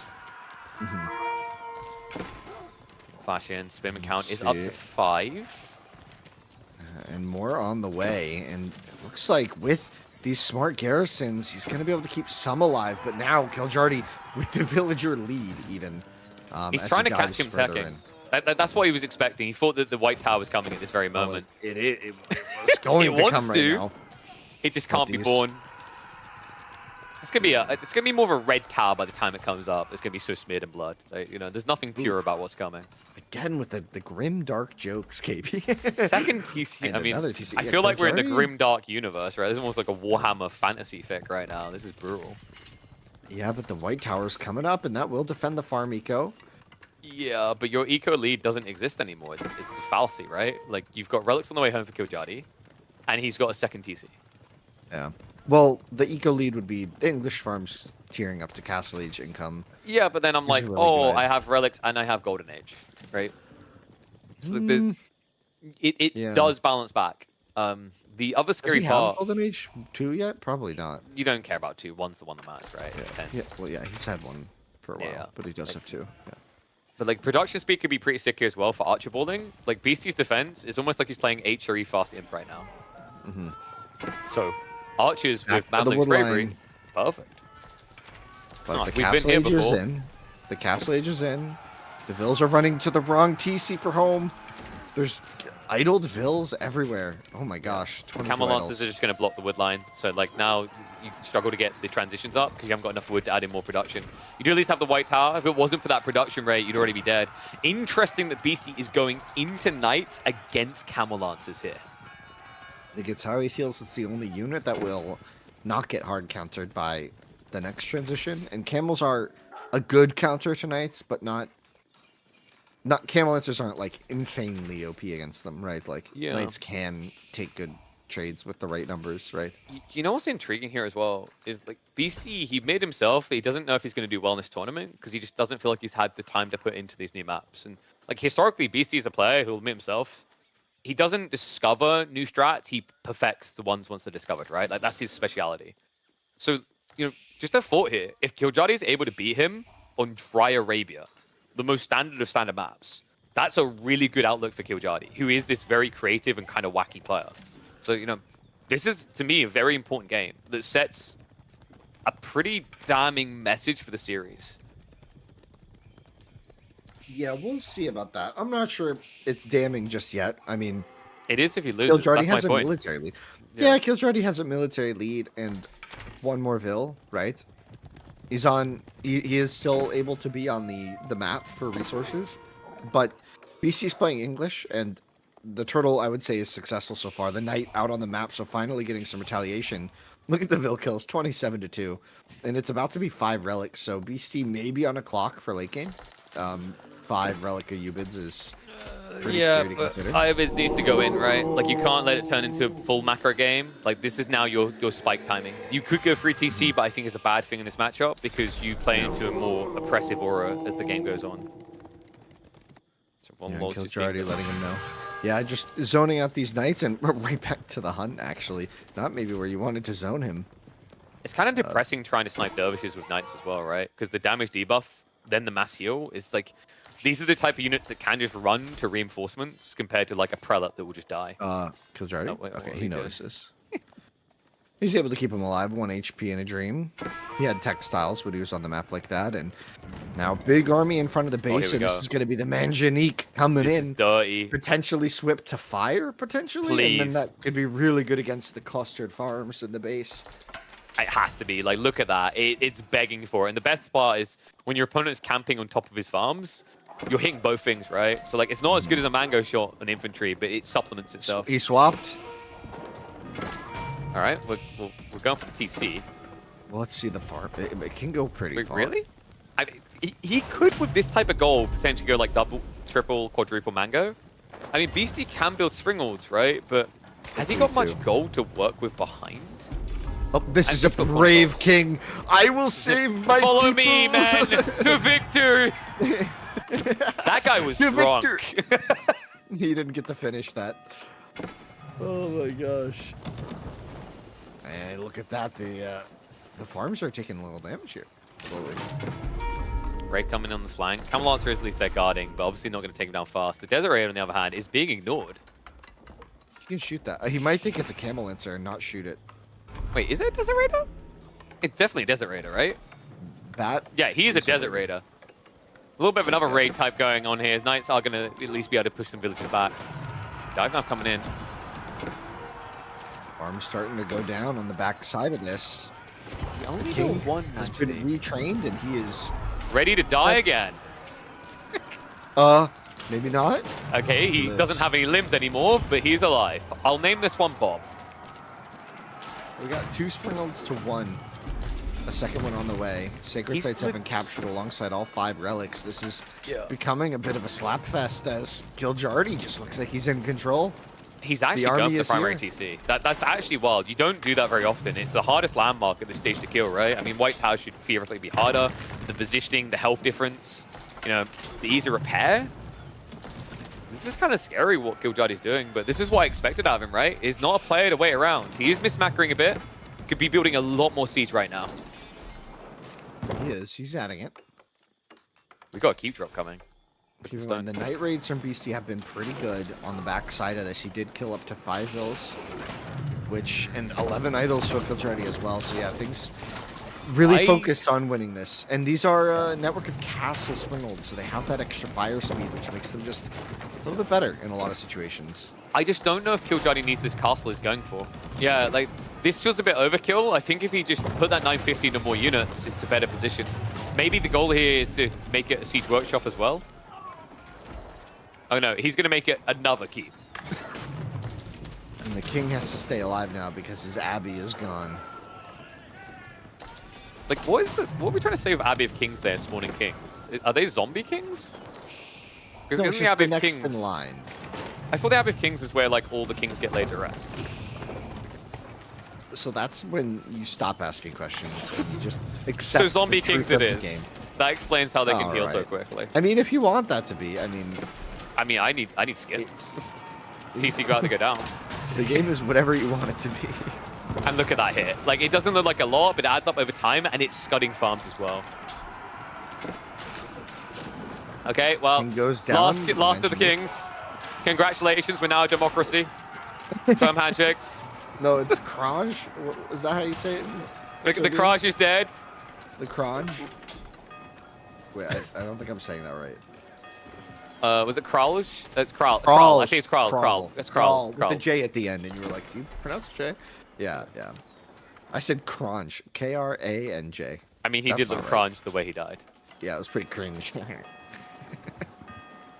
Well, TC is still alive by some miracle. Killjardy has to slow Abbey. down. Yeah, And what about the gold. Abbey, right? He needs to get gold and stone. He's got plenty of food. That is not an issue for BC right now. What if he popped a Berkshire down? I mean, actually... you Like, could- legitimately, if he just built a Berkshire in front of his TC, Killjardy is pretty all in on this attack. Yeah, I think like the issue here is just like Killjardy has ran out of runway here. Look at his food. This is just depressing to look at right now. I mean, you He's could doing the make a farm mech transition army. now. He's doing farm transition, right? Like, we Yeah, knew this but would come. We knew this game would come. No, we wanted the game over. Like when you're an IBID player, you're like, the game must be over before this day comes, right? That trebuchet hit was smite. It was just spiteful against that outpost. It was like, no, you don't get that. Aura must be removed. Look at the dog. There's a dog hitting the dervish. The dog and the dervish. It sounds like a Disney movie. Seems a bit too violent for Disney. Dog and the dervish. I guess if it's a wolf killing the dervish, yeah, it's a bit violent. But this camel answer rate is going to be pretty huge. Big. BC has to get not caught out here. Berkshire going down on the wood line on the south, and BC's not paying attention because he's focused on his landmark placement. This is such a heavy loss. I mean, he's still got an eco lead, but kind of starving himself out gold. He's still got reserves behind this. I don't think this is enough to still get Killjardy in the game, though. He needs more. A lot more. What about a good fight here, potentially? Is it a good The fight, though? Springald War is going in his favor. Attack speed. Potentially. Like, the attack speed aura. The keep should be able to keep him here. It's just not going to let him dive in, and the Berkshire's up. And, I mean, this is the problem now, right? Like, Killjardy doesn't have the tools to immediately take out a Berkshire. He needs to add in Trebs. He's got 2, and they're already hitting the Berkshire. Right? Yeah, I think he saw it going up. Can we take a look at these Trebs and check the Berkshire health? I mean, that looks dead to me. Wait. He must have been hitting it while it was going up. He doesn't have wood to repair. Okay, he's got wood coming in now. It's only 3 traps though, like you can kind of sustain that, but it would lead to an eco lead. So the question now is, what is Killjardy doing with it? Does he just snowball the treb count until it's out of control? Can he do that quick enough before any elite units like Men-at-Arms come in? The Vil lost there. Like, This I is feel such a BC wild would- start. I think BC would have won this game like right now if those Vils didn't just go down for free like that. Like if he, But like that's to if he had Killjardy's credit reacted. though, right? Like Beastie's Oh sure, yeah. Like, this is Beastie, right? Like he's kind of good at reacting to these things. It's not easy to overwhelm him. But this is where Killjardy has really come up as a player, right? He has no hesitation. He has no fault. Well, there's definitely faults within strategy sometimes, but the whole idea is there's no faltering. He commits mind, body, and soul. And, you know, whether you think it's the right play in a given game, what you have to praise is the ability to not look for a backup plan. So he's able to defend here and there, but now his units are split. The archers and the camel lancers could do the swap-a-roo. We've seen it before today, armor-clad. We're going to have some armored chads coming in. Sacred Site decap came on the south side. The difference now is like before BC eked out a lead because he had a few knights raiding. He's not building knights anymore.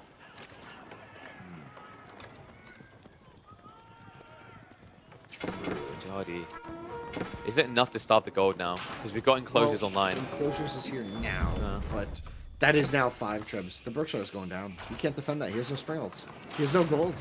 He's also building more think- men-at-arms instead of like horsemen here.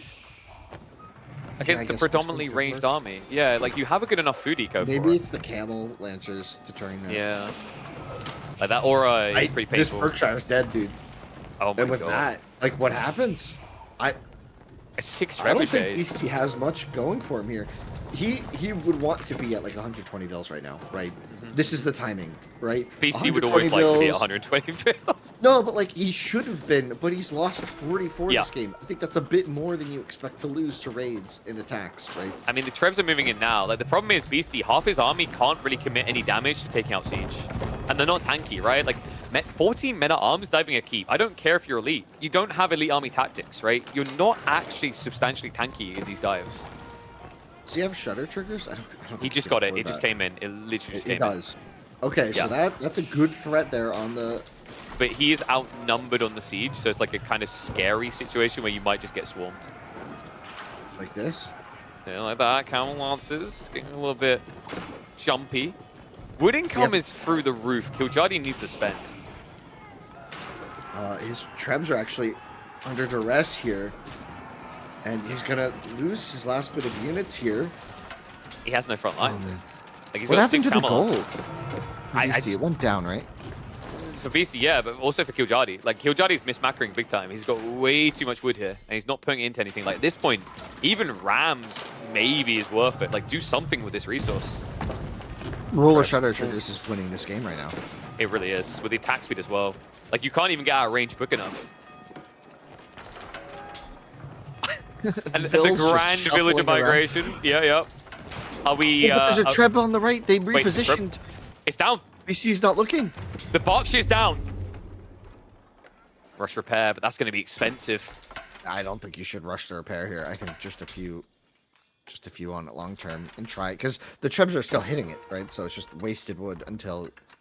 Oh my gosh! This game. Well, this is awkward. A little bit embarrassing, even. I didn't know this was your gold. I guess I'll just leave. Yeah, good reaction there from Kiljardi, not to lose every villain onto the keep.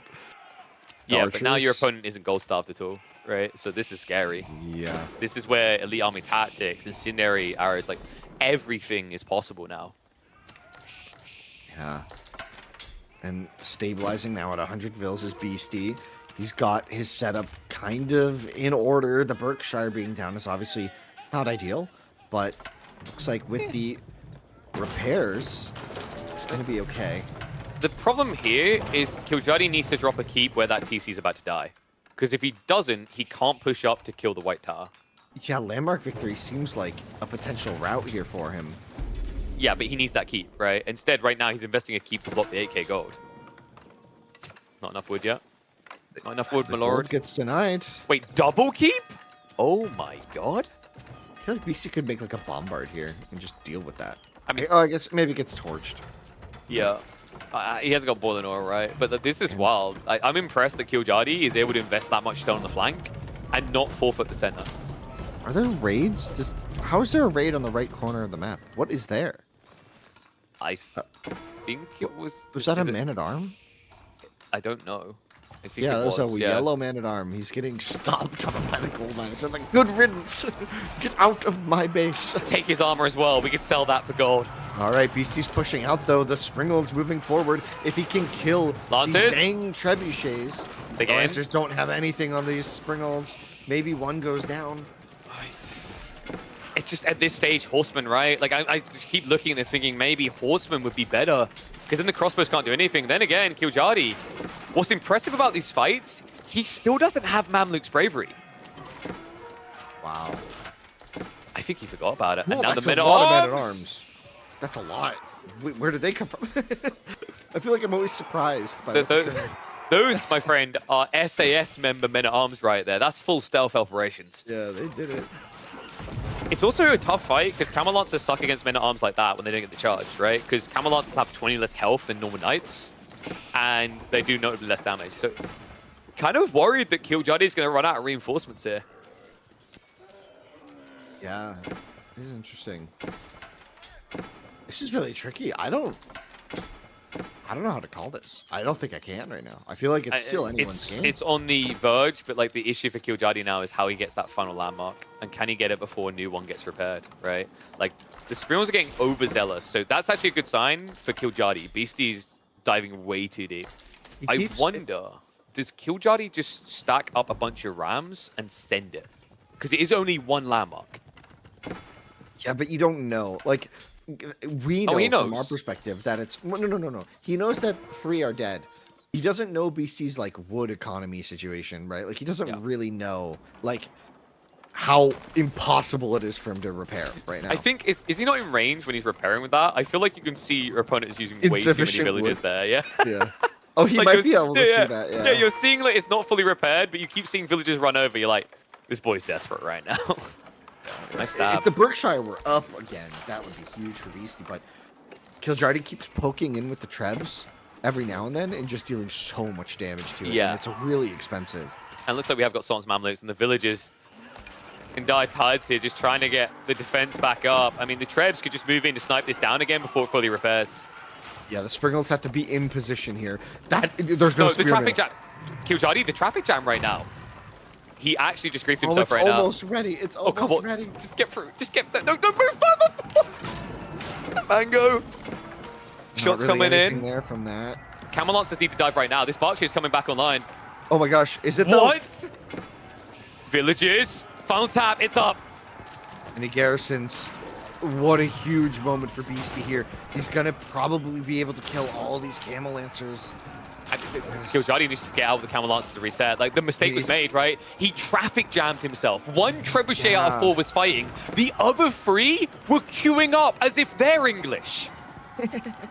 Very polite with their cues indeed. Killjardy maybe looking at the resources to go Imperial Age. That might be what he needs, but currently not able to do it.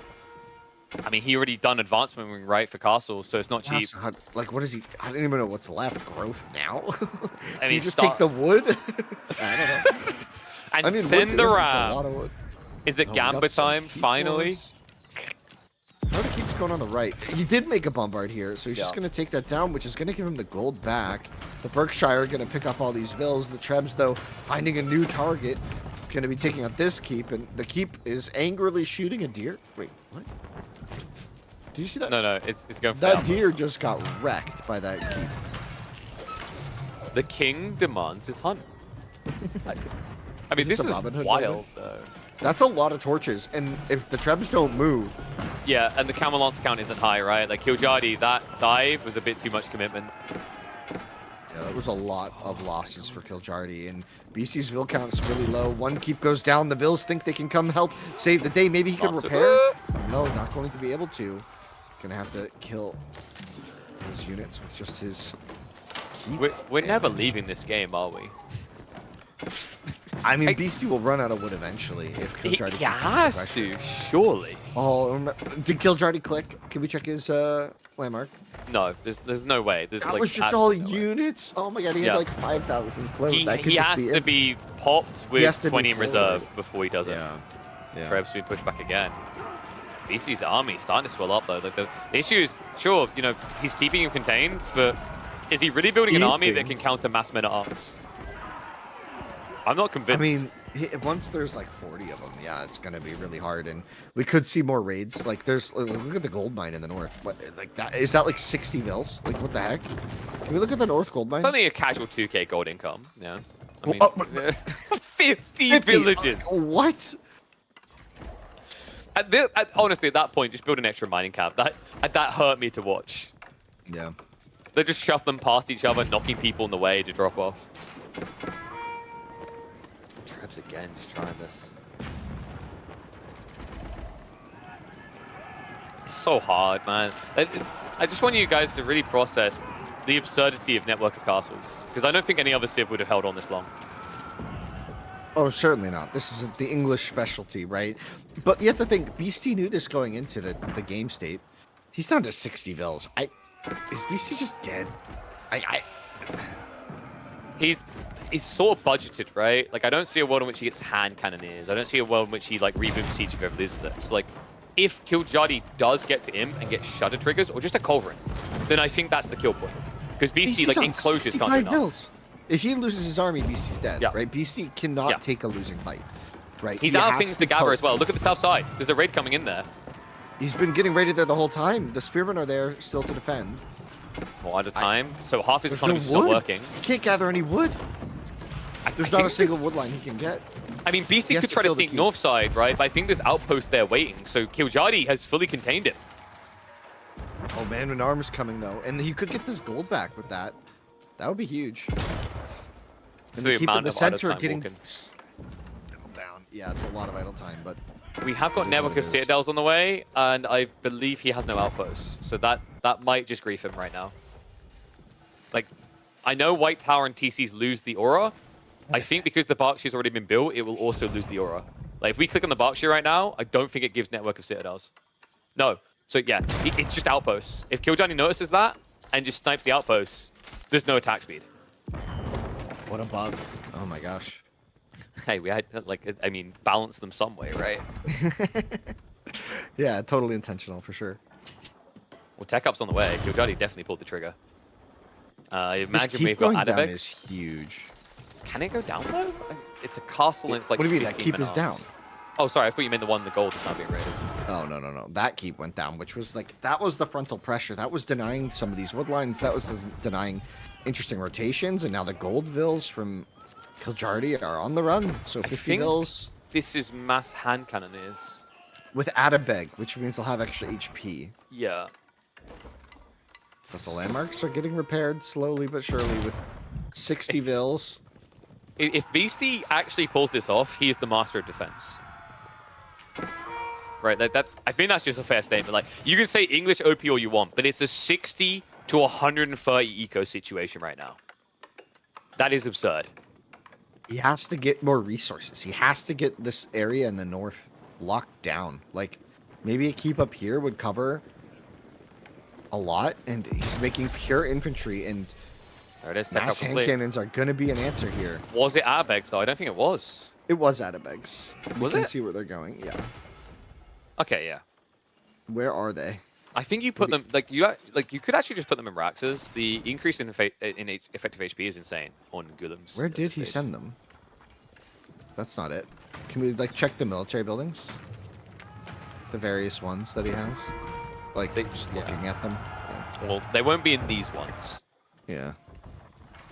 It's none of those. You can see the Wait, they can't come out because he's pop locked. Oh, he's popped. Oh, I was like, where are they? If he loses one more, if he goes down to 192, he can build it. Like, but if he doesn't, they're never coming out. Yeah, maybe that's for the best right now. You mean, wait, what was it? Not having your landmark advantage is for the best? Well, I'm sorry, I'm going to have to pause and rewind that one. If he loses his army in a really bad way, it won't matter if you have Adabags. How is Beastie killing all these keeps like this? Castle coming up. I mean, this is actually good for Kiljardy. I think he has too much economy. Like, losing these villages would be good. 127, you think it's too much? He needs to lose something right now, because, like, hand cannoneers are queued up. They've been training all their life for this moment. They're probably going to just end up in a retirement home before they get to fight. Does BC just commit to this fight? I think he does. He's moving in. Roverin's a little bit of extend are going to back up. Hand cannoneers now starting to spawn. Jeez, what a game. This is cool though. Like 69 vills for VC. Yeah. So Kiljardy wants to go north here. He wants to pull the main army away, cut the small trickle of troops, and then he has hand cannoneers in position when the main army arrives. Well, I don't know about this beastie man. I mean, he's got some reserves all of a sudden. He started to find his way out in the gold. It's still a tacky army though. Yeah, if the spearmen can get enough this damage in, I don't know. I think this is too tunnel vision-y. Like, the trebs are not the problem now, right? So you just need to kill hand cannoneers while you can. Yeah. And remember that this is what makes Iobid's secretly kind of imp. It's the Mamluk's bravery. Think about how high base damage is. A 20% increase is insane on hand cannoneers. That's like double chemistry when you get the university techs. Yeah. When you get a kill, right? Yeah. You get And because they're a high base damage unit, they're the most likely ones to get the kill, right? That's what makes it kind of absurd. Yeah, it's a really good tech. Another keep denied by Beastie. Jeez. EAT is on the way, so we should be seeing a Golem switch up soon. Needs to reclaim the gold, though. Beastie's vill count is going up, though. And that's scary. Yeah, but his military count has gone down. Yeah, but drastically down. Look at his res. Like his military count is at risk of dipping lower than Christina Milan at this stage. It's not a good position to be in when you know your opponent is building hand cannoneers. Oh, his bombard's gonna go down before he finishes that keep, I think. Wait, possibly. Definitely. Yeah, it does. It does. Nice little club down there, so castle remains a threat to any sort of mass gold gathering for Beastie. And outposts, we talked about this, right? They're the target. If the outposts are gone, there's no attack speed or on the defense. This is such a wild game. Horseman now also being queued up. Kind of surprised by that from Kiljardy. I think Gulems is the winning play, but what I think he's reading into too much here is that Armorclad is really good against Gulems. No, we know the Berkshire's here, Kiljardy. Let's cross the screen a bit. The reason the devs have not fixed the network bug is because English has to have something else. You're welcome. double keep, I think, is a sizable defense here for the gold workers. Yeah, I mean, they still have the garrison. They're still idled, and the Camelids are not going to be the best way to defend against a Spearman raid. As the Spearmen that were back here did mostly get cleaned up, but still 2 left. Hello, am I a joke to you? Yes, get your knives out, boys. I like how the Camelance was ready to charge. Like, oh wait, there's villagers in the way. Yeah. I think we just need full-on age and mythology levels of physics, right? I just want to see a Camel Lancer punt a men-at-arms 12 feet away. Oh, you mean AV3? The Ragdoll? Oh yeah, AV3 had it as well, right? Yeah. Just a full-on send it. Bolt. Like I used to in Total War Warhammer, I used to call it dwarf bowling when you charge them, they just went flying. That's funny. Raid hitting onto the eco now though. Crossbow's starting to reach in. Oh, Beastie, as soon as he started to recover, he's running out of resources now because that was the only area he's able to gather wood. I think he's got this, man. Like, Kiljadi, slow down a bit, right? But not for a negative. Hand cannon numbers are going up. Beastie's trying to switch into Horseman. I don't think you have enough wood even for Horseman at this rate. Yeah, a massive Horseman switch would be enough. EAT finally coming in for Beastie. How long has he been imp and not able to afford that? And it's because he was able to get just a little bit of gold going, but yeah. I mean, how is Beastie still alive? It's the flank raids. Like, there's one player walled in and another one not, right? That's the difference here. It's like Kiljadi, he's kind of wearing his economy on his sleeve, and it's catching him on the flanks occasionally. Yeah. Like, Beastie's so pended now, right, though? Like, yeah. Kiljardi has built a wall of defenses kind of around the sacred sites on the right here. Good snipe. No way, the Trebs go down again. Yeah, with at this twins. stage, Kiljadi just needs to bombard. It's like, Trebs were cool. I love the fact he played along castle, but you are in Imperial Age. You're allowed to build the boomy hand cannons and big cannons now. I mean, we talked a lot about the side raids, but Kiljardi has lost 60 vills to these raids throughout the game. It started with a couple knights in Castle Age. It started with the king. No, the king didn't deal any damage, right? That's kind of what got us here. Yeah. That's the whole point. Is like Council Hall is actually theoretically superior, and when you consider he ended up building longbows anyway, like it probably would have been the better choice. Army gets a decent fight. Yeah, the cleanups keep coming in, but the Berkshire is maybe getting threatened here or something's getting threatened on the right here. Oh no. That's a little raid in. Looks like it was a hit at the eco again. Yeah, BC back down to 81 vills. He was getting up there. He almost had, he was over 90, right? Maybe 100, but Kiljadi's kind of in a funky situation. He keeps trying to play both sides of the map at the same time, when theoretically he should just be able to have a better army that goes in on one side. But every time he does that, he's not walled. So every time he does that, he's exposing himself on these flanks. And yeah, I think there's a real threat that BC makes it to the golds soon.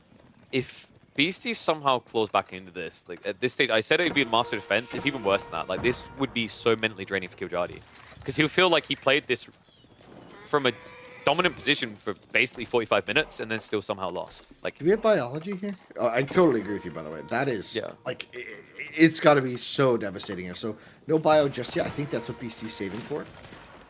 His next gold. And this is Beastie's speciality, right? He loves doing this. He's a flank raider through and through in the late game.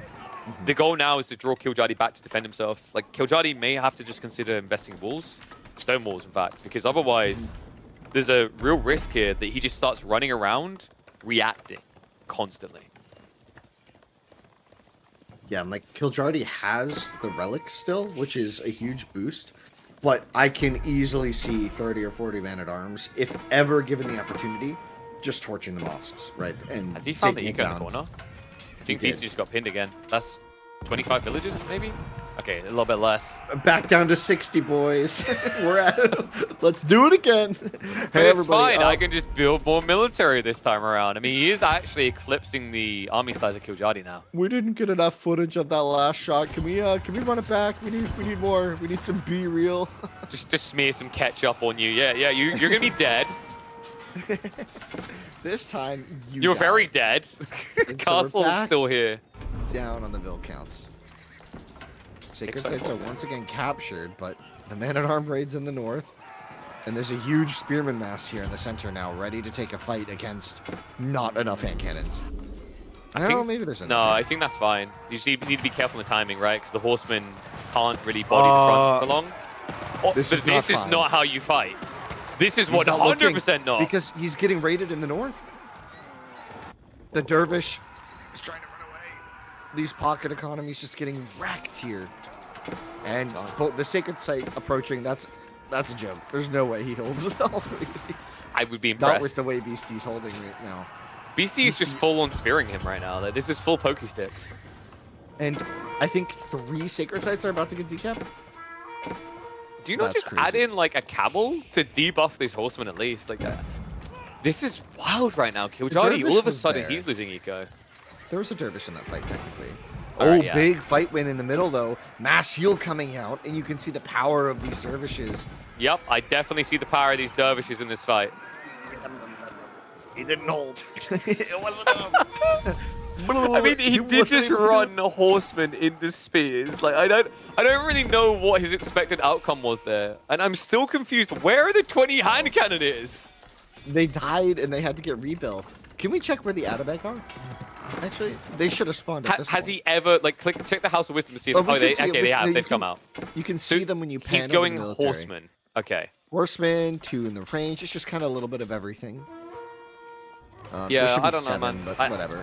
I think he just didn't leverage This the is gold over, advantage. dude. This is over. He's like, gonna have more bills. Like, how did he not? No.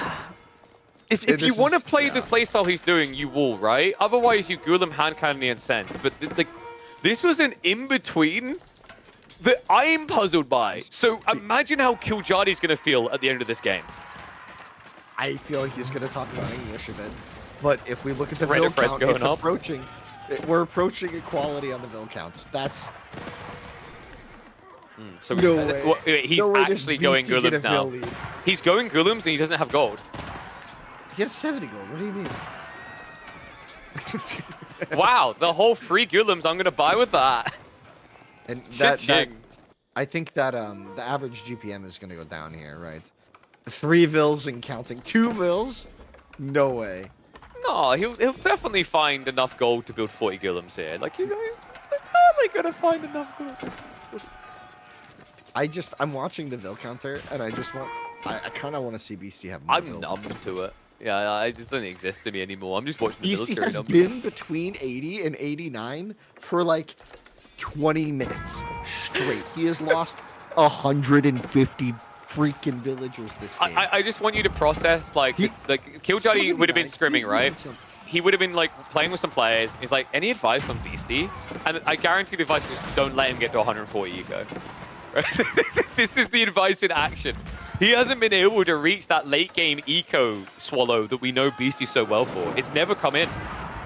But of all the sims for that to happen to, it's English.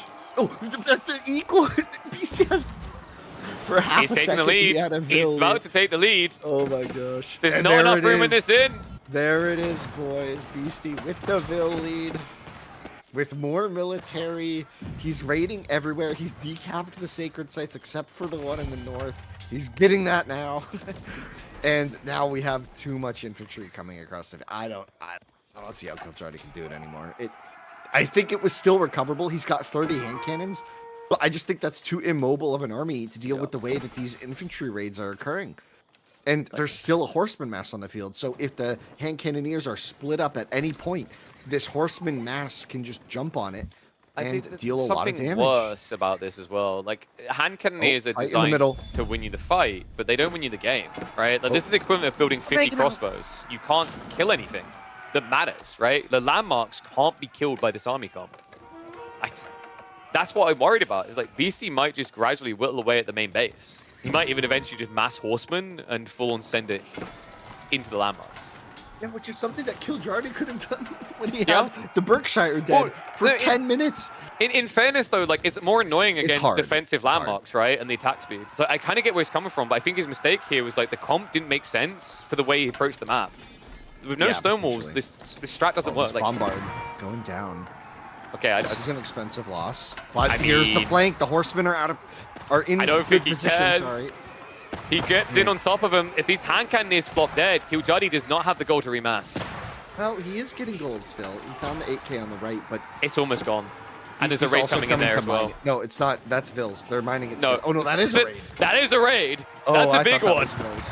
And the hand cannoneers find themselves between an army and a villager army with bows, and Beastie pulls them to Kiljardi's military down to 27. Beastie at 100 units.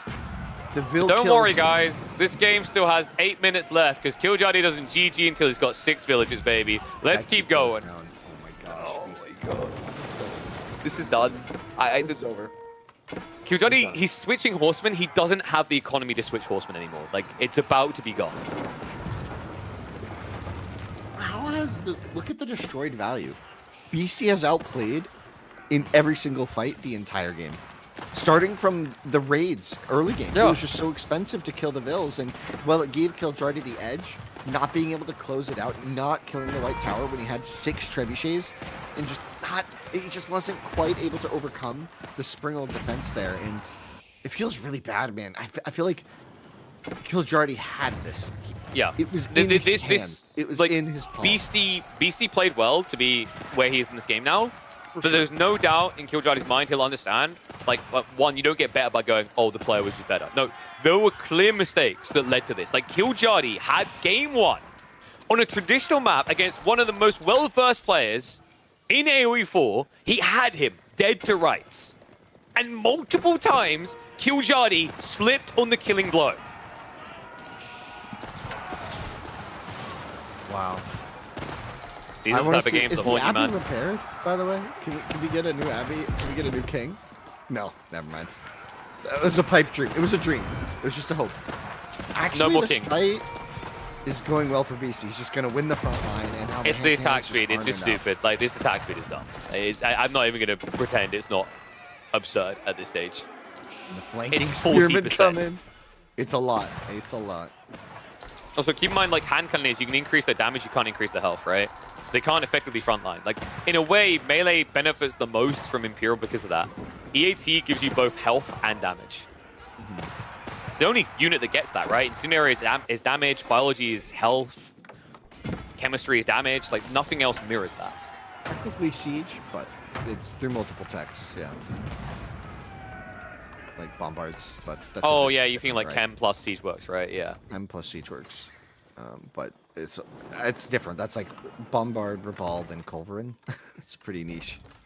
Yeah, like, would I trust that or an army of population men-at-arms, right?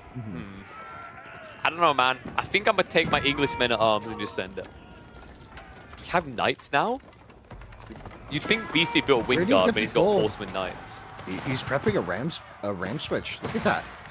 He's going Rams. It's all in. Well, he doesn't need to be. I mean, he has to be. Like, that's the only way that this works now. Like, he's losing control of the game fast. No, Beastie is going Rams. No, Kiljardi is going Rams. Oh, Beastie's also going Rams. So it's a They're both going Ramathon. Rams. It's a Ramathon, yeah. Ram hand cannon. We're back at it, boys. Here they come. But there's plenty of horsemen here. The knights are in position as well. Wow, this ram push really is finding maximum I impact mean, there's right more. now. There's 10 behind it and 8 more in queue. He's not kidding around. He says, I got wood. I know how to spend wood. And yeah, it's Rams here. That's what I was saying is BC is getting the Ram tech for faster build speed in the field. Wait, And- Kiljardi, in theory, this... Okay, so Rams Food. plus Ghoulems, I'm not even deluding you, right? That can actually win the game. Because Beastie doesn't have hand cannoneers. The man-at-arms are okay here, but yeah, the hand cannon Ulam comp is quite good in this situation. But the thing you have to look out for is the knights and the horsemen now. Beastie's just making knights. Yeah, but he's not making a lot of them with 1,000 gold a minute, right? Like, that's... Oh. I think that's also because he's gathering a little bit of gold left, right? It's just a little bit inflated. How is there still 2.6k gold there? Don't ask. I think for the first time in a while, BC might go above 100 vills. You've really been fixated on that detail. Yeah, I mean, it's just funny. He's gone between 70 and We have a new 89 goals. record. yeah, 97. No, I think he was over 100 briefly. Yeah, before the he's Berkshire went actually down. not going to be now. He's got too many military units coming. I think he's happy with his balance here. He's got all of the tech, so he doesn't really need to go back up to 120 bills. Okay, do you want to know why the Golems are going to fail him here? Because they're The too same, slow. yeah, the same reason Hand Cannoneers failed him. There's no walls. So the moment Beastie sees the Golems, he's just going to run left and right. Into the economy, but the Rams are on their way at the... To what? What are they attacking right The now? lumber... I'm gonna spend 2,000 wood so you can't get wood. So yeah, so this is the long con by the trees that died. They died, then got made into rams, and then they get the vengeance on the lumber camp that led to house their is still downfall. going down. Beastie at 170 overall. Plenty of houses in the field for Kaljardi. He's lost like 10. And he doesn't And seem the to mind. mining camp too. Oh, I and don't a know lot what of these bills. rams are doing. They're having a good time. They're just taking out all the extra stuff, you know? It's confidence wins, you know, like when I do bouldering at the moment, when I feel like I can't do a climb anymore, I go and do the easiest one. I'm like, yeah, I've still got it. He's like, I don't think I can kill a llama, but a house. I'm gonna get that house. Man. Wow. The tough part, I feel bad for Kojadi. Like, his army seems good, right? But it's just, there's nothing. Positioning. No you- walls. You If have he to kills wall. 2 landmarks, maybe you could just send the Golems in to end it, right? But the Rams are killing lumber camps and houses. I also don't think it works against Berkshire and White Tower. And the Yep. Berkshire covers the White Tower. Like, Yep. I don't think that's a landmark snipe situation with any. Well, like, that's why you send the Rams for the Berkshire first, right? Like Yeah. that opens potential. Good and flash. Well, first it's Lumber Camp, then Berkshire. You got to get the route right. Yeah, true. No, well, lumber stop. camp, It's lumber yeah. camp, house, palisade wall. Oh, I see another house behind me. Whoa, there's another lumber camp, then Berkshire. Then Berkshire. Yeah. Okay. So that's the route. I didn't know the full speedrun route. Yeah. He But then sees you're over like, 100 wait a bills, by the way. second. 104 I see bills. another house beyond that Berkshire. And that's when it backfires, man. I don't know. Like, Beastie. Jardy has a big army. Yeah, if Killjardy realizes that Beastie can't fight him directly, there is a landmark victory waiting to happen here. Yeah, BC kind of got a bit zealous there. Maybe overzealous even. House is going down again. And Kiljardy is back up to 200 pop almost. After the raids kind Villages? of helped him out. Congratulations on reaching 102 population. Back down you go. And the house is going down is starting to get annoying, I think, for both players. Yeah, Wood's becoming a limiting factor as well, right? These Golems will defend this, by the way. Like, they are ridiculously strong. Once they kill one unit, they snowball. The double tap with 20% increased damage is unworldly. Yeah, and the Golems It's might have literally some- just a house race. That's what's relevant here. In fairness to Killjardy, this is very efficient with 4K Wood, because remember, the Golden Age gives him a 20% discount on these rams as well. Are we close to Golden Age 5? Because No, we're going backwards. We are going backwards fast. Damn while it! The house is going down.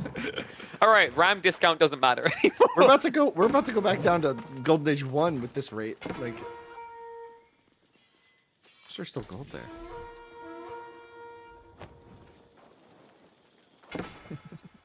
DC's Yes, the ramping up more Berkshire rams. is still there.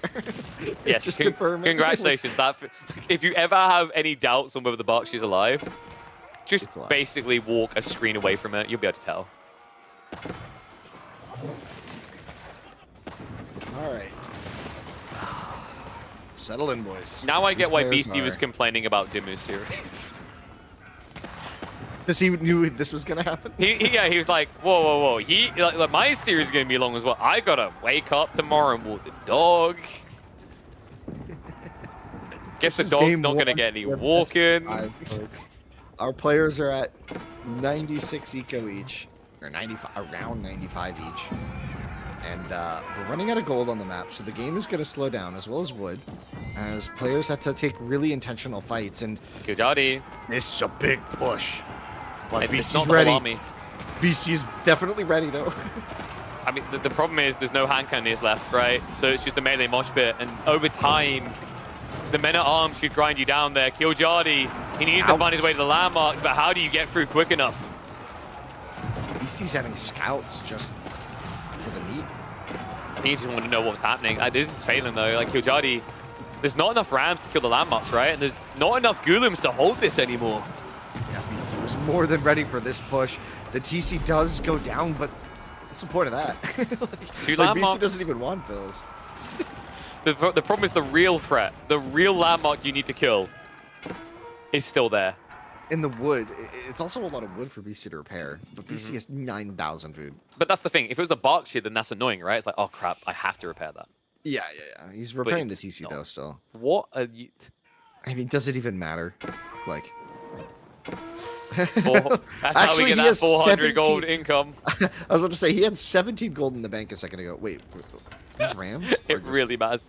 Wait, has he just been built? He's been building them in the corner with meta arms this entire time. That going is, for the that is landmarks. respectable. Yeah, but the Ville's just getting pulled here. Doesn't really work. He needs more military to defend this. And the houses get taken out once again. BC down to 180 total pop space. What's that? You want to repair that TC? No. Why? I like that Rams like, we have sallied forth to defend the village. What are you doing here? We need you in the English base right now for the push.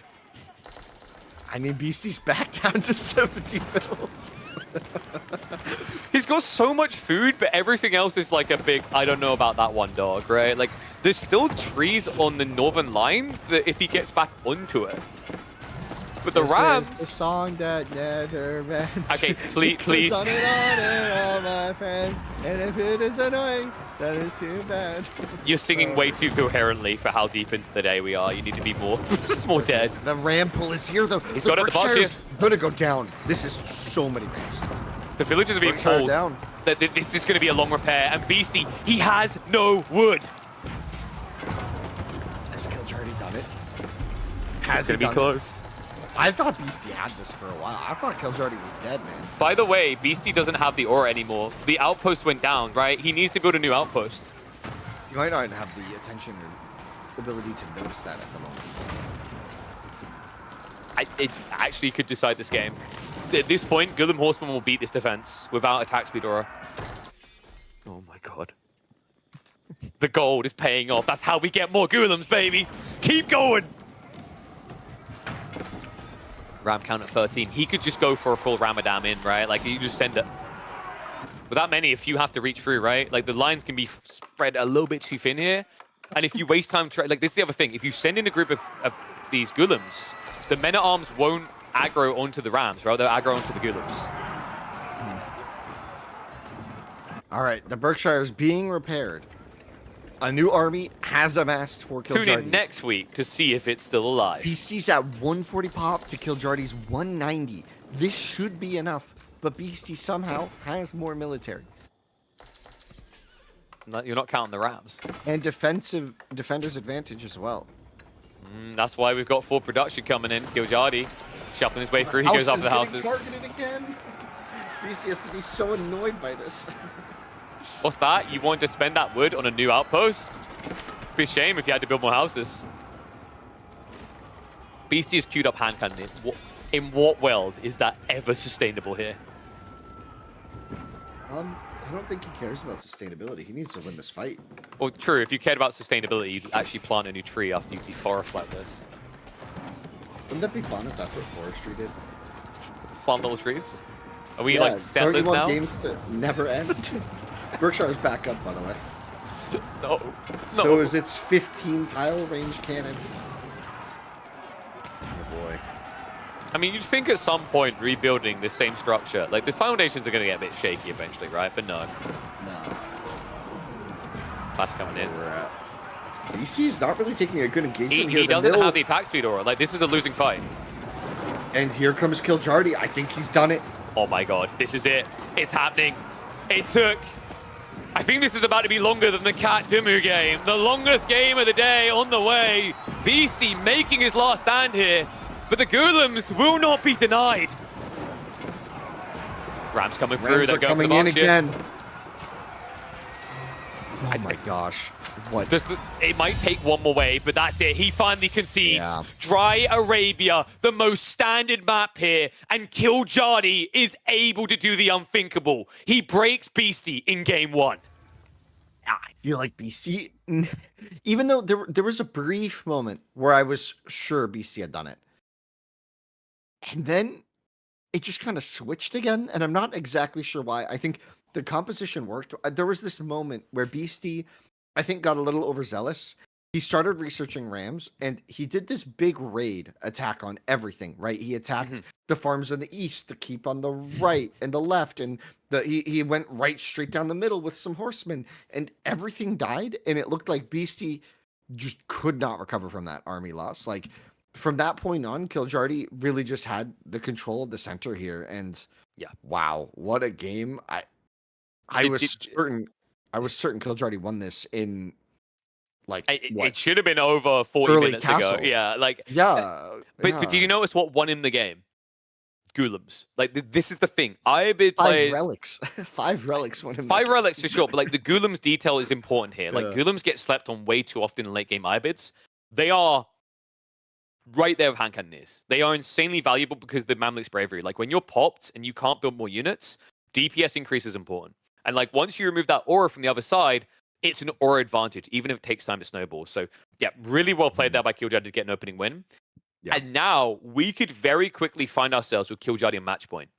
This is the best Civ on Archipelago. Hands down, I don't want any arguments. Zhuji may look pathetic on the ladder, but in Master of Realms, they are the master of this one. Yeah, and we'll see if that holds true. Beastie with Order of the Dragon going to try and tame the beast here. Kiljardy got to be feeling elated after that long, arduous win. He worked hard for that. Beastie made him work for that win, right? Like, you cannot deny it. But English is out of the way, and English is one of the most stubborn civs, right? So maybe from now on... from now on... I don't know. Kiljardy might be feeling pretty good about his draft now. So we'll see. The impressive part is that he got GG. Like this thing is banned out time and time again for a reason. And I thought Beastie's been experimenting with things like the Bastards, maybe a curveball there, but it's Order of the Dented time. Now, on a map like Holy Island, this Civ has some crafty plays, but when it's just shiply and orderly, the Zhuji are an undeniable threat. So let's see what Alex can kick up, because he's going to need something. Match point this early in the series going to Kiljardy is a nightmare. Yeah, that game was that was a game right there. Oh man, I'm still kind of like marinating in the sauces of that last one. Gotta think about it, you know. Gotta love that. That was a good game of Age. Late game, it kind of dragged a bit, but it felt like it was always tense, right? Like that's Kiljardy, man. That's why I cast him so much. Yeah, I don't mind late games that feel tense, that feel like the game is still on the line with most engagements. I think to me the late game feels bad when like the what's it called?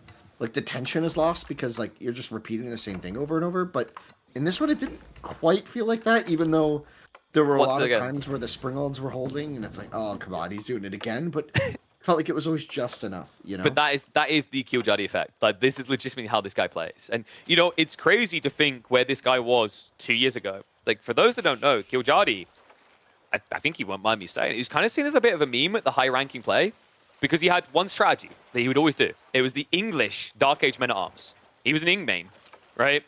Kind of ironic the way this comes full circle. But the way he's developed and evolved as a player over the last 6 to 8 months has been incredible to witness. And the thing he's always kept at the heart of it, even with all these evolutions, is that idea of the Dark Age Men-at-Arms Rush Boy. Every single strategy, you can see the viciousness and the aggression in his eyes. He's looking for a way to end fast. This could end up being Beastie's nightmare. And I'm glad to see how this holds, right? So... Beastie has gone with the scout deletion, so no info for any craziness, right? You shouldn't be expecting a land raid here. Like, usually play hard water.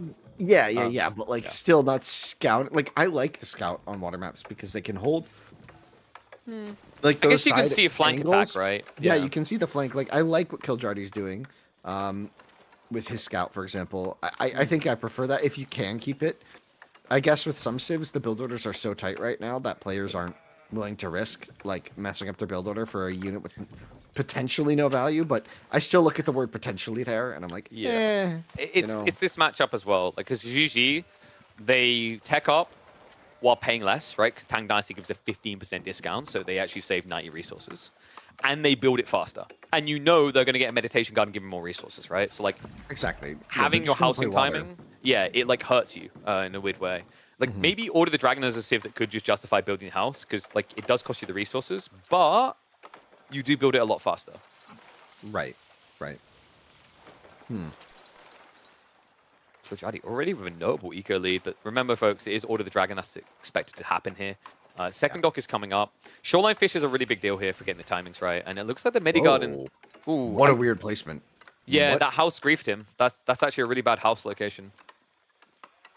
But like, can you put it like No, on the south side? I don't know. I prefer. So a lot of players Two go for the wood. golds. I actually prefer double gold food because it sets up a demo ship Did timing. he get the berries? I don't think he got the berries. He didn't get food. No, no, like that's what I'm saying. I prefer the gold berries, but a lot of players have been just focusing the wood line. But yeah, this is a suboptimal meditation garden. There's a better option south. There was a better option if this house wasn't here. We'll just put a village there instead.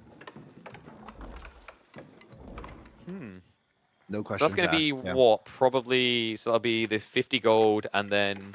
Wait, did he get both golds? Please tell me he got both golds. Yeah. So both golds for 50 gold. Just barely. And then about probably 30 wood with the straggler trees.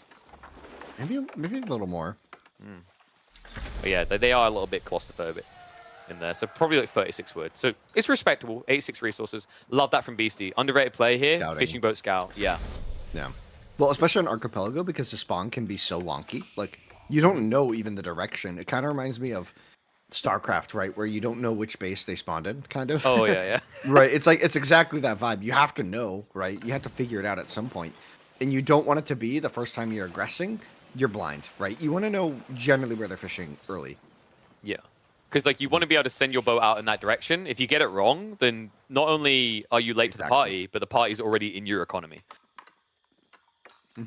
Spring ship follow up as well, so they are in perfect alignment. Like the reason why they don't like pulling that boat like that though is idle time, right? It is less eco you're getting than what your opponent has. Looks like Killjardy. Ooh. Beastie just about able to Almost dodge it able to there. get it. Yeah. There is a counter raid going on here, so it looks like they're just kind of trading on the micro, trying to dodge shots.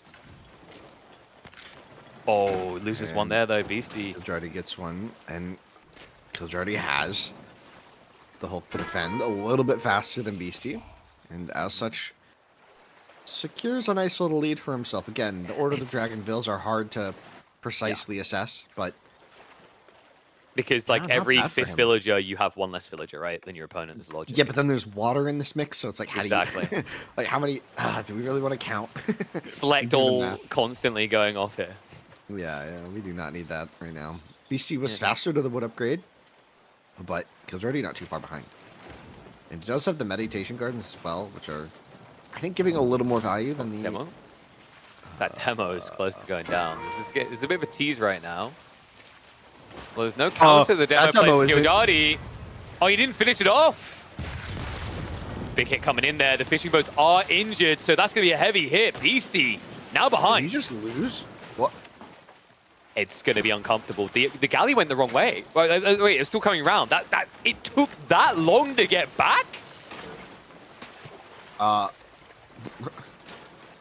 He just lost so many ships. Now, Yeah. these war drunks are exposed. If he times and this if right with the mana Killjardy's not sales. looking- He's not looking. Good Delete. split. Oh, too late. Does get one. Just barely with the damage. That was close. Still, BC needs to hit back in a hard way here, right? Like Killjardy, there's no doubt he's eco ahead. You can literally see it on the mini-map by the fishing count. It's not even close. Yeah, this is crazy. It's 69 food per minute for BC. Nice. That's not very high though compared to Killjardy's 370. Like, No. yeah, this income is drastically different. All those fishing boats got idled for so long to do the repair, just to die in the end. Oh man. Yeah, that's the danger of fighting on top of your economy. Like that demo ship timing was perfect by Killjardy. Beastie, you know, he wanted the trade. He sent the galleon. The quick read there is the moment that Beastie went north side, Killjardy understood that he had an archer ship advantage that couldn't be rivaled. Like that was such a quick reaction. Like this is what always impresses me. This guy, he doesn't skip a beat.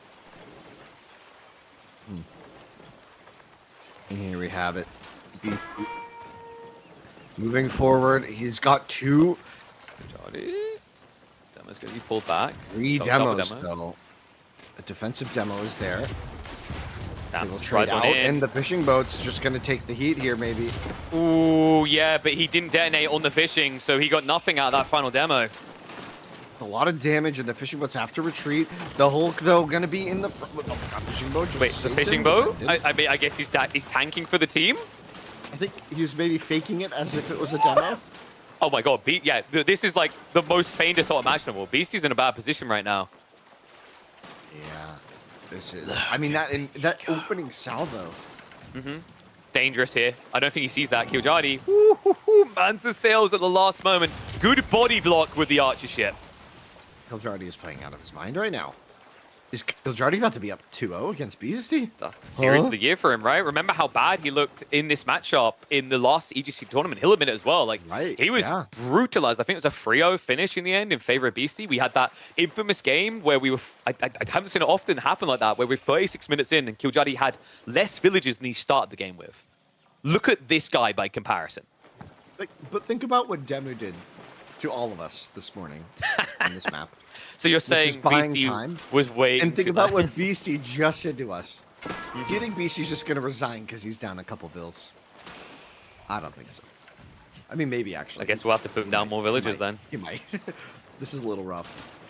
It's going up to 4 demos. This is the type of pump where if it doesn't hit, you're too far behind, right? It's so expensive. The other scary thing is like Beastie has to keep attacking Killjardy because there's this keep me honest element about Juji. If you don't, Tang Dynasty discount allows a very fast castle.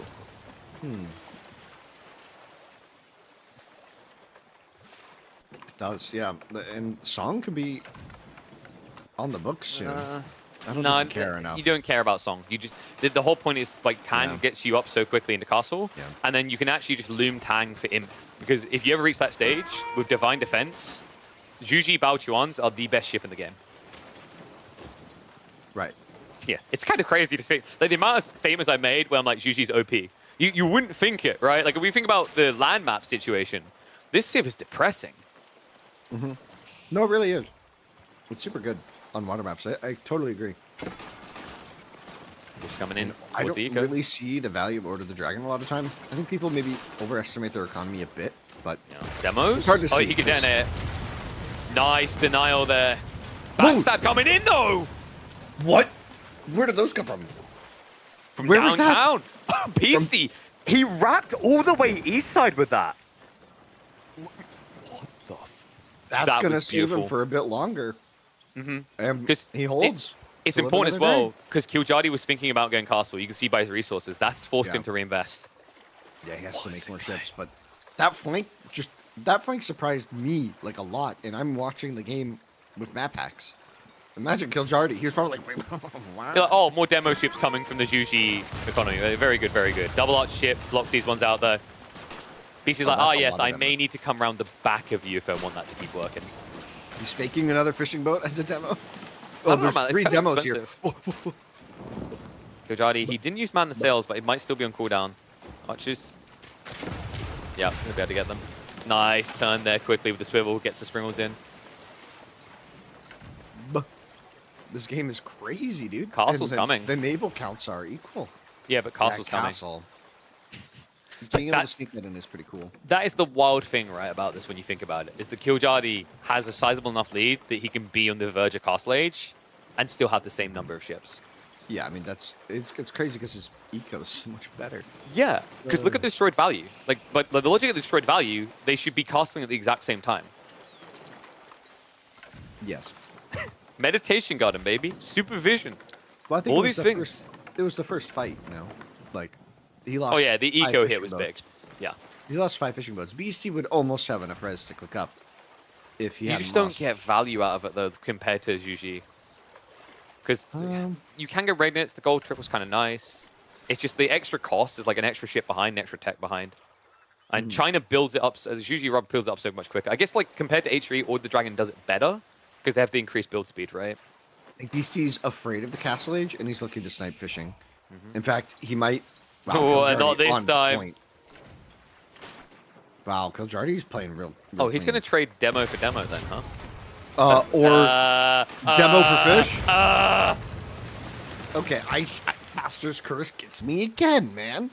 I just said, oh, he's playing really good. That was a really good response. Into just Yeah, but Sorry. manual detonation is That was just rough. dumb. Like, I feel so bad for Killjadi because I feel like it still feels like buggy behavior around that to this day. Like the fact that demos, when you manually trigger them, they still have this weird blast zone. But here you go. Despite that, Shaolin Monastery now on the way with 20.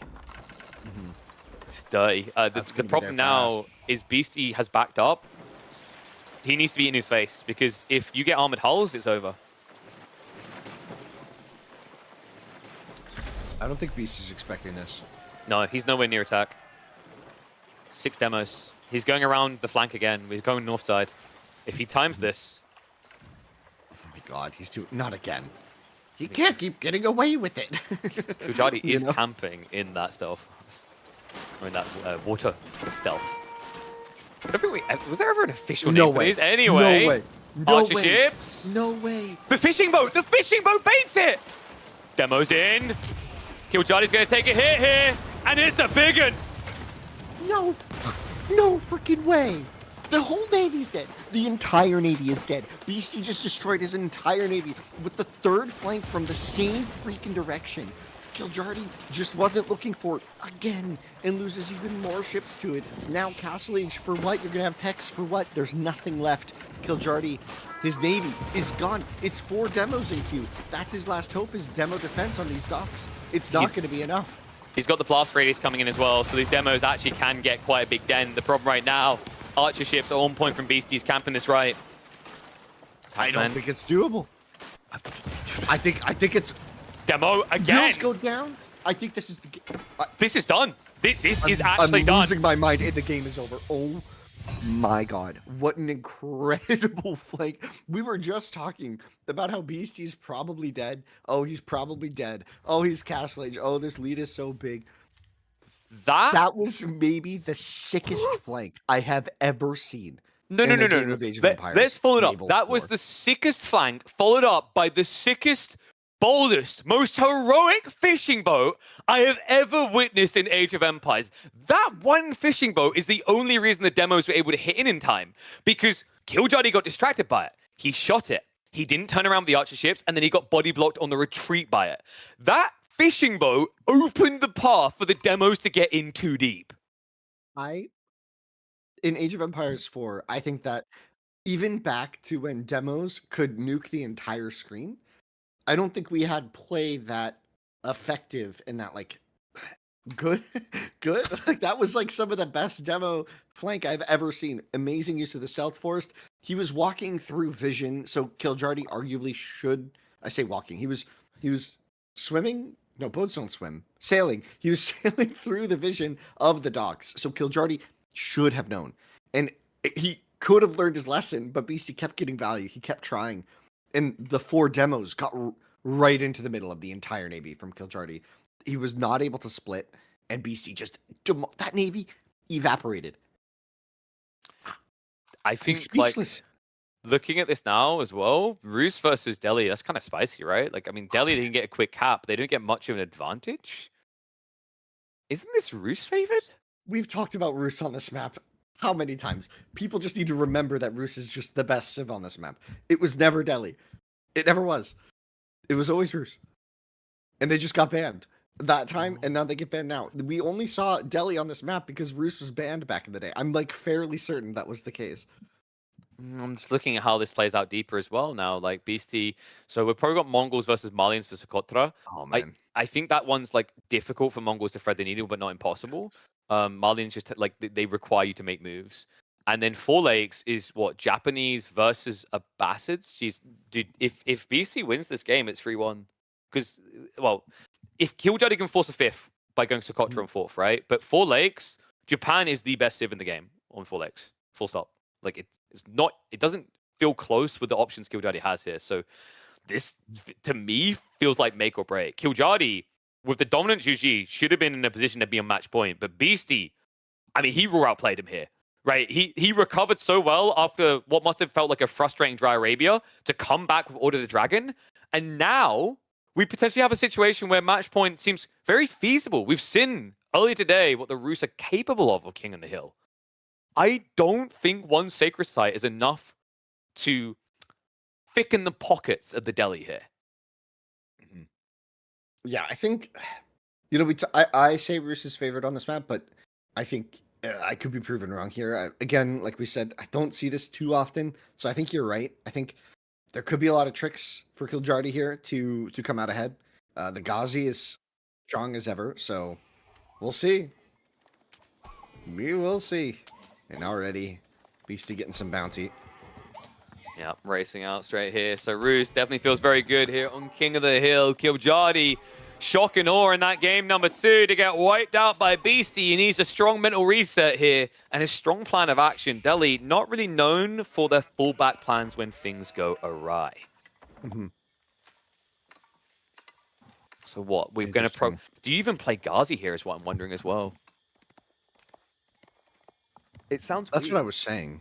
Is Yeah. Ghazi. Because it's like, you always go Ghazi. Ghazi feels amazing, but like on a map like this, where your opponent can wall himself in, and I think you need to wall the high ground anyway, and get the sacred site as quickly as possible. Maybe With you this just go spawn, maybe? Archer Spear? What, you think I Ghazi mean- could work here? It depends on if you think you can deny the TC timing. If you Yeah. can't deny the TC timing, I think you just got to play Ghazi, right? Oh, I Like, don't think you got to play standard, right? you don't rush second TC here, right? Necessarily as Roos. It depends play- on the Kremlin positioning. If you place the Kremlin in a good spot, probably covering the stone rather than the gold, right? Like he's Yeah. going to build it on the wood line probably to the south of his TC, is my guess. I think Which the interesting covers thing stone, about not gold, and then you need a new TC to cover the gold, right? yeah, the kind of interesting thing about this is like if Kiljardi doesn't wall himself at home, I think like a stables opening, you play flanks as the Roos, right? Because you know the Delhi are going to punt for the center. So if you chip their eco, you build a lead there. You know, the whole idea of like second TC doesn't seem as necessary.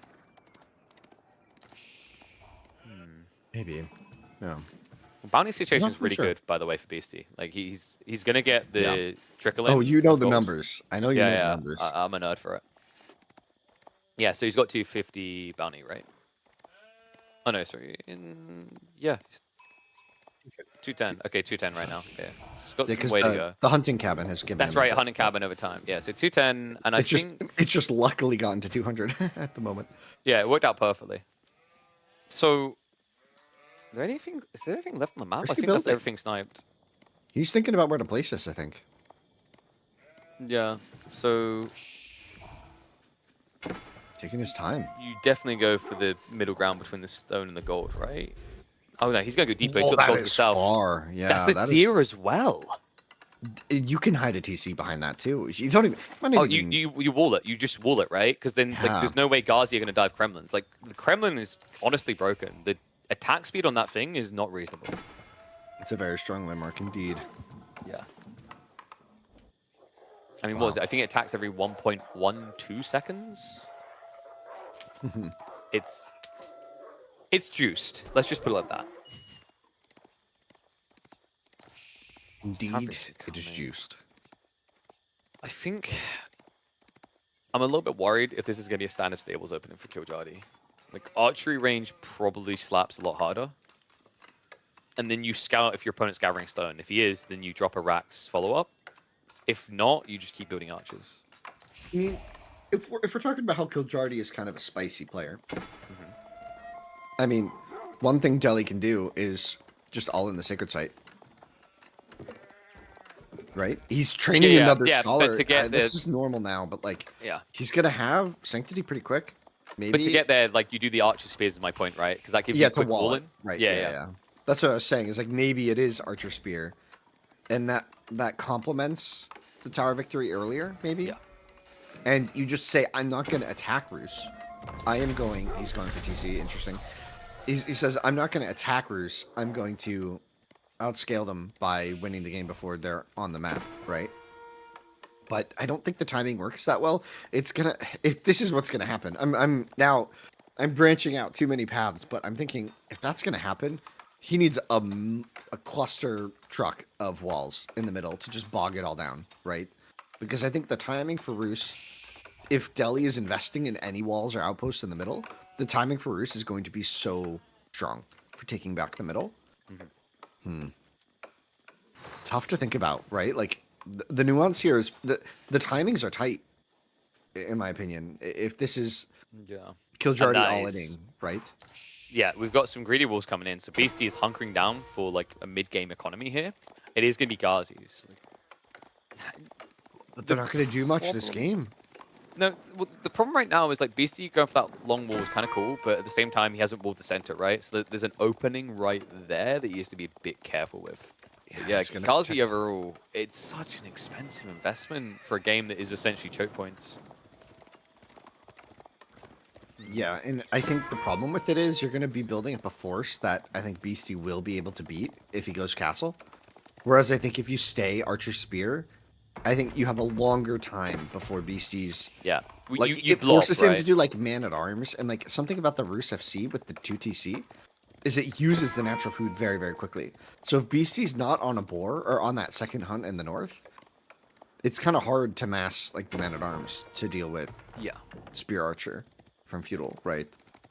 Yeah, and the Ghazi, the wall up isn't in on the south side, and that TC, I don't think it's deep enough away that he cares, right? Like, if you even get in range of this Kremlin with the Ghazi, they're going to melt. So you're pretty much handcuffed to trying to raid the north side, and Beastie is already stripping those options away with more walls.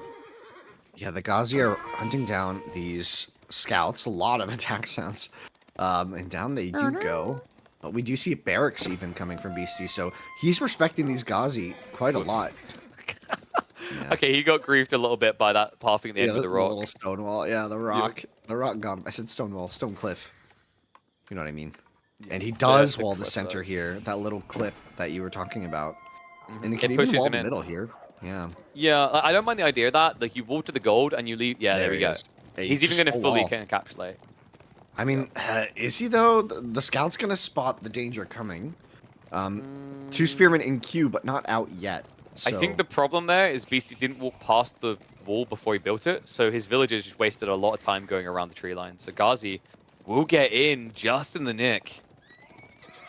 maybe the spearman's there to defend. The town center's on the south there, and the Ghazi are standing there holding the north. There's no villager in the north, right?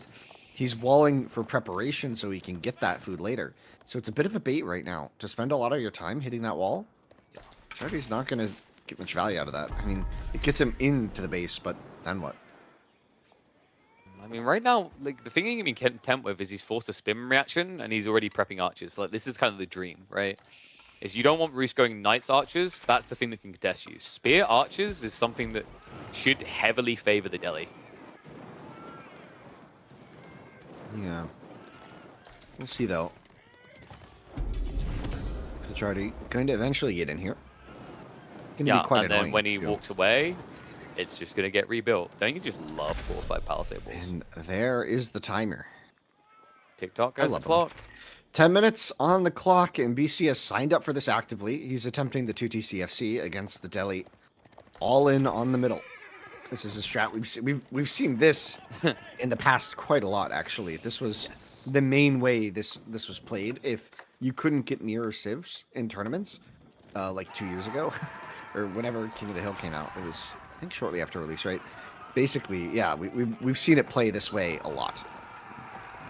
Yeah, I think These like two civs doing these two strats. we had the fast castle from Roos earlier today. In that game, it was horse archers. You can't do that in this matchup. That's a death sentence. So yeah. it's probably the min arms you're talking about, but that's scary if you trickle them due to the Ghazi effect. More villagers getting caught out unguarded. I think this might be bait. He's trying to trick Killjardy into thinking there's eco up there, maybe, which there isn't. High trade house. High trade house, Not in a a great corner. spot, but he couldn't. There's Nope. horsemen in his base. Yeah, Okay, and only so 3 spearmen. I guess he could call gremlins to defend it if he had to, but maybe he wants to save that for the push because think Killjardy's it's- interestingly not walling. no. So I think part No of this is stone. also archers high ground. Not quite enough to kill. Nice, But I nice think part of the response. thought process here from Beastie is like if he builds a high trade house here, it's kind of masked as well. His opponent doesn't know that he's attacking. Whereas if he tries to defend the corner, Killjardy has the exact timing, right? And he can make informed moves based on that. But it's like the move from Killjardy is going to be castle as well. The gods are going to be forced to fight here. Wait, is this a keep race? This is a keep race. Okay, that's kind of sick. Actually, think about it. Compound defenders makes a keep drop much Oh! easier. And the walling traps comes him. through. Beastie says, "Welcome to my playground." Stay a while. You're in my world now. So these horsemen getting trapped is huge because the spearman can hunt them down. There's a couple gremlins in there supporting the numbers, just 2. He's gonna have to try and burn his way out the north, maybe. Compounded the defender, and then I guess we'll go to stone. Not fully sure. That wall is mostly broken. It's probably the best punt he has no. to get out. No, he can't. These are dead. He just needs to buy as much time as possible by moving the entire time. If he stops and dies, that's also freeing the spearmen, right, which are currently trapped. And we do see Beastie going for that man-at-arm mass. Now that the horsemen are all dead, the Ghazi with their bonus against the man-at-arms not going to come into play here. Might go for burn now. Here you go. That's enough space. I think the charges are going to deplete before he fully reaches. There's no way. He gets... Okay, 4 more laps, boys. 4 more laps. No, 4 wait, more the laps. corner. We're a bit too close. Yeah, he's not getting out. Yeah, Beastie Micro. These are dead, bro. Well, actually, he could torch from the north right now, I think. Yeah, Yeah, he's trying. Bro came to help. And he's this is sick. his From the high ground. Hey! You fool, Anakin! I have the high ground. This is the second time I've quoted that, but most people probably don't realize because that was I quote it a lot. 6 hours ago. I've stayed away from it today. I'm impressed. It turns out the lightsaber throw doesn't have quite enough reach, which is using the longbow right now. Crossbows and men-at-arms being queued up. Stone is being gathered. Wow. Nice play from Kiljardi to save these. You know, it's a lot of micro to keep them alive, but I guess it was also a lot of micro from Beastie to chase him that long. Yeah. Wait, the Sacred Site. No way. He can get hit quick enough. He needs to right now send the Ghazi in. The archers are right there. Kiljardi. Oh, reroute, right? Yeah. Yeah, he's going. Yeah, I don't know, like, these type of spawns are so annoying, right? Like, north side has no ramp up, south side does. I don't know what King of the Hill's doing at the moment to force these spawns so often, but it feels like there's a lot less ramps than we used to have on this map. Beastie buying a bit of time on the clock here. I think it's worth the man-at-arm loss, right? That guy just bought how many seconds? Like, but he 25? needs to read the keep timing. Like, it's compounded defenders coming in quick. On top of that, remember, he already has a play into relic gathering via the scholars to begin with. So, like, this timing is really good for Kiljardi. He already has the stone for the first castle. yeah, but Roos isn't playing for this timing. Roos is playing for in like 3 or 4 minutes, right? Yeah, but you The haven't even timer started is prepping really siege. fast. Yeah. Yeah. I And think the something wall? Oh And so my it gosh, begins? Beastie's, he's gonna get cheesed, man. I could see Kiljardi just holding this and Beastie not being able to break free. Beastie needs to start making siege now, but he has no eco, right? So this is. Wait, did I say Kiljardi... no eco. Did Kiljardi fluff up, or does he just assume this game is not going to go longer than 5 minutes? He didn't queue village fortresses. He didn't queue anything in the compound defender. He forgot about it. So it would seem. No. I mean, No. they all take longer than the game will last, probably, right? That's what I'm thinking. Like, maybe it's like, I win or lose. Like, maybe It's the win or armor- lose. Yeah. Okay, we've got boiling all on the way at least. That's most important tool here, really. The odds of that being relevant are very, very low. But You we'll watch see. the final hurl, the vomit from the castle that decides the game. What happened is Beastie's like, if only you had boiling oil in these 5 castles, I'd die quick enough. Oh no, my only weakness. We'll see though. 2 mangonels on the way for Beastie, and he's gonna try and move forward with that probably and see what he can do, right? Because you generally don't want to leave it to 1 minute, right? You get desperate, right? He's doing a boar right now. He needs all the food income he can, so this is an important element to the game. He's expanded this wall so that this boar is his. Not quite enough to grab the relic, which will be taken away. Don't mind if I do. And that's another 75 gold as well. So this economy starting to get online. We're going to see even some horse archers. Oh, no, that was a scout. That was a scout for vision. Surfshark would benefit a lot from a siege workshop as well right now. He's got a lot of gold now with 4 relics coming in, right? So, like, it's affordable. I think Beastie's going to move soon. He has to. The Springald's on the way. And Trebon, he knows there's a keep there. I think is it in vision? It might just be in vision. No, he doesn't see it. Okay. He just knows. You gotta know, right? Like, you gotta know. It's the brain dead obvious thing, right? Like, what else would Delhi do with Fast Castle here? Go hone blades? Yeah, Right? right. Exactly. Yeah, yeah. You already highlighted he's not going to get one tech before the game is over. I don't think we try to wait around for home blades in this one either. But that is 3, almost 4 relics, and then a 5th potentially. So the question now is, No, does the he fifth is in the try wall. to do siege, or does he just try to blob? It looks like we have got siege workshop on the way. Timing is off though. Yeah. Well, you can always pop a scholar in. That'll be pretty quick. Yeah, I think he was being greedy. He was going for a second keep drop. So BC's just gonna stand on this and tank the Just try and damage bait to him. try and Yeah. stop the timer. This is just buying time. It likely will not be that he can hold this for that long. Mangoes. Not really the hit you're looking for. Dive comes in now underneath the castle. Screamer comes out. Big surprise for Beastie. Mango shots in. Is it going to be enough, though? Onto just the melee mass. The Ghazi, Seems they're to reaching back in. up. Second Mango about to drop here. I 2.5 think the minutes. timing That's doesn't right, work 2 here. minutes. Beastie, he has to fully reset. You're losing Yeah, too many the troops in the Treb has to retreat. Yeah. 2 Trebs is a bit greedy and ambitious when a 3rd Treb is actually out and there's no Springholds to deal with the 1 Springhold of the enemy. He's got to kill this. I'm not on his side here. Beastie, Horse Archers just got queued up. Oh, God. It's happening again. He's coming forward for his own keep. He has exactly 850 stone. He could just plop it, and that would be a keep off. Killjardy could rush a keep right now. Like, he actually has enough. He's over-gathering. There we go. Another That one. is a bit too greedy. He needs to pull that back The about 2 Trebs can tiles. one-shot it, right? He'll see it as well. Yeah, It's dead. It's dead. He- He's dead, Jim. Killjardy. Killjardy. Doesn't get the stone back. Eh. He's going for his own. Oh my Frost on the gosh. front line. This is make or break. This is the game. This is the game. He's gonna take out He's the pulling Springholds villages. with the torches. Is he, though? This is a dive deep and a lot of eco to be lost here. Beastie diving even deeper in. He's got to pull. Gremlins are here too. To front line. Mango does come out. We'll get one wallop out. Probably going to go down immediately afterwards. But this is the thing. The crossbow numbers are deceptive. Yes, numbers are advantageous for Beastie, but the He's got attack it. speed for the crossbows. He's got it. No, BC's got this, man. He's got enough. The garrison. He could Wait, pull. can Killjardy kind of cheese this a bit with the garrison tricks? Remember, you can pull them wherever now. Maybe, but the if he keep is does gonna it. go down. BC's got this. He did it. Holy shit. I thought he Oh did my that. god.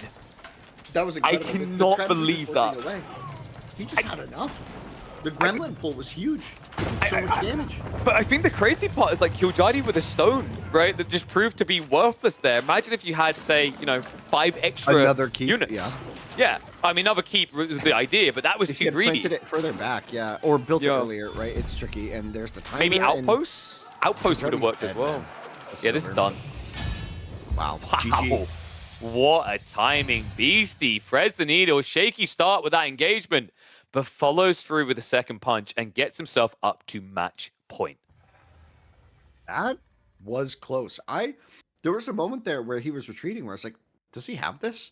But then Gremlin pull, he had like 25 more vills. So his reinforcements were massive. And Killjardy was like, he had a couple buildings, but he couldn't really produce out of them. And when he built the workshop, he was committing to siege at that point. And he just didn't have it. And then they keep getting one shot. That was a crazy position to put a keep when you know your opponent has Trebs. That's wild. That was a ballsy play. And this is like, a funeral moment, right? Because like now my thought is you can't go 4x next, but it's like you're not going to get the Japanese pick out of Beastie sooner than that, right? So like, does he just try to get out of the way while he's got more options in his draft? I think we're about to find out. Drum roll, it is going to be going to Socotra. So still possibility of a 5th game here. Marlian's very strong on this particular map. But Mongols, we've seen it, Winston, like with the right spawn, with the blocker on the tree line with an outpost rush, there is a way that they can ruin the Malians' day. Yeah, we've seen Malians picked here. I haven't really been blown away by Malians, but maybe there's a play here on Socotra where we see some of the javelin shenanigans. Like maybe you got to be aggressive and forward, but against Mongols, like we even saw Beastie play this last week, right? I think Against Malians, right? I believe so. Yes. And he outpost rushed, I think, in that game, right? You have to. It's the only way. Yeah, it's the way you outpost rush the edge and you just try and like cut off the res. I think could have been a different civ actually. I don't remember I've exactly. seen it a He few played times. Mongols. Like you creep from the tree line around Mhm. onto the gold. But you can't. It's very difficult to reach straight for the gold Mhm. because like a good Malian player will literally just outpost you, right? Because you're there with Right. one villager and they in range of their TC just build before and you lose, right? Exactly. Well, we'll see. We'll see how this goes. I'm sure there's ways the con can be sneaky, and the spearmen, they're always surprising when they get the charge attack on the vills. It can be alarming sometimes, especially with the speed arrow. So we'll see. And we see our map draft presented by Surfshark. Hmm. 2 maps left in this best of 5. What a crazy series. Could this is you lining imagine up to this be. goes to 4 lakes? Oh my gosh, that'd I be so think sick. there's a decent chance it could. Like, it's not that Mongols You think can't win so? this, but like Malians are very good at hunkering down on this map. So like, I wouldn't discount Killjoy there. But yeah, I stand by my statement. If we do go to Mhm. 4 lakes, I just don't know what Killjoy's strategy is to beat beat the Japanese. Like, maybe what do you do with Abbasids there? Abbasids, military wing, ram rush on the gold, right? Block their like kind of to a certain degree ignore their water play and block their land play. That might work. I think that's the only way you can address that. What was his final pick? Was it HRE? Hmm. I don't know. I don't know really if HRE can do that. Maybe a feudal all-in could work, but We'll Japan see. on that map is kind of wild. Hmm. Hmm. I think we are I just a think few Beastie minutes away, picks man. Japan, although he won with. It should be Japan. Like Hmm. you don't pick Joan on 4 lakes. There's like no point. Yeah, it doesn't really work. Yeah. Kiljadi, so yeah, it was Abbasids or Ottomans. I just don't see the logic behind Ottomans, so I think it has to be Abbasids. It's kind of tough, right? If this had been something like Kawasan, like that's actually a lot better for Abbasids in this matchup because they have some cool plays around the ram rush on the docks. I think the difference on 4 lakes is you kind of don't try to starve out the fishing, you starve out the gold. Because for Japan, the end goal where they feel good is Castle Age, right? Like they don't feel very good about feudal. Yeah. Yeah. We'll see though. Oh man, I gotta like I'm gonna psychoanalyze a bit. Okay. Get in Kiljardi's head. Put on his shoes right now. You can't feel good. Right. I mean, That game two. if I'm in his shoes right now, I'm just opening this bottle right here, and we're just gonna. Oh No, jeez, no. this is a PG stream, KP. What? What the HE double hockey sticks, bro? That was just wonderful. That was iced tea. Yes, iced That was tea. iced tea, yeah. Herbal Yes, iced it's tea, iced indeed. tea. Very, very herbally goodness. But like, think about the series in context for Kiljardi, right? Game 1, a huge lead, and Beastie takes you to an hour-long game where you clutch it in the end, and that felt good. Mhm. But the 30 minutes before the clutch, you were kind of on a downward trajectory, right? Yeah. Feels bad, maybe. Feels good, probably, right? Game 2, you're winning. Then you just get demolished in one go. That's a feels bad. Then game 3, mistiming some of the things a little bit, not having all the eco set up. I'm Feels sorry. bad, man. That's a momentum killer. That is a vibe lost. You know what I mean? You had a party and someone just stole the stinker joke and no one's happy. You know? I'm sorry. That's how you feel. The problem is, you said about child friendly, and then the stream was like, I don't think other things said on here it's child friendly, and then you followed up with, you clutch it, you're holding real good, and then after like 30 minutes, it goes down. And I'm gonna move on to the game. Beastie versus Kiljardi. Beastie now on match point with the Mongols, another civ that has benefited from the magic of the Master of Realms map pool, but can it quell the first of the Malians here on Socotra? Let's find out. All right. Let's see. Beastie's got something cooking for Malians. And you're claiming that Malians here have the edge, and I think that's interesting. Yeah, I think the only civ that I was convinced was better on this map after what I've seen is like China. But China just feels like it's got many other options that feel good, whereas Malians I think are a bit more handcuffed on where you can apply them, and they look like a dominant civ. So Mongols has the same situation, right? Like I think Mongols, you more or less draft it for Kawasan or Socotra. There's not really any other map that screams Mongols can win here. Well, we'll see. The Spearmen are coming out. So Mongols doing what Mongols do here. Spearman Tower, gonna be the play. Yeah. Can Kiljardi hold this? What's his game plan? It should just be like an outpost on the side. that you get Preemptive rushed. outpost. Yeah. No, that's the funny part about this. You don't even You need have to do it preemptive. reactive. Oh. Yeah, because when you see it, you just walk with 3 or 4 villagers and you build an outpost like on your tree line, for example. And then they can't build an outpost. They have to back away, right? Because one villager, like maybe BC gets creative, 2 villagers. 2 villagers even feels a bit too tempered. Like it's almost like you need 3 villagers to get that outpost on the gold. There's so much to ask for. It looks like it's gonna be a 1-puller. Very early, by the way. Like check this. He doesn't even have the spearman out yet. He sent the villager ahead. Yeah, I think it's just that tempo that you're talking about, right? Like the way that Kiljardi's done this, he doesn't have any wood. He's not even chopping wood. There is no defensive outpost, right? Which is a mistake. I'm not sure what the thought process is there. I guess he's maybe like, okay, he'll outpost rush me, but I have passive gold anyway, so I don't care. But it's all going to get torched, and then the spearmen pay for themselves, right? Because the Malian houses have less HP, but that doesn't change the amount of bounty they give. And so while he is going to scout this as it's occurring, he's just going to pull the boys. Oh my, okay, no, okay. I didn't think he was going to do this. He's actually going for the Saharan trade network. This is... It gets you to feudal 100% of the time. It goes up. That's true. And it will be going up. But hear me out. An outpost and then 75 gold a minute for infinity. Yeah. Does that not sound better? No. You you know just- you're going to go feudal age. I'm still on this. But how do you get to Castle Age? Oh, that's the thing. You don't. You know the crazy You part is lose. if You BC if BC had made it a 2 villager pull like I was like theorizing, he would have built the outpost. He just quicker. cancels though. Like he just the No, bill's no, gonna dude, just die. go build it What over is he here. doing? The bill's dead. The Literally- bill's dead. Literally just The go build it bill's over here. dead? This is fine. No, this is fine. This is fine. Well, no, move the villager around. BC, kind sir, is that villager in range? Yep. Yep. And surrender. And down goes the outpost. He's just like, well, that sucks. I didn't think hug. he realized that that had range. I think he got baited because the low ground logic, right? Because you look like you're further away. But yeah, like, Right. It's a hill. if he'd moved to Perspective. the west side, I think he might have been out of range there. That's tough, man. Wow. So I heard you guys like 5-game series. There's no way this makes it 5 games.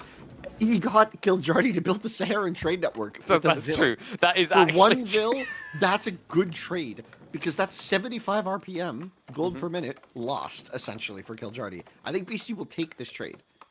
And He's now not he's done going there. to just tower the wood. Another Vil, another sacrifice, I should say, coming Yep. forward. Just look at the other wood line, by the way. If Killjoy has to shift there, he's dead. Because the west side wood line is really far away, and this fourth wood line is like sniperable from the other side. So the outpost will see you gathering. Like, this is what I mean about the outpost rush for Mongols that can be really strong. Funnily enough, by the way, China can just take a giant dump on you when you try to do this. Because they just build more spearmen. I mean, BC's timing is fine here behind this. Like, he didn't hurt his economy too bad doing this play. Like No. in the sense that his macro didn't get messed up because he, like, forgot something, right? Because sometimes microing the Vil can. We've seen Mongol players before kind of flub the opening. But here, it seems completely fine. And the Danso going to be trying to do something here. But he will instead just take a couple arrows. He's intimidatingly staring at them. And you might think that this might not be a lot, but the Khan can give vision over the forest with the hawk. Oh, yup. And he knows it. Like, Killjoy's like, I'm out of here. This ain't worth it. We don't get paid enough in here. So now he's, what, moving south side for berries? I guess he's happy with the amount of wood. How? No, you need wood here. I guess you could just go javs, but... Okay, so he's gathering on this wood line we talked about. But now I think BC just adds archers, and then you can snipe over the tree line. Right. I don't think you need that just yet. Would you rather he just builds more spears? No, I'm just saying not yet. Okay. It's expensive. He can't really... You think he's going to drop a range right now? I mean, maybe now. He had 150 wood this whole time. Yeah, I think like he could drop a range if it wasn't for this. He's gonna have to build it right next to the TC. Yeah. So this is good for Killjardy. He actually gets the early heads up of what's coming, and he already has the javelins queued up. Oh. Are you that? Who's a cheeky boy? Are we about to get some Springwood action? I think we are. What the heck? That's going to be interesting. The archers start getting queued up now by Beastie. 7 spears on the field against 5 Danso and 1 javelin. The Khan in the mix as well. The spearman armor going to be nice for the Malians. As the Danso are nicely well defended with their melee armor and that big shield. Oh boy, Villagers KP, Vil on a going down. mission to try and get back. That's not going to work out, though. Wait, don't hold your breath. But she's dead. Yeah, no Just breath be help there here. a moment too late. We have now got an archer ship on the way, so it's not even going to be a Springwood ship. He's just looking for eco kills. Yeah, I think it's just to annoy, because I don't know if you really. Yeah. Oh, no, that's cool, because if you do find the sweet spot and you idle the gold so you can't gather actively, remember, it's not Mansa. His gold income is depressing for javelin scaling. Right, and cattle, which are being Oh. produced here. So that was a difference in the series we saw with Marine Lord. Like there weren't as many cattle. Yeah. And here, Yeah, I think we Killjardy do maybe see- got baited by his spawn because it's like a good spawn for Fulani eventually. Whereas Is there enough sometimes space for Yeah, once? yeah, because like look, so you can drop it on each side, then you plop it there. Sometimes the spawns are just mean to you though. There's not enough room for a good Fulani. All right. I'll ship let's in. see. Yep, just stand ground here. We're good. What? Oh, no.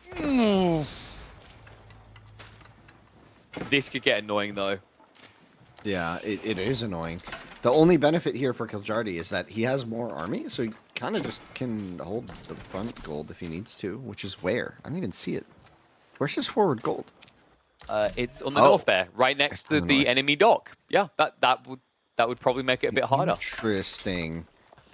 So he's quite literally. I mean, honestly, maybe you do make a war junk here as Mongols, and you start getting the Springald ships like built up. You get 2 of them, and you start working away at the gold income, right? Maybe. If you kill this pit mine, what gold do you have?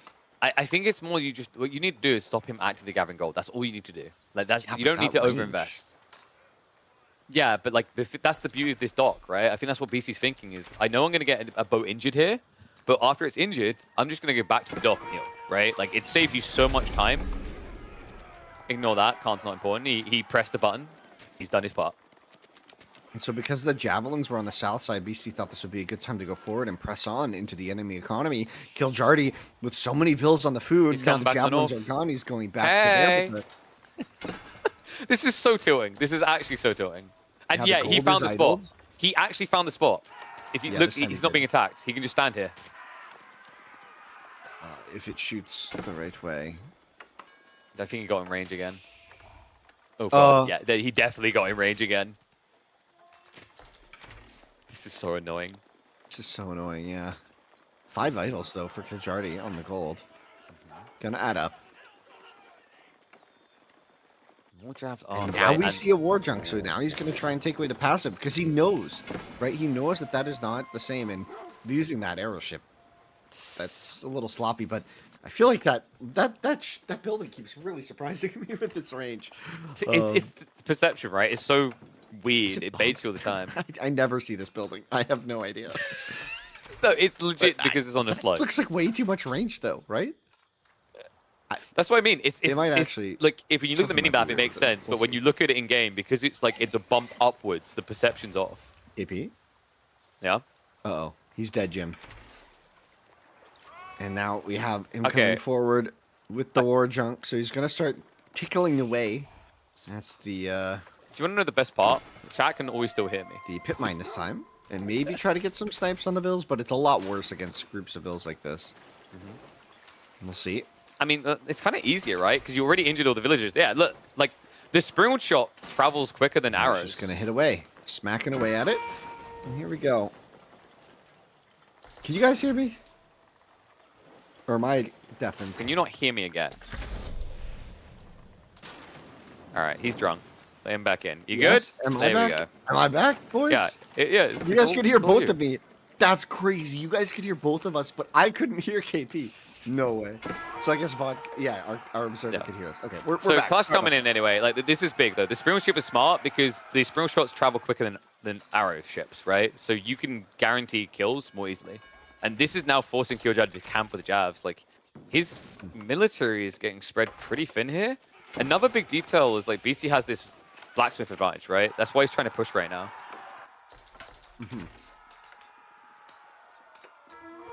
This is really cool execution by BC. I'm impressed. Okay, we're getting a little bit ambitious with the villagers here. I don't know. He has a big military lead. But There a is lot of this popped, one right, in the boat. negative of Springles here, and it's that you can't stop vills. them firing. No, it's that you can't guarantee you're going to hit the villager, right? Because when you turn, they're going to shoot a house. So that's the only annoying thing about that over archer ships. Oh, the javelins are coming back though. They're about to do a big old nuke on those boats unless BC does notice. So it's just poking, being annoying. Interesting situation BC's found himself in. He has the Vil lead, but Kiljardy has been building cattle this entire time. It's going to add up over time. What's the play for Beastie here? Because it feels like it's a little bit of an impasse, right? 17 jabs versus 24 archers. Right on the front. Can't be a sign. Dive in. Villagers also caught in the crossfire. I mean, Beastie's close to the point where if the javelins aren't there, he could just sit under this maybe and just take out the outpost real quick. I mean, it's payday, right? Like, that kind of escalates your economy surprisingly quick with these Yeah, houses. 50 res per house kill. And it's super annoying to deal with. Especially when Kiljardy's basically housed already. Interesting he doesn't try to trade with the jabs at all. What? Oh, BC? Because the jabs win, I'm pretty sure. You can get in and get a freebie. Yeah, like that. And bye. Like, you don't die that quick because you have 3 ranged armor, right? And they're 8 base damage, so 9 And he's in now. on the front. Yeah, that's true. That's true. He's playing this really well, though. Like, Kiljardy, in theory, if he puts his whole army on one side, he wins. But he can't. I think what this poking is leading to is I think Beastie's waiting for Kiljardy to maybe mess up, right? And just, like, lose a couple Vils, lose some of the jabs, or maybe lose a bunch of Vils on the front. Like, if Beastie had gone left here with his army, he would have found the dock and the Vils on the berries here. You mean right? Which are those Oh, all sorry. items? I'm sorry. Yeah, you mean left. If he had gone left, but he went right, Yeah. right? No, he didn't go right or left, right? Like, I think this is the problem. Like, he's not finding the extra resource down there. I think he's moving on now, but he didn't find the dock on the right side either. Oh, I was Well- looking at his hunt as his eco. Oh, okay, yeah. My bad. I I thought had that to was check his because military. earlier, like, we got north and south mixed up. I was like, are we? Did I say that? Yeah, you really. Well, these idle Vils are about to get killed. It's been a long day. It's been a long day. North, south, up, down, left, right. BC is coming BC's in. in. A bunch of Vils are going to go down here. Kiljardy maybe looking to go castle. That but formation not really shuffle was having the dirty. food. That formation shuffle was pure dirt. I can't believe. Like, sometimes I am baffled by how people get away with villagers in situations where they should be losing half them. But look at the houses, man. This is getting annoying. Kiljardy actually needs to build 2 additional houses right now. This is his only golden come. Oh my god. Kurotai's on the way. Yeah, Beastie found it. Wait, Beastie built a fishing boat to repair. Yeah, which is crazy because it. Oh well, it dies. But I was gonna say it's crazy because if it lives, it has nothing to do. But it instantly got wrecked. So no way. Oh, that's incredible. And now with Kurotai on the way, like this is double aura. This is really scary. I always call this. It's like a Castle Age light, which turns into a Castle Age plus. Like even if Kiljardy was in position right now, he'd struggle to win a fight because of the damage buff on those archers. Again, these war junks coming in. This is so smart. This is really effective. And you'd think with Kiljardy's early game that he had a pretty big advantage, but Kurultai coming up to, I guess, just park in front of the base of Kiljardy, maybe? You got to be careful with it. Well, we got war canoes coming, and it's a cool idea by Kiljardy, but it feels too late now. I mean, I expect him to clear them up, but you're an age behind. Men-at-Arms pump is on the way. And I imagine we've got the pack-up tech, so I wouldn't be surprised if both the Deerstone and the Kurotai move towards the center of the map. Yeah, maybe. Interesting. Interesting situation. The army's coming in again, though. And Kiljardi caught off guard? No. Nothing here. No one's home. The demo coming in, though, might be able to save him. Gets the kill. And also, there's an even easier set of houses now to burn down over here. Because he didn't know the dock was here. He only just discovered it. Oh, no. And another demo coming out. Oh, my gosh. Is it a juicier demo on the Vills, potentially? No. No, they're not close enough, but now you can get the cleanup, right? And this is such a depressing feeling. Like, Kiljardi, he wasted all this time building all these houses to now feed Beastie more gold and food. Yeah, but I mean, it might even pay off for Kiljardi in the short term. Just all that wood, it might give him enough gold, because the war junks do take a while.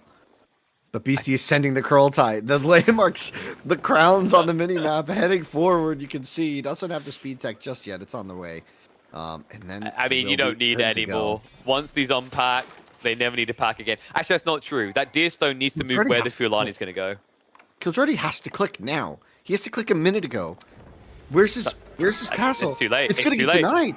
It's just gonna if Beastie. Oh my god! If Beastie had seen that, he would have dove. I can't believe he's backing up right now. I mean, he sees the enemy army diving. Like, you have to go in now. Instead, he's coming back. That's gonna that's gonna let the Fulani go up. If he had spotted that, he would have dove, and I think that would have been it. Kiljardi getting away with a great distraction, though. Like, you have to admit, that was a good distraction from Kiljardi. He pushed forward just as Beastie did, and now Beastie's looking for the army. He's trying to hunt. He knows he has an advantage in upgrades for this time being, and he has to make it work. The army, though, getting caught out. There's no way home. That's a Vills. Okay, I was about to say, the Vills are not going to flank here very effectively. They have attack damage, too. It's fine. The very Vills going to get caught out here, though. That could be the lead that Beastie had lost. This is a big eco raid. He just has to cycle past it, right? Like, he can't even hang around. The moment he does, the army's going to get wiped. He's waiting for those upgrades to come through, but how much is going to be left when it's finally done? Man-at-Arms not the most effective at killing him here. The Khan's arrow is on cooldown. Yeah, I've got Yam now. Deerstone should be moving up. Kurultai needs to get in position. I think Beastie, he got caught playing Ring of Roses when he should have been ending the game. A ton of time for Kiljardi. Excellent play from Kiljardi, though. That was really well done. And the pit mine's dead. But now he's on the pit mine on the left, maybe? No. Deerstone Kurultai needs to. Well, he's blocking out the power. It's going to come through now. The deer looked like it was blocking for a bit. And this is a lot to torch. You can't run away. You got to fight here. Your army could run, but not your base. And there's not many more production buildings. So if these go down, the sofa switch is dead. If the Khan maneuvers right now, right? Because like the gap close here will be insane. Yeah, it's mostly javelins, so he has to focus on the right units here. He's going for the eco instead. Look at it. It's fully exposed. Kiljardi, is the Fulani enough? Has he got enough production is the real issue here, because a lot of it is on this south side. Though, it's going to force Beastie to engage. He can't let this damage keep coming in. The Javs are destroying his army right now. There it is. Movement speed arrow. Movement speed arrow. He's committing. He sees the Fulani. And arms counting. He's reasonable here. Good dive here. This is going to work really well, I think. There's a lot of garrison spots in. He's turned around for the cows. At home. He's turned around for the cows. I think we're just going to reset and build siege. Yeah, that sounds a lot safer. There's so much to torch here. Like, that's just so many resources. But the problem is, Kiljardi not afraid to keep poking. The javelins continue to rain down onto this army, and Beastie taking expensive losses here. It used to be pretty much in his favor. It's fine, though. Check this. Siege engineering improved. Yes, oh, wait, what? Not improved? That is odd. You would have expected him to want to build mangonels in the field, but... With 850 stone, right? Like, maybe I would have definitely expected. It's time for a keep. Lol. Wait a second. Wait, these ships are just sitting here? Well, the war junks have a heyday. Kiljardi. And the healing has had time to kick in here, so now the javelins have to be forced back. And oh man, Beastie just wants so bad to just burn down all that base. He's just waiting patiently. For he's got crossbows to potentially just defend with now, right? Like the Sofa Trickle isn't going to work if they run into that handful of crossbows. Sacred Sites are starting to be captured up. Relics soon to be on the way for Beastie. Kiljardi Kind of feels like he just needs more space here right now. That's the big issue. Just doesn't have enough production to leverage his economy now. Arrow, we're moving. We are going. We're forcing him back. This could be another dive. Second ranged armor upgrade is moments from completion, and there's only javelins here to defend. Limit arms This count is as it. well. Up This to is 24. it. This army is way too big. Look at the pop. BC's at 150 pop to 63 of Killjardy. If he just uses his army right now, it's game. If he's going to run into the weight and arms of the Navy at this rate. Javelins heading towards the coast, There's but no Village is way. now starting to be exposed. Killjardy is down to 29 economy. This cannot be held back any longer. A strong start to a series for Oh, Killjardy, he's dead. but a bitter end in game number 4 because Beastie is going to dub himself king of the Socotra here. Yeah, the Malian king does it again. Wasn't able to do it with the English king against the humans in game 1, but game 2 and 3 were decisive, and I would say this has been super decisive as well. Beastie putting on a masterclass. There were a couple good moments from Killjardy here, and I really liked how he tried to hold, but it felt like everything he tried to do kind of fell short by just a little bit too much, and it just added up, right? I think the change in pace was the big thing for me as well. Like game 1, Beastie, I think he kind of assessed like, okay, I played a defensive format against an aggressive player. What was impressive as this series went on is actually how Beastie rised up to that level of aggro and overwhelmed it time and time again to show, hey, I am not just a defender. I am capable of doing what Killjardy is doing as well. He makes a very convincing final 3 games of this set. And folks, if you're a fan of Killjardy, if he made you a fan today, his journey doesn't end here, but Beastie has now qualified for the playoffs. The question mark next weekend is going to be whether Killjardy will be joining him for a potential rematch or if he is going to fall victim to the power of B. I'm certainly a big fan of Killjardy. You know, it's easy to speak the praises of excellence when you're seeing great gameplay, but I mean, Killjardy just played so well this game. This whole set, game 1 was honestly a treat. I'm really glad we got to see that. It was putting Beastie kind of, you know, you're not the only one who can play really well late game, and I think he showed that, and I'm excited to see how he performs throughout the rest of his tournament career in AoE4. I think incredible stuff from him. Only been improving. And we had some incredible results, so we should probably check in then and see how the groups are standing at the end of day number 1 of this fine weekend. So Group B, as we just saw there, it's going to be a rematch between Killjardy and B due to the result between him and Beastie. Last time when they met, Killjardy was able to barely eke out a lead in the end, 3-2, to knock B into that dicey elimination series. Zertin, of course, already now eliminated. We will not be seeing any more of him. We say farewell, but with the Killjardy B rematch in mind, the question mark is going to be, you know, what tricks does B have up his sleeve? What did Killjardy learn from the games he dropped? Because I still feel like Killjardy should be the favored party going into there, but there still feels like there's just so much about this map pool that hasn't been explored, Winston. Yeah, I think the map pool is definitely going to play a part in this, in every set it has so far, I think. And I think the way that it's working with the draft is really interesting. I think there's a big emphasis on naval in this tournament. And I think I think there's just not enough S tier water civs to go around in the way the draft is set up, which makes it really contentious. You have to make your choice well. And we've been talking about it today, KP, but I think the jury is still not out on like what's number 4 best water civ, right? Which I think makes this really interesting because we see players with different perspectives on what, not the best water civ maybe, which is Jushi, right? But beyond that, is it Rus? Is it Order of the Dragon, right? We'll see. And Beastie obviously showing, you know, even if you have the best civs, it comes down to skill and micro, right? The execution's important. And that's why I think matters. this series is going to be very important as well. Like Louis against Dimu again. Now, Louis, it kind of looks recently like he has Ben's number. I'm excited to see what Ben has got in store because he's been very bloody creative. I think, you know, Dimu is almost like there's this new rejuvenation about this type of tournament format. So many experimental builds. And as we saw in that Cat series, so many wild directions he's willing to take the entire series in. So should be an exciting one. For those wondering what the hell's happening happening with the other players. This is just day number 1. Of course, we're on a Saturday. We've still got a Sunday. Tomorrow, we'll be checking out Group C and D. That's when you can see your Canadian bros in action. That's when you can see what's quickly becoming known as the second coming of B, because we will have Anatand going into that winner match against Puppy to see which player will directly qualify. Anatand, who was able to 3-0 Vortex. And I could tell you, after casting that series, he looked absolutely dominant.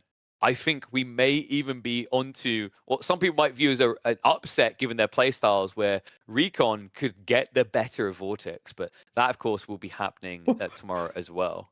That is a match I am sure to tune into. And then, of course, finally, we'll have Group D's mixer as well. Lucifron versus Wham. Excited series. I personally think that one might be going 3-1 to Wham. He's playing top form AoE right now. I think the Spanish bros might admit that this isn't the best AoE they played. I think the best AoE came towards the end of 2023, right? And then maybe, yeah, but Wham, I gotta say, Wham and Puppy, both, I feel like both of their games got elevated recently, and it's showing. Their practice is paying off, and yeah, like you're saying, I think Wham is in peak shape right now, and I'm excited to see his match against Lucifron. That is guaranteed to be a banger matchup, because Lucifron is still, in my eyes, a top 4, maybe top 5, like top 5 if you had to, right? So we'll see if Wham and Puppy are really outperforming them through multiple tournaments, right? Because I'm talking about like the legacy, kind of with part of that like assessment, right? And so but recently, I would say Puppy and Wham have both been outperforming potentially, right? And we'll see. We'll see. Even Baltoon versus CSO, I think that's going to be an entertaining one. Baltoon, we mentioned Killjadi. Baltoon is up there as well. I don't know what it is about Scandinavian blood, but I mean, the Nordics, they seem to be delivering in bounds here early in 2024, but it's not early in the day anymore, folks. We are deep in. It's been a 9-hour broadcast. I think it is time to wrap it up. Just a reminder to tune in at 5 p.m. CEST tomorrow, where we will be saying farewell to 2 more players and locking 2 more players in for our playoffs. Who's it going to be? There's only one way to find out. Tune in then. But big shout out to everyone who's been subscribing on Patreon and Kickstarter. This closeout is for you. Thank you, everybody.